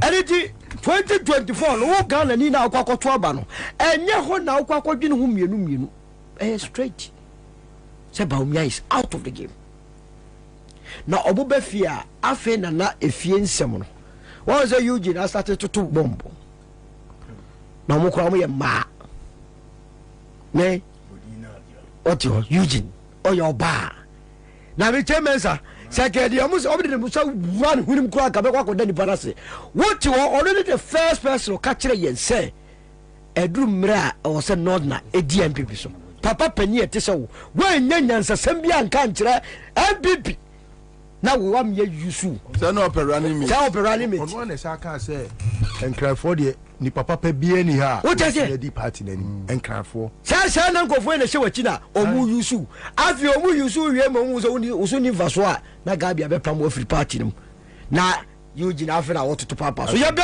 man up speak motete ho na we ba fam senwa minim zabonu mu no musu na US kan bi to mo camera mo your friends evidence mu bie mu anu a o ma be kan because that is the only reason why I want to be bie mu anu and anu a 80 MPs ka say mon pam finance minister and ya pia ku biye de je no amia na no dom we say mo ya mema ye ba be wie am MPP ko opposition o me ba be pam cho say mo ayi wa ha na mo ma be kan asem media house am be mo say mo kan asem bia no I swear motia ni atoache mo wo bibi no anka ne na obie no a obeso so sa wonsem so party a 319 manifesto committee members 390 obua 390 it's public knowledge na die Jimmy wo mu kura ne say do ye in charge 319 319 members manifesto committee members e ka kranka ye 419 Gibieva. Oh, Bobo. 390. No more listen. You listen, Manuel.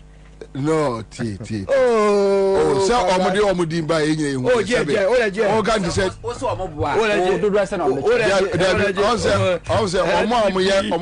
committee 12 was also a mobile.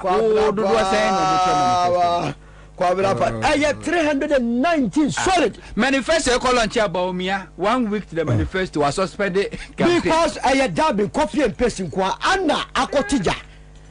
Copy and paste no Akotija. I know you as a challenge and your man me promise you one more. Munyin free because be a jokes. Other boys and also the bishop. Then young one was as some way in charge of so committee youth and sports. Now I could get a cropo. No, was I catch a Ghana say or no in charge of youth a committee no. Was I catch a Ghana for say many about me she and I was said you know my you for one who say agrona. Wow, who would that youth a committee now no. I would also suggest also busa. Now after 6 months. After 6 months. At the 319 yes you know. Okay, we also Busaro no so Mabru show. Oh, so Mabru am focus. We are say any media mamu wa masampa.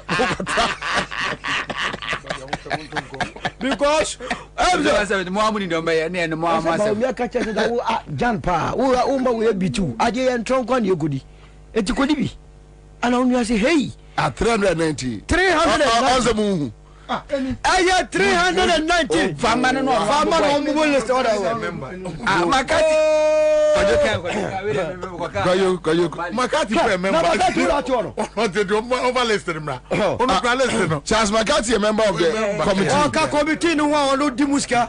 Member say we have 321. Member 321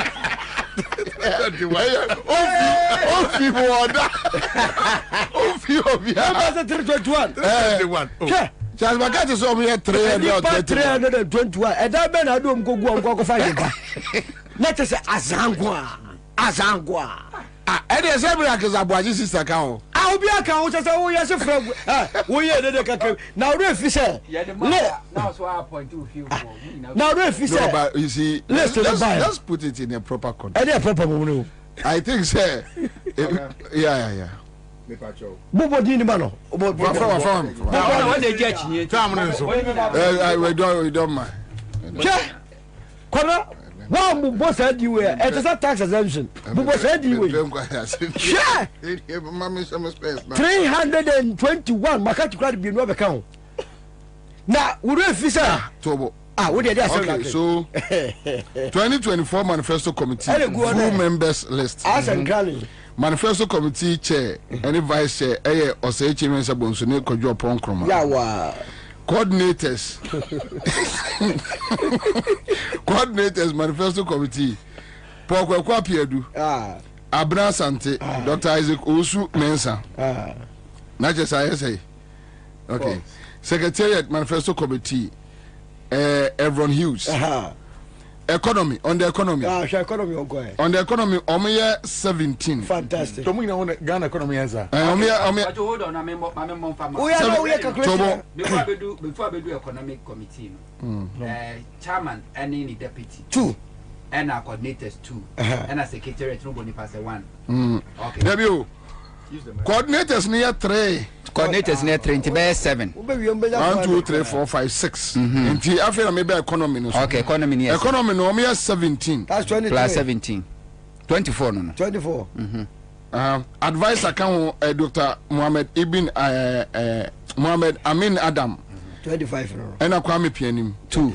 But Kwame Pianim abeka on ka ho. Did you only do account plus 2. Okay. Trade and industry. Omiya 9. Okay, 9. Trade and industry 9. 9 say 35. Hey, bro. So trade and industry me 15. Okay, so this is account. KTM on advisor 1 for account. Okay, plus 1. Energy. Omoya 14. Okay, $50,000 per diem. Advisor Matthew Poku Prempe. I say plus 1. Agriculture and fisheries. Omoya 15. 15. Okay. Advisor Brian. Okay. Enna Howard Kumsin. Howard 74. Howard Chavez. Say 74. 74. Yeah. Communication and digitalization. Omia 14. Fantastic. Advisor Eslousu. Okay. 89. Lands. Omia 15. Fantastic. Advisor Abujinapo. Fantastic. Okay. 105. Science and technology. Omia 12. Okay. Advisor Ophelia Mensah. Baby, who here about chromatiso? Legal and governance. 11. Okay. Godfrey Dame advisor. Okay. Local government. Omia 12. Okay. Advisor Martin J. Mensah Kosa. Housing and infrastructure. 15. Okay. Upon Kroma advisor. Okay. Fantastic. Transport. 15. Advisor Kwako Fourier Siama. Ayalolo da umbe manage anade se munu kwa. Security. Security. 12. Kandapa advisor. Foreign affairs. 13. Advisor Ayoko Boche. 202. Edu say 210. Ya na what Youth and sports. 19. Okay. Advisor Mustafa Yusuf. Okay. Tourism. 15. Advisor Ejapa Mensah. Gender and social protection. 14. Advisor Dakunwa Newman. Chieftaincy. 12. Advisor Asamwabuate. 266. Health. 19. Bernard Okoboy advisor. Education. 21. Advisor Yawaduchu. Employment. 12. Advisor Bafuwa. Where do you see? 321. 320. No, Mr. Remember. Secretary. Hey! Charles Magadi is a committee member. Committee way. I a year. 321. One is Zika no. Charles Magadi count say 322. Yeah, 321 no. Kojo Ponku Madi PM. I tell me if you -1. 3, yes. Another person should be PMO, then it'll be a 390. Aye. I can't carry 419. And we part 390. What's not been for close to 8 years? Now we'll try manifesto. Why wouldn't come a manifesto in 2016? What a manifesto in 2020? Now we'll sign a manifesto in 2024. Wouldn't you part 390? So more quiet DA. Also, the manifesto is about running government or by the appointed 15 ministers. And that's that. If Sir Adejwe coming events is anything to go by, way is casting a shadow of what will happen. That is it. Things to happen in an unlikely event. Part 319. Now, what's the mention society we show? Omu committee, omu kabibia. But I am say. Yeah, paying Sukrabodu said of grad. Oh, we are correct. Now, when indictment to Kwabodu no, what I mean is, a dear course, my pens grad now and conform with CPP that time. So, a Kwabodu crown co school that. Oh, that's about 5. Says a Nedian chain. Now, any part in it to a fool who crown of free offended. Now, over there, who if you say your team manifesto committee, no? Anna, your friend say, Obi-Wan. Echo ye did down the account. Over the year down the account. What she was a cocktail party, my brother, oh, we coach local government. The Tamano. Obi-Wan. One count. Well,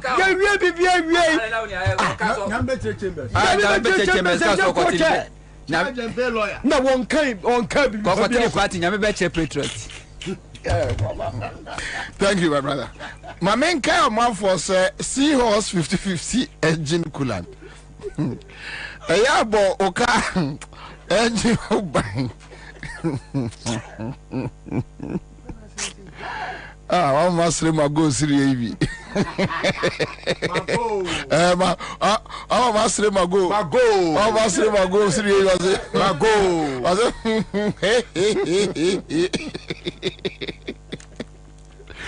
Me pacha ya bow engine one by with Seahorse 5050 engine coolant. Ebeboa or the 367 at 1090 aba ne buone da form. Man from Kwajibi. Bills microcredit. One more and na ye from more quick credit no. And as you see my bills microcredit. If you dunum and no masumo me. Tabia heba center the day tabia heba mixture. Tabia heba capsules and takum or more edi abba. Kwayo. So now you were issues about Toba Federal raising issues about the Japanese document, which I think on also show concern. And baby Adeneke Kakono. It seems that now they are emboldened. So quite beyond the first way we are on mine piano. So my normal kaya actually no cry na omode kwa omode beko.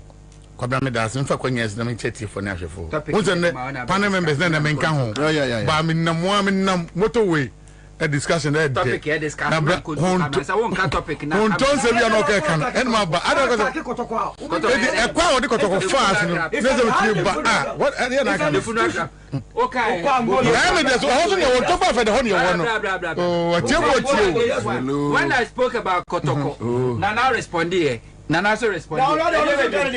Unia answer. What menka my jam. My menka take basem. Good. Me de say Kwabena topic about talk bishim and on football no say o mata den di o mu a. Won nka say bora dem nka say oboa e ma ne koso yi. E no gya ho no betan kra ha. Na house nkoyi a na nkrofo ekura papa mu. Omutimi di papa yetama na me ya. Anya wasem. Bi papa na bobra. Anya wasem. Ya bo say. Oh. Kotoko na wa fair wasi kotoko nku na ni mu as eno na ma Ghana ba regions bi anya ye no obi fi northern region what ne die wa kra ba say 20 okọ north and north atakwa me dem okọ no ina ne pabo ina na sifom wasi me ya ye bekumi ye ko consider ne nku na kro ni mu nyafe sa de togba fa vola dep ne ko yes sa ayi edifice a waye woyi ko bi man ena me to aso no ena ko ye wo voter enke baboa aso folk ba ye adunboni ti na no se nya be chem United for na ko bi fi po no tane ya ena ball real market wa nya kom ko relegation wonya sei obi Japan mo no doji ye o ena ball no real league ni ko na wie wonya ska sei kotoko ska sei na wonya ye washroom ni bi washroom ma me build the points o ya penny wonya ye peska Japan wona meka no omai mo hemfo no dodo na atime nya atwoma na che ye mo sie be wie match no ye wini awie etia so obi abeka bi da be ne sa papa we mo meka bi bua NDC wonum se NDC bra nyina fikofo time na NDC bra dwoma ma mo ba nyina togba mu nyina aka ho bi ene me kan usu this is your campaign man me ba o ta partial campaign no your campaign man MPP and correct when mo force one when na do mo say ade na trana sesa eti sabiam sabia nya ado e ba yeso benya biadi ti kwa ba ne betima faso asoge plant was the same e plant ti kwa ba ne betima faso asabia mu enkofo ebo betima boa me yakwa nim tu bo so bia no na de ba ye pese mo ya wo so bia nya ba bi ogina ya brache ene ya boy match ane wo se goals na ba ye betima defend am ya po ye wi a ye beche ye niam me mo fam mam hwe me tie no ka me hwe won do atebro fo na no fomfom adwumboni ba panimu tima na no fomfom Utiem, I want to give me. Nana send me obi so pe eye manifesto list. Okay. Oh, Kwabena, and the papa is no mo nim say enkofo Japade book yi e ba ye togba fe de no mo na ahwiabo mo ache o. Data bank, wonu kra no majority shareholder. Bank de bia tie no ka ho, ne o mo nyina na tie e na nipa mienu ebu ni fa so ma na ni so bri no. De oni ayi ofori atom ye no mbu ne bufu ya na kwe tie Japade book impo bi a documentary o mo starting po na ya we what transfer me ka ho asem ama ne adru papaso nyina hu sankrofo ni awie afa na ba ka brofa kase acha mfumfum piem ese ayi se bi ohini bi on so yi save region ame wo ka ye ntiase ye ntie de wo ka ne da brofo de ya from ne ka o man ka se ntie na nada me try invite me gazette on but Kwabena hifa na makazette ano dia ba me try am ya say kasa o ka brofo hye no mfunu ma pese o kire say brofo word be no kan ya ma wa na kasa be na o ka emfiri wo mfunu man se be ba na tell ka che so ka ti ni e ka nti twa mu an kam twi what ma say Kwabena from never. Kasa show from what it means who was now can cry. Papa Matian more play by some more can and then would defend to Buffett. Womunina by a cotton, Womun shut down to my Omobua. Me come as some other women are. But the Miami Yapa match, ya Oma was on Baba for who's a name for the Brazil for it. But no one come one more day. Dabano sector, ya point. 3 months to election. Yaka create list who ni padu do na fe no sector. Womun paper bin tane enko anim. Womun amebo brabia organ on be how my way ahemfo o my way mu. Nya achuma ahemfo eno also first kada come in no. No in because you can say it's important, but I think I have always yes, I agree. I've always raised that issue. And recently me hold on. Me Shamima menini nya bantabi on phone. Me deliver. Oh, it's not and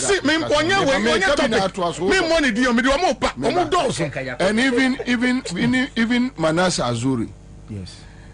Oh, the problem is some of them just sat to the mess. Yes, some of them just sat on the fence from 2008 and Omoshe Ekufuado. Momra satam yedi ekura net dia shock way nine. Momra mi enkrim Mumra mi enkrim show and Bobie nya ye me different sempa some media for nyina Bobie nya me na atua daka mumra mi anyiri no ye tiem akwa ikine ho ne ye kan sha mram 2012 ni akana sensuom mumra mi emia no finish no and am see democracy and wabeji ade na wie aka 3 months fa no afenu ani abre wo mo so wo man fence no so no me article woman as Azuri we are for the product yeah Gabi na do ba limelight na the theory say group bi wa America group no per regime change na Manasa ko this group no side asem ni nyina no enom de na ka regime change for no ho entu ano Manasa no osom America group bi asem na ono ani abre no ye ho adwuma munyina mo ka ho se de kwadwene me ka bi atoso kwabra no me se na mo akofa problem we e de abre yen mo kofa problem ne ba no mo de ba nyina ka cham se mo de ade boni na e ba fie problem be ba mo atra Captain Smart me amenu akwadwo and I know me ne ti akwadwo me ne ti TV so na be say wakwa cement so who could see cathedral. No, we don't take out the fact that they are doing well. Fine. Yes. But no, I like it's good. It's never a late. It also serves as deterrent to others who would want to emulate same. Well, I know if you rebuke people, just add say. To be honest, they have repented. Now at least Paul was ever a Saul. Paul was ever a Saul. At least people like Manasa Azuri and now they have come to appreciate as someone from 2008. Now you can say no, giving a Kufuado the opportunity or destroy minor. But anyway, say IQ averages and slow learners. Maybe a slow learners. No, you have the floor. Anyway, when the money I am for bebre o ma we mu nya chomne sabi sika kakra nipa benya die ene lanku sabi Kufuado kochema o munti wo mo ate community o mutim mpo kakra ntim ema ho enso ma bibia mam esu nipa boni say muti obi ba o me do no okotope nam no so muntu abama no ba o me wu ya be good president ba and there ndo anka no ba bia otumfo timi kasa asemu buego kasa me kasa o flag bearer adwuma no betima otimi kasa asemu na be flag bearer otumfo aka na say no what we na ko ba we timi ni president otumfo na mam running mate eti de me na so fifi ho e no te na mam running me na running mate de man as mo nya de wa ma beti anya 55 ya de am ma me chewa de say mo wa ya adwuma ho yi kwabra mo adwuma me fa nya example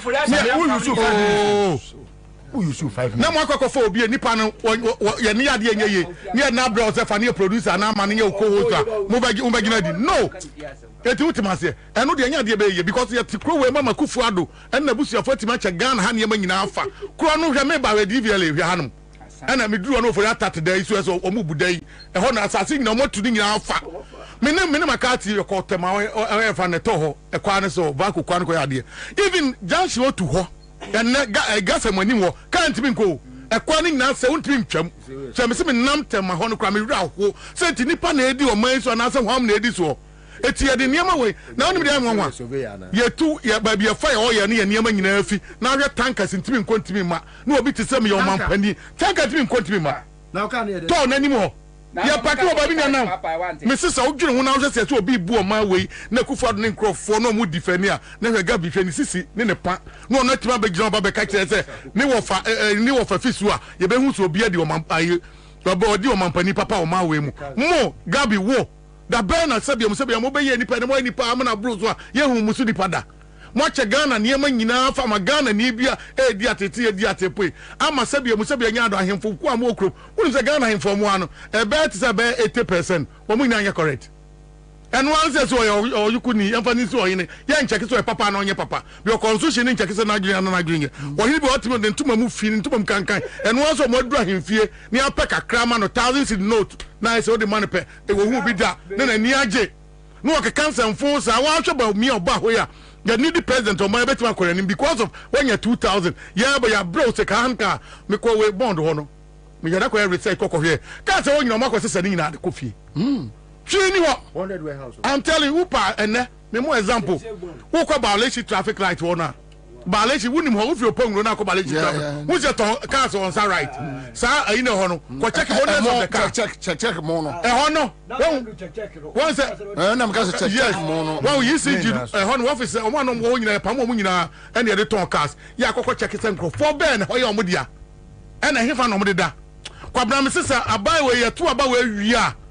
Car the best and so near my United so, and go for we are never getting in our physical and your spiritual something. It in research and my yarn and cocoa checking now. Kwabena so Remo Kai won't cry no 15. And us. A honey me feel maybe Yana won't talk account and say what Nina, David, we pay me who we are near Mark Ghana. And now excavators a war no. In baby, a guno, Ningin answer. What must I say? You go here, say, a biaco, baby. What must I say? Just almost be ya. Would it be Bia come fear? And to obey a den a gun. And she might when you be. Make your two. What about to be for? Who's there? There's a BP we are saying. Who got here? You must see a major BP. What does it wear around the world?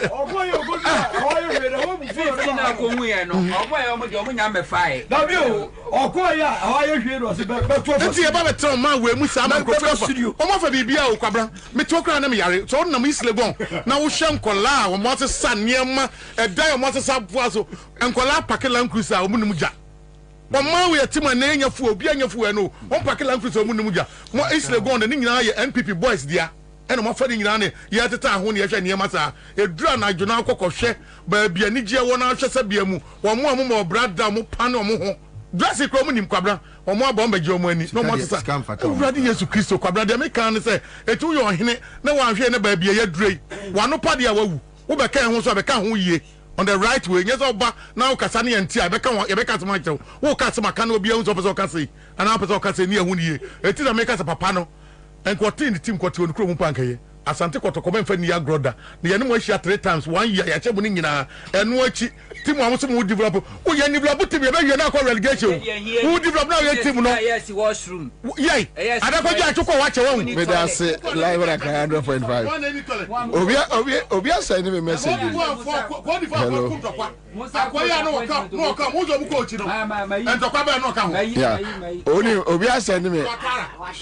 Obia send me a message. You say, hey, Detective Kojoye Boa. Royal Chapel Property Group Limited. Or say Teacher Mante, ya bay and Sawem Sasseno. One more, a joke. The bonnet da form. Aye, yeah, fast. Top chocolate a day, top chocolate spread. Abba, and top chocolate 3-in-1 chocolate drink. But just 3 minutes. 319 manifesto members. What is it? Nana, is it? Yes, he said. So Okontompo so be frown to ma. so kontompo ni so be front ma yes ya na wati ni din kwatre kwaso be front ma ya ti ni din ba omiate da se abra no man kra so mahama eka so ba obe running lean government 60 ministers obetwitwa sa useless ministers ego ba omiate bia no say oh I run a lean government o manifesto ye campaign team wa woti okohwe nipa dosopu with the NIPA 321 Electoral Manifesto. Now, manifesto how many pages?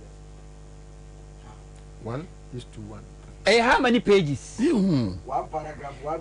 Manifesto we also by launching Tino. 1 week to the manifesto launch was suspended campaign. So, or the prepared to launch manifesto.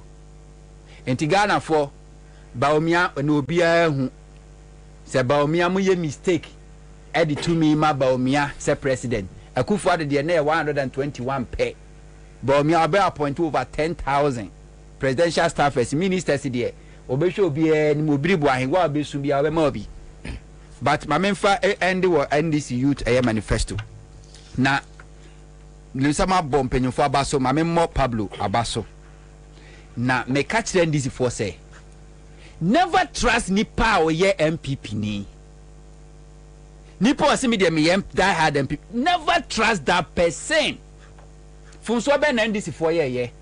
Mahama launch youth manifesto. Enti wase magana mabunu meton sa fremo. Abrante kojo share obi anim so ye MPP ni. But wo susu ye bibi de boa wo ho. Anye bia kojo shared in studios no one kasa ye adwuma wo nipa 2 or 3 technicians to create jobs. Who create content. Youth manifesto no so this content creation ni nyina ewom enti NDC for throw invitation the man say woni media team no so momra na mekoba official invitation some momra mekoba ukwajo shared omofra amfa no Pablo efa phone of frel no ka cho so yes a new invitation so mon send enti de call so UPS no wan kase wantimi amaba kwajo shared wo suma on crofo emom kofa ne life do mo ya ohonom no na there was nothing like questions and answers. Bibia sankoso. Then edu anwumre no ana mu nyina sakọ ho. Omo mu kwaye ya ntro question ama obia. But because say we free so MPP. Na NDC John Dramani Mahama no anka so selective. But Ghana de ye nyina de mabru no ache wasa ni munyam no. Obetena ka so omo from ka che so omo be tro question ama. No abebusa sa question no. Na se won timi misa wo mpese obebu so mo question nti e na wamba something that never happened. Mahama na kasa kuta microphone e wo bukom boxing arena e na apija won sa wonimu na wo se wo bra nti Mahama be dan wo se wo question we na dia ma wo. That's the truster NDC youth and NDC manifesto youth committee enyade ma abrante kojo shared na adwuni so besa amiagumo na de mani ani kan say ene NDC a launch manifesto kojo wi amede wo de be ma youth ukohwe mu a ewom free SHS na Mahama so oba enkoye government go a o private schools nyina wo do mo be ka ho enti na private secondary schools agu nyina no Mahama so do mo nyina be ka ho mo nyina timi eba na sanim de be ba there won't be anything called double track system by Ansah for because private schools no mu school down is ho enti amofra no kwa na ban o absorb cost na there won't be anything called a double track system ni nyina ewom asamu ajan ya appointed ni se wono any MPP fu anim ntro manifesto for youth and sports after 6 months osako Baumia ko bisa se na Baumia ede na pese ye ma mabunu no Baumia no ye ni se me de mabunu ne me priority eni nti wantimi anka hwe nti asamoja ase wo ka kire mabunu ni se one de Baumia hye na nimonyam wa appointed ne se o mambe ye manifesto committee chairman eni to hye na nimonyam enti du December 7th mabunu ni de enimu ni se ye beto abatia Dr. Baumia we babunu bia o internet ne so this NDC youth manifesto ubenya soft copy utie na nya hard copy fine but o pa o search a ubenya read it na hwe enwuma Mahama so oba be ye obe creative fund na 750 million Ghana cedis what it tum mabunu am wonim de once an adwuma mo pese mo invest entrepreneur no o so wasene na wankase wo bie wadwuma Ghana ha etie carpenter for mason for mu wie adwuma mu ni certificate bia certificate e de man ye wo mo a sebi o mako school ahodo awie wo se oba obe make sure say wo a wasuansa no adwuma wie a ye de beko eye NVIT amu bebe certify ni ama okrata enti mason ni na oba besi wo da na de ama wo no o wa body krata do wa nko school but nimdia wo ni tro body krata de be ye adwuma ni nyina ewo mu a John Dramani Mahama so oba be ye e de ama Ghana mabuno 24-hour economy the nano matchim and obi be also 24-hour economy. Don't worry yourself. Omati ene denti omuhu de omunye emfanfa ho. Na afi de wie ya Miracle Boaji ebisa say na omu amahama say oba first years university oba absorb omu fees no. Omu wie first year no a emfa no mo beko. Wa musa no ho say sa poor children no a wodo omu call free SHS no mu wie no wa musa ba bi omu call ye. Ghana is spending $58 million our National Cathedral amrano. O convert here is about 900 and something million Ghana cedis. Now no Dr. Clementa Park, Parliamentary Select Committee on Education say it will cost Ghana government just 300 million Ghana cedis every year. So or absorb it a first year university student or more cost cost 300 million cedis per. What it means ni say sika ne yede tu amna our National Cathedral no say sika no kwa betimi absorb a university student omo course for a year for 3 good years.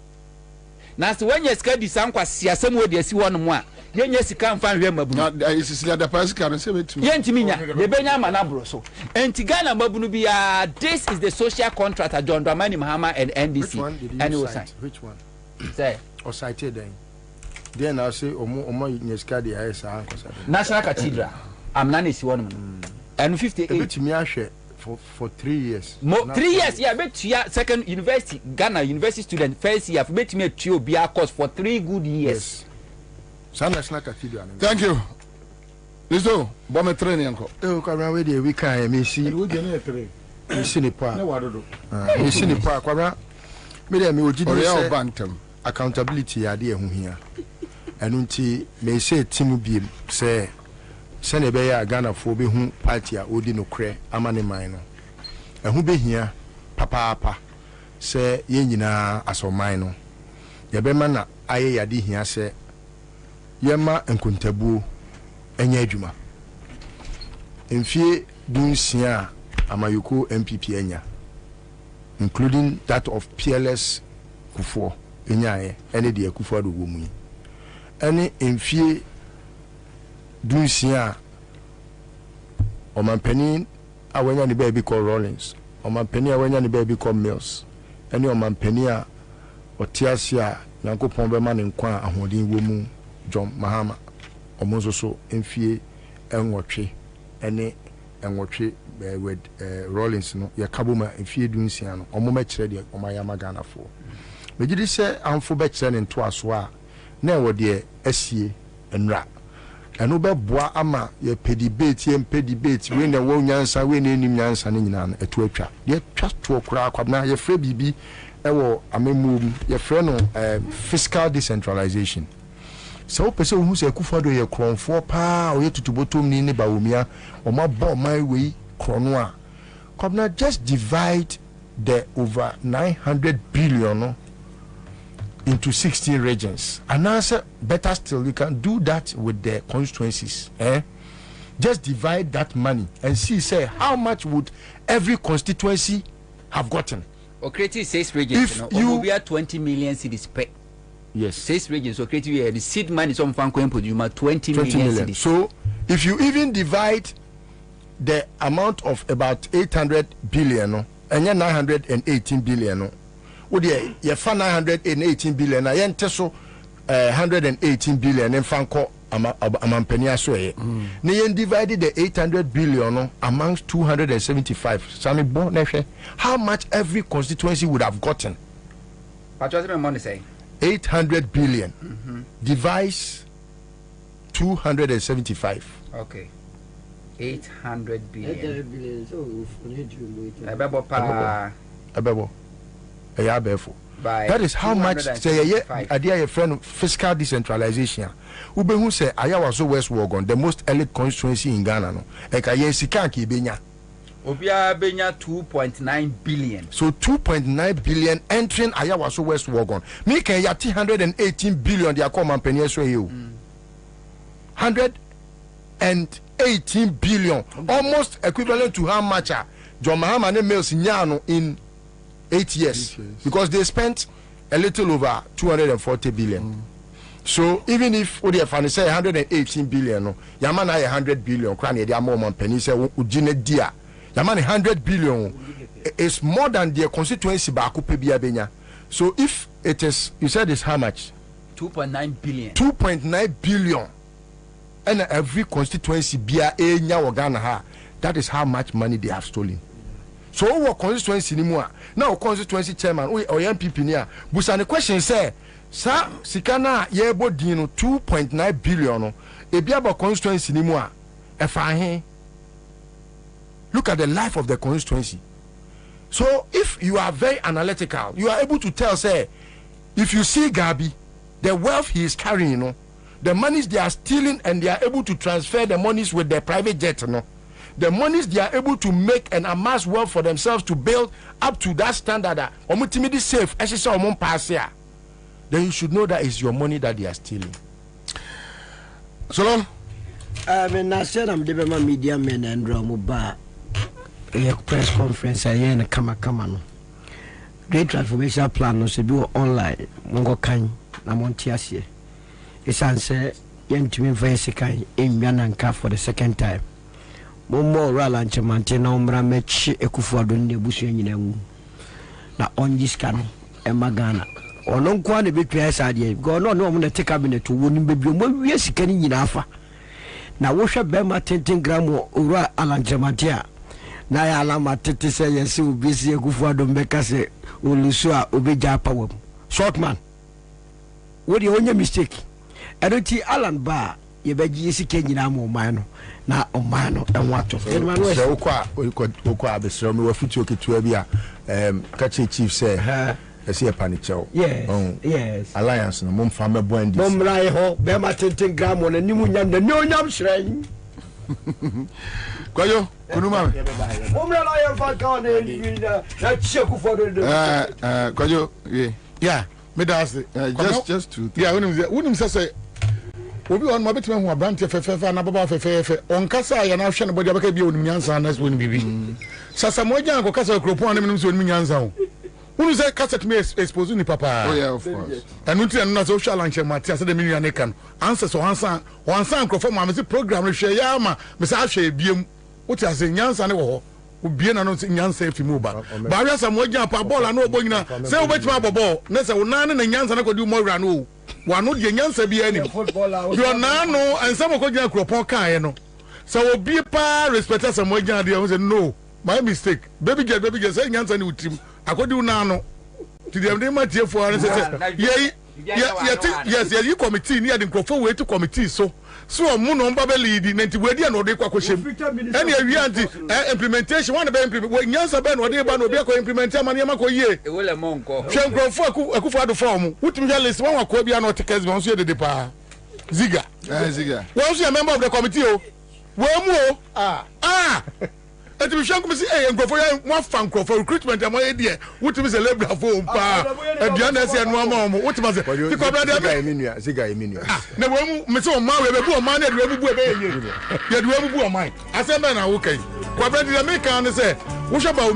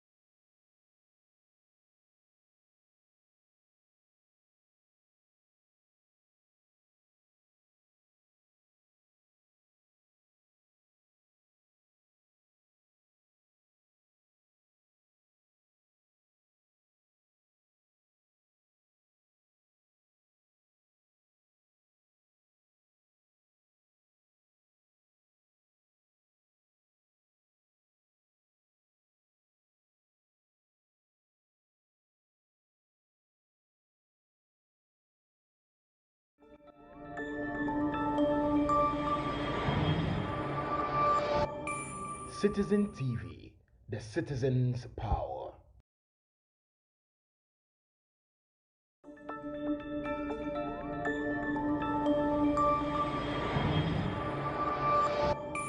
Citizen TV, the citizen's power.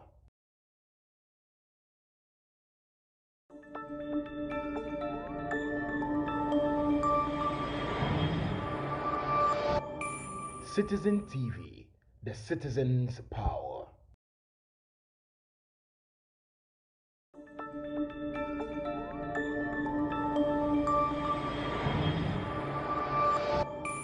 Citizen TV, the citizen's power.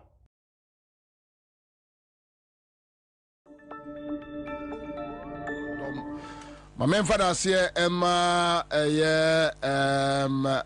one more share live on Citizen TV yeah the almost bebre and then again omo joining live on YouTube Citizen TV Ghana on YouTube yeah the almost bebre say moso mo joining na Safi and I to America was live on Accra 100.5 powered by Class Media Group CMG. Juma bebre ewo ho. Ya ene ye beye. Nkomo bebre ewo ho. Ya ye bedi. Nti ye da ene edom ene omanfo ya omo follow ye on your Facebook pages, so yeah, the almost say. And sometimes when you have men like Nana Kofi and Kingsley and David, not no more for Ofori, the landly num any Edoma Akika wise man, Remy Aluka, William Amwa, and Amwa Walabadi. Thank you for today, anyway. And Sankro for we are not because ebia yetna kasafidie eso yetra microphone echino, not because we know more than they know, but because they are our partners and because we think alike, same-minded people. And almost so I've been telling you this, say we have a duty, and our duty, and it's you be protected on my friend in Ghana. It's our country, and whether we are MPP and this, you don't sit back for anybody to destroy a beautiful country like Ghana. Don't do it. And I've been saying this, that I don't expect your mama to win and go the way a Kufuado Akono. I don't expect my mom. Say your mama a kosa tangent noa. I'm not sure he will survive. No way. Because you see, on my way, on my kron kron.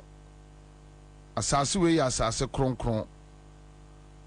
And obia obedi on my way boni biano. Ye no me etia onena sefo. Ye no me etia onena busuya. So obedi on my to say Ghana boni. Ye nipa. To be say ye mistakes. Yeah, ye nipa. To be say ye mistakes. So human institutions are bound to do mistakes. But when it gets to the level, say, after they are quite deliberate, say, me do or minor bonnet, me say or minor, me say munipa, me say state institutions. Then at that point, you need to be able than to unleash the positive defiance. Positive defiance. Don't sit on radio. Don't sit in your office. Don't sit in your homes and tell me you don't care. Yes, we are Supreme Court judge. In 1979, those judges who sat in their homes saying we don't care because your police protect here, your dear and dear, you know, some of them suffered. So don't tell me you don't care. You should care. If you close your eyes that you don't care, by the time I bet two and you know, at the end also you don't care, now you are paying for it. Haruna Muhammad, a doma war a year Accra Tema station in our chair, mame. Ne catch almost say me domo. And I've been saying this. Mama shone timidity. Ghana, dear ha Ghana, we are too timid. Let us adopt a new strategy that when somebody is a fool, tell the person you are a fool. Me catch of France. France president no say ma ubia enchia ubi because of COVID. Or two kwayaba no feel say no ya above a France for citizens to no the obit me a chia a shaky hands. He just took one person to slap him.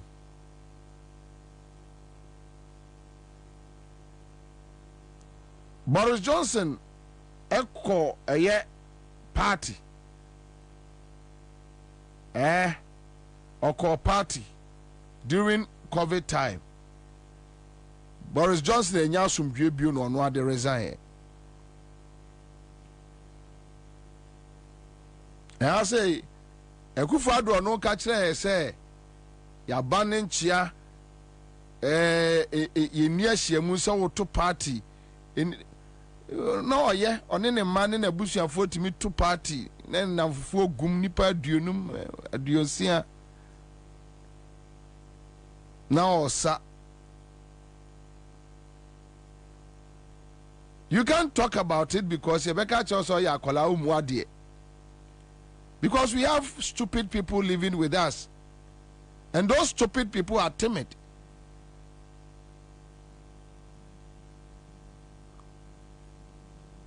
Me person me baby are timid. No. So be at the 100 years now, Jimmy. I just tell the person you are a fool. You are a fool. Because you see, another form of insult.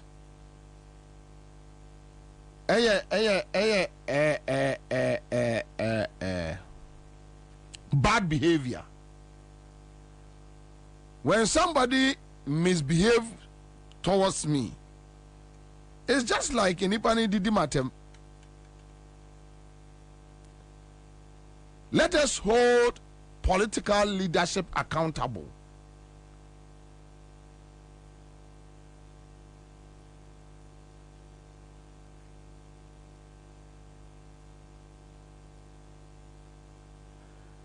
During a year Urama time, issues like bus branding, I'm one of the guys, though a friend to the system, but sorry busa the NDC are buying it. So why must you do this? The late Ativo was my friend and let's say a business partner. But no, nobody may no.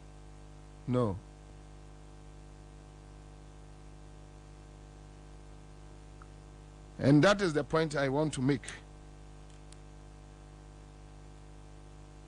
Medasi bebre. Sha mame antisade we mfiri. Me repeat napo tape ni bio. But it's sad the way Napo it described the late President Mills. Even in his grave,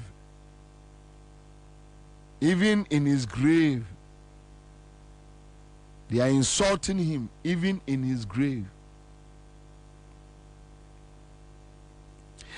I can't imagine President Mahama going this way.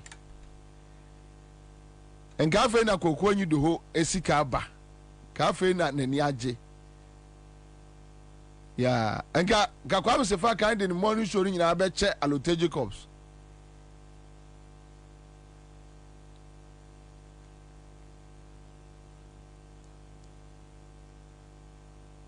Utie na po. Also Dr. Prophet Dewa Wuno. And today I will restrain myself.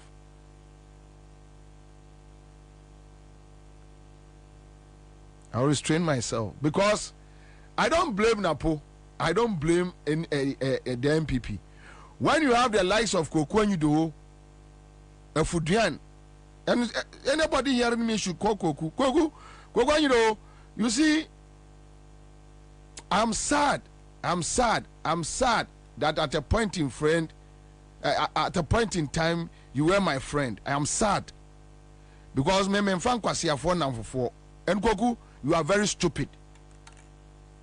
Yeah, Koko, you are very stupid boy. Because if you can just sit down and watch Napo to denigrate the late President Mills, even in his grave, without uttering a word, because you fear them, they are your masters, you are a fool. And I've regretted ever knowing you and having you as a friend, as a close friend. You are a fool. As for Alote, or Jimmy, so me somebody like Alote. Last time we met at party, I say, or show my name, sir, I'll cast me betcha, and I'm so foolish man like you. Why should I greet you? Because you see, say we are see a brabonina need you nipa be dia ko yemo. When I see such people, I get sad. I get sad. So nipa, your principles is based on what you take into your mouth.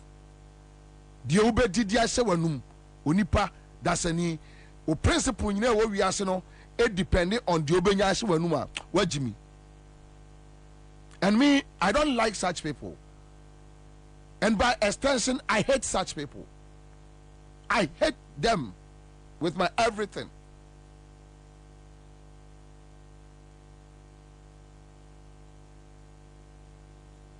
I hate them.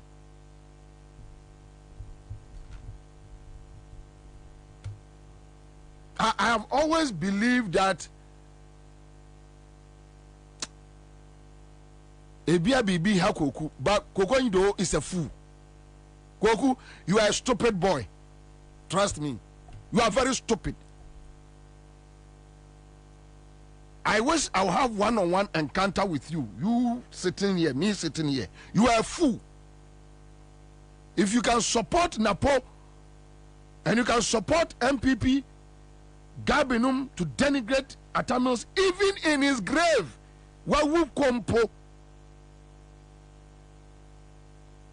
And you are fine. How can you just the person is not your family member, but for political gimmicks? And you don't know that MPP and Kwalano almost me. I've met MPP guys who are my friends. We meet at Jolu and other places, and they talk about you and they laugh. They talk about you, Kokwanyido, and they laugh. They laugh at you. Hey, Bobie, what that for you, or also dear.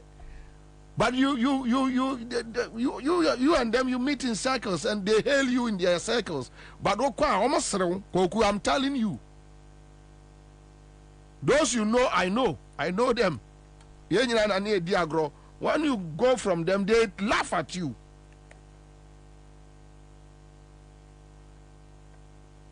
Just listen to Napo as if President Mills ya tanta diebi.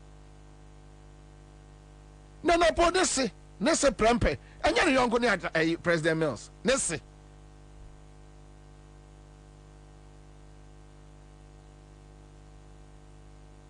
na sabi apagafie ono dia waso ono we nintini eno ne kofo na kofo sabi kofo no yonko ne Atamils is a professor Ansah no obedi president. So let's take on kofo omo political lives niamra private life, then you appreciate and niamra President Mills ye wo wiase.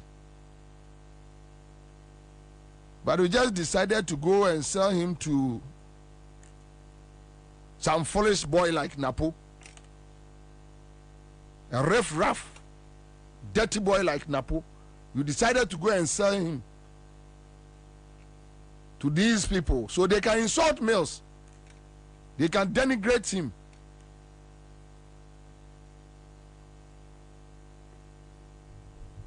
And you are a fool. You are a stupid boy.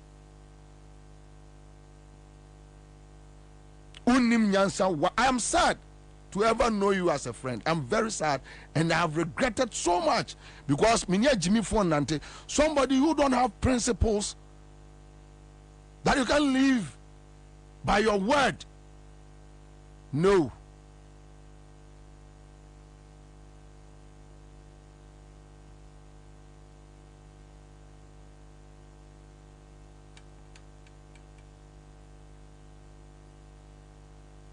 Anyway, let me leave this matter. Let me leave this matter.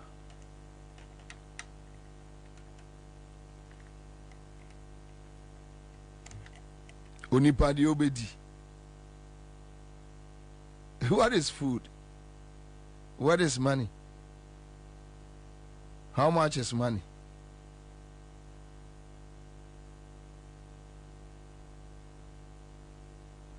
How much is money? What is food?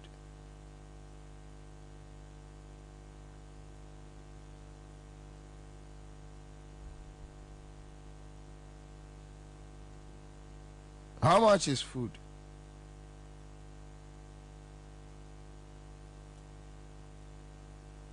What is money?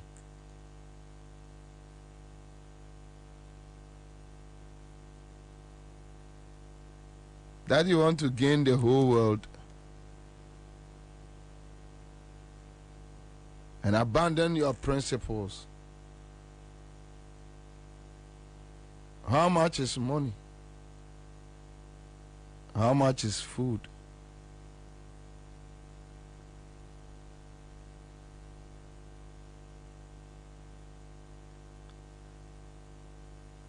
Integrity first.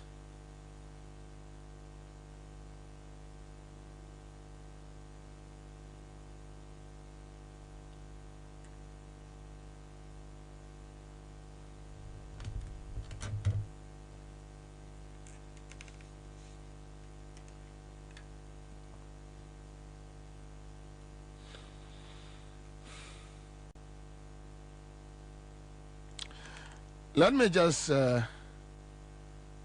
finish this. And I'm sorry how much in my research be. I was just reading through some few documents, and I chanced on Kwame for Dr. Lodina ne Bole Hospital. For to Facebook. You see, I've been saying this. Look.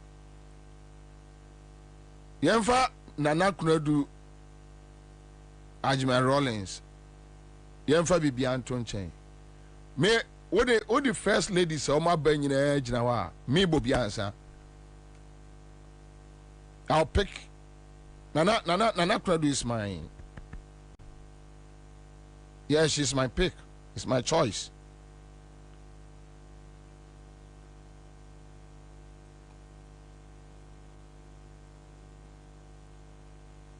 Say you can hard work.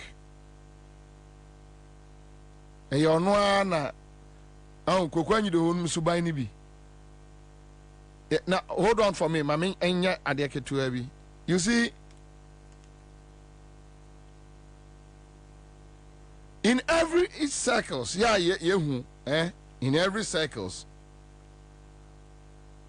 you find backbiting, you find hatred there, jealousy, envy. Sanya mano ekeni pa office and your fum na fufum. Adamfa nene da sorry. Enviness between am na ye bibia, so that's okay.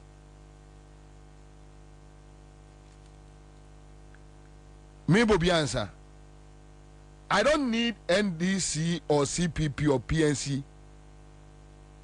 to teach me about who Akufo-Addo is. From 2008, and you'll be an HM said the Akufo-Addo sit here.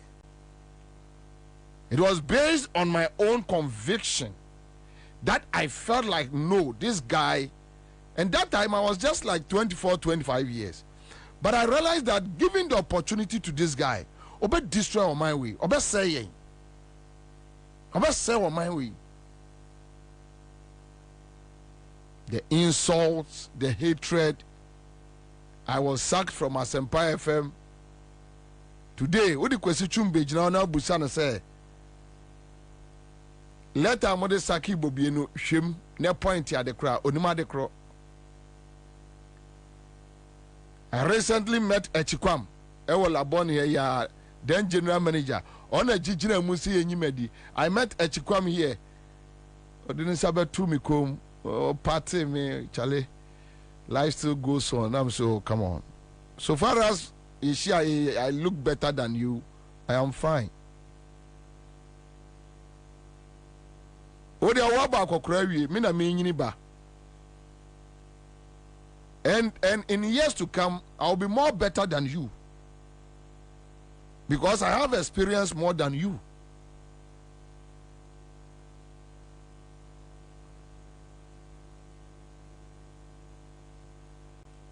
Now, say me to say me buafu. Ana CPP news NDC news obi aye bibi na me buafu ntino.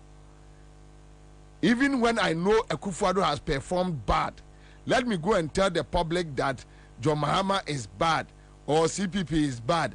Akufo-Addo is the best. How? So even in your anger, be measured. Why?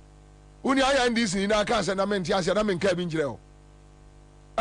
So we individual, how can man ka bi akire o? The ope bi anu aye.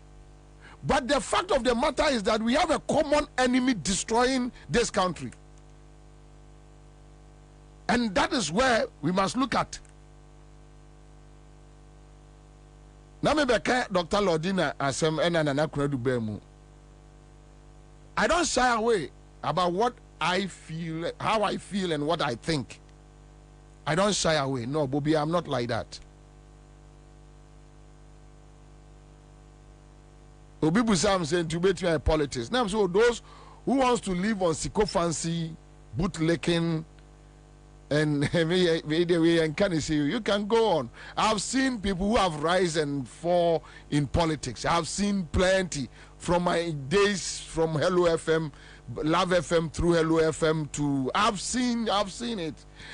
Politicians rise 2, 3 years, 4 years, 5 years, or rising or shining out. We have seen them come and go. I just laugh over it and walk away. Because I know you all very limited time. But time is short.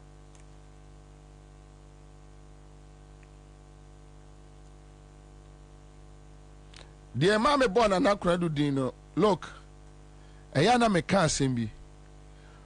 Obia be your first lady, now at NGO, or ye Juma. Ye tuaba etu oknupe, no jai. Just check.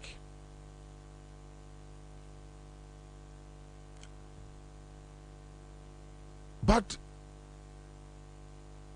there is something special about Dr. Lordina. Kwame fa ne hospital na toa. Lordina Foundation. Ononkwa maternity and children's ward for Bole. Just look at this. Very beautiful edifice. Maternity and children's ward. Yeah, was Emma Bole.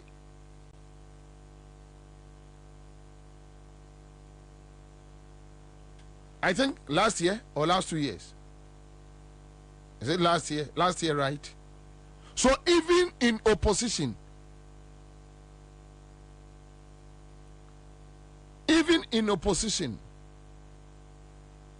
you see, so say enipa way oba abemu na se otu anapmobia. I don't have any Tafina Mikubisa say oh yes. Even in opposition, this humble woman decided not to abandon society, abandon Sabe, the vulnerable, even in opposition. Sanya Bumai. Look, when was the last time? The last time Mihu Lodina Mahama, it's getting to 2 years. The last time Mihu John Mahama, I remember Mihu ya kwasi na yeno. Before that, Nova by getting to 2 years. Na Mihu ni that.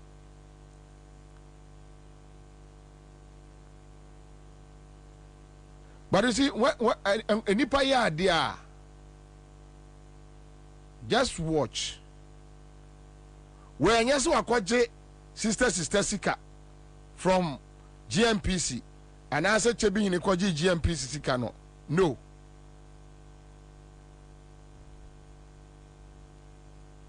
Okay, now watch this. Even in opposition, John Mahama ba Oya Juma Kwabena, you know, almost your friend say legal there legacy rise sports Sharaf and when him say John Mahama ba Sharaf no say football coach. You are a football coach and you are a boxing promoter. Yeah, on FIFA license. Legacy Rise Sports. So in opposition, they are working.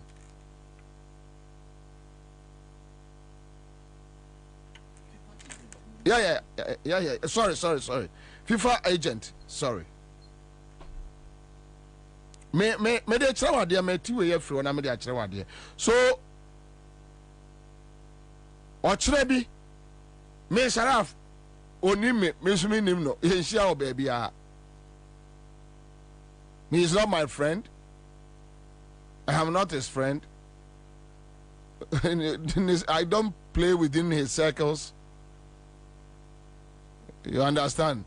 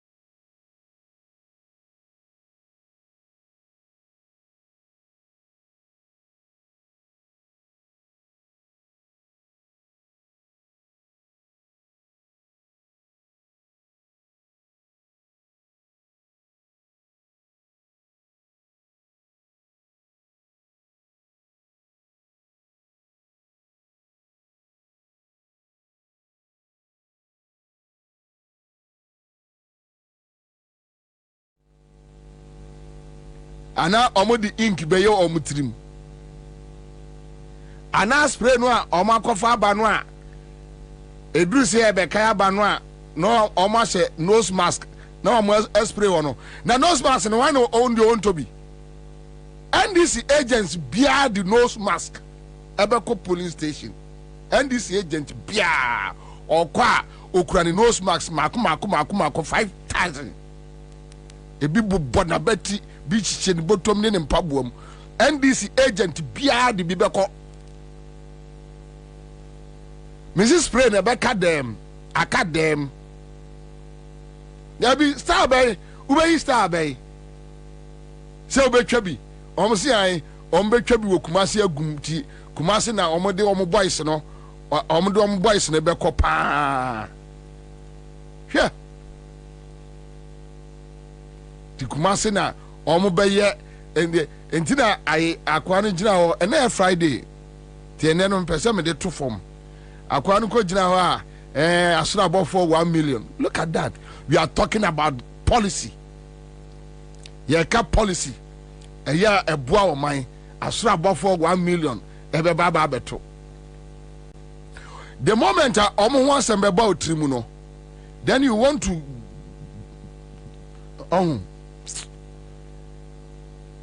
so me se Ghana ni bia enkoto aba. Prepare what you say okoto aba ama jomama. Jomama can say ekwa bia ombe faso to protect Ghana for a vote for decency, Ghana for votes for truth, Ghana for votes for competency, probity and accountability.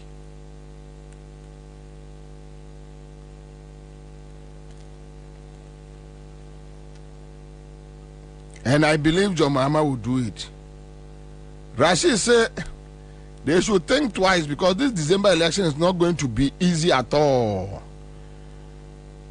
Ben Boff says, but why would they think like they just look at what is happening in Nigeria? More fire, watching you live from Kantaman to Accra. Me say, sa fear no omo tugum no enya adwuma. Akufado ntimi nwiem. Na de obeya mamenka chemo Akufado oye hufuo entina he easily attack people. Oye hufuo in the time bia no the defensive mechanism is to attack. Hey we ya na de obeyo say. Hey we ya na de obeyo say. We na obeyo say obey dey na me. Akufado and the only president the second term will lose parliament. First time and can say a man some your friend say goodwill. Odi enka presidential votes no cross betia enka parliament there. Runnings all the second term. Na parliament ekura no. Kufo the second term 2004 intact parliament ne ekura no. Mills Mahama after almost a first term, second term, John Mahama a peke na parliament. Akufo-Addo is the only sitting president. What does it tell you? Eyana or Kasano Kase, will be a rejecting no, ya rejecting a dear. When young Memako 2 terms 10 times 2 terms 4. And you are not ashamed that you are the only president under this fourth republic. Eya will lose parliament. Eya wo. Na no ni mu wia enka 2020 no. Engwa hin 2020 na mistake bi na ba he eno nya ni tididi mu. Adwuma ye se de si ye ne ho adwuma no. Enipa bi na omo ha nipa kakra. Nipa bi ne ha nipa kakra. But you see, first fool is a fool, second fool. First fool is not a fool. You know be so. Second fool ni there. Na just we fool kese pa. Ti obi anu obetra se. Amanasi. NCBO. Opposition watimi attract you. Party Usi nipa ni lose with 1 million in 2016 unprecedented ebinsi da na che say Ghana far reject NDC crowd na say nipa na tumi aba abeji parliament free wonsem just within 4 years. It tells you how strong NDC is. So there's omunya botre.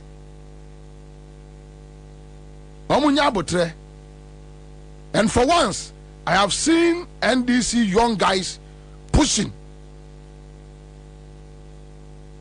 Mamemo Pablo Abaso. Pablo, se uye ni say ya, obiani uni asemo. Said ya watia sima uye juma say no. Uye ni say ya. Yes, because look, Pablo, if you know what we go through daily to come and sit here for 4 hours, it will shock you guys. For 8 years, we have battled hard. Eyan krofo mua o, eyadom krofo mua, ene maye survive. I'm telling you, even ask Sedu Agongo Obeka Chirel what we are going through. Ask him.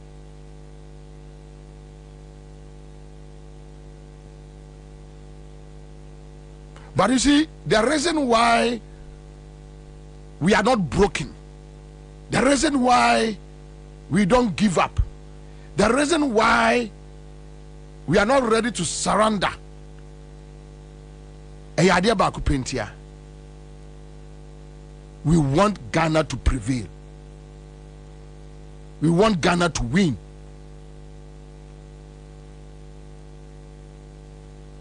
Your conscience. I can differentiate between what is wrong from what is right, and what is right from what is wrong. That is the reason why. Ntinya se ebia obi hu na adwono. And I like the way Pablo is moving. He said, "Me huni biya na mani aje." And Pablo, we ni ya edawo ma wa wo dachi political career, because what Trebi said, "Ya frame Bobie Ansah say, mini Pablo who dance here. Meti me jina edmensa bomebo say Pablo did this. He yes say, and a boama Ghana, he liberated Ghana from the shackles of the evil one." Chief Bani nom me won say minua ba ha na bisu so atiesim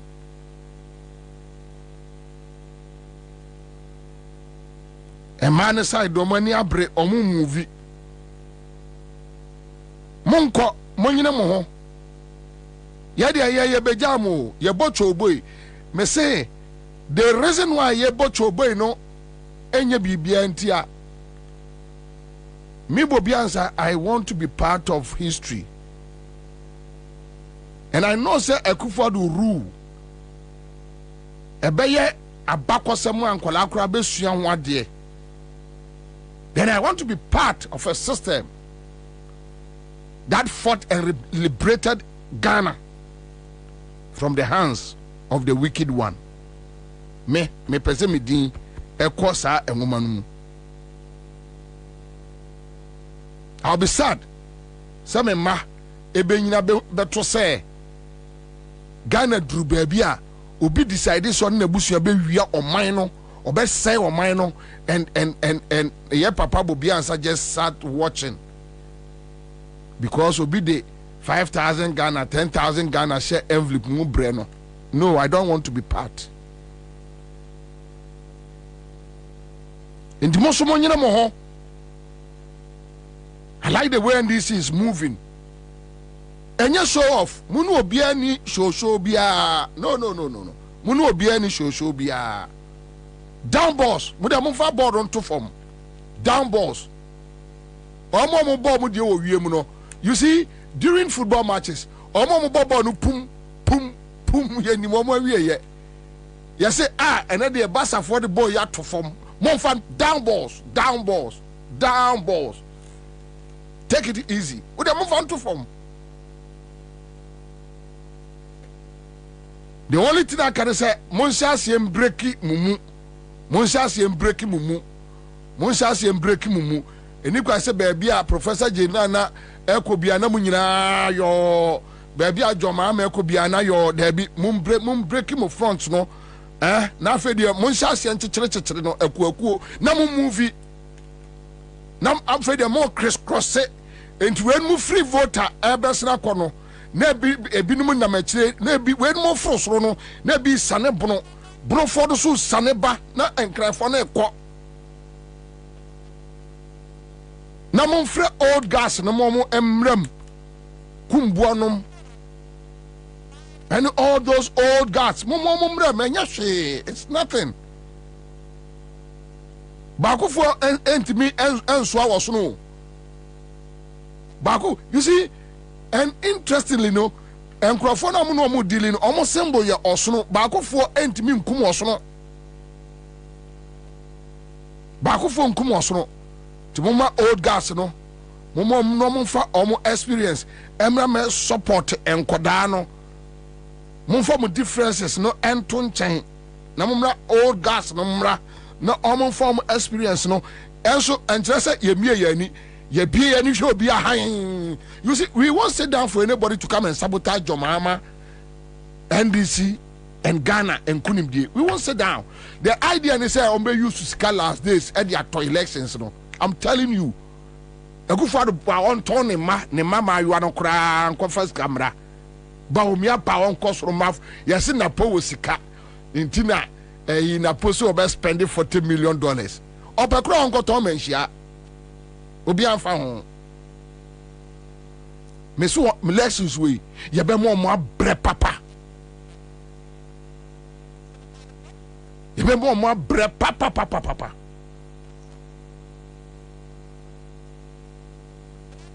Ne pe. Se say dia ka ne say ese NDC for a show strength kakra bi was street mu kire omo. Eso mu show strength kakra bi. And Friday, all right, so let me do this. May I some throwbacks to and Mame, I reminded a man from more Ashanti region. A Kufuado can send be chireomo. Pacho, a Kufuado can send be chireomo. Obetra Bano ato on to a jai. I just want to remind them today is Friday and let me use just 10 minutes to do this work. Live on Accra 100.5 Citizen Show. Powered by Class Media Group CMG. Yeah. Kwaku GH is here. Pacho baby I'm on ya moneme enyene tatita. And then Friday and member se me kasa bebre. Yeah. Oman for Kwabre any manso Yeni 24 on back to Banetia NPP. No problem. You do it. I'm saying people make those kind of threats. Me, they don't frighten me. Okay. It's somebody votes for you, somebody supports you. It's because they want you to do things for them. I understand that. There's no need for people to go to Manya say. I don't want to answer. Of course, mayor. About to decide to a man this year. I don't know massa. Will be a songs and in teams baby. And they are the important thing is that we have a responsibility. I understand the responsibility. And we will deal with it. Fantastic. Right. Now, the last time I was Bahano, now you're candidate. As president. As president. That's right. Now, maybe Opewasempa, no send a question way. Also, Baha as candidate. What can I say? They will take a year. Sir, obey president, will ring feeder. It means Musa says, I'm Bona was said. What do so? And I feel now. Actions. Nana question what you said there. Debbie. What's it? Me baby to let you know, sir. Me very fear. And if you can say me here.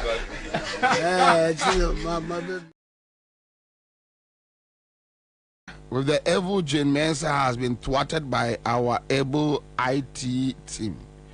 So the next plan is to use the various security agencies, but that will also not work because the people will defend themselves when it matters most. That's all, Maxwell. Maxwell, asemwa na Maxwell wakano.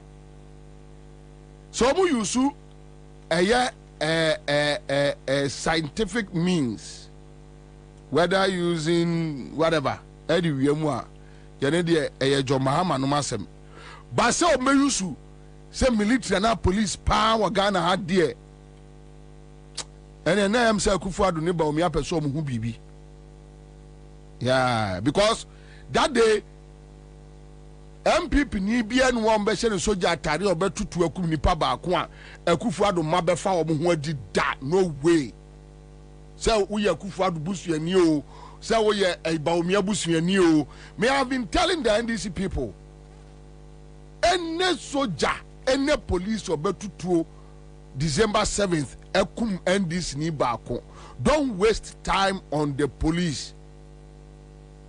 Across the country, anywhere you find their homes. Oh yes.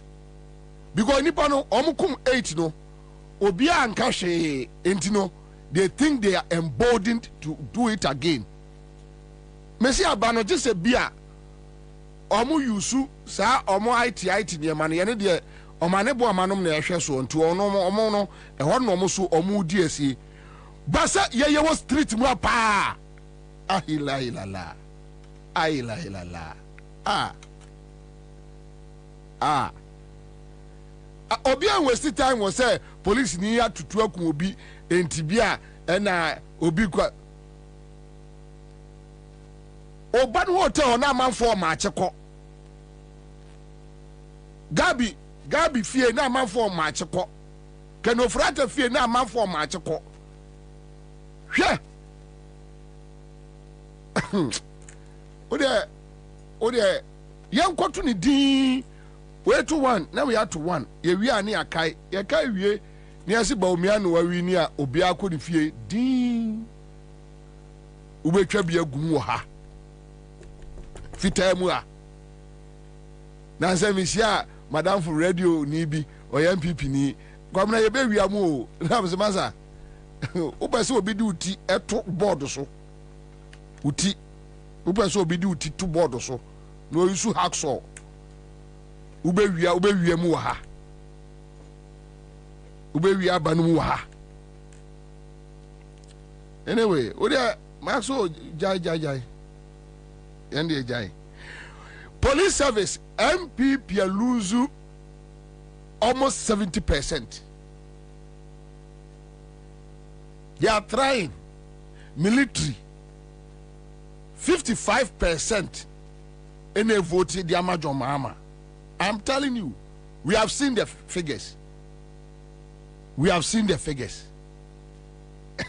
We don't know. Anya ma omo. Sa omo boys no, ya omo be kwa se omo ntare no. Oh, come on. Bro. Kaeje.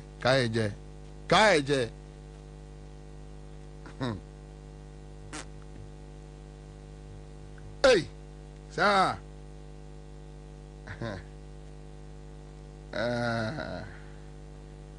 Okay, so this is a Kufuor.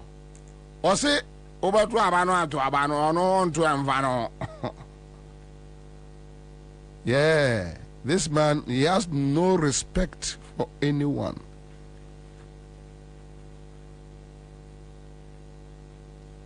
Because ne Friday into ne de two phone boko ne Friday. But my memo how omo esi e describe e ye baumia. Mame osafu mavu de na me de to so no. Oh, Dina because command you are right. Oh yes. Messi police ni MPP ni police ni tutuo enkum eye obi on the 7th December. Then Ghana for David. Now we are using the other countries' tactics. Yeah.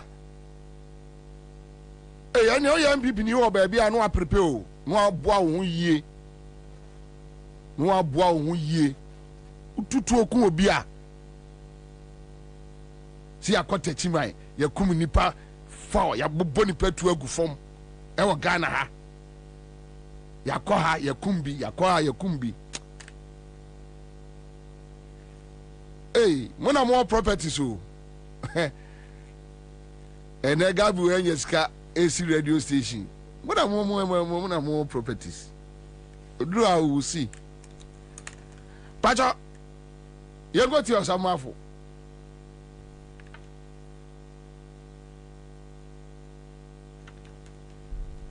I would want all of us here to, and on behalf of my colleagues, say a very big thank you to the type of leadership the EMT has enjoyed from Dr. Bawumia.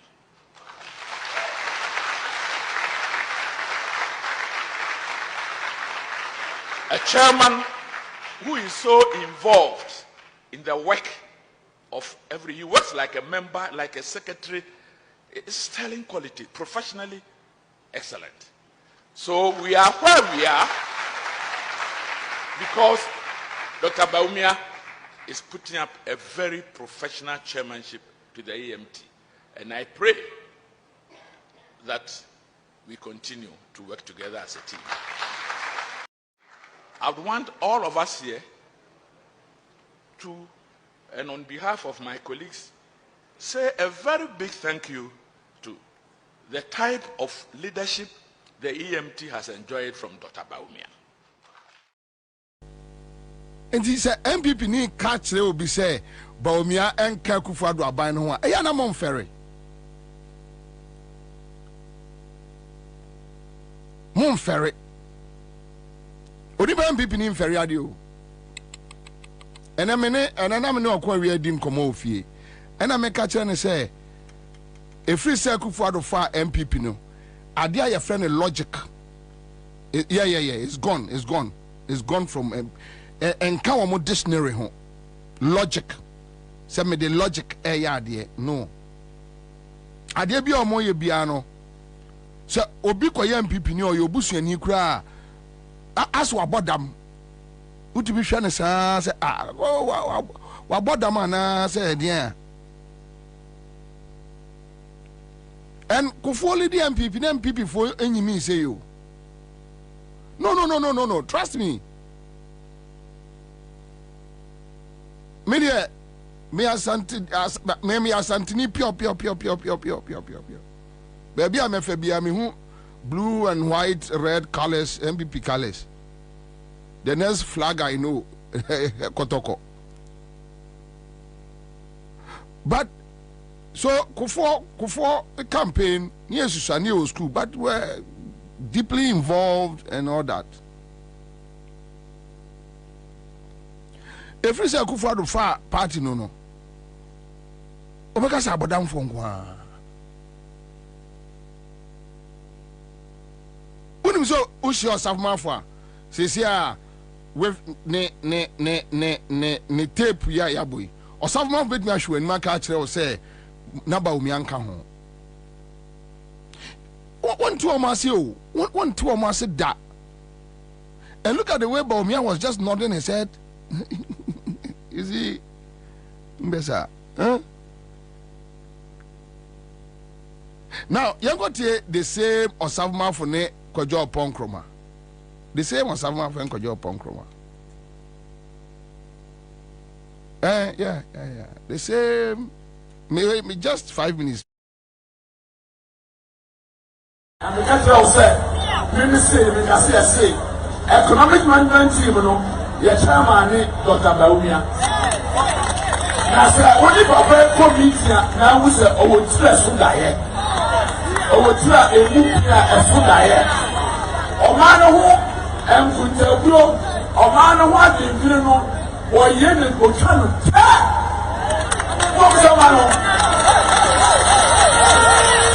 Obey chairman of economic management team. I don't know penny power say. Men na minye kasamafo Emma Ghana Sikasam. It's your only say and a mission Dumano. Or no church and Dumano. Or no as a Mampania the Danko Kufado. Or the Tanin Seminaria.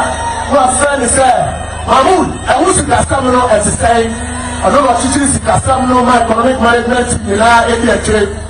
I know any opinion and Chima Bobie. Nancy didn't know about them in our association. I want to answer. We do already have a stress of that story. Now, Uka Flago, Uka Handkerchief, when you now hear the affair, seven said that. While the one I was late, Alahaji, Alahaji, Alahaji, Alahaji, Doctor, Mahmoud, I'm the capital set. Let me say, economic management team, you know, your chairman, Dr. Bobie. Now, sir, only for very poor meeting, now we say, oh, stress from that. So, our office, so, baby, be our Obiano. And the dear bear planet me ba MPP need to ma or catch or say.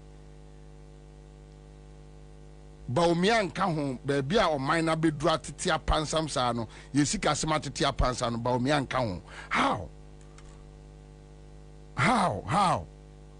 And when we almost see Bobie the diatem, where's the Siano, where's be a baby trimuno? Where's be a baby trimuno? Now, probably the video no better year free. Yeah, you are. Where's be a baby because oh, you know what I want to ask you. I say, what Jimina or no, first and yet Tintiasu will be too. So at one point, Baumiana, a young minus customer to ye, Tia Kojo Ponkroma. Baumiana, a Kufadu ye be beer, no Busansa doc, now on minus customer and to cheer to say, na doc at church no be beer. I na obia suas kasam to yewo aban no mu efri ne nase ne tiri ho abobel wale Adam Smith. Then this same person will turn and come and tell you say Baumian nka ho, and he will do something different from Akufo-Addo. When you say so to be catching so ni twasri come on fan cheme just asa and then the asa and if you are the crowd am say men kasa then the asa we dey ekutudwe we dey besrem we dey pefri bado besrem pam chow asebni mommy enya na yenya interviews no be ma yenya interviews no oh there be what you know we dey besrem we dey ime di kura faso also we dey pam chow we dey Jeffrey manum Jeffrey manum say what do one much ya oh what do one much ya na asam no kura unhu Bumfan chame we dey misrem we dey misrem pam chow isrem we dey misrem we dey me pam chow we dey misrem we dey a chopa misrem I we dey this is unforgivable we dey misrem we dey misrem I retract and I apologize misrem pam chow we dey misrem why pam chow we dey Mr. Mankani, we didn't patch out. Who do a much at the Obayano? Oh, I asked some more. Say, be dear, any dear, say, be dear, any, say, be dear, any.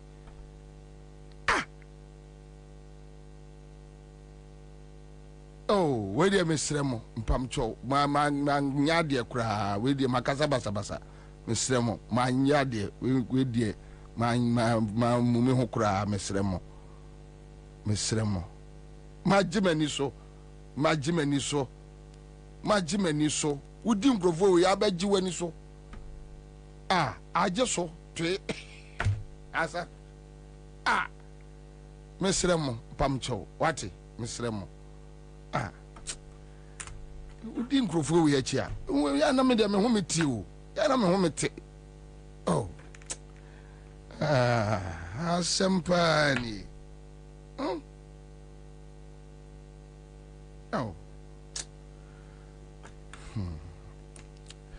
Samo. Debio, any panel walk at you say. Look at, let's just listen to them and some more kafa ba omiaho. Then is any power ya see dan and wabe catch now say. One kahon na then you are like how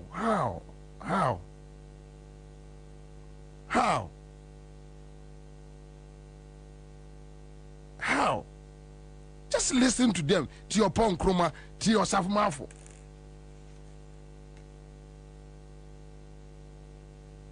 Or say I brought Bawumia to make the city stronger. All right. Yengo tina na adu nuemu. Yengo tina na adu nuemu. Wenu mwaba. Ebe se yesi kasaba. Sidi na ya hata. Awodi mbiyemi. Anuntina wani ejija. Wenu mwaba. Ebe se yesi kasaba. Sidi na ya hata. Awodi mbiyemi. Anuntina wani ejija na yenya ufaso. Wenu usika kose tumebi muzwa unya ufaso. Because Sikano emunyedu na no ni adwuma kese ya baba ye ya baba tsetse no ni edi nya silia emu odu na wani didwa no wo nya ho faso wo de be se bu no fa wo nya ho faso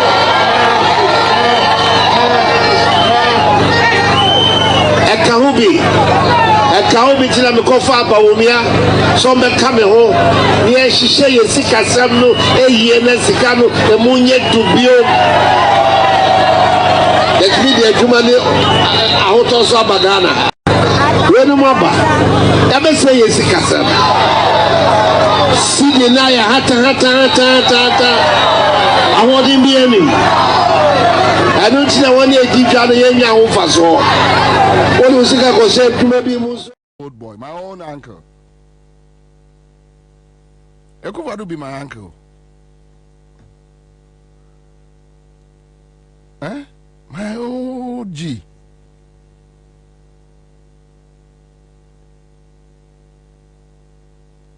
Then when to be on yet, or see, your mama must say, sitting in wafa. You see, he gave us a clear-cut indication as to why he is coming with Bawumia, and the reason why Bawumia has any choice, even against a party in Penifono, a wish. So Bawumia babe to sikasem non to ye. Today we are buying $1.16 Ghana cedis. Anybody say anya menka? How do you want me to accept this? How? Was it the media may be different? I can't be any different. So you are waiting, sir, for the 8 years. Wama agadifor esika ashe.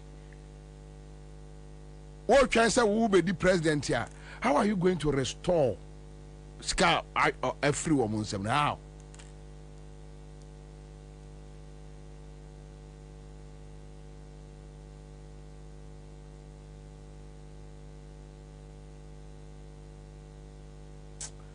Unia yenchwa videos no so it's okay yeah a doso ya ube bossa na me na Friday on say you huntobe she dan kasa bia oze I don't drink kasa pi no na kasa no ese kasa tenten fun so mpam and that's den kwa kasa tenten and na kwa me nka hwe na je say abufu do one sheda oh Jeffrey be some na Jeffrey on some I mean me hu I ben then I'll kai me refi and a refuse also refi dia me kai no but onto what do am chia look just listen to a Savmafo and small kafa Bawumia ho economic management team Bawumia na kwa omukọ tutu bibia on a chiro muska someone to ye e just listen to upon kroma say be bia ensise ya wo ma sese ni nyina no Dr. Bawumia no motene na ase anipa we ye be do 2024 just because he wants to be president no ababa ka kira wo say ono de tibia no onim ho asem bia en watimi aka ma enkokorafo kora omye mpanifo agye atum se na Bawumia nka ho na nei the ten say democracy to we Africans a tool like this scamming the masses na se de bia ya meka no MPP for no omunim omo supporters no their level of thinking their level of intelligence Jimino does. And I tell you so over all the media theories now MPP sympathizers and supporters no omo fall under magic bullet theory.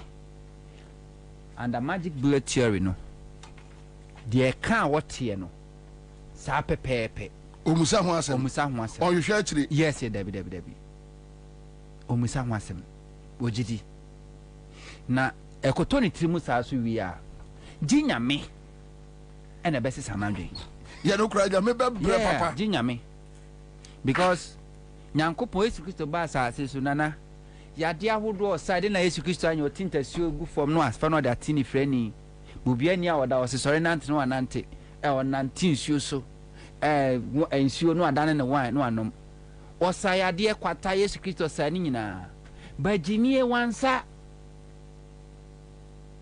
timeme si nipa jimi fo misuro ni si nipa wabodam because bodam di dia na hu na so onim so wabodam ti wo nkonkofan ba woni jimi ni betimi aware awada kete so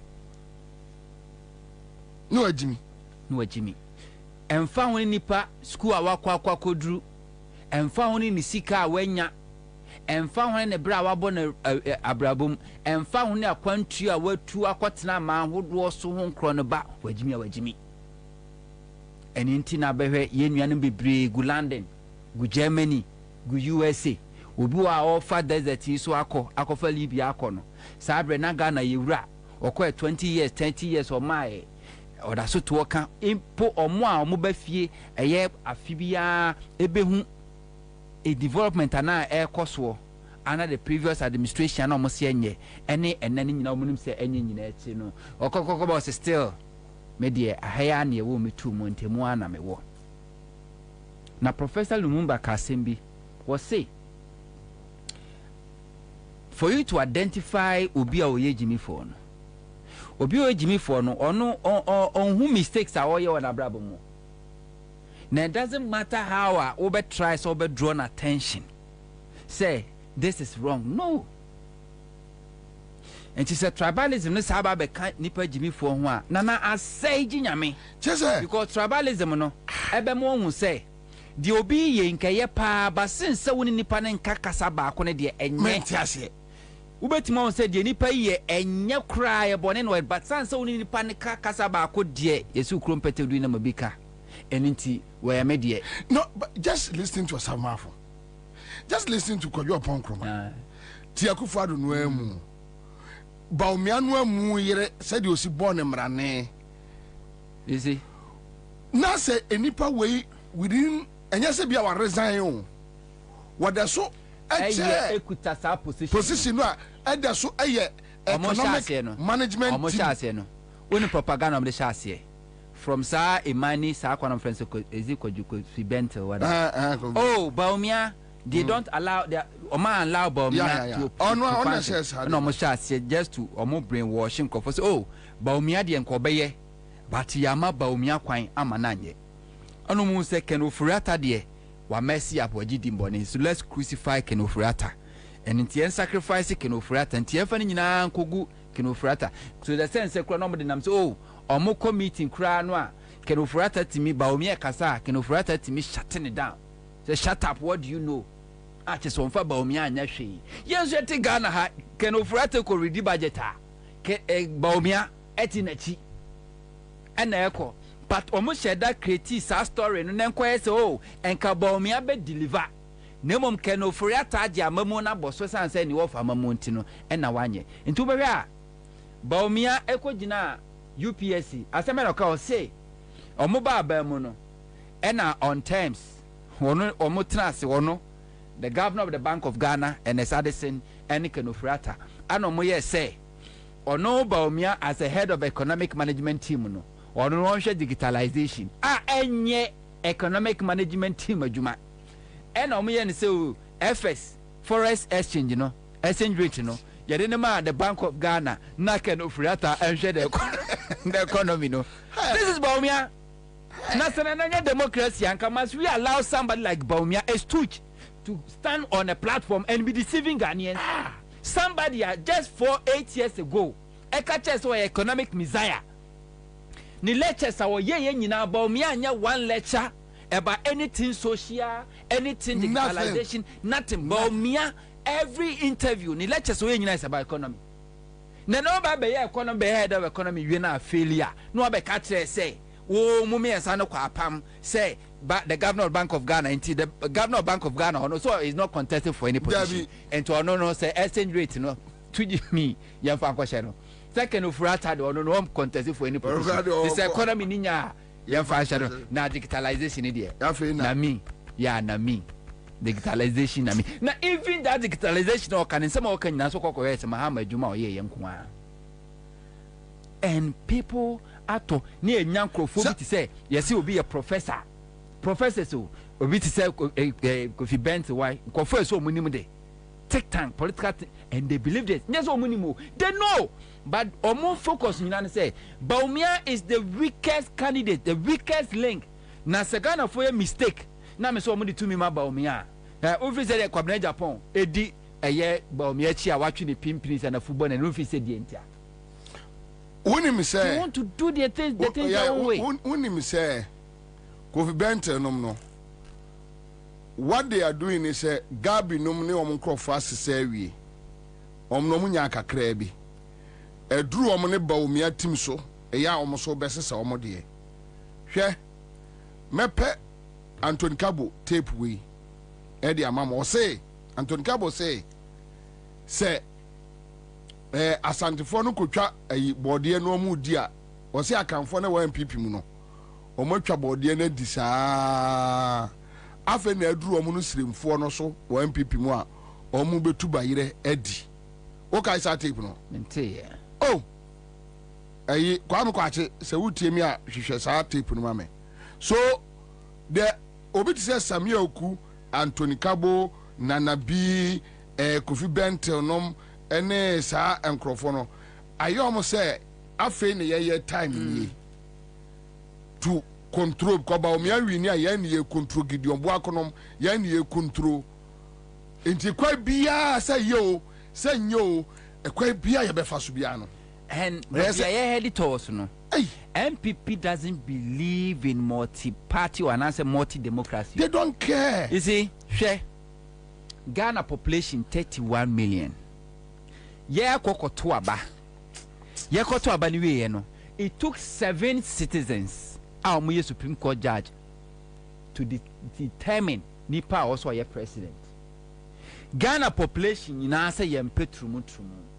Ya the sans samone ko ya mrashebedwafa ya mra President Fan and Ansah also on ye and wakoshe Supreme Court Chief Justice Echi and Justice to no one some can say sa injunction no obiso or date so or decide me who say whether say they can say accept the injunction granted or not no or see the injunction case has been deferred to when end of this year. So more vacation. Yes, all they are trying to do is that they want to shield MPP because some of them say MPP omon pese Bawumia Akufo-Addo omon pese omdo monsa be chance na emra ba omonya eteki be clear so omonya the election no ebebatia omo enti yenyu su court say tokunu ndo on contest for election no beba October na beba October na to aba December or delay trying to buy time tenema hu say honorable George Sam George wakosra national chief imam me pamchon anu asumete say ga traditional council omonso akasa nanana ma hemfo mu nyina mo miensom Akufo-Addo ni MPP mu mpo so mo san samrawe e wo so mo san samrawe na sa power no a chief justice woni no a o person sisa de bo ne bo the first time in the history of Ghana chief justice no timi recommend a judge say yemfa nkrofo nko Supreme Court yanti bi da Debio, as I am saying, Banuanti, me say MPP and Akufo-Addo, they don't follow logic. They don't follow due process. They don't care about anything. Okay, as a chief justice, they are no him say enimrem. But Jimmy Akrado omo level of thinking. enti ade a ebe nipa mu ebe gu nanimu asekora no a onhu na oye. Yeah, when we talk about state capture, Ndudu na drink because of say Ansah ejapade omofa. But Oma capture the system, the democratic system I did ruling no Omo a capture. And what do you see? Your attorney general no o cookie story, o cookie charges. Added to obiso just to jail the political opponent. We have judiciary. Okwaka almost say my yenka. But you judiciary on the honor when you know. Need you say or cover the executive. Or cover the executive. Parliament. Wo nyanko padom e what they say 50-50. But your system now you operate sisiano. And then Speaker of Parliament onu ni timetenase. Now Parliament are taking decision. Ya to aba e wo ye E-Levy ho. Na minority awene.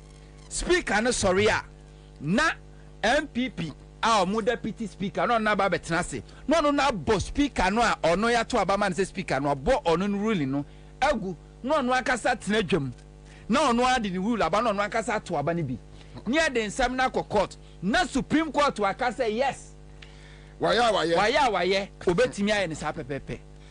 Hey, this is I know what say me adwin course o say a democracy a yes as no mo ton no kra de nkanya hwe. More about through this government, or more about through democracy. What we are practicing is not democracy, a dictatorship with few people, and they manipulating the system. No dictatorship clothed in democracy. Sapepepe. And to teach also Ghana practicing democracy. What teach us here practicing democracy? Where democracy? Democracy. Oh, demonstration. Police force here my uncle. Demonstration. Police for say yeah my own corner, yeah my own demonstration. To be honest with you, me se me kaid da pa se me my MPP ni da na me ya. But ade ba ko ya na me den say enye obi na e convince me say jai. Time me free fie se me bo me bra no ena me hu se nkrofo we omu yi nipa bonefo papa. Somebody like me, I will never blame you because like I said, me a woman Ashanti region and a honey to me and it is say was my okay me blame you that so I support MPP that because the way our system is sit here no Debio e dey say ya wa igbeni akola wo voter region yanu kura mpo de me blame me ho because ye fie nyina so bi obi adom opena odom but me problem pa ne say tio ti me busa me nana Ansah no wu say e dey na omo hu no MPP ho they should explain it to me I want me problem no me problem ni say obi say on there or MPP I don't have any problem but na me busa say e dey na on say Ansah na honto you be invite you or baby abeji atum se meba no you have your reasons tia ujitum se oh media agora ko ha enye baby na e frɛ honto obeko ana meboa enti enye ba na e problem but the informal decision oh amekwa I feel welcome I feel at home mene Bobie fine nuafo so these are the factors. Yeah, at least oba wa ba ofie we need problem bia what you say e bia ekoye baby fufura be say oh dey actually you see what I'm telling you nanom they can never give you any good reason nothing and then they be no me 2006 ade course wo MPP mu ene mame stay back say Krofo me bedru Accra no the kind of insults on Atamels ene niema bia me sha se me huhu efri wo mo ho ene niema basa bi there I'm like today bia no me wa Sempa FM na me come ampo every weekend because sometimes na kroma afen ma ba anti me nyan huhu na menya hunu mu yie tinima ni nka tinima ni nka na menya en na aduane no bo saa so ye den ma bibisa na obontie me dia maame ni tira mani nka ba no say akra ha wonko ane hosta wa free Kumasi aba watimi survive wonu zare wonko ane host wa free Kumasi aba watimi survive akra aduane bonti obutimi kwa me di grant me because Kumasi did free David tikasi so tikasi okay ma bonfo no ya dware oh akade obua ma menya adwuma we mra sesia. All right, so mene ora Daniel Ohene Ajekun, former ambassador Yosefe ebedim komo kakra over akwaba megiso nyado mechia achiefo nya mechia mu ina yenyina aje oso ofa mpacho empomboko nyame adom ya hoye alhamdulillah e de radius ofa enkomo we ye ni wadi da and am say metie wo kasa we are very particular about this Ejapade document eye enwoma ye kasa wa man yosem bi wani abre wo bibi so a eye nwoma ebo hu enanu ye da sore ya ye mampani eye wunua se mo amotipan ya ebi obeche kakra o say Ejapade document no oni na busua omunnim hwe eye mo NDC fo en mo atra baabi ne mo atwero nsem na okyene so aka eche bi hene waka ena omo faase gabi no so aka se de ompa so mo ka kire nye nyina ne se eye buku bi a eye mo na mo tra baabi na mo twroye se mo de beguo mo animu ase watie wunua no eto san machie na meke sebe enye menua no afi wo kan bibi akufo ado onche me penny me chendo penny. Oh, okay. Hey, me chendo 2 years for university. Hey, ofa ukobi pa akufo ado onche me penny yo kafra ukra broche ba ya oba baby am na me ko school oto ne be kasa na me wa upper 6. I see. And make that correction. Patch you offer. Me gine ho say. Yeah. Oh, me tie ne kasa no o say. O di sembe mi no na mi ensa bi e mpato ho. Asemba ko ni say kufu obre so ye bon so bo say wakoton gold adi.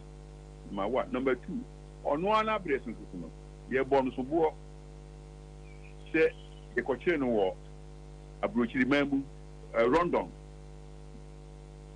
na breso e ka se ese kwakuku me ono ka yonya me kan sa ensemu a oka nyina e fa ono ani kufu ho no eye obi anosem allegation oboni be ka se allegation which mean fa eno e metoto this particular document. Now, what can I say? Me very particular. It's more than that. I am passionate. I'm very passionate about this document. It's not say, Monsieur Abakosem, say Chinoa, and can say there a was angry, and can historians will describe past the year beating the drums. The reference to Paframa Kuntunkunku na omoise obi ate osi 1957 enya pa ahudi ena omabese kopo bia esere so the Asantefo a omo antimi ani wo so da. What's all this about? Na mameka wi menko ono asemo kan se aye t-shirts or fake garbage or say obi akwa wadwen no obeka say aye no kure no ye fa nko kache koso. I want to say this asemo aba me ka ho bia Michelle Kahun BBF 2020. Near a number of Mammy Rules have maybe the friend and Mary Apuapa Bobie. On one account, was new fact and inform, and he got what you done. So, a one of me, what you or London. Now, the woman said, that document, Gabi, any Chebi Mine, only a Kufuado, say, almost unconscious. Na almost kind view. Na almost here. Ansah no more blue on Makasa. I see anything. Sebi, Tafra, Sebi, group. Ghana for any yo. Ghana for any mean. As far as Americans, any NDC, any MPP as them. A Ghana may as them. Esan say, Bibi Biara. A Kufuado. Obetina Kunyasu from January 7th, 2017. Ebetina Akabea Busmina Obifia Kunyasu. Bibi Biara Eshibiano. And near yesterday, I knew no war. Sang women. A stishi pepe.